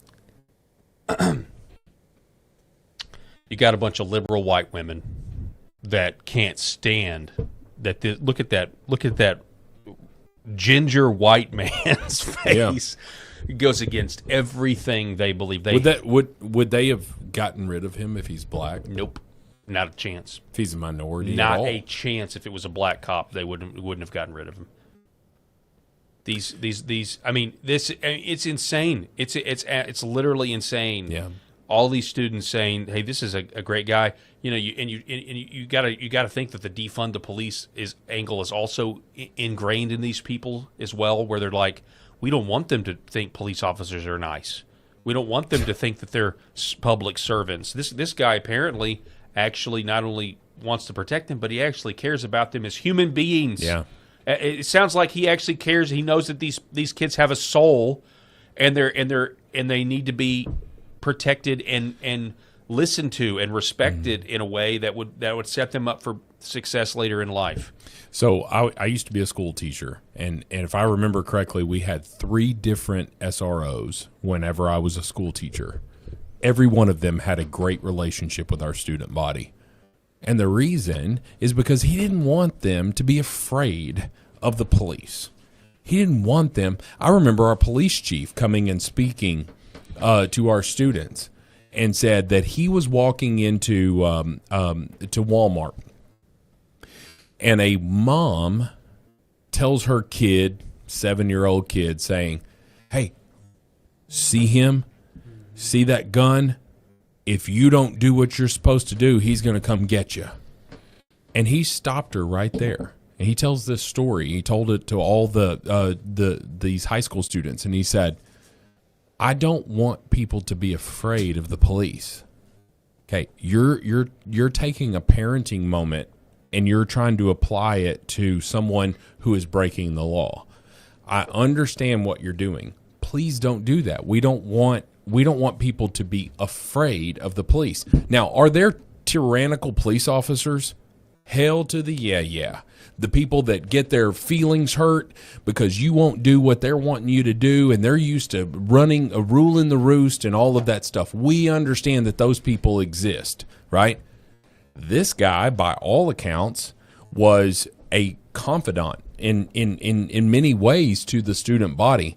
And is that the kind of relationship that we want with the police? The people that are do you want the people to be afraid to call the police if you're in danger? Or do you want to say, I hope someone like my SRO shows up, at the scene here because I need help? Their ideology is so rotten. They're so rotten to the core that they believe that they're living on the side of righteousness. Mm-hmm. And I will never be able to understand how you could do that. You have now made your children way more in danger than they were before this year. So when the kids come back in the fall, they're in way more danger. Does this not kind of sum up just the microcosm of all elected officials in a way? Like a different, to make a decision that you're claiming is for the good, but it actually harms the people in your care. Doesn't that sum up how most Americans feel about all of our institutions that are supposed to represent us and do our will or look out for us?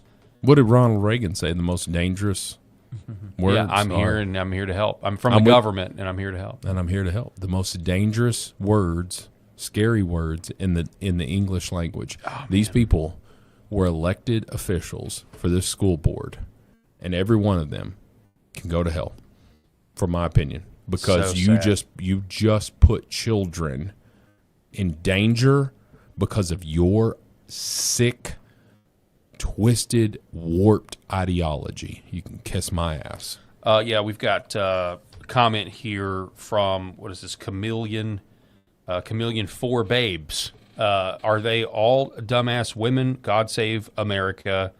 Us again, I guess. Washington State got rid of it. Okay, so this Calpurnia61 says, BS, Washington State got rid of a black female chief of police because she disagreed with the Floyd protests. Ooh. Oh, so that's a pushback on what we said. You know, I said if it was a black guy, they wouldn't have done anything. Well, but it does go to show you but think about it this, like the Wesley Hunts of the world, you know, the Byron Donalds of the world, they get you know, a lot of pushback because they're black men who are Republicans. And everybody's like, oh, you're Uncle Tom, you're this or that. Black Republicans. Black Republicans, right? And, you know, let's just be honest. Take this absolute idiot in Tennessee that's making all the rounds here. Oh, you're talking about Justin Pearson? Yeah, Justin Peterson. Justin Pearson. Yes. His name is Pearson. Now get it right. Okay. Boy. Idiot. Absolute moron. Take him. And take him. So if you are a let me just say this, if you're a black parent, right? Like two black people, you know, husband and wife, and that you are raising a black child, do you want this effing moron from Tennessee, Justin Peterson, Memphis, right? From Memphis, Tennessee, do you want him, you guys, or do you want Wesley Hunt as your son's role model? And if you want to say Justin Peterson, then you are part of the problem, because that man does no good for society. All he does is bluster and blow hard. A Wesley Hunt of the world, a Byron Donalds of the world, intelligent, educated black men who are going out there and saying, my value as a human being, number one, lies in my you know, the fact that I am a child of God. Character. Yes, like I'm a child of God, I am a husband, I am a father, and then on down the list here, I'm a black man. Yeah.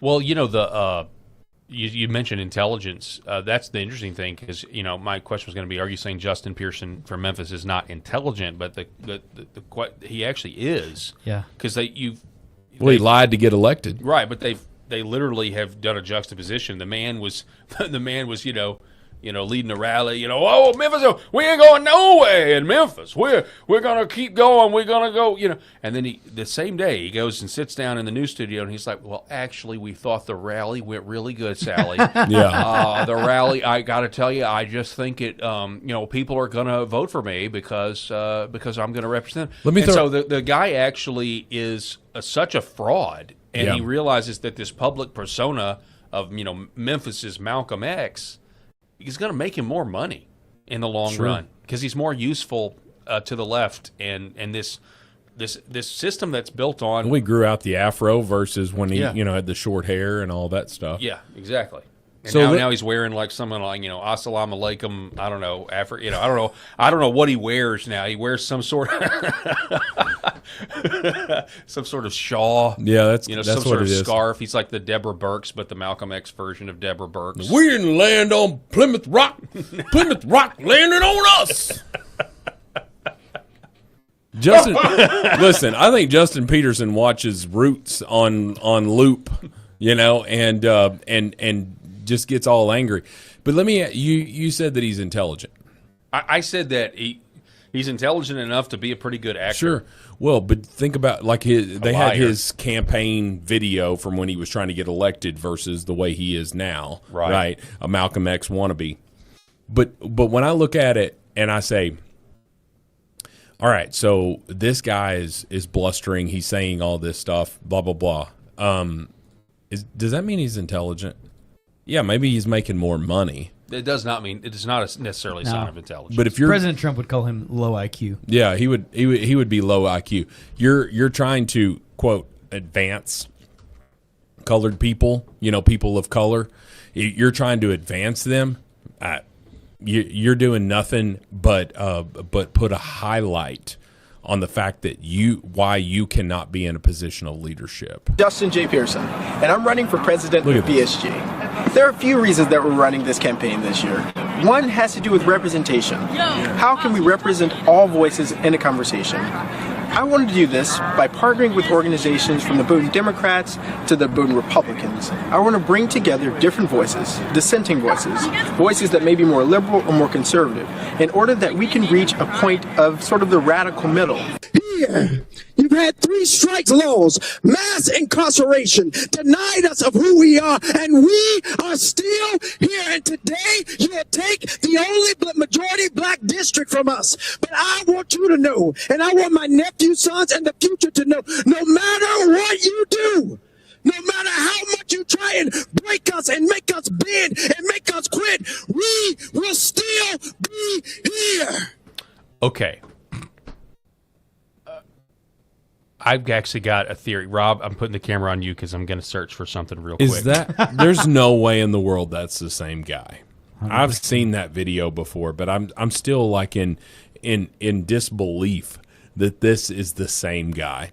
He is a complete moron. And here's why I say that. What did he say in the second video? No matter what you do, we're still going to be here. Well, nobody is out here like just trying to eliminate the color of your skin. Well, there's going to be some. The KKK, I'm sure, would want that. But nobody's trying to eliminate your voice. You still have a voter. You're still a voter. You still have your voter registration card. You're still registered to vote. You can still vote. Nobody's trying to eliminate your voice. We're trying to eliminate the fact that your district was drawn out specifically so that a black representative would be in there. Although, for the last 20 years, it's been an old white man. And the person who is likely to win is a black woman. But she's got a Republican after her name versus Democrat, so we can't have that. I just want to make an observation. Even if you didn't see the second video here with Pearson, and you just saw the first. What, Eric? You're shaking your head. Even if you just, I'm running for president of BSG. There are a few reasons that we're running this campaign this year. Okay, so I know he's younger, but I'm just going to go out on a limb here and say this guy's not necessarily exuding masculinity at all to me. Again, stereotypes exist because they're reinforced every single day. This guy might be a much better actor than we're giving him credit for, and this is because I'm reminded. Do you guys know that Tupac Shakur was once in ballet and was basically a theater kid before he became famous? Did you know this? Didn't know that. You turning this into a gay thing? Yes, I am.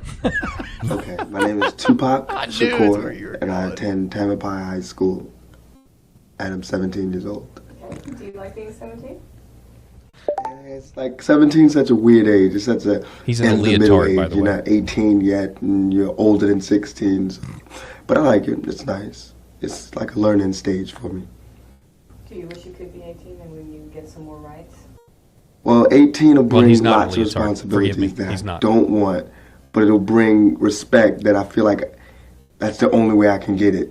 You know, I try to be as mature as I can be.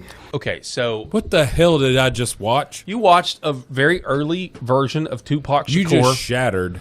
You just shattered my opinion of Tupac Shakur. Well, it just made you. California love. It made you ask. It's making you ask a few questions. You're so white, Eric. Making you. It's just. I'm sorry. It's making. Look, this came out kind of at the height of those allegations against Will Smith, and not just Will Smith, but the stuff with P. Diddy.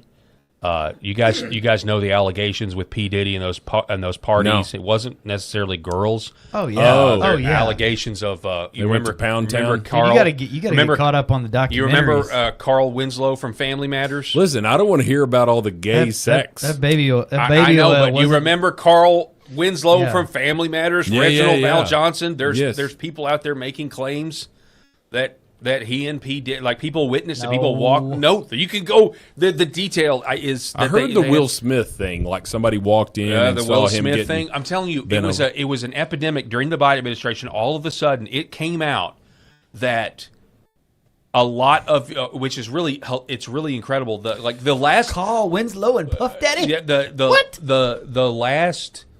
Okay, what's really sad about this is like the last acceptable form within the left's paradigm, the last acceptable form of masculinity was the bald black man in sitcoms and movies could still be masculine and not be a bumbling idiot like the white guy could.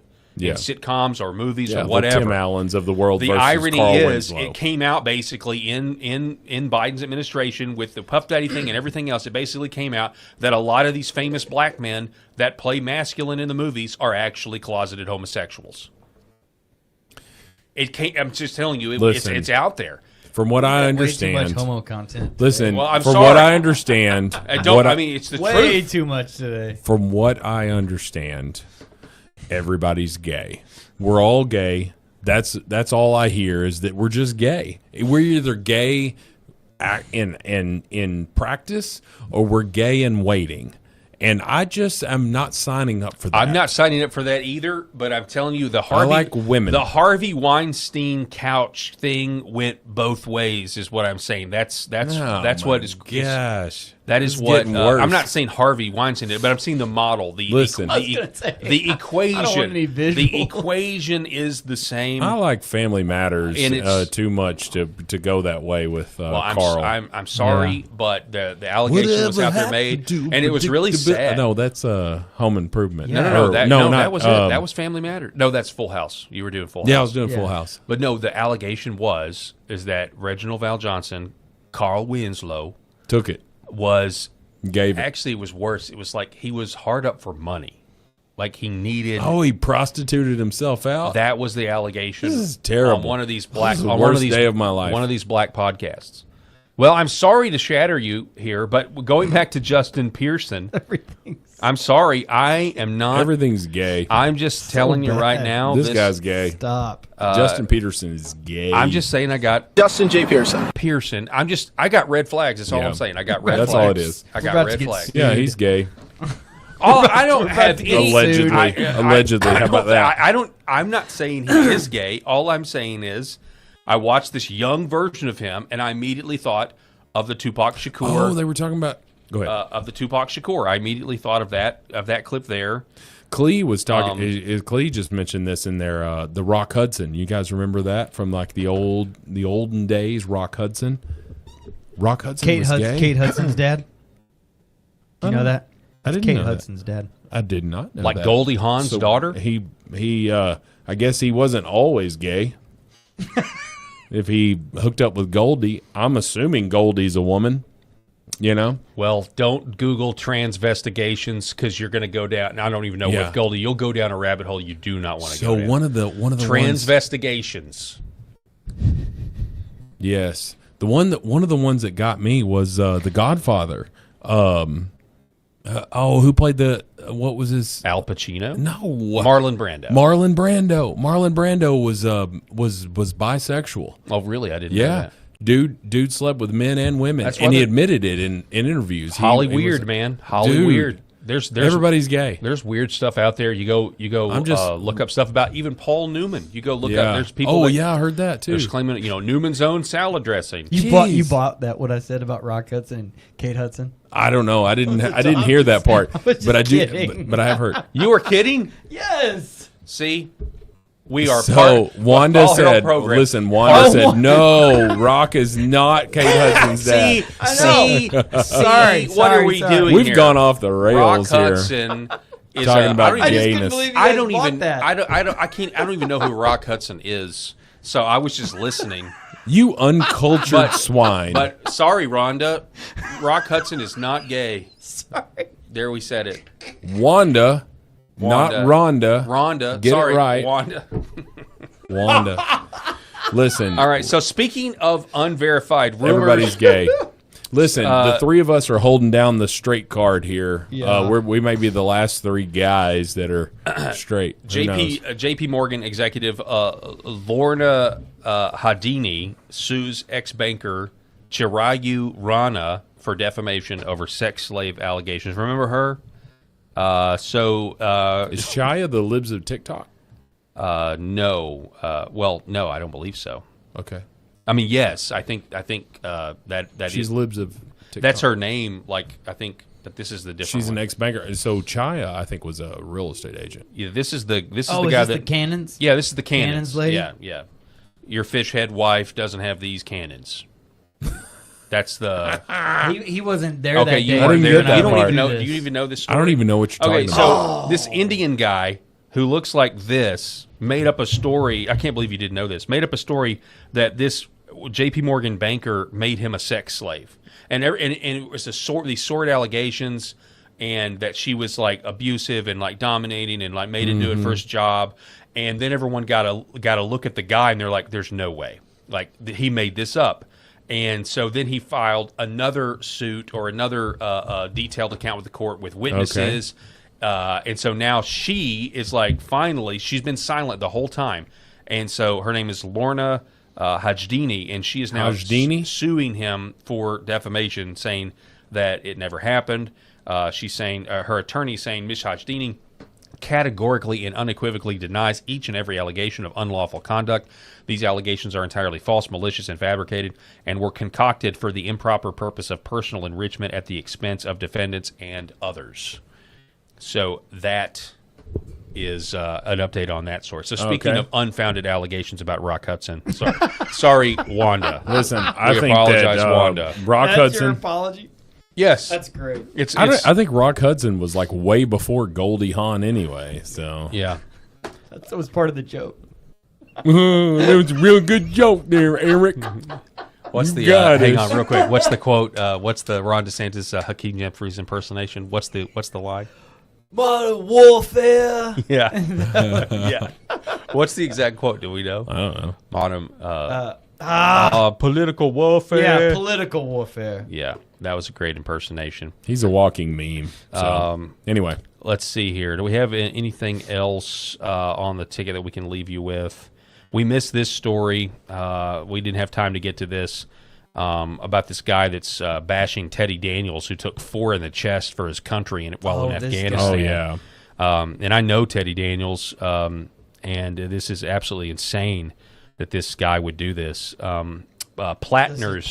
This is the guy in Maine, right? Yeah, guy in Maine. Democratic Maine Senate candidate Graham Plattner's deleted Reddit account has continued to cause headaches. This is the guy that has the swastika tattooed on his chest that he covered up? Yeah. Is that right? I believe that's him. And, running as a Democrat. Straight up got this Reddit post making fun of Teddy Daniels, who, by the way, he got interviewed by Tucker back when Tucker was on Fox in that Tucker Carlson Today segment. You know how he had a daytime little interview thing? And so it's a fascinating interview if you want to go listen to Teddy's story. It was back when he was running for Senate in, I can't remember, Vermont, I think. He lost, but he made a good run at it. Yeah. And he's got the Purple Heart. The man survived getting shot 4 times and actually took fire. He drew the fire intentionally to save his own guys. He made a tactical decision to do the unwise thing to draw fire away from his men. And took 4 in the chest from it. And then this guy goes online and criticizes him. Yeah, that Plattner guy's crazy. Folks, that's all the time that we have for this edition of the show. I'll be back here tomorrow here on LFA TV and other platforms. God bless. I want to give a shout-out to our sponsors, Red Vive Health, New Horizon Real Estate, Gateway Sight and Sound, Pet Club 24/7, and Sherrod Chiropractic. We will see you tomorrow.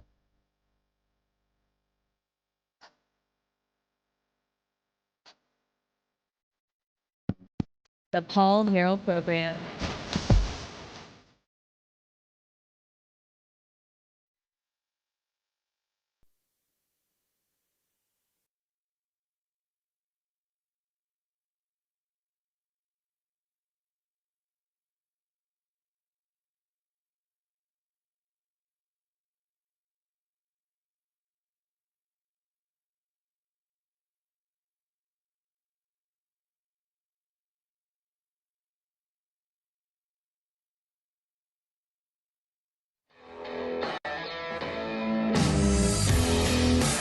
Welcome to Flyover Conservative Podcast with David and Stacey Whited, where we break down current events and examine culture through the lens of conservative Christian values.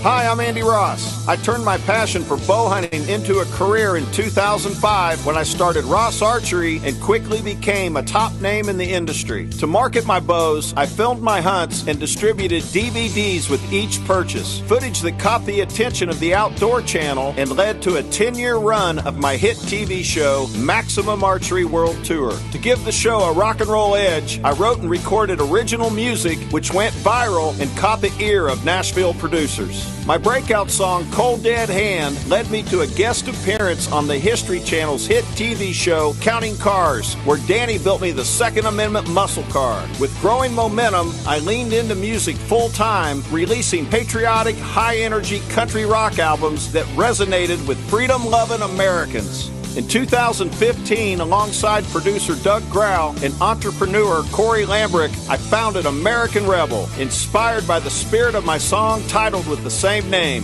What began as a lifestyle brand has grown into a publicly traded company on NASDAQ, AREB, offering safes, concealed carry apparel, and now America's patriotic, God-fearing, Constitution-loving, national anthem-singing, stand-your-ground beer. American Rebel Light has launched to overwhelming success in Tennessee, Kentucky, Ohio, Indiana, Connecticut, Virginia, North Carolina, Mississippi, Florida, Arkansas, Missouri, Kansas, Iowa, Minnesota, and we are expanding the footprint every day. Some say we're the fastest growing beer in history. We just say it tastes like freedom.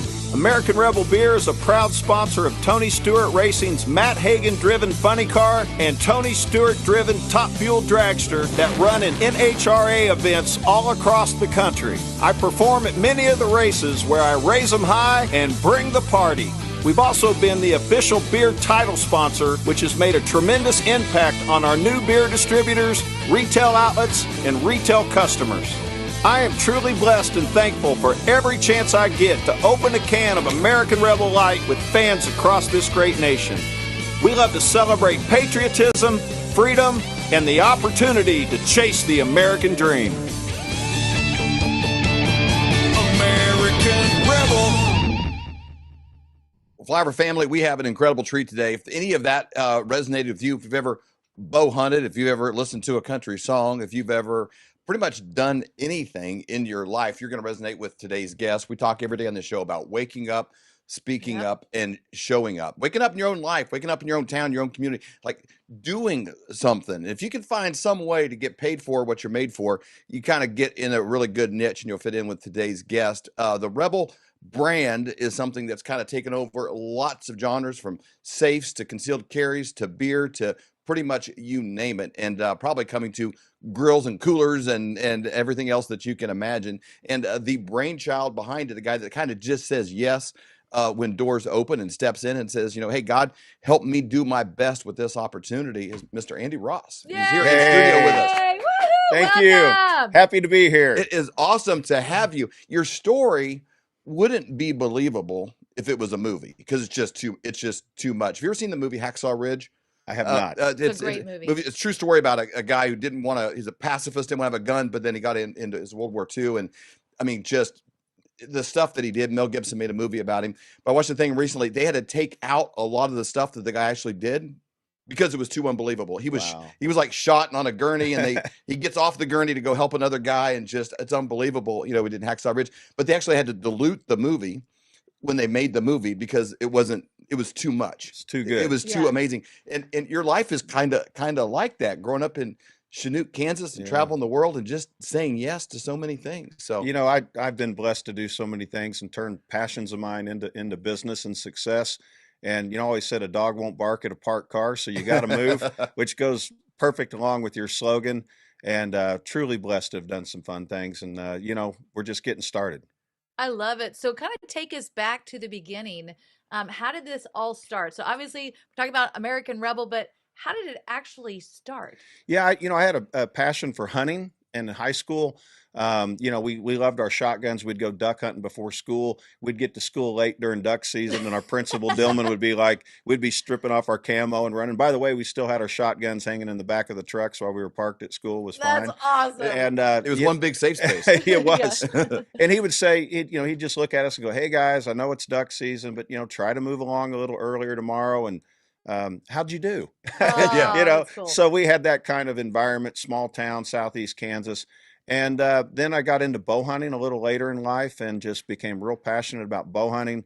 And I started seeing these TV shows. I had a friend that was filming for the Drury Brothers. And I said, "Hey, would you come film some of my hunts?" And he said, "Well, sure." When he had some time, we filmed about 4 hunts, edited them up.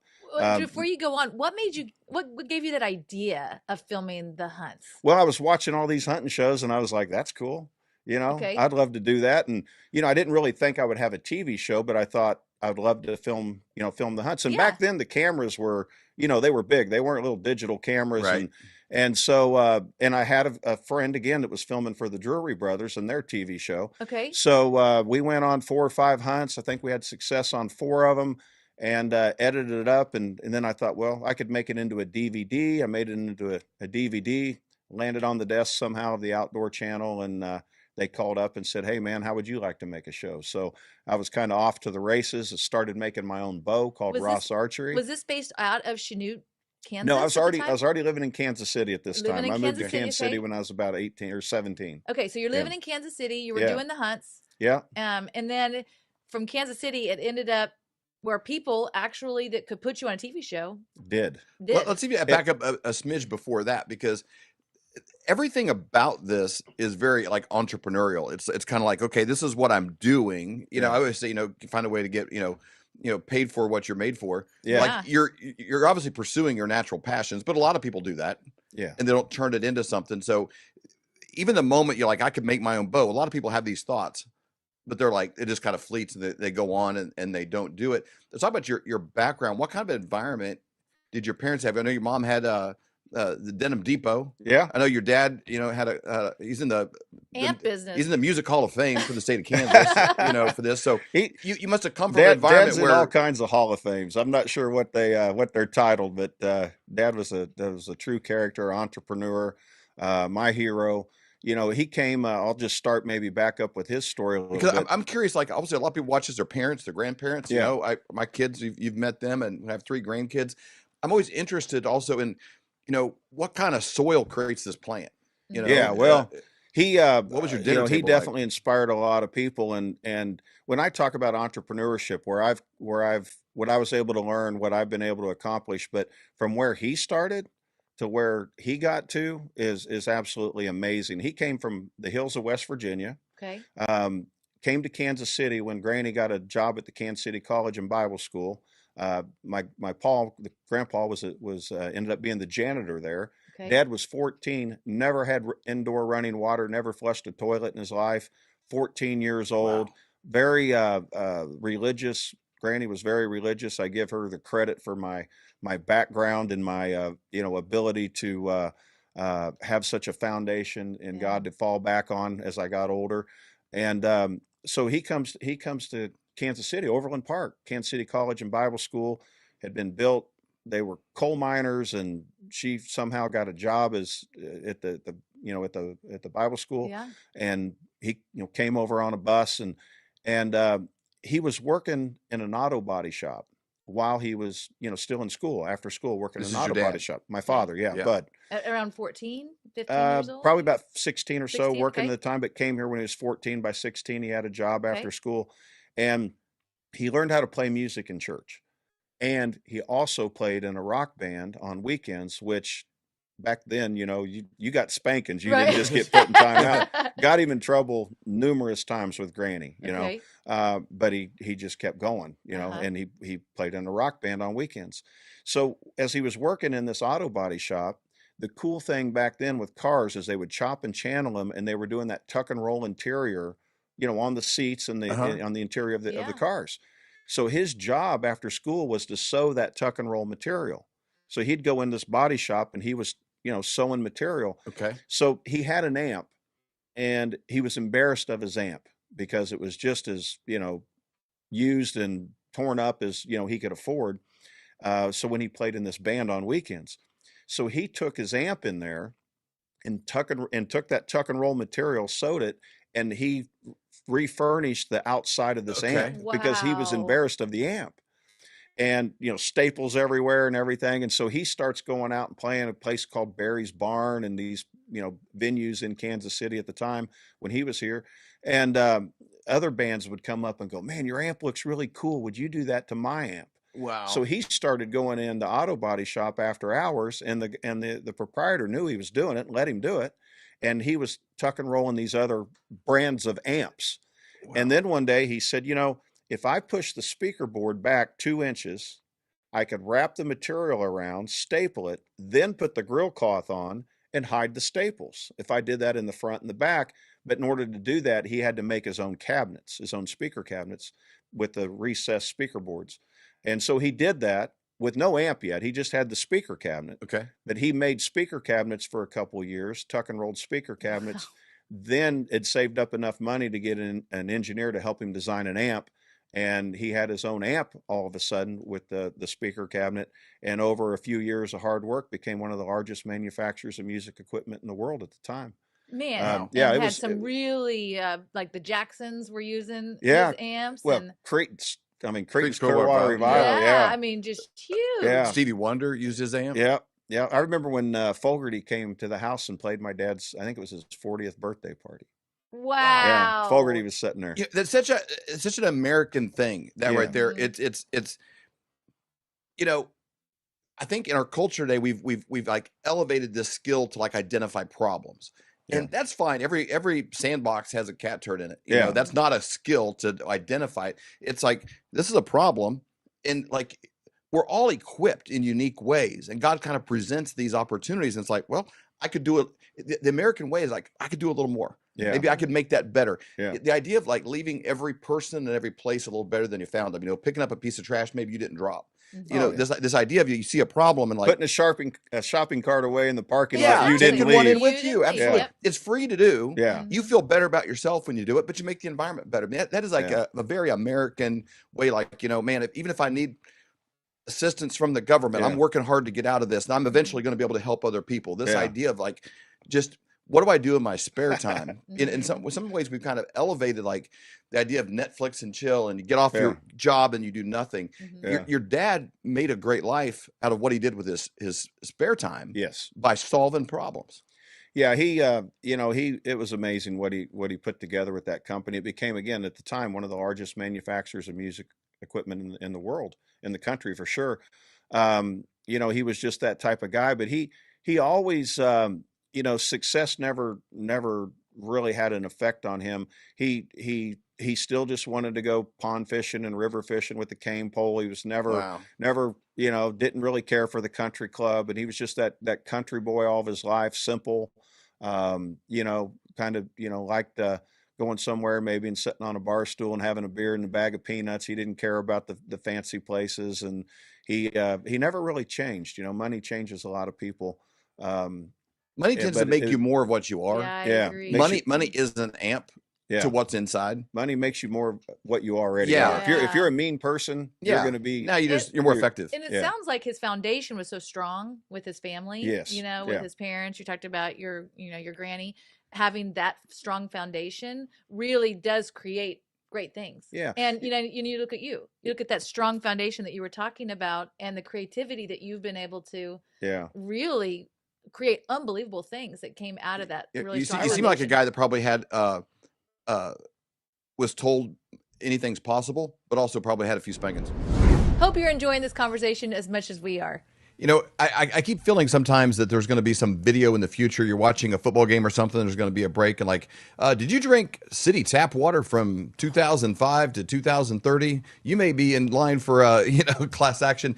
The kind of contaminants that are in our water today, they're barely reaching the legal standards, and the legal standards keep raising and raising and raising. Over 120 million Americans are drinking contaminated water today, and we researched this ourselves. We went around this loop 2 or 3 times, like how how serious are we about this? And then we found a site where we could actually look up the environmental watchdog, basically organizations. You can put in your zip code and find out what is the water like where you live.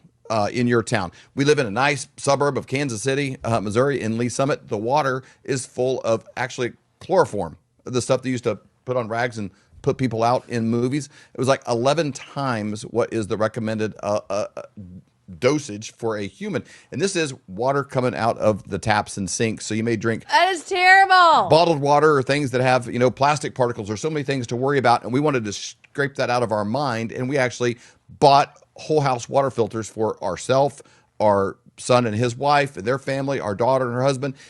These things are playing a big role, and we have a company that actually has an incredible solution with huge discounts for the Flyover family. So when you go to centuryh2o.com/flyover, they're giving 10% off right now, and they're having a big sale. So if you're thinking, well, what is it like in my area? All you do is go to centuryh2o.com/flyover. Just click on any of the products under the water. You can click on under the stink. You can click on anything you want, and then you scroll down. You can click on that and put in your zip code. When you put in your zip code, it will tell you what the water's like in your area. This is so important. Be prepared to be shocked. Yeah, because as we were traveling this weekend and we were in a different place, I thought I could not wait to get home to drink the water that we have here at home because it's safe, because you just don't know what the water's like in those areas. It's not even that it tastes good. It doesn't taste. Right. Water shouldn't taste. Water doesn't have a taste. And so if your water has a taste, there's probably something in there creating it. And with, increasing levels of just about everything from fluoride to you name it, those are in our waters. They have cups that can actually take, like you're seeing on the screen, take muddy water and make it drinkable. We've done tests with that with tea and coffee and putting it in there, and it comes out crystal clear, even with the sip mugs. Whether a sip mug, an under the counter, a shower head, or a full system, you can go to centuryh2o.com, put in promo code flyover, or just add /flyover, and you get additional discounts on everything they have. And they have financing. Financing. I think that's really important right now. You can just click on financing there at the top. Or you can actually, when you go to check out, you can break up your payments too. If you wanted to do 4 payments or 8 payments, all of those options are available. I think right now is such a big time because they're running the special, and they're giving the Flyover family an extra 10% off on top of that. So when you go to centuryh2o.com/flyover,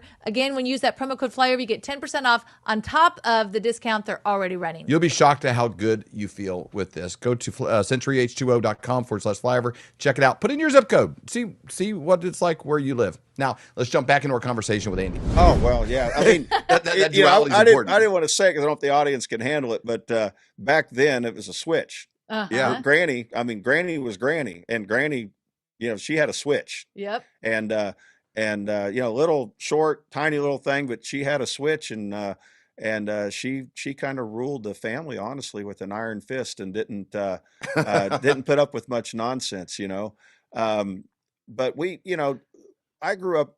I think the thing that if my father was here and you would ask him, the number one thing that he would contribute to his success was something I would also contribute to my success, because he made me do it when I was 12 to 14 years old. He insisted that I did it. He didn't care about my grades. I had to read a chapter of Napoleon Hill's Think and Grow Rich every day. Yeah. And he read that book a multitude of times, and it was his roadmap for business and success.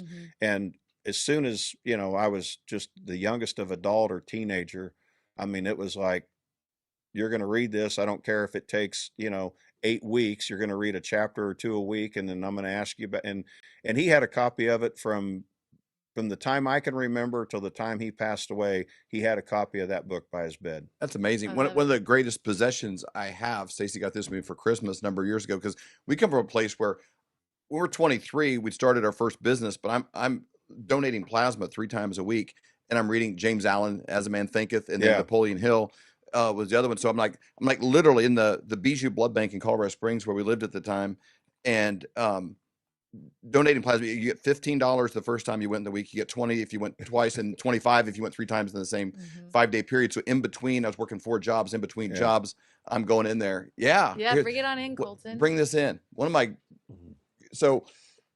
my way of getting out of that, because I didn't know anybody that ever bought 4 car tires at the same time, growing up, or, if the washing machine broke, it was like, oh man, and so the idea of, you know what, the same wind's kind of blowing on everybody, and you could change the setting of the sail and end up at a different place, and it started, here thinking about being somewhere we weren't, which is when you're physically donating blood, with a lot of homeless people. A little discouraging. You're like, okay, but I got to keep my mind on where I'm going, not where I'm at, or I'll just end up in this loop. So that helped me a lot. So one year, this book changed my life. Coltman got this for me. This is one of the first printings of this book when it came out. And so I kind of have other ones I pick up and read, but this is one we kind of have behind glass, and that's nice. It's valuable. But that idea, that is a very American thing. And that's why people come here, is this opportunity of, nobody's going to pick me up and put me at the top of the ladder, but there are rungs. And if I just kind of say, first of all, do my best at the job I've got, and then, what can I do extra? And like, your family's modeled that. And it's interesting because, your thoughts can create your words. And it says that we were created in God's image, and it said that God spoke the world into existence. So that means that our words are our thoughts and our words are very important, and they do create the world around us. It's interesting because Think and Grow Rich book, it says, and there's a lot of teachings in there, it kind of leaves out the word God and Christian, but there's a lot of similarities in there to the stories are in the Bible. They just kind of genericked it up a little bit but if you go back, you can kind of find the same thing in the Bible that says the same thing. Well, all truth is God's truth. People can hijack it, but if it's truth, 2 + 2 is 4. I mean, that you can't. I read somewhere they'll set you free. Yes, it will. That's true. And that idea that nobody could imagine Michael Jordan or somebody walking to the free throw line thinking, I'm probably going to miss this. Right. Yeah. I mean, you would expect a professional athlete. You expect Mahomes when he's getting ready to, play, like he's picturing good passes. He's picturing touchdowns. But in our regular life, like our school system, a lot of people don't teach that. A lot of people kind of stick in the same kind of victim run. They're still mad 10 years later about a relationship or, these kind of things. And man, you gotta flush it and move on and focus a little more on where you're going than where you've been. Reminds me of the, when Jesus started the church, right? He preached to a multitude of people, and some mocked and some laughed and some believed, and he didn't stick around to unmock the mockers or fix the laughers. No. He just took the believers, dusted off his shoes, and went to the next town. So you got to shake off some people that are mocking at you and laughing at you and picking at you, and you roll with the people that want to roll with you and keep going. So you invented your own bow. You're bow hunting, and what are you thinking? Like, this is fine, but I could probably do better. What problem were you solving with the bow? Well, how that started is this thing came out called a digital camera. Okay. And this digital camera, I was just bow hunting. Okay. I didn't have my bow company yet. Okay. This digital camera came out, and digital cameras had these little cards in them. And these cards, you could put 300 pictures on. I think it was 365 pictures could go on this card. Well, video is 30 pictures taken in a second. So if I could get 300 pictures on this card, if I could make it take pictures fast enough, 30 a second, I could get 10 seconds of video. There was no digital video camera. Okay. The digital camera, still camera had just come out. Okay. But I'm like, I could get 10 seconds of video on this if I could figure this out. And I love to bow hunt. If I had one of them cameras mounted on my bow, I don't need 10 seconds. I just need a few seconds to record the flight and strike of my arrow. Okay. So once I would let the arrow go, if it would start recording, then it'd take a couple seconds for my arrow to hit the target. It would show hitting the target. The target would, kind of run off a little bit, but I would have the flight and strike of my arrow. So I made this digital video camera that would do that. And I had an accelerometer hooked up to it. So when the vibration of the bow fired, it would start the recording, and it would record the flight and strike of the arrow. Well, obviously that's what you do. What year? Yeah. What year was this probably? This was, 2000, maybe 3. Okay. Somewhere in this area. Wow. So 2000. I'd have to go back 2002. While I was inventing this thing or trying to figure this thing out, these cards kept getting bigger. They were 64 and a gig, then they were a meg and 4 meg and 6 meg. So by the time I kind of had this thing figured out, I could really get 15 or 20 minutes of video because it would hold that many pictures. What I couldn't do was, it worked. The problem was the bow vibrated so violently that the footage was blurry. Okay. By the time the footage cleaned up, the arrow had already hit the target and it was too late. It was too shaky while the arrow was flying. So I got a company called Sims, contacted a company called Sims Vibration Laboratories out in Seattle, and I had them helping me try to figure out something. They were the ones that made the little rubber pads that would go on a CD player that went in your car so the CD didn't skip, and they were vibration experts. So they were helping me try to figure this out. So we were studying bows and why they vibrated the way they did and how come and why they were so violent, when you shoot them, and the energy that they get rid of and the vibration. We never could get the camera to straighten up. It never would clear up enough for that to be the product we wanted. But I learned a lot about bows and why they vibrate. And so I thought, but now I know how to make a better bow, because I've learned so much about why they vibrate and when they move and jump out of your hand when you shoot them and those types of things. So that's how I ended up going, well, I could make a bow. And I don't want to go too far off on this. It would be a whole nother subject, but I actually ended up taking that circuit that I designed. I put it in a flashlight, and I put the camera lens in the center of the flashlight with the LED lights around it. The LED lights were the light source, and sold it to police officers. And they could go in and like search the trunk of a car. They could run in a house on a domestic violence charge, testimony from a witness, investigate a crime scene.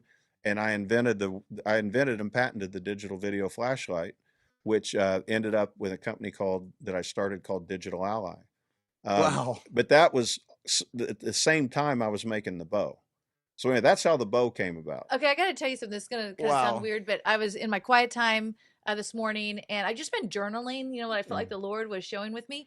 He told me this morning, I'm so excited for you to meet my son, Andy. And he literally called you a creative genius. He said he is a creative genius. And hearing this, I had no idea about any of those things. And then hearing that, wow. Well, real quick. So I made the bow. I want to finish this real quick. No one would shoot my bow on TV. They had contracts with other bow companies. So I filmed.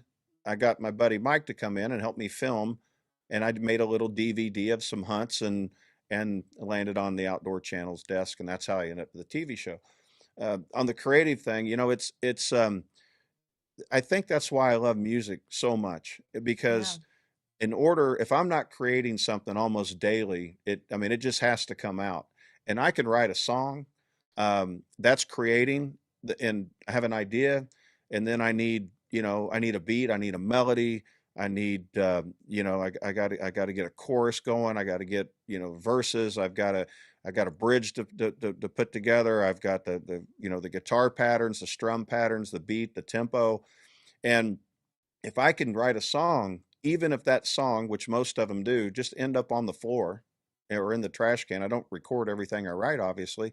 But that is a creative outlet. Sure. And, if we wanted to make a doghouse today, we would need wood and nails or screws and paint and hinges and all kinds of things to make and a plan and some paper to draw it out and some tools.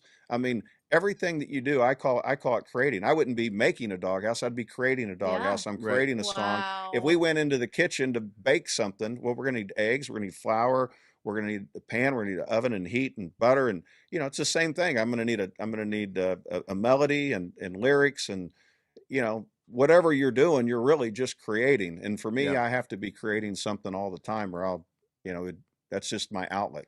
You would be pacing the room like a bear in a cage. Yeah. And music offers me that. If I wanted to, I could write a song on the plane on the way home today, or at least start one, and get something going and have that outlet. But I write all kinds of things, draw all kinds of things, design all kinds of things that no one ever even sees or, makes it out of my my little square paper sitting in, on the kitchen counter. When you get the opportunity then open up to be on the show, there's always this issue of, okay, we need like a jingle, we need a transition, you got royalties, and who do I pay for that? And so that's kind of the next problem. You kind of solved that and created your own jingles and transitions. And the music is it's probably the favorite part of my story, because it's what I love to do more than anything is play. And so I had the show. It was called Maximum Archery for 4 years. And I noticed what kids were doing with skateboards, bicycles. The BMX thing was really popular. The video games were getting exciting. I mean, kids were starting to do some crazy things on this, what they called X Games, right? Yep. So I thought to myself, why is anyone young person going to want to watch me bow hunt when I'm sitting in a tree going, hey, it's Tuesday. The wind's out of the west. We're in Kansas. I mean, this has to be cooler than that. Right. You know? And so I thought, well, I can't be loud on the hunt. I won't be successful. I can't be stalking an elk or, calling in an elk or stalking a mule deer and be making noise and funny and loud. So I decided, well, what we'll do is we'll film the travel and the camaraderie. And I'll never forget, we were going through an old gold mining town in Colorado, and I saw this old rickety bar, and it said, local, honey blonde on tap. And I said, I told, I forget who was driving, but Mike, my main man, Mike, was the cameraman. And I said, we're not going past that. I mean, why are we can't pass that up. We're not in that big a hurry. Turn around. Went in and played darts or whatever. But Mike said, he goes, hey, I'm going to get the camera out. Say that again. Let's run around the block and just do that again. Same reaction. So we started filming the hunt, crossing borders, getting tags, finding small town places to do laundry. And we were on the road. Real stuff. Yeah. It wasn't it wasn't like a scripted reality show. Right. It was your reality, and you're making it a show. Exactly. It was a reality show kind of before reality shows. But based on real reality. On real reality. You were real actually, trouble and you were actually doing it. Yeah. This was what, 2005? Yeah. Okay. We started the show in 2005. It turned into World Tour, Maximum Archery World Tour, more around 2008, 2009. Okay. I hope you're enjoying this conversation as much as we are. When you look around the world, you think, well, what do the people that have wealth, that have money, do? Well, let's go beyond those people. What are the central banks doing right now? What are the central banks doing? Well, 10 of the last 12 quarters, they've been purchasing gold. Matter of fact, the last quarter that we just went through, and it looks like gold and silver kind of stable, they purchased 244,000 tons of gold. Oh my gosh. 244,000 tons of gold. Central banks around the world, they're stocking up because currencies are going to be backed by things. People no longer trust their medical establishment. They don't trust a lot of different phases, and they definitely don't trust paper money. It's not hardly worth the paper that's printed on. And matter of fact, they're printing less and less of it all because it's all going digital. You need something physical to be able to back up your wealth in a way that can't be manipulated. It can't be printed on some 3D printer. Gold and silver come out of the ground, and you need something physical, something substantial, and you need to be doing the same things. Warren Buffett, not a big gold bug guy, recently bought Barrick Gold in Canada. They're one of the largest gold mining facilities in Canada. The people with wealth are moving away from physical currency and backing it up with physical metals. It's incredible. When you go to flyovergold.com, there's a place that you can fill out your information for a free consultation. That means get all of the questions answered for you and your family. Find out what are your options. Then you can make wise decisions. And you're talking to a team that is so well educated. Dr. Kirk has two PhDs.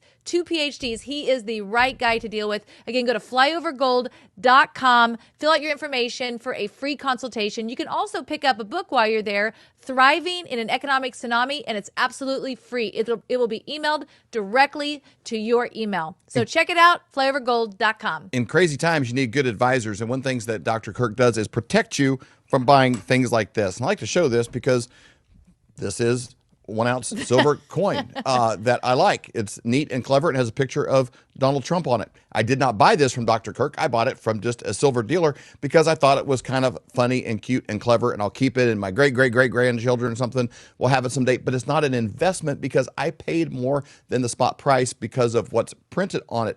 A lot of people are doing that with their savings and with their wealth. They're buying things that are not bullion. It's just the number of ounces you can get for the dollar spent. So reach out to Dr. Kirk today. He can protect you from making poor choices and actually guide you through the process of making the right choices, the paperwork and checking and all the deals with your IRA, your savings, whatever you're doing. They can walk you through it. They've been doing this for decades, and they'll help you make the right choice. We've known him for over 25 years. Yeah. So we've known him a very long time. Let's jump right back in with Andy. So then we took the dates, the species, and where we were hunting, and we put it down the back of T-shirts, like old Van Halen concert, like a world tour, with the sold out stamp on the back, you know. Yeah. I love it. So all of a sudden it started looking like a rock and roll thing, and I thought, well, I can play some music, and we need music for the opener, in and out of commercials when the credits roll. Right, at least had a good amp. Yeah, I had a good amp. I had a couple amps. Yep. And I wrote these songs. I wrote Gotta Go Hunting Blues, Hunt Me Down, Buck of a Lifetime, Blood Trail on a Whitetail, Support Your Local Wildlife.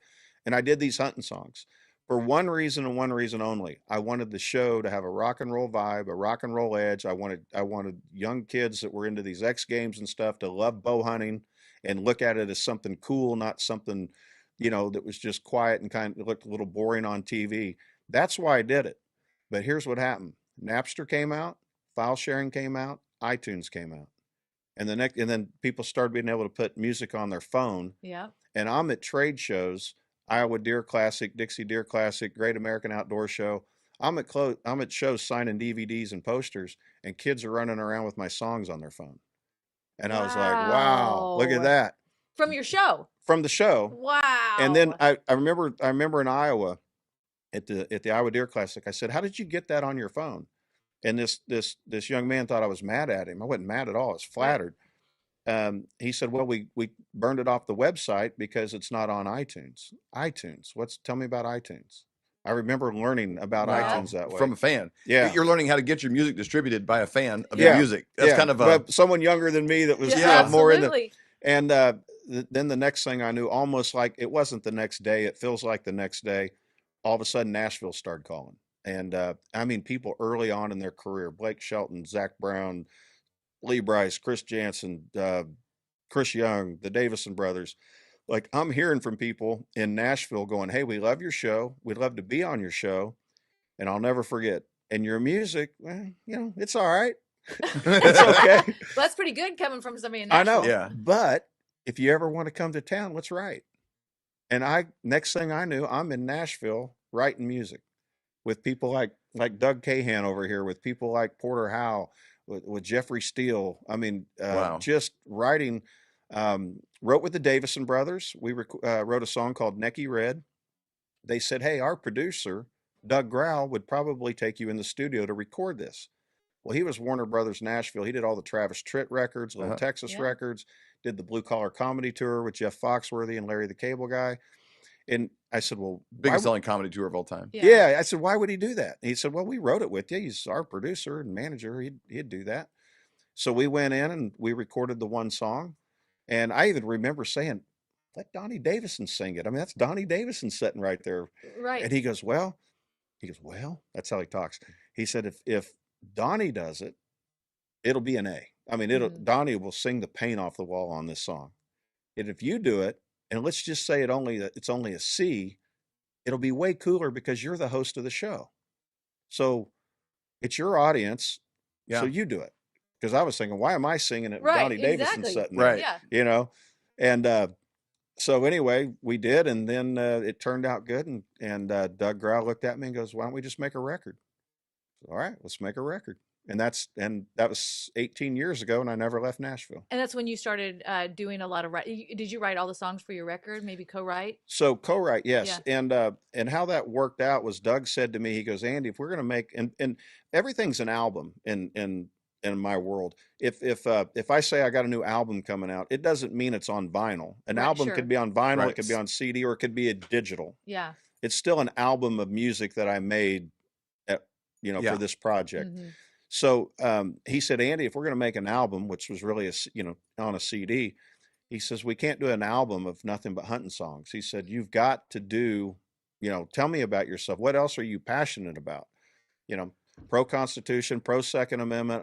Even though all I do is bow hunt, but I love the shooting sports. Right to bear arms. He goes, hunting is this big, bow hunting is only this big, but patriotism is this big. Yeah. And he said, let's just see what we tried to write a couple like top 40-year-old soccer mom kind of country songs on that first record, and that wasn't me. That didn't work too well. But the songs that caught on were more patriotic, and we kind of developed this thing that we call now, if someone says describe Andy Ross music, they would say it's country patriotic rock and roll. Yeah. And we found our own lane. And I tell people all the time, I'm not going to win The Voice, but I sing Andy Ross songs better than anybody. There you go. And so I found a lane, I found a niche. I'm thankful to have it. I'm blessed to have it, and I just lean into it. What I love is you're in this space where,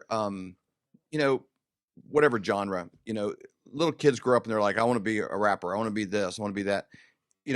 People love Brett Favre so much because he had this vibe about him that so good. He would have played in the 50s for free. We had a substitute teacher when we grew up in Buhler, Kansas, Mr. Massie. And Mr. Massie, he was probably, I don't know how old he was. He was, when you're 16, 17, everybody seems pretty old, but he probably was in his 60s. He's like a retired guy, but he had played for the Detroit Lions like in the 50s or something. So he's kind of a big guy, big banana fingers and stuff. His nose, you can tell, been broken a lot.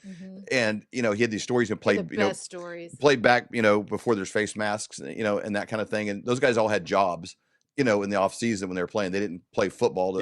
Most sold insurance, sold cars. Most of them had more fans at their college than they did when they played, in the NFL, in that days. And when you see somebody that clearly loves what they do, now sometimes somebody will get a guitar or something like, what are you trying to do? Be famous? Versus everybody should be creating and doing something, and you found, a way to just keep pursuing what you would have been doing and you were already doing for free. Yeah. Yeah. I mean, I did the music, and we do this all the time. I remember Doug Cahan, I keep bringing him up. He's here with me today. He told me this a long, long time ago, and it took me a few years on the road to realize it's true, but we'll do the gig for free. They're paying me for the travel. Right. We'll do the gig for free. And you'll go somewhere and a promoter's going to pay, like, your cost is X to go play. And they'll go, yeah, but I only need you to do a 30-minute set. I'm like, that means nothing to me. I would rather play 90 minutes. Once I'm there to play, I'd love. Right. I'm disappointed I only get a 30-minute set. You're paying me to travel, to be there, not to play. We'll do that for free. And so yeah, when you find something you love and love to do like that, you dive into it and be thankful. And I think that's a niche a lot of people drift away from, because like your dad didn't sit and think, how could I make a lot of money? Well, I could make amps. Yeah.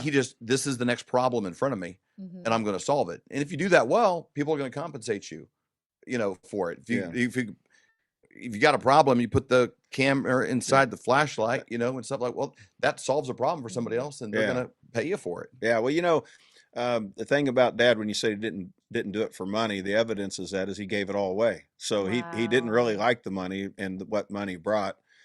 He loved making music equipment, making music and creating and building the brand and seeing the equipment on stage. And he literally did. And he gave it all away. He put so many people through school, did so much for charities, and just did not, money definitely did not make him happy. Man. Okay. So let's talk about, you're doing these albums. Talk about American Rebel. When did that come out? Was that on your first one, second one, third one? When did that come out? They would say like one song can change everything. Yeah. Yeah. Well, we started with a passion for bow hunting that turned into a show that turned into a music career. And then the song American Rebel, I wrote with Porter Howe, came out on off my Time to Fight record in about 2015. Okay. It goes viral as a patriotic anthem. Really started doing well, getting a lot of traction. Then Danny calls me from Counting Cars and says, "Hey, I love the song. I love the the patriotism in the song. How would you like for us to build you like a car, like the Second Amendment muscle car? We'll build you like are you joking? A Constitution." That's C3 Stingray, right? Yeah, the '69 Corvette. And he said, "We'll build something kind of like themed around the song, We the People, Second Amendment, Constitution." And so we met. I went out to Vegas and met with him. He was really cool. The coolest thing about Danny, real quick story. So we meet to discuss the car and the show. It's not all staged, but there's some planning that goes into it. I was going to go in, get a tattoo at his tattoo parlor. He was going to come in, say, hey, they called, told me Andy Ross was in here. Let's talk about a car. I mean, that's kind of how it was set up on TV. We'd kind of have that. Anyway, so we're discussing this. And I leave the his office, building, showroom place out in Vegas, and I go down the steps. It's hot outside. It's Vegas. And I'm about 15 feet down the steps and in the parking lot. And he opens up the door. He goes, Andy. And I turned around. I go, yeah. He goes, if you don't hear back from us in a week or two, call me. You got my cell. Call me. I said, all right, man. Turn around and start working. He goes, Andy. I turn around. He goes, not too early. And I go, what? You're not a morning person? And he goes, I am the Count. I was like, all right, you're cooler than me. It was really cool. Yeah, we had a great time. Is that the car? That's the car. Which that's a big show. That's like the American Pickers for cars. Yeah, and the thing about Danny, to give him so much credit, because I mean, he really, really shot my career to another level.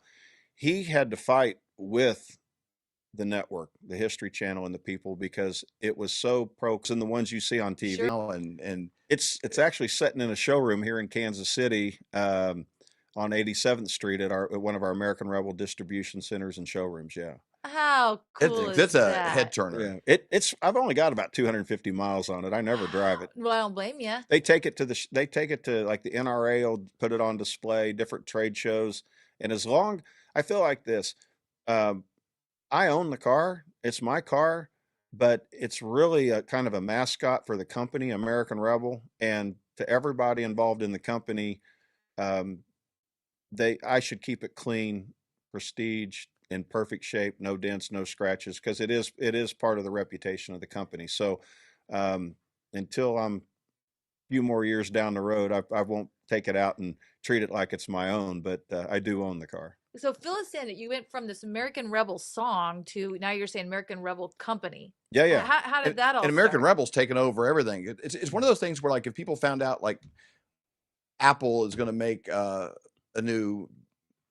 if Apple made a car, people would be like, really? I'd be interested in that. The kind of, or Yeti, like me. Or an unbelievable vacuum cleaner. Right. They could make the smartest vacuum cleaner on the planet. That they have so much, credibility with one thing, it overflows. And that's kind of what you have, like Yeti, where it's like, hey, Yeti's making Crocs. Yeah. Okay. Okay, I'll try 'em. Or Yeti made a boot, I'd be like, all right, like whatever Yeti's got. The American Rebel's kind of becoming that from thing to thing. Yeah, the blessing of trying to make a bow camera to a bow to TV to music, it just keeps continuing. So I'm out west on an elk hunt. We're still making the TV show, and a friend of mine that is a businessman, but he was in gas and oil, maybe that type of stuff in gas and oil business. But he said, hey, if you're out west, he said, I've got a friend. He said, you need to meet him. He loves what you do. He's a big Second Amendment guy. In fact, he just put together the group of people that put together the money, and as the executive vice president, they just bought Smith & Wesson back from the overseas company, brought it back to the U.S. Wow. As it's woven in the fabric of our flag type company. And they've got Smith & Wesson. They've turned it around. He said, if you're near Arizona, and I said, well, I'm not really near Arizona, but I'm New Mexico, and I mean, I'm out west. Yeah. Okay, I'll make a point to go meet Corey Lambrick. I never met the man. Okay. So I go meet him, and we're in I won't say where we're at. We're in a bar having a couple beers and talking, and we're kind of talking business. I'm not sure why the guy wanted us to meet, but I'm interested in anything around Smith & Wesson. Sounded exciting. I was kind of thinking that, I thought, well, maybe they want me to shoot a Smith & Wesson or do something on the show. I don't know, but I'm going to go meet the guy. So we're talking a little business, and then he was asking me about the song American Rebel in the car. And I said, I have the rough cut video to the song if you want to see it. And I had my laptop, and I played it for him. And then he told me to play it again. I played it again. He stood up, and he's kind of a big guy. He stood up, and most people pound the table with their, like this with their fist. He took 2 fingers and pounded the table. And he said, Andy, that's a brand. He said, that's America's patriotic brand. That song's the mission statement. and that's a brand. Wow. And I'd known him 4.5 hours, and he wrote a $50,000 check to Andy Ross on tour because there was no American Rebel. He called Steve Koshine, who introduced us, and said, "You're writing one too. I just wrote it. Write it and put it in the mail." And we didn't even know what we were going to make. We didn't have a product. We didn't have anything. Introduced me to our attorney that we still use to this day, Anthony Dement. The company was started. I continued to bow hunt, play music. We came out with our concealed carry clothing, backpacks, coats, and jackets. Moved into gun safes. How do they find those, by the way? Like all of that, all of those birds that you were just talking about. The concealed carry products. Yeah. The safe How do we space. find them? Yeah. How do people find them if they're like AmericanRebel.com. So they go to AmericanRebel.com. They can find that there. How about your safes? So 2019, we introduced the gun safes. Okay. And the idea of American Rebel wasn't to be a concealed carry company, a gun safe company. It was to be America's patriotic brand. I wanted to see American Rebel beer, American Rebel coolers, or American Rebel grills, American Rebel motor oil, American Rebel tools, wheelbarrows, pool cues. We wanted Susie to go to Mom and say, "Mom, what's Dad want for Father's Day?" And she says, "Honey, anything with American Rebel on it." It's a lifestyle brand. That was the idea. American Rebel dog bed. Yeah, you bet. And we do some of it through licensing, some from design engineering, and putting the products out ourselves, license the brand to some other, I don't want to make pull cues, but if a pull cue company wanted to do an American Rebel pull cue, we'd do a license, do a license deal for them and let them be a part of our patriotic family and our fan base. And so that's how the company started. And then, just recently, in the gun safe business in 2022, we actually bought out our OEM manufacturer, which was Champion Safe. So we also own Champion Safe now. But less than 2 years ago, a national beer brand, light beer brand, kind of stepped on themselves a little bit, and felt like an opportunity to me. So they did, man. So, Bud Light kind of people were like, "Nope, I'm not. I'm not going so there." They kind of pooped the bed. So we showed up with America's patriotic, God-fearing, Constitution-loving, national anthem singing, stand your ground beer. It's the only all-natural light beer on the market, no corn syrup, no rice extract, and we've been able to launch this with overwhelming success. We're in 18 states. Just got in our first NFL stadium, Lincoln Financial Field, where the Eagles play. I've heard of them. And you've heard of them, yeah. They kind of beat up on our Chiefs a time or two. I'm not, but hey, if you're selling the beer, I forgive you. Our country started there, so I guess it's a good place for the brand to start. It's a good place to start. We're in Chains, we're in Total Wine, we're in here in Kansas City. You'd be familiar with Price Chopper or with Hen House, Price Chopper. Yeah. So just blessed to have launched the beer and continuing to go. We've got other products that we're working on to roll out that I kind of got to keep under hat, but we're working every day. And you actually wrote a song, and you have a video called "Hold My Beer," right? That was a lot of fun. That was something. The video's hilarious. Well, thank you. Well, here was the fun part, going back to the creativity. Yeah. So here's always my challenge, because, I'm blessed to get to go out and play music. It is what I like doing more than any other part of the job, if you will. But I also have to keep in mind that American Rebel, the company, they use the music and my exposure with the music as part of the marketing. That's always been the plan. So when I write a patriotic song, patriotic song, it fits the brand, Yep. So I got to be in mind, because what I'm thinking about now when we're writing this song was the 250th anniversary is coming of our country. Yep. American Rebel needs to be involved. Mm-hmm. I need to be playing some of those big events, and I need to write a song that talks about our country, what we went through for 250 years to become this great country, the good times and the struggles and the challenges. Mm-hmm. But I want the listener to also know that, the best is yet to come. You ain't seen nothing yet. Exactly. That we've done this in 250 years. You wait. The best is yet to come. Optimistic, opportunity mixed with difficulty. There's opportunity for everyone. Yep. God blessed country, best country on this rock. Optimism. So I got to write the past, the struggles, the good times, the bad, the future's bright, but now I got to do it on brand. Like, how do I get it on brand too? because I want it to be a feather in American Rebels hat. Yeah. So that's where we come up with "You Ain't Seen Nothing Yet, Hold My Beer." I love it. And that's how I put it all together. So that was a lot of fun from setting down, going, okay, what's this song going to be when it's done? Yeah, it's got to be this. Oh, by the way, it needs to be on brand. And Well, so let's actually watch it. Let's do it. I want the Flyover family to see this. So let's play it.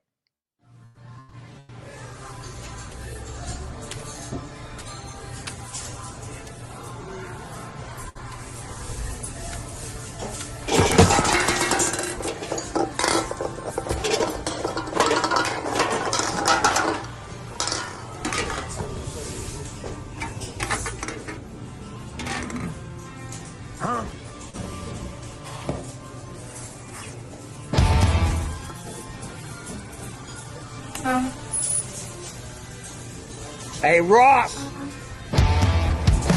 Ross! These dishes ain't gonna wash themselves.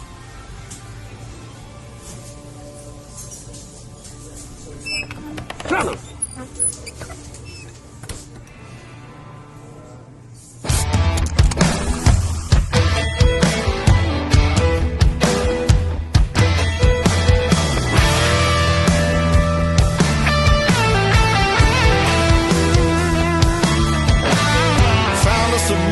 Sailed against the grain, straight into the eye of a hurricane. Outnumbered, on the run, freedom in the sights of our rusty guns.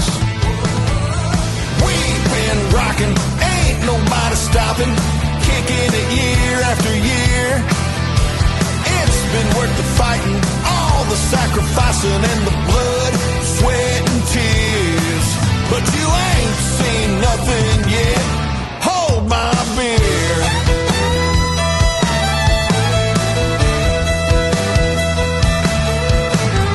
We were made from iron and steel, gold in the ground and crops in the field.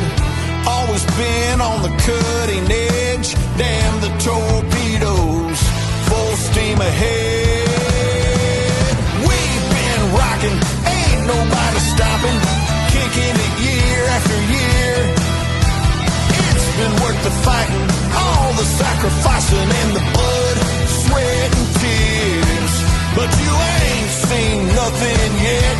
Hold my beer.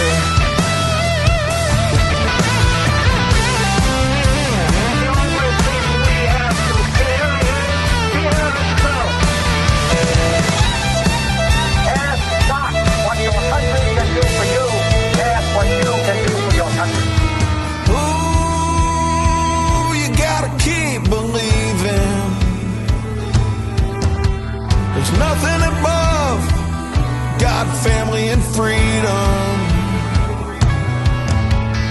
Oh, you gotta keep believing. Tear down this wall. We've been rocking, ain't nobody stopping, kicking it year after year. It's been worth the fighting, all the sacrificing and the blood.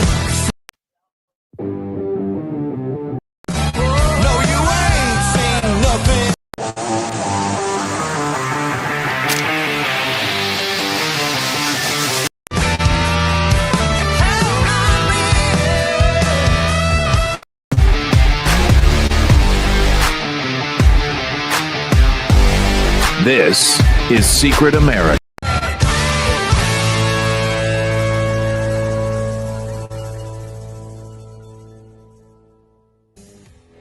We hope you've enjoyed this episode of the. And so we know Donald Trump, we know he endorsed Ken Paxton, right? And Ken Paxton has immediate. Share with those who came to mind. Be blessed and make it a great day.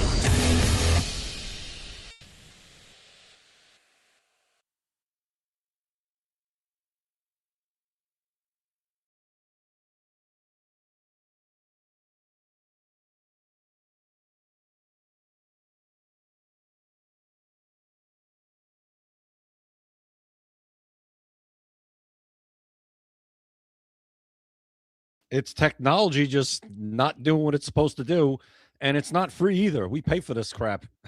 We pay like the max. I mean, you know what you have to do. It's ridiculous. Do what you got to give do. me a sec. Go ahead and tell you what, Jay. Talk about the sponsor because that's what I was going to do anyway. Do me a favor and just mention the sponsor, and I'll put up the QR code also. You got it. There it is. Max Associates. MaxAssociates.etsy.com. You see that stuff right there on that banner. Great stuff. That is on the website and more. All patriotic, even better than patriotic. I mean, specifically patriotic to stuff that you truly believe in if you want to go that way. Like it'll just tell everybody what you feel, what you believe, or you can go more generic with stuff like that, supporting troops. God bless America. But all amazing stuff. Best deal that there is, 20% off anything on that site over $20. 20% off on anything over $20 plus free shipping. You can't beat that anywhere. And there it is right up in the right-hand corner. There's the QR code. Hit that. It'll take you right there. You have Father's Day right around the corner. Great Father's Day gifts on here. And America's 250th birthday coming up on July 4th. No better time to get on maxassociates.etsy.com and get yourself some patriotic apparel. 20% off anything over $20. Free shipping. What's stopping you? Let's go. Jay, you got to be shitting me. Look at this. Okay, so now it's working, but then I put up a second one, so now it's streaming to both of them. Streaming? Wait, where are we streaming? Where else? No, I don't know.